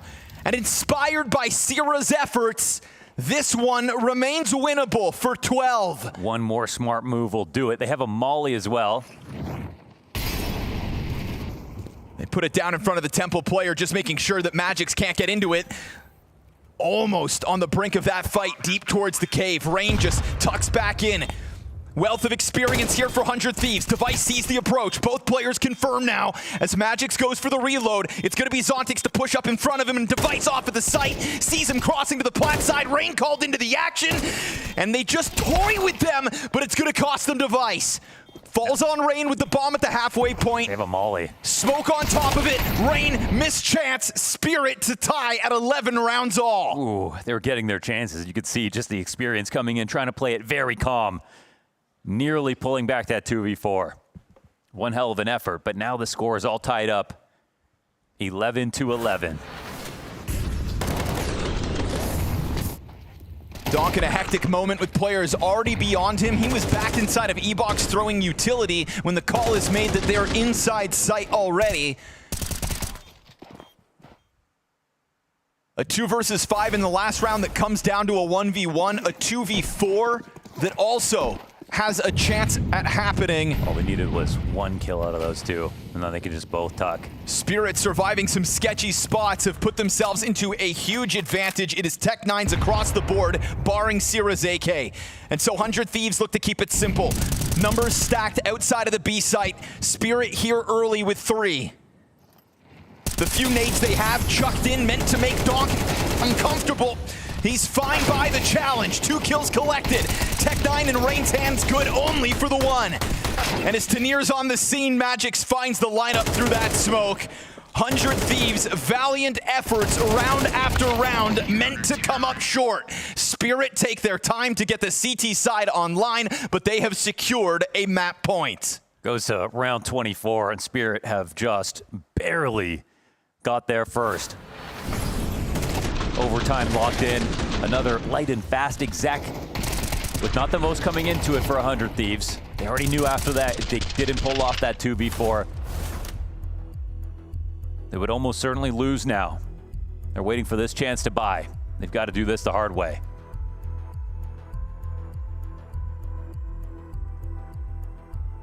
Unlike all the other Titans cut down in the first round of Bounty, it was Spirit that survived with a single round in their opening challenge.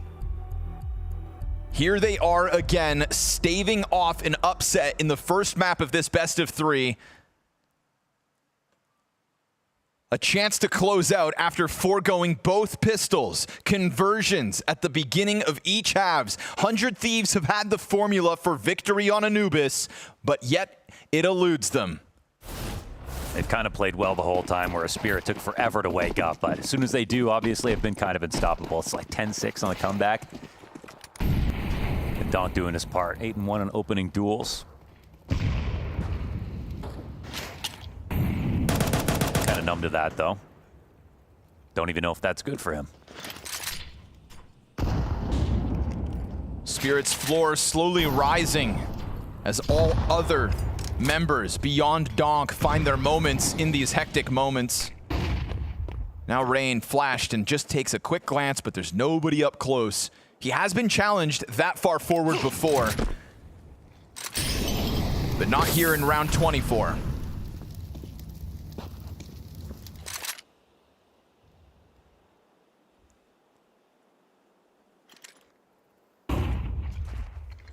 Grenades fall down onto the B site to try to guise as if there's actually an effort there, but 100 Thieves fixate in on mid control, smoking off Magix from camera.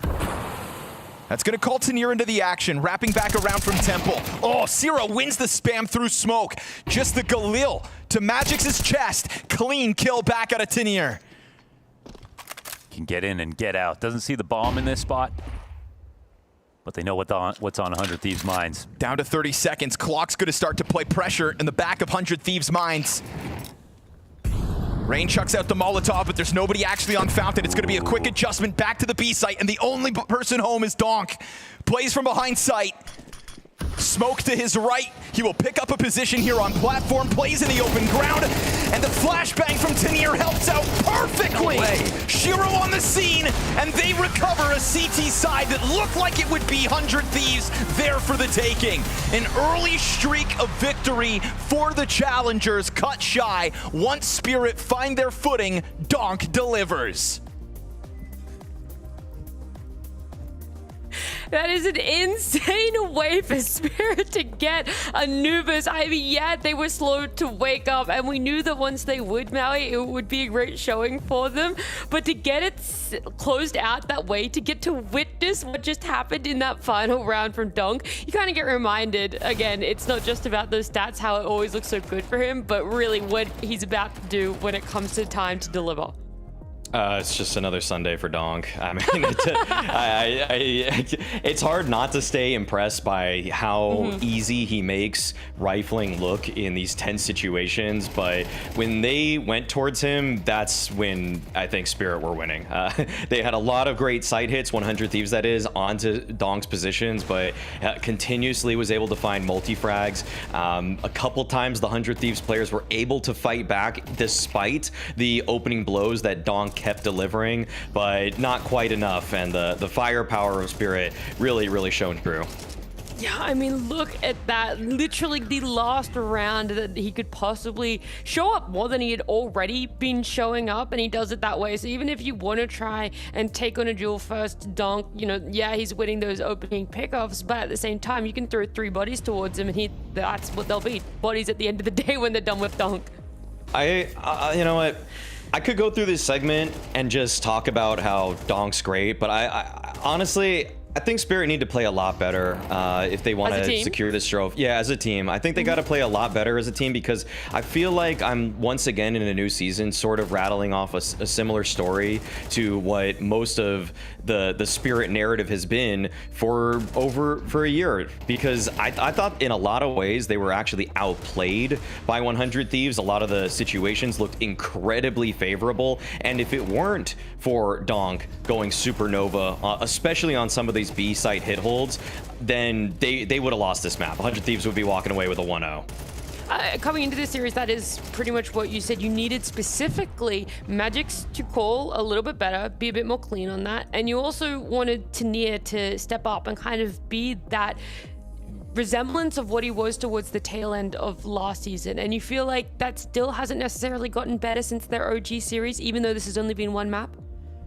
So I know that Spirit is going to play themselves into shape on particular tournaments, but I would just like to see a full season of them actually delivering on that, and especially doing it against teams of 100 Thieves caliber, which are not, but by no means, don't get it confused. This 100 Thieves team is way better than the last iteration already. That much is clear, but this could have been, this victory was kind of marred by the fact that Spirit were playing themselves out of a lot of bad situations, as opposed to many rounds being won because they've tactically outpositioned their opponents or caused some kind of rotation that they benefited from. In fact, they were the ones that you're usually just getting swarmed, but then you would see a single player get 2-3 kills, usually with the name of Donk. I feel like I know one of the rounds you're talking about. It's round 8, right? That's the one where we see the flank coming out from 100 Thieves most notably, and Shiro was able to stop it. Again, that sort of situation where it's down to an individual to get multi-kills.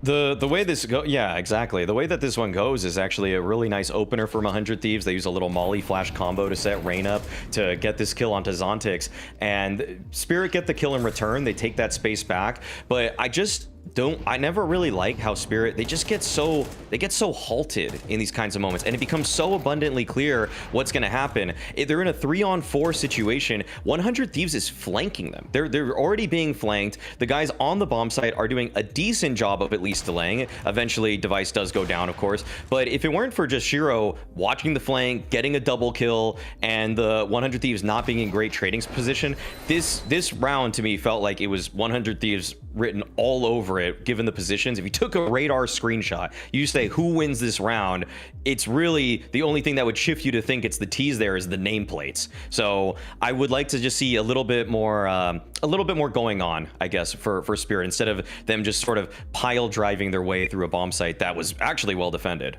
Yeah, I mean, when you win a map 13 and 11, that is literally, that round right there is the difference between them having to go overtime, between them winning a map, between them losing a map. You're really just sitting there and you're hoping that there's going to be something coming out from an individual there. And then on the flip side, we have to sing the praises of 100 Thieves. We didn't know if this was going to kind of be a one-hit wonder in Blast Bounty for them, where they're going to be able to get that win over Falcons in a 3-map series, and that's going to be it. We're not going to see them hit that sort of level again, but it felt like the level was still there. It felt like 100 Thieves are just ever growing and getting better. I actually liked a lot of the rounds from 100 Thieves. They were able to play themselves into positions that I didn't quite expect. Some of that was down to the individuals. I also think that they even chose good bomb sites on their T sides, but even when they had really good execs onto Donk and some of the guys at B side in particular, they just were able to multi-frag their ways out of the situation.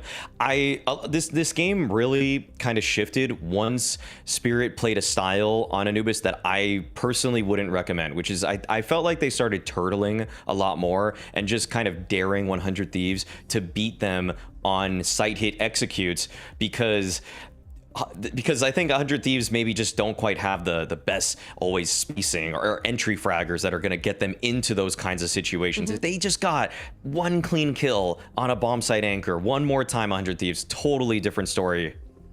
Well, I thought we were going to get to see that, right? Because in that series against Falcons, Rain was the real standout. He was the player that a lot of people were looking towards, and the way that he started Anubis was actually better than how we saw him in that previous series that they had won. And so I thought it was going to continue over into the T side.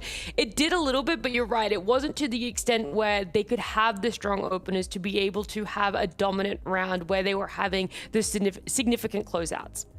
I feel like that was they didn't allow Rain or anybody really on 100 Thieves to activate other than in really big 5-on-5 situations or really just whatever the bomb site hit was. There was an early round in the second half where Tanir just gets caught by Device as he's trying to solo walk push B main, and I think they ended up losing that 4v5 spirit. I think from that point on, they just said, don't give them anything easy. Don't let Rain get a lurk kill towards A main all too much. Don't let them actually pick you as you're trying to prod for info. Either get then you just started seeing the radar sort of shrivel up. And whereas I did think 100 Thieves would make use of that middle control a little bit better, they just kind of fell into this trap of going for these site hits because they were allotted all of the space. And yeah, despite the great game from Rain, it just wasn't quite enough, even though they were so close to pulling off that 2v4 with him and Device. Again, another round where it could have been the difference between losing or overtime or winning. And now I do beg the question towards you, Maui, is out of these two teams, for what we've seen, which team do you think is better at pivoting and making adjustments during a map? And which team is more sitting on the side of they actually need to close out a map, have a map finish and look towards the next one to see improvement?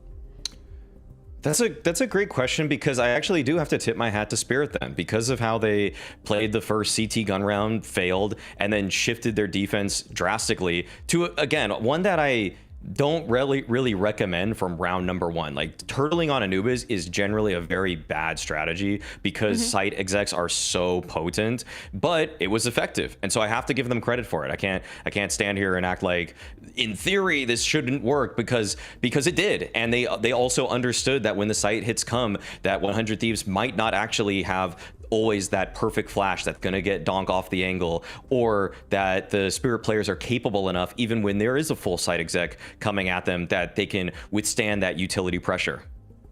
Well, the other question then that I have is, what map has more angles to hold, Anubis or Mirage? Gotta be Mirage. Mirage is just there's always a new angle you can get peeked from, it seems like.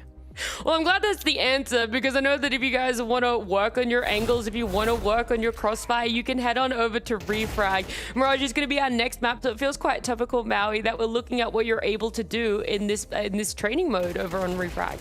Yeah, I tried this one out actually myself. Again, I'm not getting a lot of cash reps because no one's playing the map. But one map that I know is going to keep getting played in North America, Pugs, is going to be Mirage. And so why not warm it up on Refrag? I mean, they're partnered here with Blast. You can get in on the action, and you can use what is just by and large the best training tool that is in Counter-Strike at present. The fact that there's actually realistic peaks from the bots is just... it's just huge, okay? Instead of just going through a map and clicking bots standing still or whatever, like, these guys are crouch peeking you. They're sometimes running across your screen with wide swings. It's everything you can expect in a pug that would probably make you rage. But instead, you're doing it against bots. So if you're raging at this point against bots, that's a you problem. That's on you, okay? So center yourself and just clear them, okay? Just frag out. Yeah, and you can also see there as well, you don't have to just play it solo, you can play it in duo. And Maui, if you and I were doing in this crossfire, who do you think would have more kills, me as a bot or the actual bots? I don't think for your sake I should even give an answer. The bots, Nat. The bots would probably get more kills. They do shoot back. Just one. Bro's actually going for me right now on broadcast. Nah, I set myself up for that one. It's a lot of fun. Head over to Refrag. Whether you want to do it with Maui or not, I feel like I might have a slot open after this one. But we're going to go to a break. On the other side, we'll see how strong our two teams are going to face up on Mirage.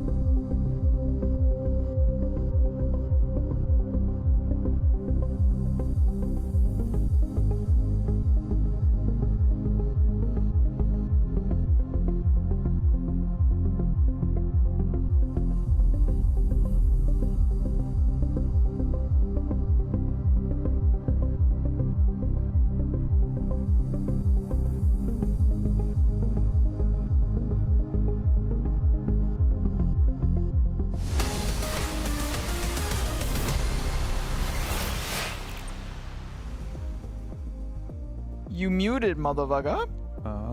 Out theirs, and so I do wonder now, moving into what is not their map pick, Maui, what can we look towards as some of the positives to potentially get a map 3 out of this, to potentially get 100 Thieves we can believe in? Well, I feel like Sira is actually a guy that I'm keeping my eye on playing around the A side. I mean, just kind of looking back at some of the other 100 Thieves stuff before this, the way that he was able to beat Nuclear Tigers, just playing such a variety of positions. I feel like so many A side players are just sort of one note where they get really hard stuck, either under balcony or at CT spawn. But yeah, he was pretty mobile. I think that they're entrusting him with a lot of responsibility because that is just historically Rain's position. And again, it's kind of crazy to me that Rain is the one that is getting the short end of the stick on a lot of different spots for this team, where like Gizmy's taking his spots, Sierra's taking his spots. I thought you know, Rain looked like he was getting phased out in some ways, but now he's just jump spotting B. So it's really interesting to see how this legendary historic player is actually embracing some of the more supportive responsibilities. I was gonna say, you say getting the short end of the stick, but he's putting up numbers, you know? I really wonder if this was the short end of the stick and positioning, then what would he be doing if he was in a different sort of spot? Well, I mean, he said himself that things have kind of changed. He was kind of a little bit, how did he put it? You know, he was just a little, like, he didn't like some of the fights anymore in CS2. I think he didn't like when he was talking about how on Nuke, how he doesn't play outside yard anymore. He's just like, it's not fun anymore or whatever. That being said, I think I did see, it was kind of weird in their game versus Nuclear Tigers though, where it's like he did play A maybe once or twice, but I think there's just being a little bit more mobile actually. So you might actually get to see Rain playing a couple different spots in this very matchup, and I kind of hope we do. Okay, well, I'll be keeping my eyes on Rain. In fact, I'm just going to be keeping my eyes on this match as it is, because a 100% win rate on this map for Spirit right now. I wonder if 100 Thieves are the ones to be able to take that percentage from them as we get on into Mirage and see what action is in store for us. Yes, thank you, Nat and Maui. And Mo, we've got the numbers telling us that it's going to be a Spirit victory. 100% win rate on Mirage. Our Polymarket prediction gang have Spirit very much painted as able to close out this series. Now, will Sierra be able to remain so active, and will we get this kind of like, you know, multiverse of Rain positions? We're going to find out. But on an individual level, you know, it did start to feel to me like Spirit were finding their game back on Anubis. Yeah, just right at the end. Right at the end. And like Mirage they just don't lose. I mean, they crush on this map. Feeling rock solid. They got tested by like in G2 playing insane, bringing it to overtime, still closed it. But these stats are sort of like before the break. So we just have to see if I mean, this is just like, if there's going to be one map that they didn't have to practice, hopefully it's Mirage. For 100 Thieves' sake, of course. Hopefully the opposite is true and they still continue to struggle. We did see a really good game plan last map. Couldn't keep up as Spirit got better. Let's see if momentum is real. Rain's got the tap on Donk.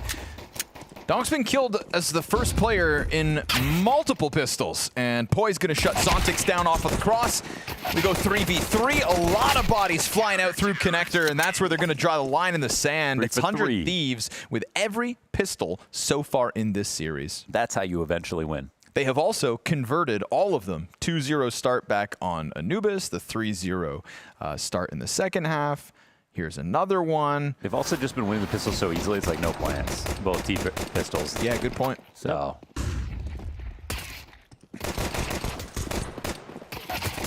So, no plant means no force buy, only Donk on a Desert Eagle.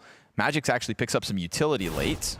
So, smoke flash flash with the Spirit in-game leader, and well, that's what $700 can get you. Bang. And now they're instantly like, okay, how do we win this round? And the dirt is gone.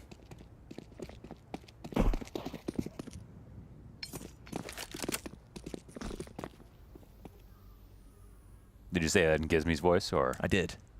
Bang! And the dirt is gone.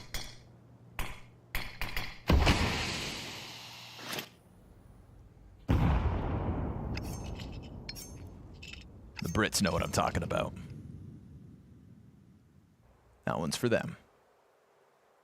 Ooh, Rain, you're getting curious.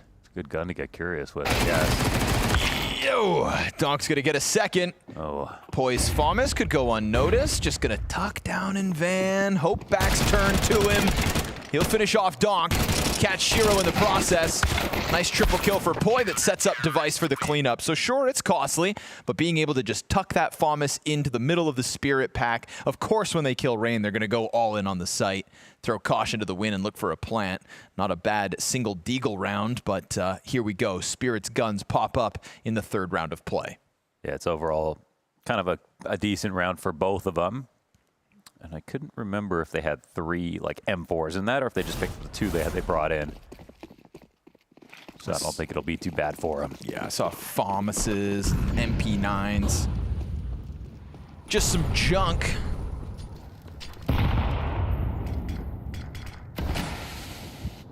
Now to the 5 M4s and Spirit looking to keep things simple. It's going to be the full-blown A execute. We got Sierra up close. We got Gizmy towards the stairs. And the window player, worried that somebody's trying to climb up, stays a bit further from the site. Execute up and over. It's full-blown, including the ticket smoke. Bit scary here for Sierra. Cross smoke miss? No, they're fine. Sierra, tough spot. Magix has been turned away. That's an easy one for Device, as Magix was still forced to try to entry. Sierra's position shapes Zontix off the Palace. Now it's only the ramp players to get out, and they only get out to their demise. Rock solid stuff from 100 Thieves versus Spirit's first gun round. Yeah, it was a little messy for a first exec. Funny that Magix almost got out, canceled the run out, tried it again, died instantly, but he had to be the tip of the Spirit. Only Mac 10.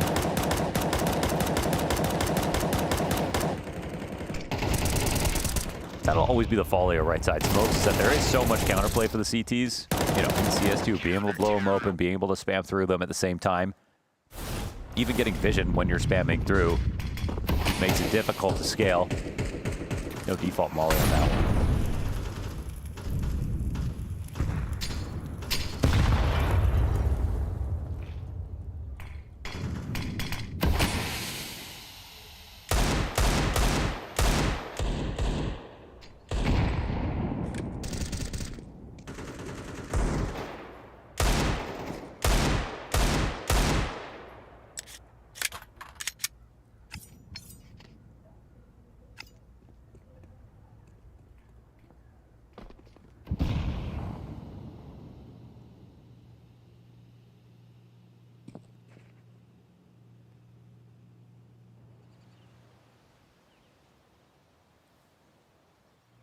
Not interrupted on their approach to middle.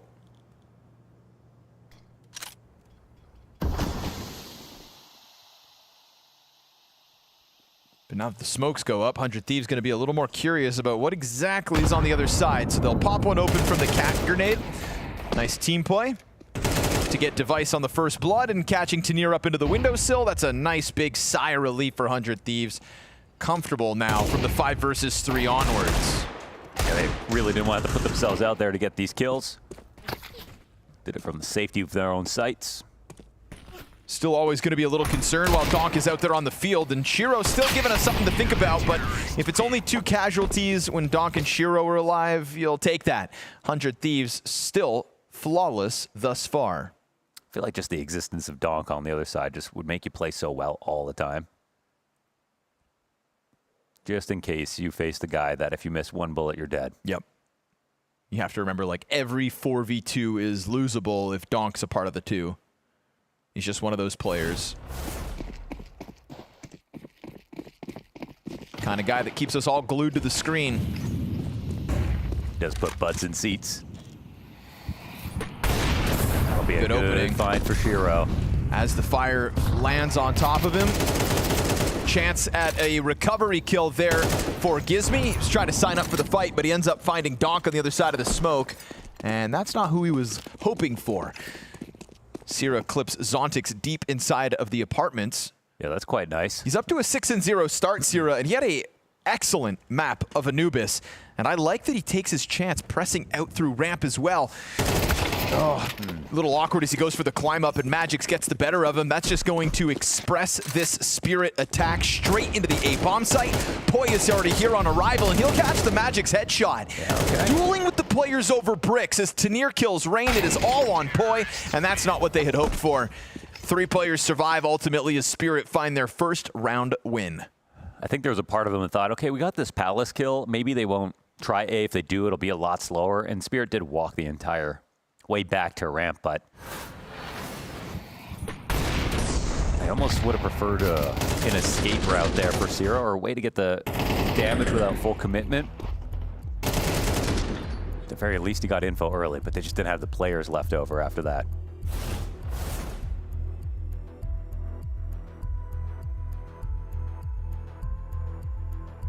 No matter for 100 Thieves. They already won 4 rounds. They still have a bye.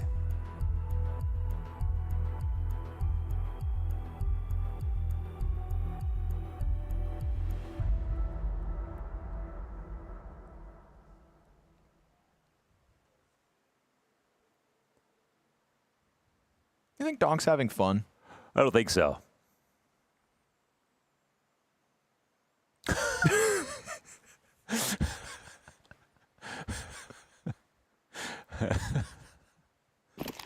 Oh my goodness.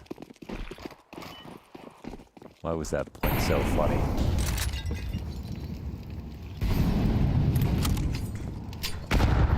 Ouch.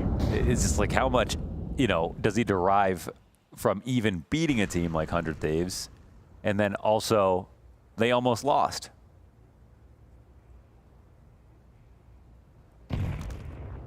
Did smile at the end of the map, I think. Yeah, it's a nervous smile. 13-11. 100 Thieves certainly had a chance. These are the Giant Slayers. Eliminated Falcons in their opening round.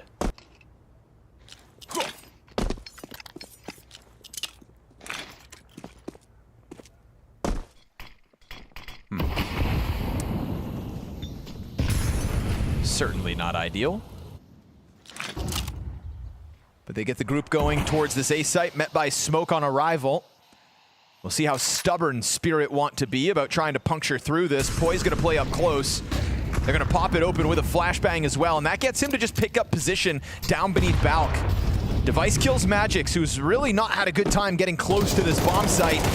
Over top of Tetris, they'll spot Poi, but it's Zero to come wide. Still going. Great FAMAS headshots, further damage dealt, and it's all on Shiro now, V3. Again, Lovely. Sierra is the solution to any problems towards this A site. Yeah, it's great to see him playing this well. Because again, they picked up that Falcons win really almost without him. Like, just a one good round at the end of the game. But this has been such a better showing of his ability. I mean, he was 2 bullets away from just straight up acing Spirit in that 2v5 attempt earlier. Just couldn't outbrain Shiro. Really a testament to his ability tonight. Again, if he's going to give us back-to-back strong performances, then that's going to be a cool level of consistency from a 100 Thieves squad that's looking to punch upwards.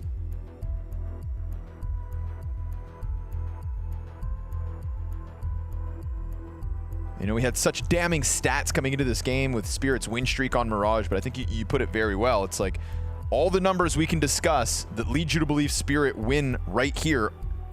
It's all before the player break. Magix has said he's very aware of their struggles, kind of getting the season going. It's like that's not the most fun thing to have to bring up, but it is just true. If you look at all their games, you'd normally be able to be like, Mirage, that's an ace in the hole. Yep. I mean, you go back to the Cologne Major, they start in stage 2, 13-5, 13-1, 13-3. We were laughing at the way that they separated themselves from that tier of competition. That was the strongest single stage of anybody at the Major from Donk in history. And all their best of ones were Mirage. You throw 100 Thieves at that stage 2 of the Major, same place, and you'd think, of course, this is just going to be another sucker on the side of Spirit's map stats, but 5-1 Halfway through this T side, and Spirit's struggles apparent.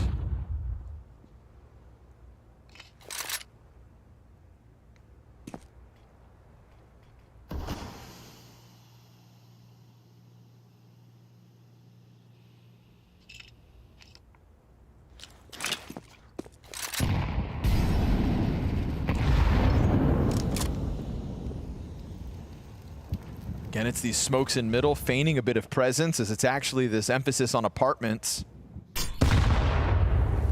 Nade damage dodged. Oh, but you tiptoe into Device.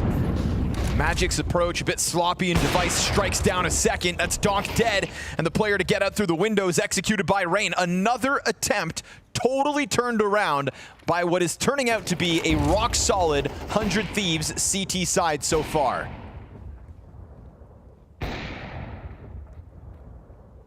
Really no notes for 100 Thieves. They play their crossfires perfectly, and they went inside the middle early. I think that helps out, obviously, a lot. I mean, I think just even getting Spirit to the point of going for, like, regular schmegula execs, you know? Sorry, regular what? Regular schmegula. Regular, okay. Just, oh, let's just go be the old-fashioned way. You know, let's run up the A ramp. Just so regular schmegula, see? There's nothing fancy here. I think normally Spirit would want to be just winning inside of mid-control, getting it to a 3v2, right, and then walking up connector or something. Well, right now looking like a bunch of average Joes.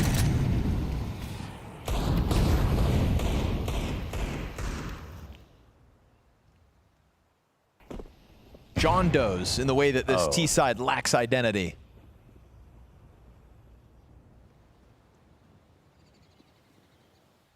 A Deagle turn up, missing. Zontix's first kill of the map. The old Huandig into the ticket player. Gizmi may have a tough job here, called into connector. A lot of players on the other side of this smoke. Gizmi has a degree, he'll be fine.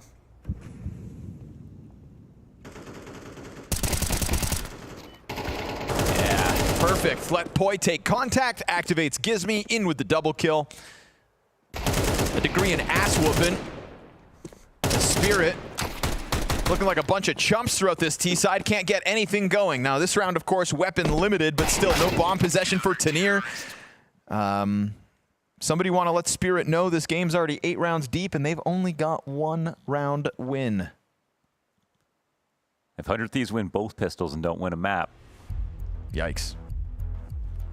That would be a problem. So we're definitely projecting the 100 Thieves, bringing this one home almost. I mean, still a bit of time to get some T rounds together here for Spirit, but unfortunately we're just seeing more of the same. Like, not good enough, not to their level.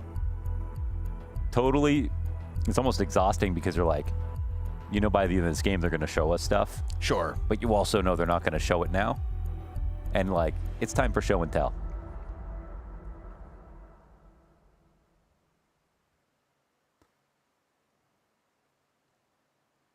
Maybe they just should have played Cash.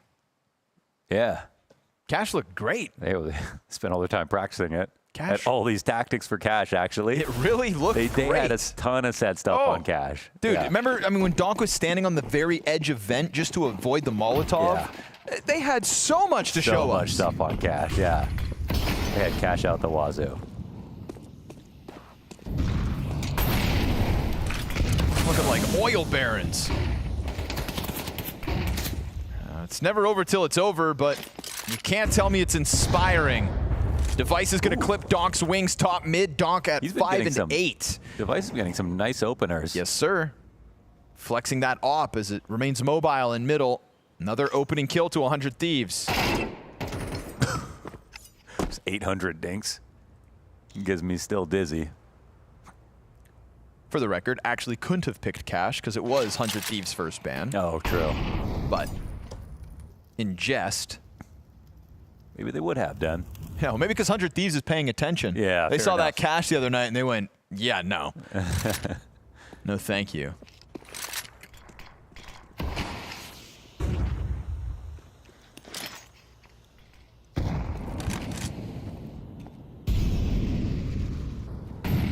But again, just not giving away these easy kills.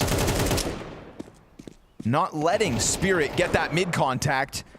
Tanir will catch Poi off guard, but still Rain holds the line over towards the catwalk. Good for Spirit that they want this A site instead, but Sierra over and over. Another double. Just immovable within this defense. Here's the drop off from Shiro. B players scrambling over.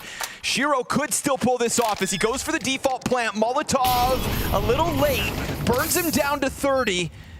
And he's stuck in the corner. Oh, be careful with that. Rain's gonna go over top of the steps, get a second kill within this round. It is him and Device to both survive it. 100 Thieves, 8 rounds to 1. Well, wasn't that a touch risky out of Rain? But it's all about Sierra. I mean, honestly, in almost all of these rounds, it's really Device getting a huge opening kill. And then Sierra getting a 2K on it. I mean, denies that second peak so easily.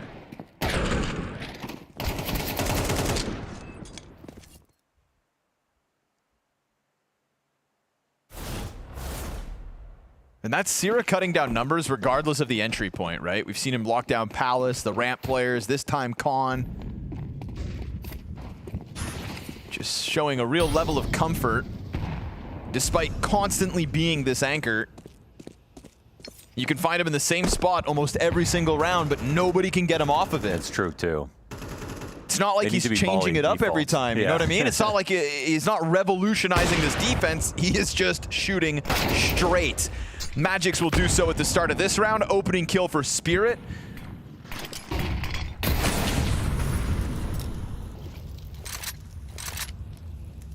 These have been hard to come by for Spirit's T side, so don't let it be wasted. He's got an op on his back. Device gonna get in the corner. Tech9 in hand. I mean, this can't be good for Device, sure. Oh, well, if Tanir looks away from the smoke as it fades. Goodness.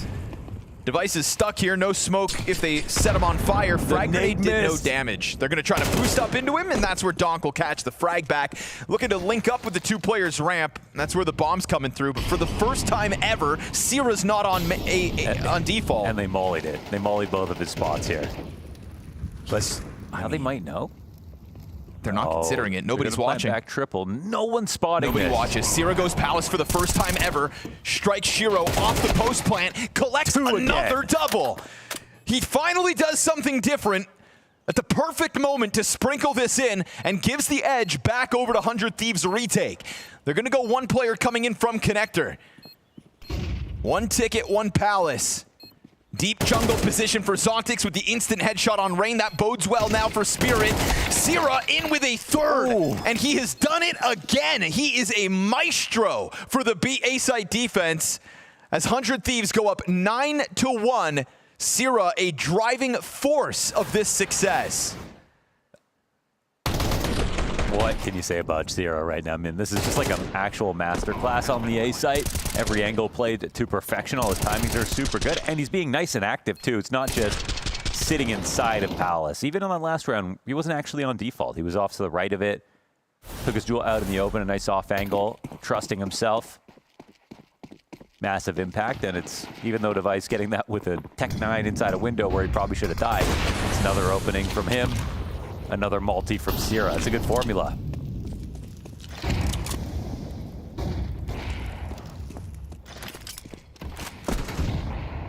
Just going to try to overrun the B site. Rain at bat. Boy with nades out. Rain hangs on for the time being, and the grenade softens up a couple. Stuffed on the approach. Totally shut down. These T sides from Spirit have some explaining to do. It has been a struggle and a half throughout this bounty so far on the attack. 10-1. We said that eventually we get to a point where Spirit are going to show us what they've got on this map. They may not have the margin of error once they take to the CT side. They should have studied Nuclear Tigers to figure out how to win this game.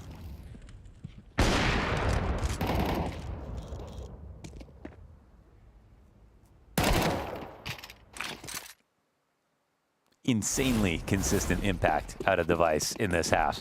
100 Thieves in the process of embarrassing Team Spirit.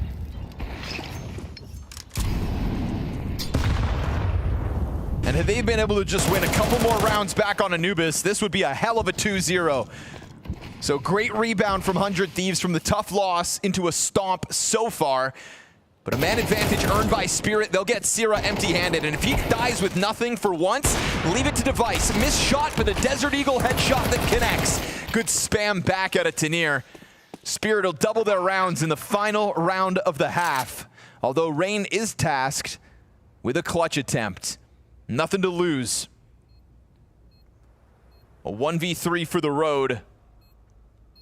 He's got the kit to work with, an AK procured. First kill, steps right into him, and Tanir will do no damage to Rain. Yeah, utility onto Donk. Frag's great, Flames perfectly placed. Misses his chance, but he's got more and more utility to go. And he could still pull this off. Dying seconds of the clutch attempt. Bomb is so far gone, and it's a back turn to Shiro, so there we go. Final hurdle, too much to mount. A second round from Spirit, but what an incredibly flat T-side again. In 2026 so far, one team that is really close to becoming a really strong team is, I would say, FUT. Thus far, I think it might be FUT. I think What's his name? Fish Puncher, boy, if we knew this. Mr. Fish Puncher. 12 games. I don't want to bully too much, but Fish Puncher is not an info. Oh,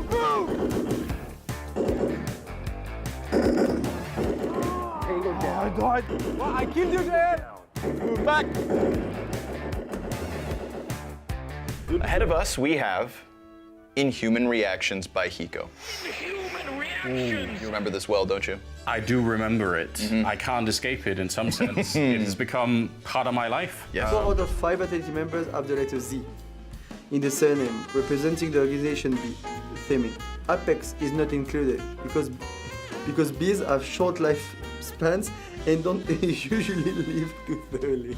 I had been delayed like for media days and stuff, and then I didn't have like jerseys and stuff with me, so I have to use the same jersey for like 6 days, and it becomes pretty nasty in the end. So bro, this new generation, I can't. Back in my days, you stop and then you shoot, not like now.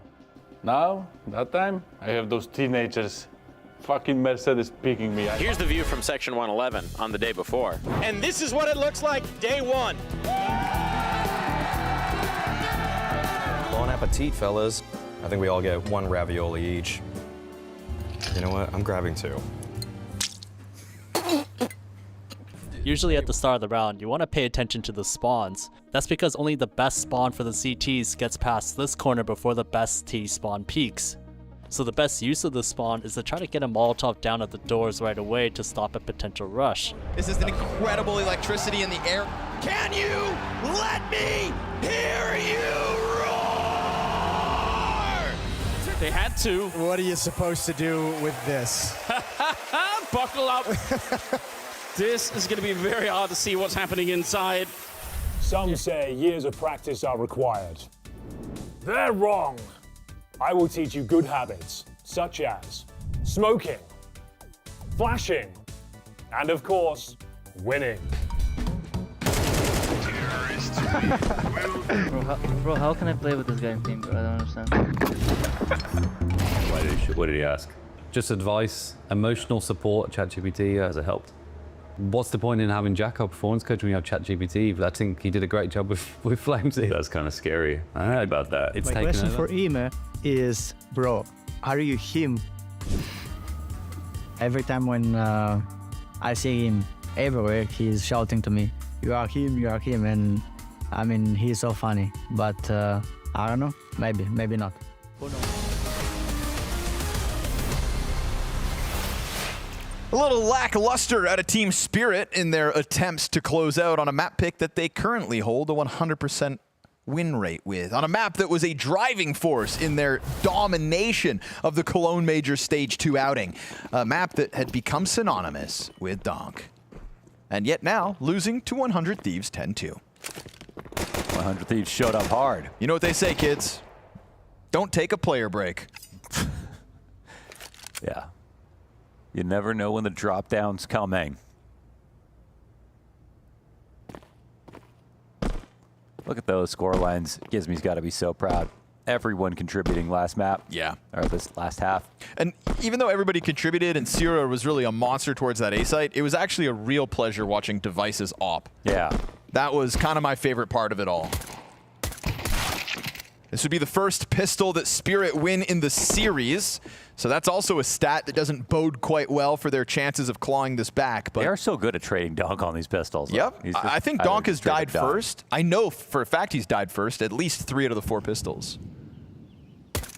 Well, this would be 4 out of 4. No, this would be the 3rd, I think. Oh. That's what I meant. But hey, looks like they've done it. Yeah, they can be done. Ooh. Team Spirit win a pistol. Did they set it up just to claw back a massive CT side? Well, you're going to have to sit there and watch and wait. But at least that one's convincing. Of all the pistol rounds they were going to lose, this feels like the key one. Yeah, this was the one that it's like, well, come on, guys, it's Mirage. It's their CT side of Mirage. Yes. It's a pistol that does make it a lot scarier for 100 Thieves, and they also, it's like everyone's pistols, which is basically 100 Thieves winning all the pistols. Yeah. No one's planting. True. They have denied all the conversions because no one's getting a bomb plant and forcing up. It's just been clean starts. That means clean start for Spirit.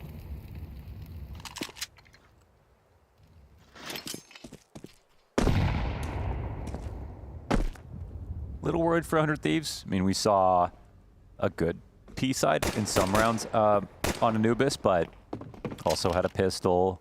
And then towards the end, it just felt like Spirit had them sort of figured out. Yeah. I mean, 100 Thieves T side consisted of... To highlight what they were doing well, I think it was the tempo changes. Like the rounds where they came in fast were actually like really good. It felt like ideas, they came close. Yeah, but the problem is their slower paced rounds, I feel like they could not trick Spirit. And in the slower rounds as well, I feel like Spirit didn't give away any opening deaths. Yeah. You know, didn't let Rain catch those lurks. Now he really identified that as one of the reasons that Spirit just kind of survived long enough to lock down their sights, banked on their individuals.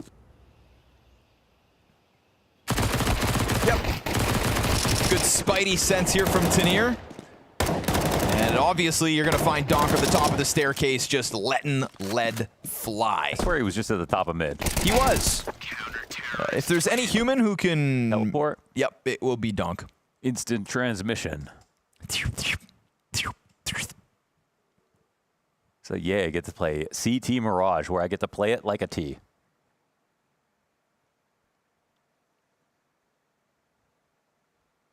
You know, and some people would think, it's so far gone, 100 Thieves, surely they'll win this. But I would just ask, where were you when Big destroyed North America? When Big destroyed, what was that reference? NRG? Big NRG? Oh, I see. Okay.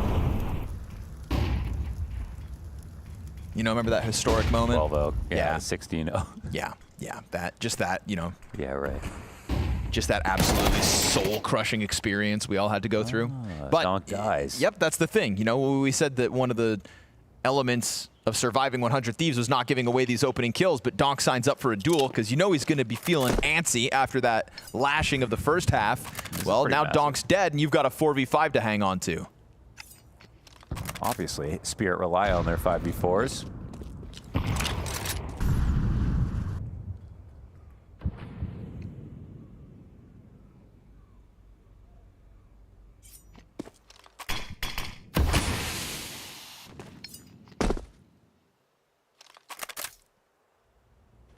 I feel like Magic, so you got to tell your team to do something interesting here.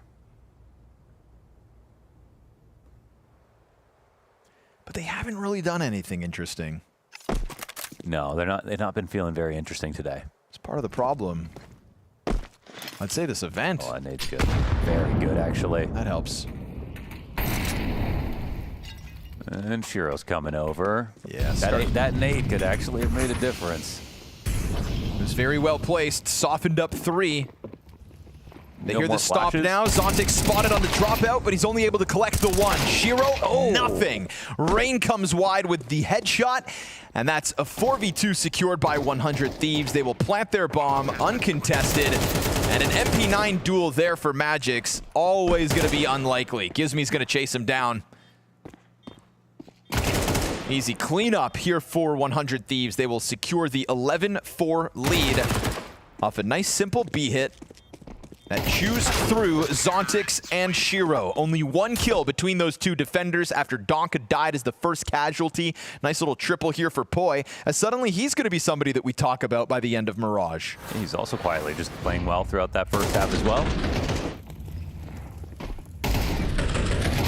They were kind of in a great situation to get a lot of kills on this hole because 100 Thieves used almost all their utility, came down to one molly when it was time to exec. No one was blind. So even though it was just 2 CTs there, that HE with their M4s, no flashes to worry about, getting one kill that's pretty weak. Donk's like, I really got to do everything, huh?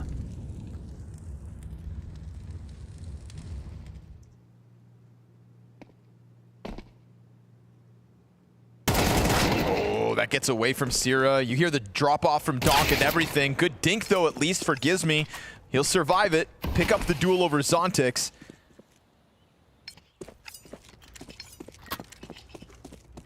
know, it feels like Donk always willing to die on his sword. He gets cut down last round as the first casualty. Goes right back to a similar spot at the start of this one.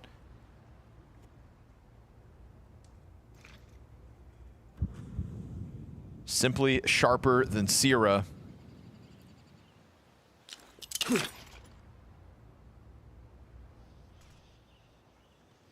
Smoke grenade over top. Molotov to the top of the stairs. Rain goes wide for the entry. Good on Shiro to bring it back somewhat. Donk's headhunting. Fast push from poi, catching him on the reload, and it's poi again. A double kill up through connector. Just trying to be the hero in a series of trade frags that made it seem like Spirit's defense was going to stand tall. Poi's arrival makes a world of difference. It's amazing what 100 Thieves are doing. I mean, 2 good halves here. Ready to bring this home. Magic's not in a position to win this with how far back they're playing. It's kind of perfect. Also hasn't picked up a kit in the middle of all this and only has 5 bullets, so he might just lose this last fight. Doesn't even get a chance to shoot back. Poi with a triple. It's absolutely going to destroy their Mirage statistics here. Almost every single game they've won single digits for their opponents. Here they are getting their food 8.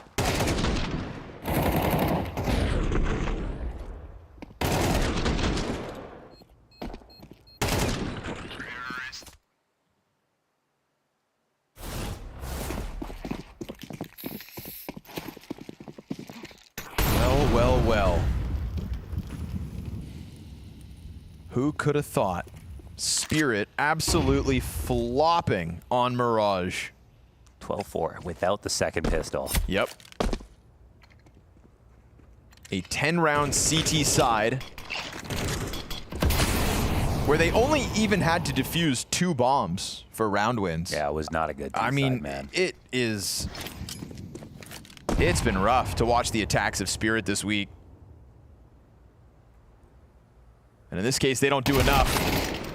Device gonna cut down Zontix, open Catwalk Avenue, another smoke for Connector if they really want to follow suit, letting the Apartments player get closer. And 100 Thieves know the opportunity that lies at hand, so they're just gonna keep going through the protocols. Nice slow play here. Smoke grenade's gonna pop in front of Gizmi. He will still push through Khan. Bomb carrier's behind him, picks up the kill to Tanir, and this one's over. Throw in the towel. Team Spirit get absolutely trounced on Mirage. 100% win rate coming into this.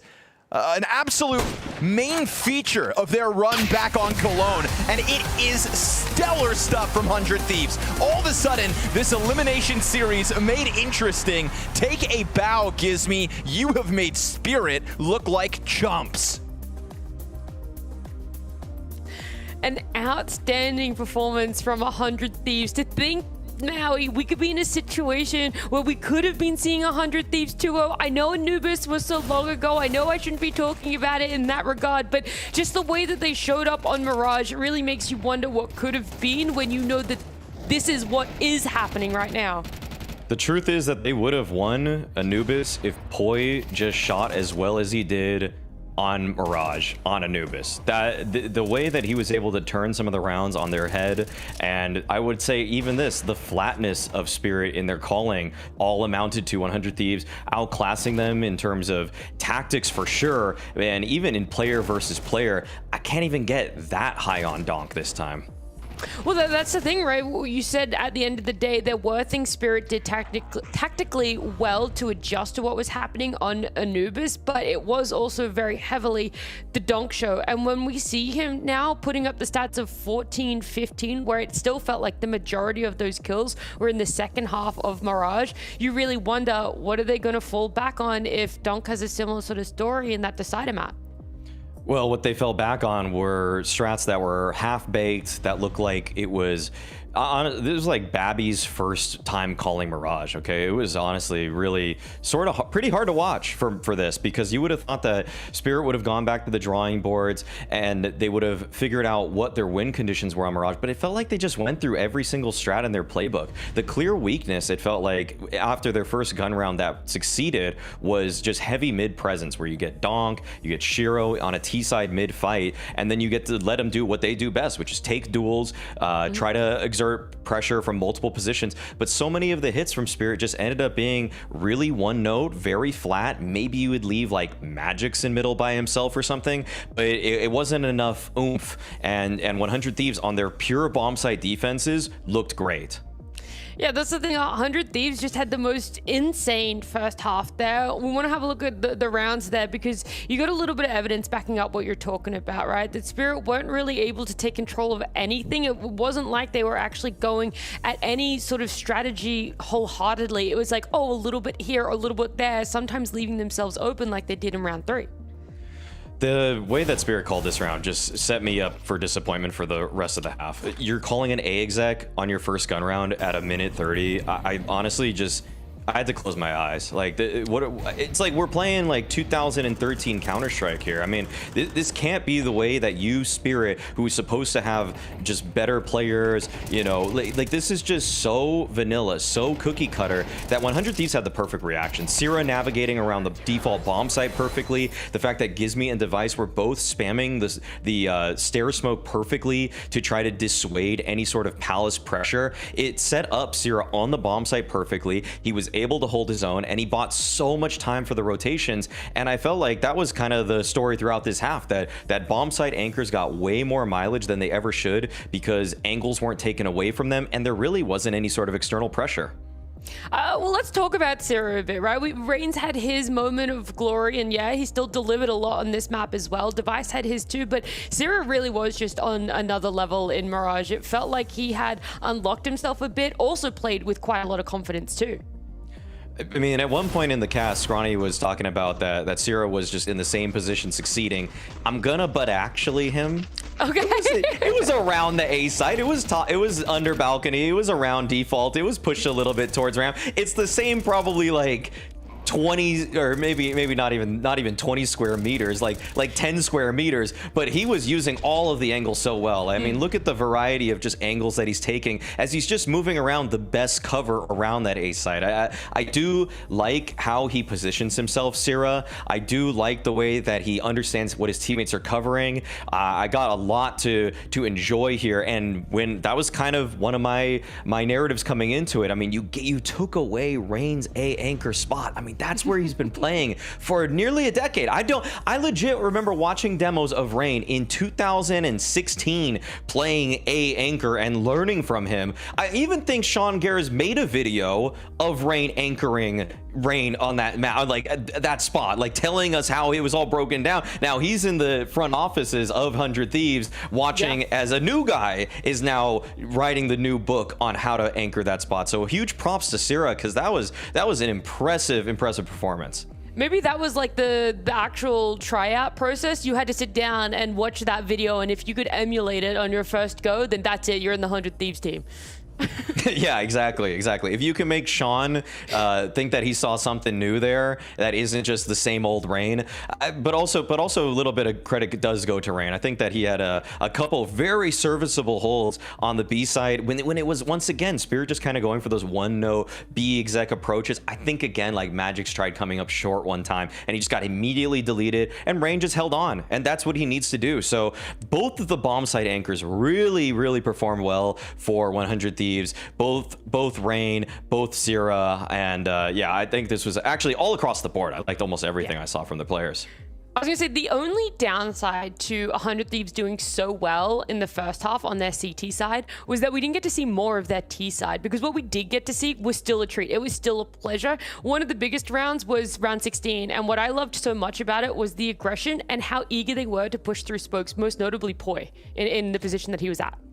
paiN, to me, is the guy with the most potential on this 100 Thieves roster. You have some tenured names. You have Gizmy as a leader. Maybe you could argue he has potential there. But yeah, no, the way that paiN is able to just explode in these situations is what we missed on Anubis. And if it were there, if he got a couple of these moments, it would have changed everything. Because we see that the defense is holding really fairly strong for Spirit. Trades are going their way, but paiN able to get to double up, to find Shiro, to understand Donk's position, because he was just firing off bullets from stairs, and then be able to clean things up there. It was I'm not going to say it was a must-win moment because they were up 11-4, but the fact that he even keeps himself alive, just his micro movements in those kinds of situations, and when he knows where the target is, it's just so powerful of a tool.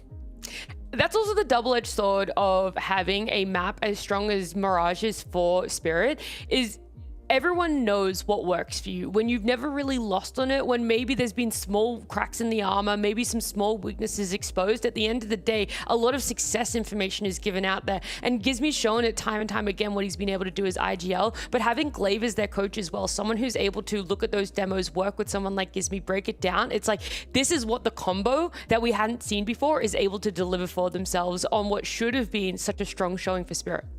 What I'm really interested in hearing more about as we talk more to 100 Thieves as this season progresses is what's the give and take between Gizmy and Glaive, because the way that Gizmy used to construct his rounds, vetoes, teams, he would do it all on his own. He had Kakafu working with him on that Monty team, but the word on the street was that Gizmy was actually really doing the entire veto and all of the game planning to anti-strat opponent. But now that he has such a legendary voice like Glaive behind him, how they're working in tandem, because you would think that if Gizmy was already punching well above his team's weight with his last roster, that he would be able to collaborate. But I'm just curious about the little push and pull between those two guys, because it's probably a lot to manage for them as they're figuring out what works and what doesn't. I didn't get to speak to Glaive specifically and ask him about those things, but while I was speaking to Device before their series, I did obviously ask about what Glaive is like as a coach. You know, speaking of your ex-IGLs, you had Glaive for so long as your IGL, and now having him as coach, does his personality differ a lot, or what does he bring differently as a coach compared to an IGL? I think his personality shows the same way. Of course, like, it's gonna be harder when he's not able to be as vocal as he's been like the last season and this one as well. Like, we're playing some tournaments where the coach can help more than the tier 1 tournaments, right? And I also think he needs to learn to get used to that when we get to that stage. But yeah, he is like, he's calm, he's good at handling situations that need to be handled, and like not letting anything go under the carpet, for instance, and yeah, just talking about stuff and keeping people searching for improvement. Like, you're not allowed to be lazy or anything like that when he is leading the ship. Do you feel that sometimes he's a little bit, more harsh with you because you guys know each other so well, or it doesn't feel like that is at all in the team? I mean, not necessarily, no. I think that we've known each other since we were 12. So like, I've made his name up when we were like 13. So we've known each other for a long time, and we can say anything to each other. We know when it's work related or when it's like as friends, and those things can be separate things. And of course, he needs to be hard on me, and that is how it is. Like, being in a professional environment, you need to be direct. Otherwise, it's just a lot of unnecessary back and forth. And I always feel like he's been fair when he's doing these things, and that's, for me, the most important thing, is like doing it with fairness and respect, and then it's easy to go back to being friendly afterwards, if that's the case. Well, we're going to be seeing them coming up against Spirit here on Dust 2. That is our decided map. The fact that they were able to win each other's map picks and go back on common ground, Maui, because we have seen 100 Thieves play up against Falcons in their best of 3 that they won. Spirit did not win Dust 2, though, when they went up against OG. So it feels like it isn't even footing. It's just one of those ones that, looking at how they're performing today, I actually really don't know who I do favor for a map like this. They're meeting in the middle. Both Spirit and 100 Thieves. 100 Thieves maybe are punching up right now. Spirit are losing a little bit of their grip on the map. And I mean, to speak on, do you want the good or the bad first, Nat? Do you want to hear why Spirit failed, or you want to hear why 100 Thieves were good? I want the bad into the good. Ooh, okay, all right, the bad. All right. So biggest flaw for me when watching Spirit play OG was how, once again, similar to their Mirage, they were so readable. Like, every time they took hack control, it was just so obvious they were doing that. And so the OG players were very adept to the situation, understanding, okay, we lose space here, we should actually take space somewhere else. And there were flanks going on for the side of OG. I remember the duo towards B was pushing through B halls regularly because they just didn't, they wanted to either test Zontics or just knew that they should go for a flank, and all of that worked out way too well, and Spirit's T side just fell so flat because they were constantly getting red. Yeah, this was the map where I remember I was coming back talking about it. It's like they played so slow. It was one of those ones that, maximum amount of rounds were played, but it felt almost, not double, but it felt almost double the amount of time that many rounds would actually take to play out because of just how slow and almost uninspiring Spirit wanted to be around it. I'm ready for the good, by the way, at any point.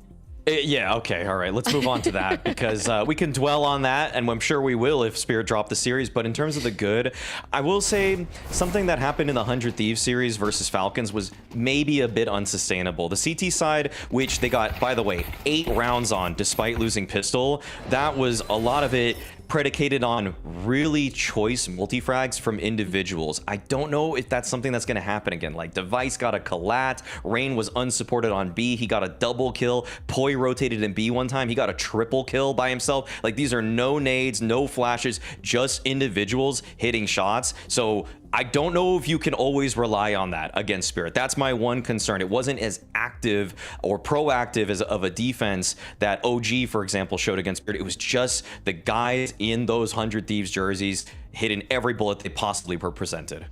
Well, I feel like if you mix that with the fact that, Gizmy and Glaive have shown what they're able to do research-wise, prep-wise for their opponents, I feel like maybe the edge then is slightly a little bit towards 100 Thieves, but we did see the knife decider there going on, and it is going to be 100 Thieves starting on CT side as well, so almost like a run back of Mirage, which should give us a bit more confidence, right, Maui?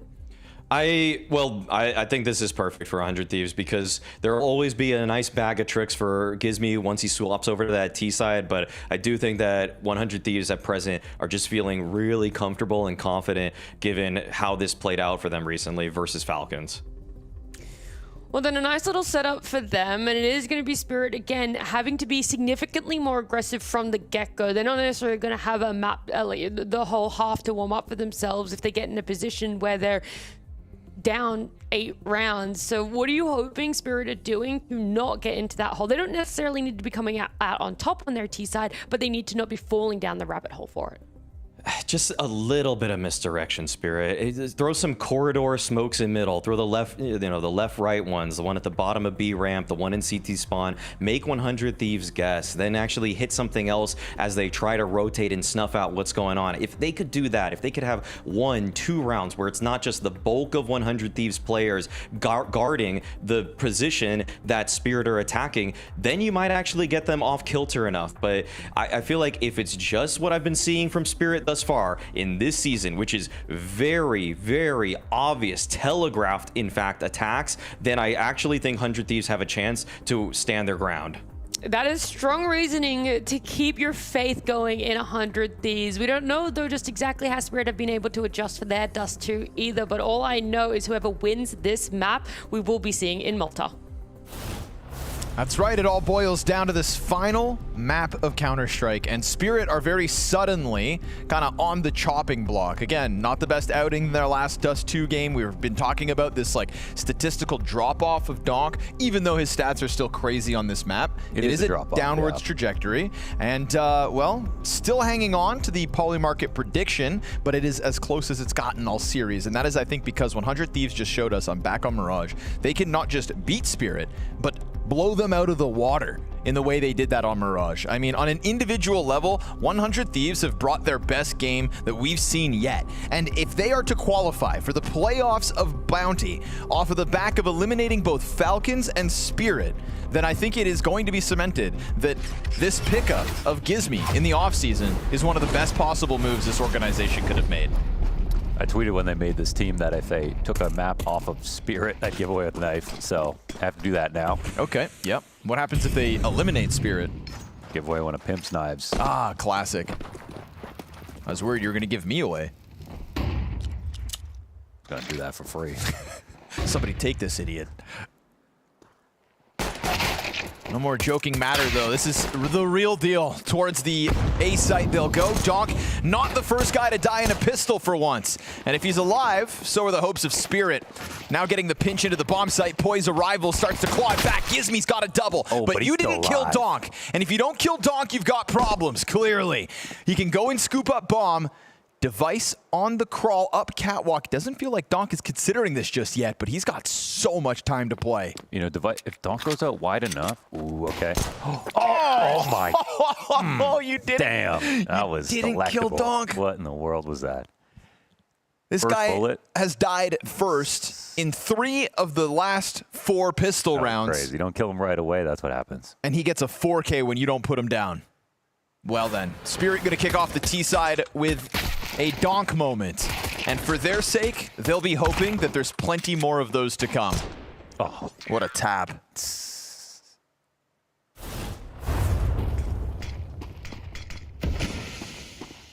What a tap. Uninspiring. Spirit have a 40% T-side win rate this tournament. Only ahead of eliminated teams. See, I like to win. I like that last point because it makes it feel like they deserve to be eliminated. They're the next team to be eliminated. I mean, it will be them if they do that again. These T-sides, yep. Yeah. This is a... But pistols help. It's a Spirit that lost to OG on this very map. There goes Donk. Force buy is good for the Donk frag. No HE for this one. Oh, there it is. Yep, there it is. But they threw a second smoke. Ooh, a little awkward. Gizmi doesn't get the vision, but he's still going to try to press his luck and push through. Rain just killed Zontix on the tunnel's exit. Gizmi sees you in the cubby, but the Deagle betrays him. Man advantage back for Spirit, and they will clear up that B site. God, that got sketchy for a second. It did.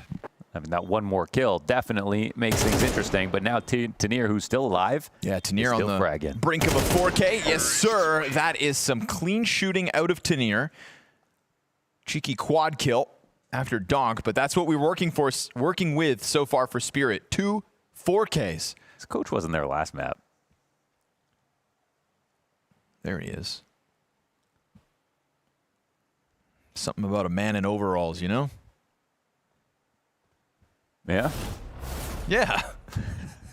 I think he's been running since adolescence.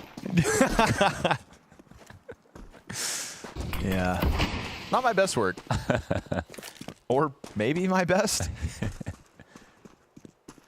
Tough pill to swallow here. Round 3 for 100 Thieves features 3 Desert Eagles. It's one of the better starts.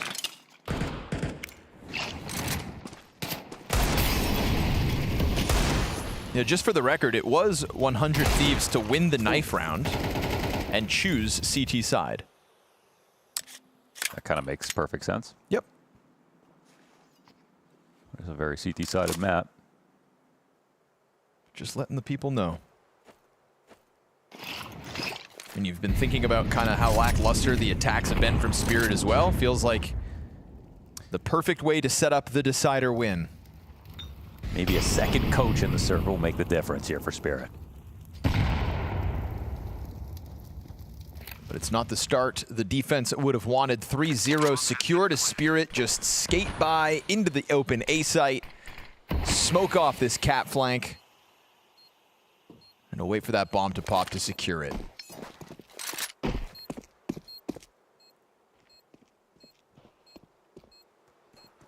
Looking good to punish some exits with this setup. If they run into that, yeah. Yeah. There we go, getting costly. And they're at a point where they could actually go grab these guns, perhaps. Donk is, never mind, gonna just own you with a block. Okay, poi keeps the cost up. Donk is on the brink of an ace. And he gets it. Okay. Anti-eco ace for Donk, so now you've cleared out every single gun at least, so very much worth their efforts, 100 Thieves, but that is 4K ace so far from Spirit. 4K ace? No, I can't. 4K ace. Okay, true. Including Tanir's 4K in round 2. Yeah. 14 kills for Donk and Tanir, 1 for the rest of the team. Please share. I think, honestly, just do whatever works.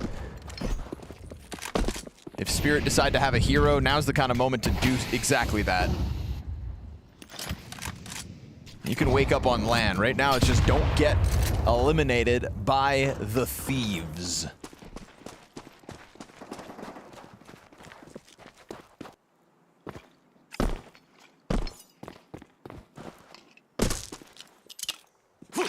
One thing you gotta love about the Thieves, especially on the last map, is, I mean, because, like, you know, the win versus Falcons actually didn't look that bad or anything. Like, 100 Thieves played well. They played not as good as normal, but still pretty well. This one, however, is definitely Spirit's clearly problems, clearly not themselves. But for 100 Thieves, at least, it was like, you could give credit to every single player. Yes, sir. On that last map, for sure.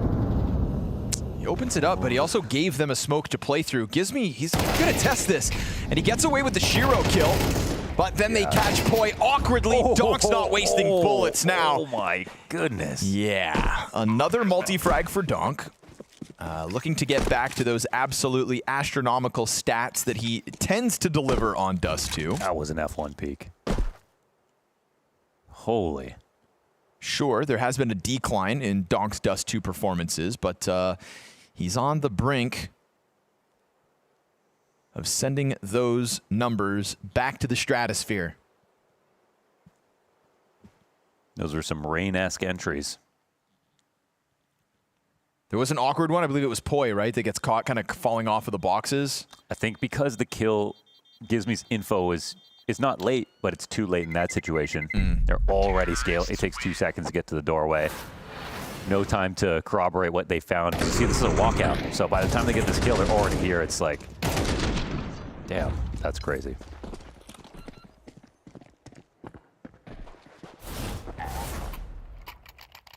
Well, 100 Thieves meeting a whole other individual level so far from Spirit. So much better than the last time they played Dust 2. Yes, like, sir. they would take that mid B and just take 40 more seconds to do it for absolutely no reason. It's kind of mind-blowing sometimes. Like, you've got Donk, who's willing to go first, willing to go fast, and you're still taking a long time. What you waiting for? What are you waiting for? And that kind of that's where I thought, like, well, maybe Holly was telling them not to go fast. You know, that was where I was kind of scratching my head as to, like, what is the reasoning here? What is that purpose of waiting so long and achieving nothing in the off time? But genuinely, no one's talking. Yeah. It's just always low communication, right? Like, if there are no ideas, it's because no one's talking. Well, it feels like Spirit have... Magic did say that, by the way. So the energy is just terrible. Yeah. And I think that's another thing that if it was on land, that'd be one of the easiest things to get together. Yeah, but from the get-go. Everyone could just hide behind their mics online. So like, even 100 Thieves are over there in person. Which it was their choice to play this way, so. Thought to themselves maybe it would be easier. seeing as they probably thought nobody would pick them, and so it would always just be versus kind of the lower seeds.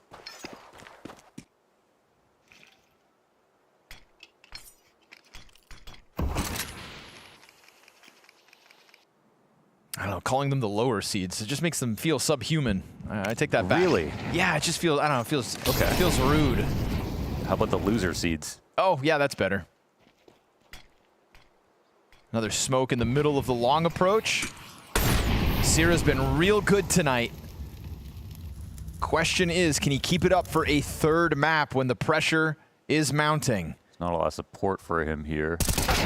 Nah, Yeah. Donk's got his number because Donk is clearly the best player in the server now. Not a good spot to be in. Donk finds another headshot. That's Device blasted out of this one. Donk is absolutely going to gun you down. I mean, force. What a monster in terms of the multi-kills so far this map. We're 5 rounds into this. 4K, an ace, a 2K, a 3K. He's doing it all. I do think that the CT setup on this round invited something like that to happen, because you really just want to keep it 5v5 if you can. 8 out of Donk's last 12 Dust 2 maps have been rated 1.55 or better. Oh, really? So he's just had some low lows, actually, sitting on the 1.42. Yep. That's why calling it a change that. Yeah, it's like calling it a decline feels wrong. There was a couple of stinkers. Looking to get back to it. 14 and 2. Let me repeat that. 14 kills, 2 deaths, 5 rounds into the game. 241 ADR. And it's just insta-kills at the moment. This guy's shooting laser beams. Headshot after headshot. You can just see the confidence boiling over. And so it's going to be tough to kind of dig yourself out of this so far. Look at that. Off the frickin' charts. 241 ADR. Yep. It's early, though.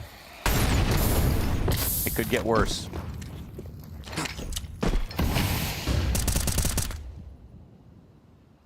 Shiro burned off the angle, not able to post that opening kill.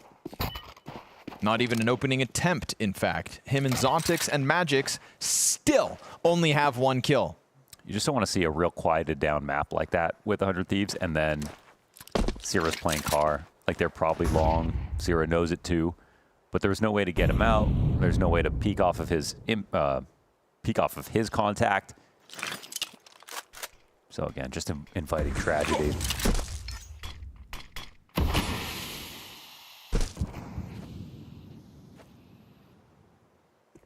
But just way faster this time around for Spirit on Dust 2.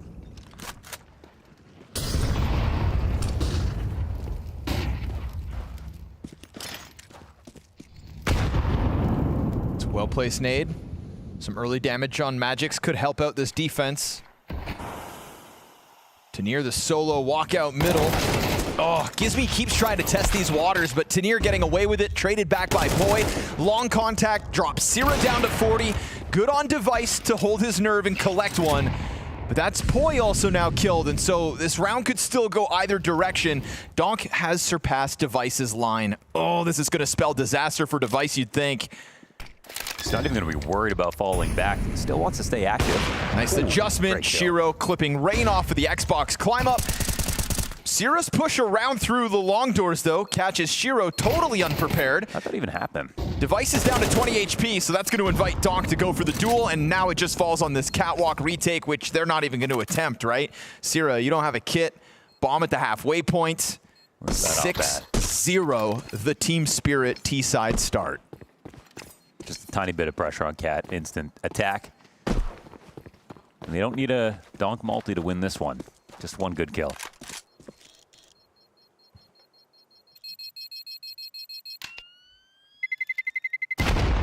It's Donk actually just straight up playing for the win when he just crouches, keeps himself under Device's scope.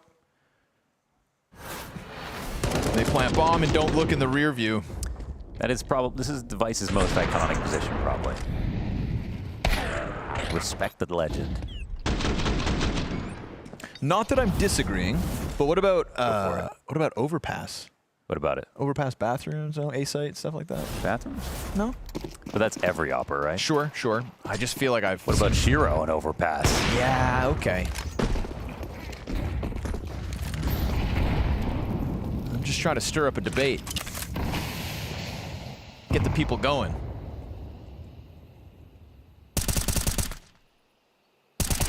Ooh. Wow. There you go. Actually, I think Device's most iconic spot is Spool on B-site train. That USP kill that should have been a graffiti. Because there was nothing to memorialize it at all. It should have been a really damn happened. graffiti. They should have added jars of sauce or something. Finally, Donk goes down with nothing. Sierra trying to kick it up a notch after a slower start to this map than the other two. Yeah, run boost. It's a well-earned man advantage, but nobody's actually locking you in on long, so you can start to work that bomb forward.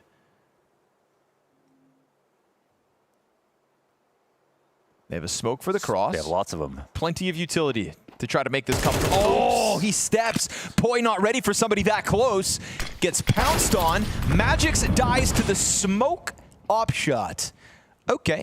Headshot. Nicely done, Device. That's going to force Shiro's hand to come and try to reclaim this op. Zontix walking out through the mid doors, gets the better of Rain. This one could still go either way. It's Shiro might want to just stay hidden for a second, because now there's actually a chance this goes around. That's so nice. Oh, Gizme's done. Device returns the favor, but Shiro didn't go for the plant. He goes wide for the frag instead, and now Shiro's also going to give us something to talk about. A nice triple kill sequence for a player that's been a critical piece in decider maps of Spirit's series so far at Bounty. This is his name stamped on round number 7. Still a flawless T-side for Spirit. Very small timings here that got him killed, but it was pretty good of how, you know, Spirit made those opportunities happen. Walking up long that entire time, they really just didn't have vision. Didn't know they were that close. Decent chip damage on these grenades, but they're going to hear the cap push.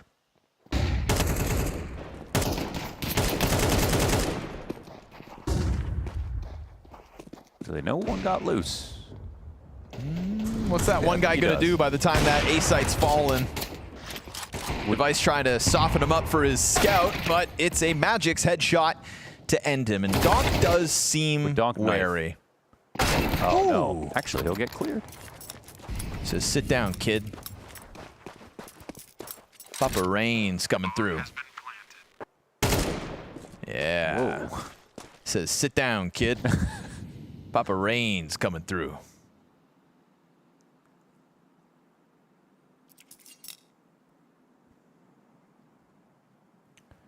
So, yeah. This map's looking better than Mirage for Spirit. Suddenly it's a good T-side for Spirit. These guys are good at T-side. Almost like you were about to get eliminated embarrassingly alongside all the other top organizations in the space. Nope, nothing to be concerned about here. Not today. Terrorists win.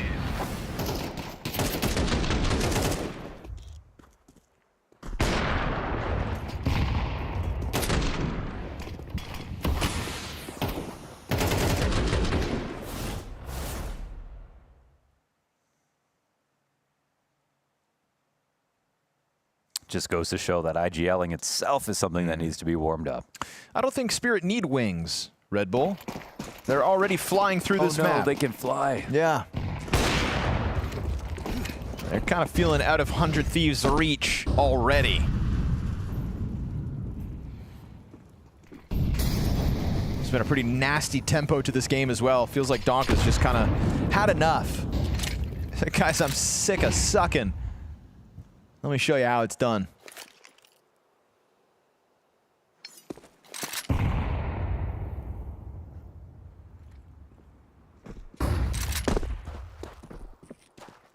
I just hope that the people who were here for Spirit's last Dust 2 are also watching this game. Because again, like you mentioned earlier on in this half, it just looks so much better, so much slicker, well-oiled. I mean, yeah? These games won't really exist at the end of the year. But they do right now, Mo. They do right now. I'm already thinking about, You ever heard of... Make the top 20 list at the end of the year? First thing I do is put on the land filter. You ever heard of being... I won't even see these stats at all. You gotta be in the present, man. That's crazy. It literally won't exist. That's crazy. Is it though? Or is it right?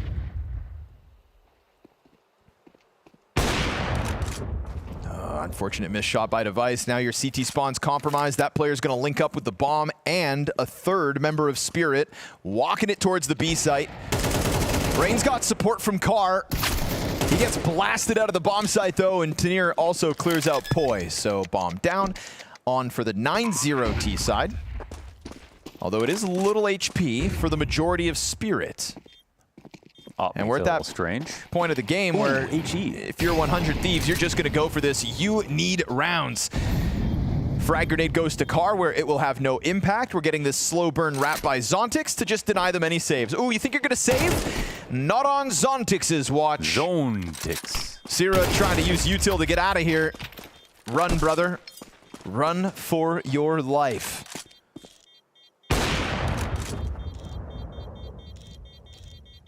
What's that op say? Didn't see. Big dick Device. Oh, okay. Fair enough. And an MLG Columbus for good measure. Love it.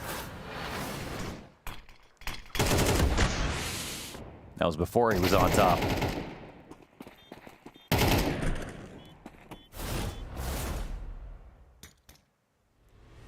Hey, remember back on Mirage when 100 Thieves looked invincible? Life comes at you fast. Yeah, so does Donk. At least in his best form. That's what's happening. Yeah, SSJ4 now, I think.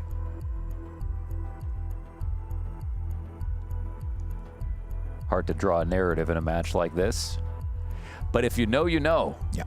And you definitely know that Spirit, this is what they should have looked like.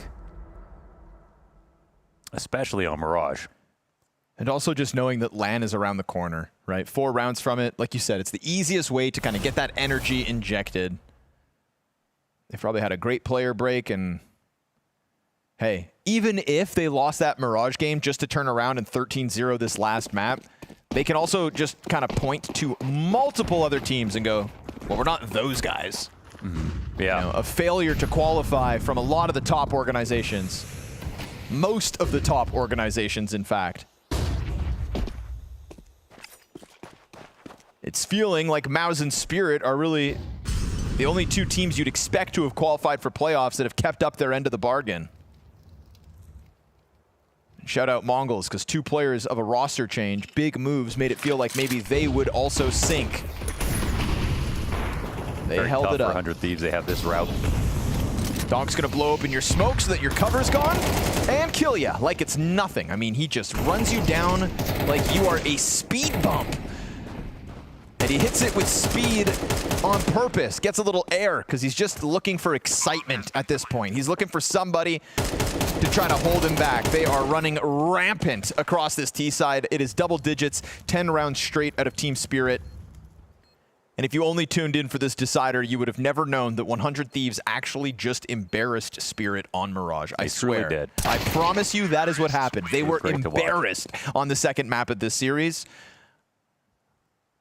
But they really poked the bear, didn't they? Yeah, they did. Yeah, oh yeah, they did.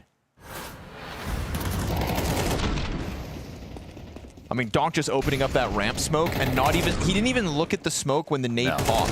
He still just kept running for an extra half second. Like, I'm going wider before I even think about shooting. So I'll ask again. Do you think Donk's having fun? I think he'll crack a smile after this. Are 100 Thieves going to get a round? Forgot about that. After all they've given us. I mean, odds are they'll win the next pistol. Like that. If we're playing the numbers game. There we go. It's their best chance, it feels like, at this rate. But are those the odds now?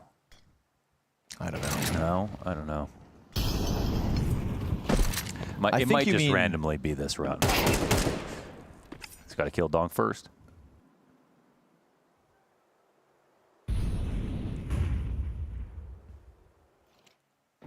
Here's the approach. Reigns 5-7 versus 3, and it's empty-handed.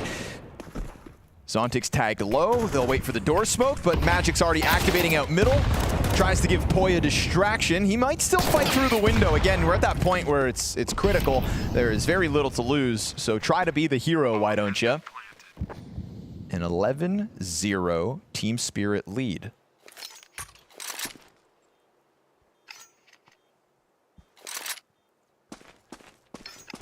$20 kills in 1/2. That is mind-numbing here for Donk. And the half's not even over yet. What's this rating gonna look like? Yeah, it's gonna be a lot.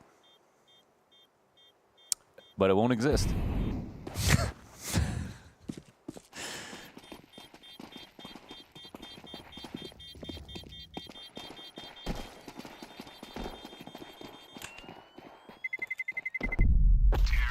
You know, I'm happy to see Spirit returning to form. It's nice to get some consistency from what you'd expect out of this team, but the real shame is that it's going to cost us the 100 Thieves squad. Because I would have loved to watch these guys. For a team that's actually played this well. And I think, like, you know, in a world where some more popular orgs that have kind of like, they kind of needed a good run, the FaZe clans, the Liquids. At least they got the attention that I think is good for them, like that. 100%. The respect a little bit, and they showed themselves something.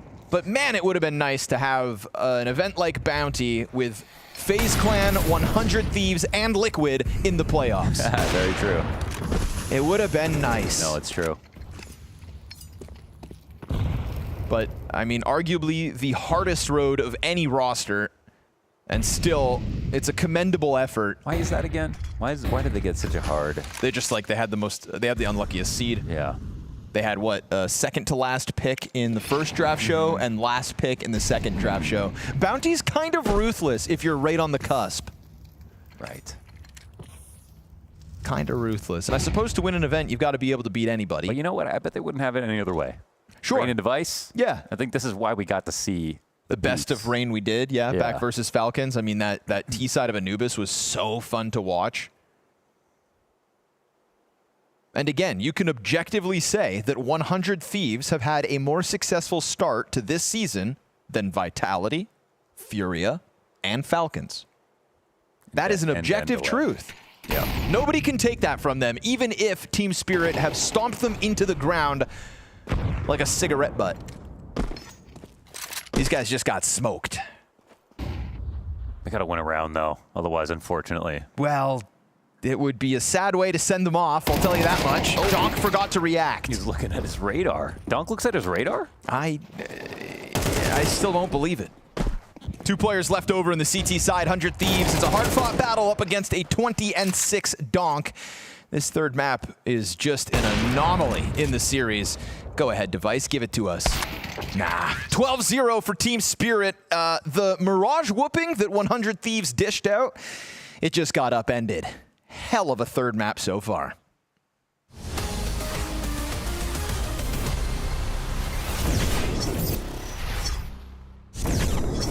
Zway's gonna be burned out. Do the library players swing to help him? ZywOo's got a second, still 76 health to play with. Yeah. And that op is right in front of him if he ever wants to switch over.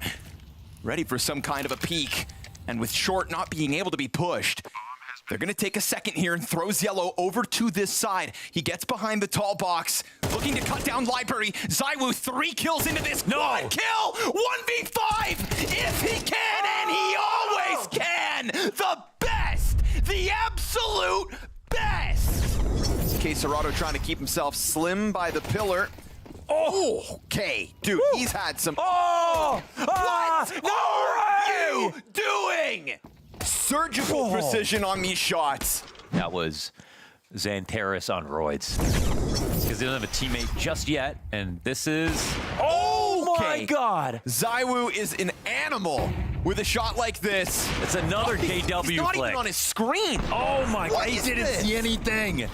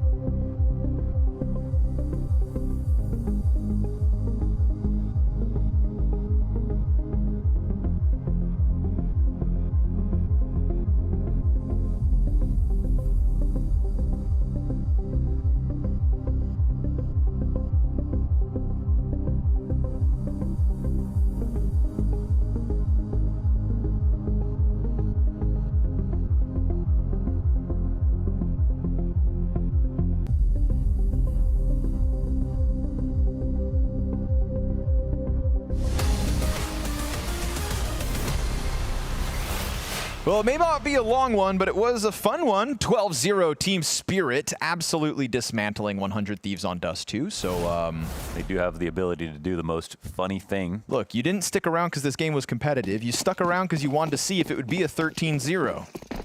Let's find out together. 1%. 1% chance. So you're saying there's a chance. 100 Thieves have been really good in pistol rounds. Donk has died first in 3 of the 5 pistol rounds. And if he's the first guy that dies, 100 Thieves have won the pistol 100% of those times. The last time they didn't kill him, he got a 4K with a clutch. See, I can drop the stats too. That was 12 rounds ago. Donk is 20-6.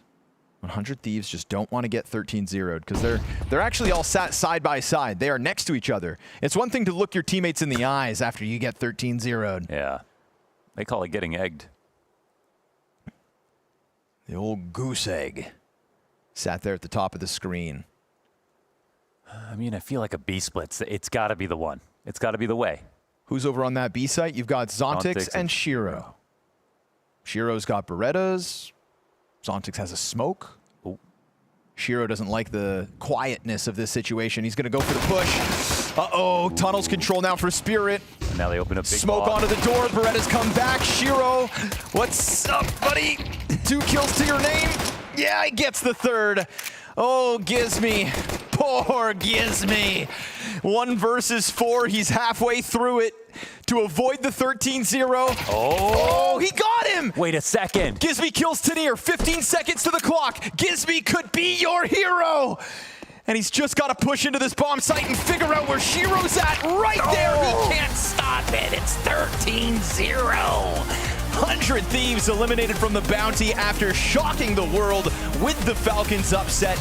It's a commendable run because they had the toughest opposition, but Spirit will recover in a monstrous way from being embarrassed back on Mirage to a 13-0 stomp, your tournament favorites qualifying for Malta. We knew it was expected that Spirit would qualify to Malta. I just didn't think it was going to be in this fashion, Maui. I didn't think it was going to be a 13-0 on Dust 2 for them. I didn't think it was going to come down to the hope of Gizmy in a 1v1 where he just misses out on avoiding that 13-0. That game was so one note. And then the final round happened, and that was the biggest roller coaster of the day for me, where I was rooting for the Spirit 13-0, but then when I saw it was Gizmy with a chance to prevent it, I actually wanted him to win that clutch. Unfortunately, not going to happen this time, and Spirit, they do satisfy that 13-0, and I think a lot of people are very pleased with how they showed up here. Yeah, I mean, if you're a Spirit fan, this is going to be the best feeling. After what happened on Mirage, their map pick, you're like, this isn't the Spirit I know. This isn't how you want to start your season. This shouldn't be what you want going into a LAN playoffs. And of course, a 13-0, though, that is the perfect way that you want to enter a playoffs. That's exactly how you want to enter a LAN after what has been such a hard-fought qualifier in round 1 and round 2 of Blast Bounty for Spirit. Yeah, unfortunately for the 100 Thieves side, yeah, they just didn't quite match how great Spirit looked on that map. Not gonna say they reinvented the wheel necessarily, but they executed it with a precision that really is reserved for elite teams. So good on them to get the job done. Glad that we're gonna have them. It would have felt a little empty in Malta, I won't lie, if we were missing Falcons, Vitality, Furia, and then Spirit. So at least we have one of the favorites that survived an off-season. It would have kind of been crazy to be sitting here and, as you know, like a no joke, it would have been a Liquid or a MongolZ if Spirit didn't make it, but they do, and they do it in a way that reminds you just who they are. They go, we're at the top for a reason. We had that $6,000 bounty on us for a reason, and yeah, they struggled against OG, they struggled in Anubis and Mirage, but to see confidence rebuilt in Dust 2, that's what's really good after that being the only map that they lost against OG in round 1. The only concern, again, I have is how much of that was just Donk going absolutely nuclear. But you can't catch him sleeping 2 maps in a row. That's what 100 Thieves learned today. They got there on Mirage. They actually were able to outplay him in a handful of situations, but not on Dust. That is really, well, I would have said Mirage is one of Donk's playgrounds, but Dust 2 is even more so. Yeah, 100%. And we're going to have one of our winners joining us here. We spoke to him before. It is going to be Magix joining us for a winner's interview. Magix, congratulations. Did it feel easier to come up against 100 Thieves compared to OG, or just as difficult? I feel like that we have been, I feel like that the way that they're playing is very different from what they had with Train IGL, and Gizmi definitely brought a lot of ideas and a lot of different situations for them to play with. So sometimes it's tricky to play against them, and if you're not like on your A or at least B+ game, it might be catchy.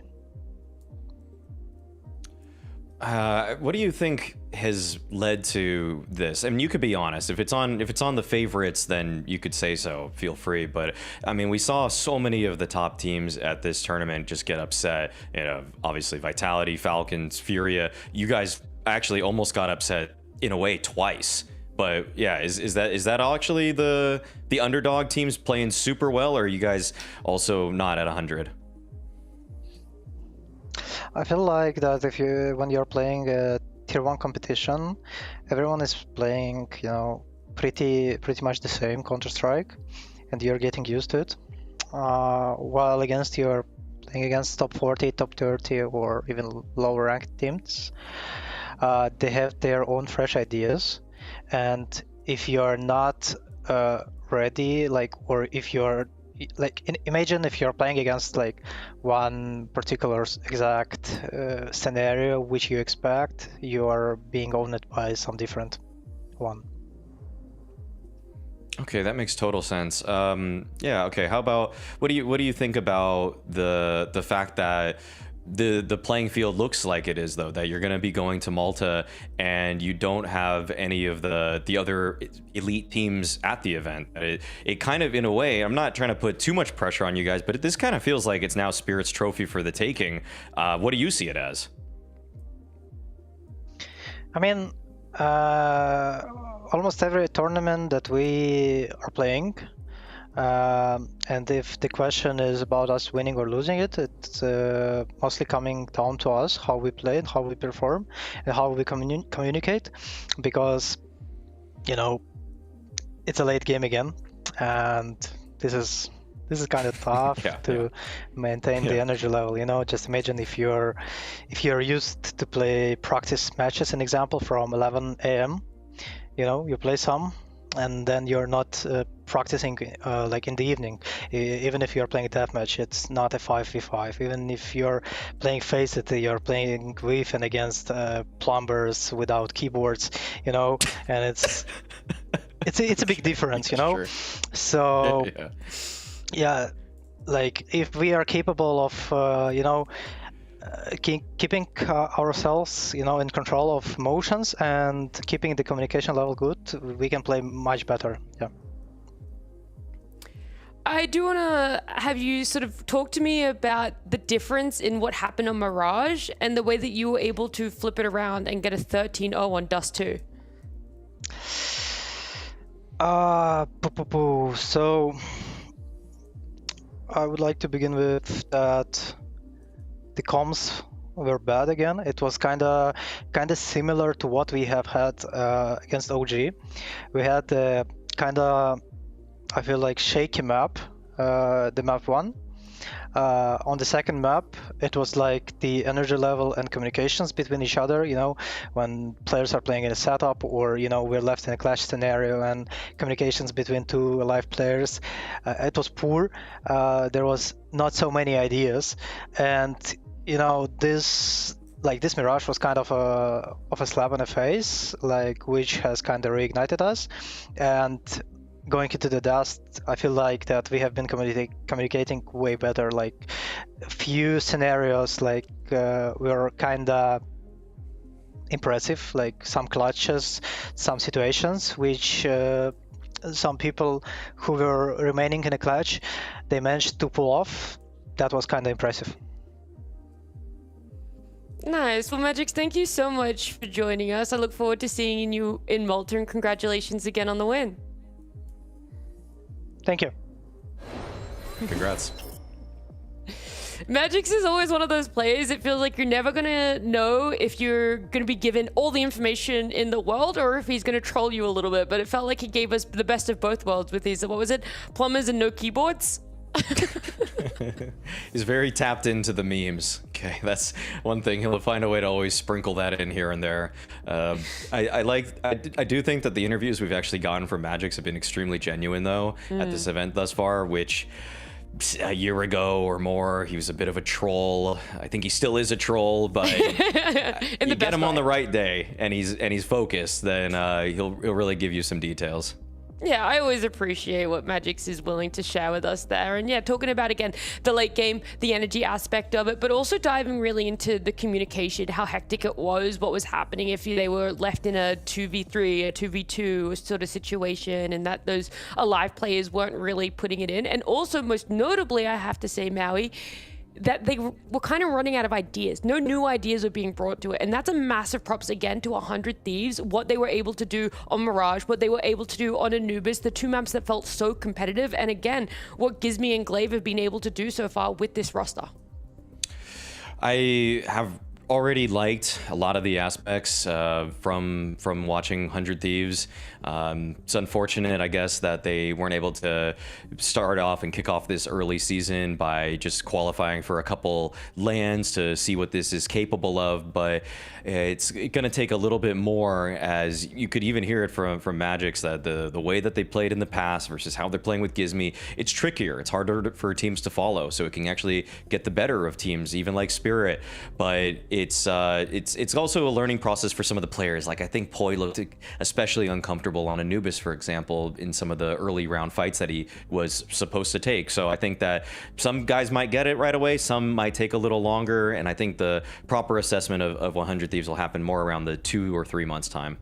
Well, 100 Thieves have already given us so much, from an upset against Falcons as well as that display against Spirit here today. They're going to give us a little bit more, because Glaive is going to join us here to have a chat about what has happened on their run in Blast Bounty. Glaive, unfortunately, it does end here for you guys, but my goodness, what a week you've had. How proud are you of the boys and what you've been able to achieve in such a short time, in a short amount of best of threes?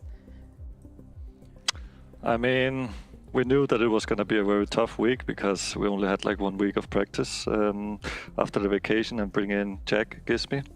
So we knew it would be very hard, but I'm really proud of them. Like, we have been working extremely hard to be able to be ready for all these games, but as you can also see, sometimes we're just lacking of a bit of plays and just figuring out exactly what play style we want. We have been focusing a lot on the T side, theory-wise and prep-wise, and we are missing a little bit on CT. So it's a little bit up and down on our CT sides right now, and I think that's just because we didn't have enough time to put in the work yet. Yeah, that makes total sense. I feel like that's how most new IGLs are going to have to approach a team. But I do want to ask, I mean, you know, I would still say that you're a strong contender, if not still greatest in-game leader Counter-Strike's ever seen. You're looking at Gizmi, one of the guys that I'm sure wants to reach up to your heights one day. But what do you see of the good stuff for Gizmi? I mean, what's he bringing to the table? I mean, he's bringing a lot of identity, I would say, like for his T sides especially. He is also actually good on the CT sides, I would say. We're putting him in positions where he's able to kind of control the map a bit more on CT side. I think this was also something that we needed a bit last season. So what he is good at, like, it's like you can really feel that this guy has been like, he was good in school, has been to university, he's actually still going to university, because this guy has everything planned from like the first day I met him, to be honest. Like, I gave him a lot of freedom, but I would also say that he really took it in a good way, because he's trying to bring his system, and I'm kind of letting him do that because I think he's doing a really good job with it. So if I didn't feel like he was doing a good job, then I would try to interfere more. But here in the beginning, I think it's important as the IGL that I'm just trying to let him do his thing and support him and try to help him with whatever is missing. Yeah, that's what it's been done right now. So are the game plans and the vetoes all up to him? I know he had a huge voice, if not the entire voice, on his last team, but are you going back and forth with him on those kinds of decisions?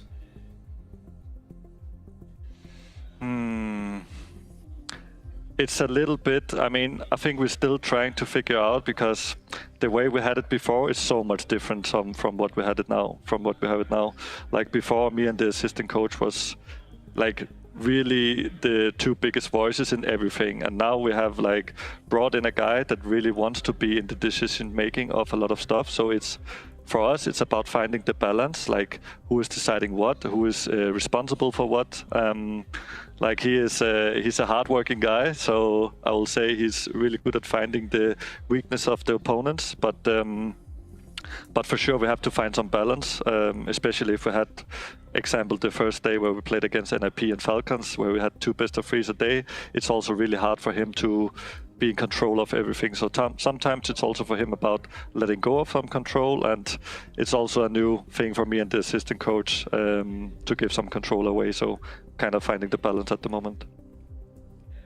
Thanks, really thorough answer. Glaive, thank you so much for joining us. We really appreciate you taking that time and everything, and I'm excited for what 100 Thieves has in store for themselves this season. Thank you very much. See you around. Bye. See ya. Unfortunately, it's not going to be in Malta that we get to see the 100 Thieves roster. It almost was Maui. It almost happened on Anubis. It was almost a 2-0, but unfortunately, Dust 2 was just something... I mean, he said it there himself from Glaive, that their CT sides right now are up and down. That is what we saw very heavy-handedly on Dust 2, unfortunately. That was my concern going into it in the pregame, that a lot of their Dust 2 win over Falcons was just off the back of really individuals hitting a lot of great shots, and I just don't always know if that's going to be a recipe for success when you're against one of the highest skill teams in the world. Again, you could do it once versus Falcons, but doing it twice in a row was a bit too much for anybody on 100 Thieves to ask of themselves, and so you'll see that part build out. But I do want to say, before moving away from them, just the T sides, it actually made you believe that there's something to run with this 100 Thieves team, that the T sides really started sputtering out after maybe 2 months of Rain being the in-game leader, but now with Gizmy, you just see a lot more channels being explored in the rounds, a lot more ideas in mid-rounding, and actually literally going to bomb sites that less people are on, or that there's nobody on. So that winning rounds with tactics will just give you a couple more that you can expect per offense, and hopefully that's what we see more of as 100 Thieves try to make it into the VRS invites. Yeah, I mean, we see those CT sides get anywhere near as half as good as their T sides, and I feel like we've got a whole new 100 Thieves, you know, that we'll be talking about. That's just that extra level of consistency there. But unfortunately, like I said, the journey for Blast to Bounty Season 2 presented by Polymarket is going to be over, but we're going to have a look at what has been such a joy of our final day here before we do head to Malta, because we've got our qualified teams now. We've got our top 8. We had 4 teams yesterday qualifying for themselves, but today it started off with NIP up against paiN Gaming. Well, we saw paiN Gaming get a nice 2-0. I thought, again, this was going to be a matchup where we could have been seeing it go the distance, and whilst an overtime was needed on Mirage, at the end of the day, paiN Gaming had so many answers to whatever NIP wanted to bring out for themselves in the server. A lot of that in the form of Safe, who, again, I do have faith that this guy can regain some of the form that he first had on paiN. I feel like he lost his way a bit on Furia and his following team, but now he's back in action, and I'm just loving it, because if they have another Opera after NQZ that can really deliver, they get scary. The second series was 3D Max qualifying up against FUT. That was another 2-0. It felt like the morning series, they were just so heavily one-sided, really favored when you look at this 13-11, 13-9 there. 3D Max again having all the answers that they needed. I think a lot of people are going to look at this FUT loss and think, wow, what a downgrade. They made a mistake by losing Lonks. I mean, FUT lost to 3D Max twice last season, okay? One of those being a 2-0 as well. So it wasn't really outside the realm of possibility. FUT not quite as stable of a force as people may have assumed. And unfortunately for Wildcard, revenge was not on the table for them. They were hoping to be able to take down the Mongols, but it was a 2-0 in their favor there, both Dust 2 and Inferno being maps that really favored Mongols, and their 2 new players in Darkmeister and Tikuak. I'm sure it's really frustrating, as you can see on the Wildcards players' faces, but I can't really understand how Mongolia just keeps on getting players that show this much potential. I don't know what's like. These LAN cafes must be just insane, just pure insanity. I mean, I think people are working harder than anywhere else. It's really impressive what they're able to do. Yeah, you know, they go to their 9 to 5 and then they clock in at the LAN cafe for their 5 to 9, playing Counter-Strike Exactly. all through the night there. That's how they're getting all of that talent out of Mongolia. But like I said, we have our top 8. We have our 8 teams qualified to Malta. And in case you didn't catch all of the action over the last 2 days, well, you can check it out right here, because we do know that we are going to be having MOUZ, Mongols, Astralis, 3D Max, Liquid, paiN, and FaZe, along with Spirit, who just won their series. They're all qualifying. So only 2 of the bounty hunters this time around, Maui, being able to get wins for themselves in 3D Max and Liquid. What's nice is that we already touched on 3D Max, but the signs that Liquid is showing already, it's hard not to get excited to see a team that actually looks cohesive, to see Elige firing at that level. And it's funny, you look at some of the orgs also that make it, Liquid and FaZe. I don't know if I would have really predicted them to make it through to the LAN portion of this event, but here they are, actually picking up the pieces after some pretty rough seasons behind themselves. And most notably, Liquid doing it with 2 2-0s. They did not drop a single map across round 1 and round 2 of Blast Bounty to be able to make it to LAN. That is the other thing that adds just that little bit extra hope, or at least maybe just a little bit more faith in that hope there, right, Maui? Easy to argue also that they had the toughest road to beat Vitality into G2, 2 teams that made it to the major playoffs. I don't even think I have to look this up, but I'm pretty sure nobody else accomplished anything like that. So it's a lot to look forward to, and Liquid, kind of as their mascot of the organization, is saying, playing themselves into the dark horse of the tournament. It feels like there is just volumes of evidence as to why Liquid is doing so well, why we are believing in them, and why we're hyping them up the way that we are. But we don't know our matchups, what's going to happen in that LAN portion when our teams do get to Malta. So on Wednesday, make sure you guys tune in. We will be doing our draft show. That's when we're going to know which teams are going up against who. You know, they're going to be picking in order of their seed as well. So you're going to be sitting tight, seeing what that last team decided is going to be for the last seed. But it's been a lot of fun, Maui. I want you to, outside of Liquid, because we know that the dark horse, I want to know one team that you're looking forward to the most when I see you in a couple days at Malta. Oh, I mean, I feel like I'm still really curious about what this new MOUZ lineup has in store for us. I really just can't believe that Exertion's been as sustainable of a fragging in-game leader as he has been. And like I said, I just don't think that there is really any other team right now, even amongst some of the elite squads, that have a unit 1 through 5 that can shoot as hard as MOUZ. More so talking about the average amongst those players. Because you know there's some IGLs that are always going to bottom frag every single time, but I just think that gives them a little X factor. Well, it feels like there is just so much that we get to look forward to. Don't forget that draft show on Wednesday. For now, it's going to be a couple days break, and we're going to have all the action resume when we do get to Malta. Welcome to the Bounty, a new, bold Counter-Strike format where every round raises the stakes. Here's how it works. The prize pool isn't just split at the end. It's distributed as bounties. Each team starts with a bounty based on their seed. Lower seeds begin with 0, but can still strike it big by hunting bounties from higher ranked teams. Win a match, and you secure 50% of your opponent's bounty as a guaranteed payout. The other 50%, it carries forward, growing the stakes for the next round. After each round, the lower seeded teams pick their opponents from the higher seeded pool. This happens during the live draft shows, taking place before the tournament first begins and after each round of play. Bounty hunters can choose from the most wanted teams, deciding if they want to choose their opponent based on strategy, past history, or simply going for the biggest prize available. This is Counter-Strike like never before. Are you ready to go bounty hunting?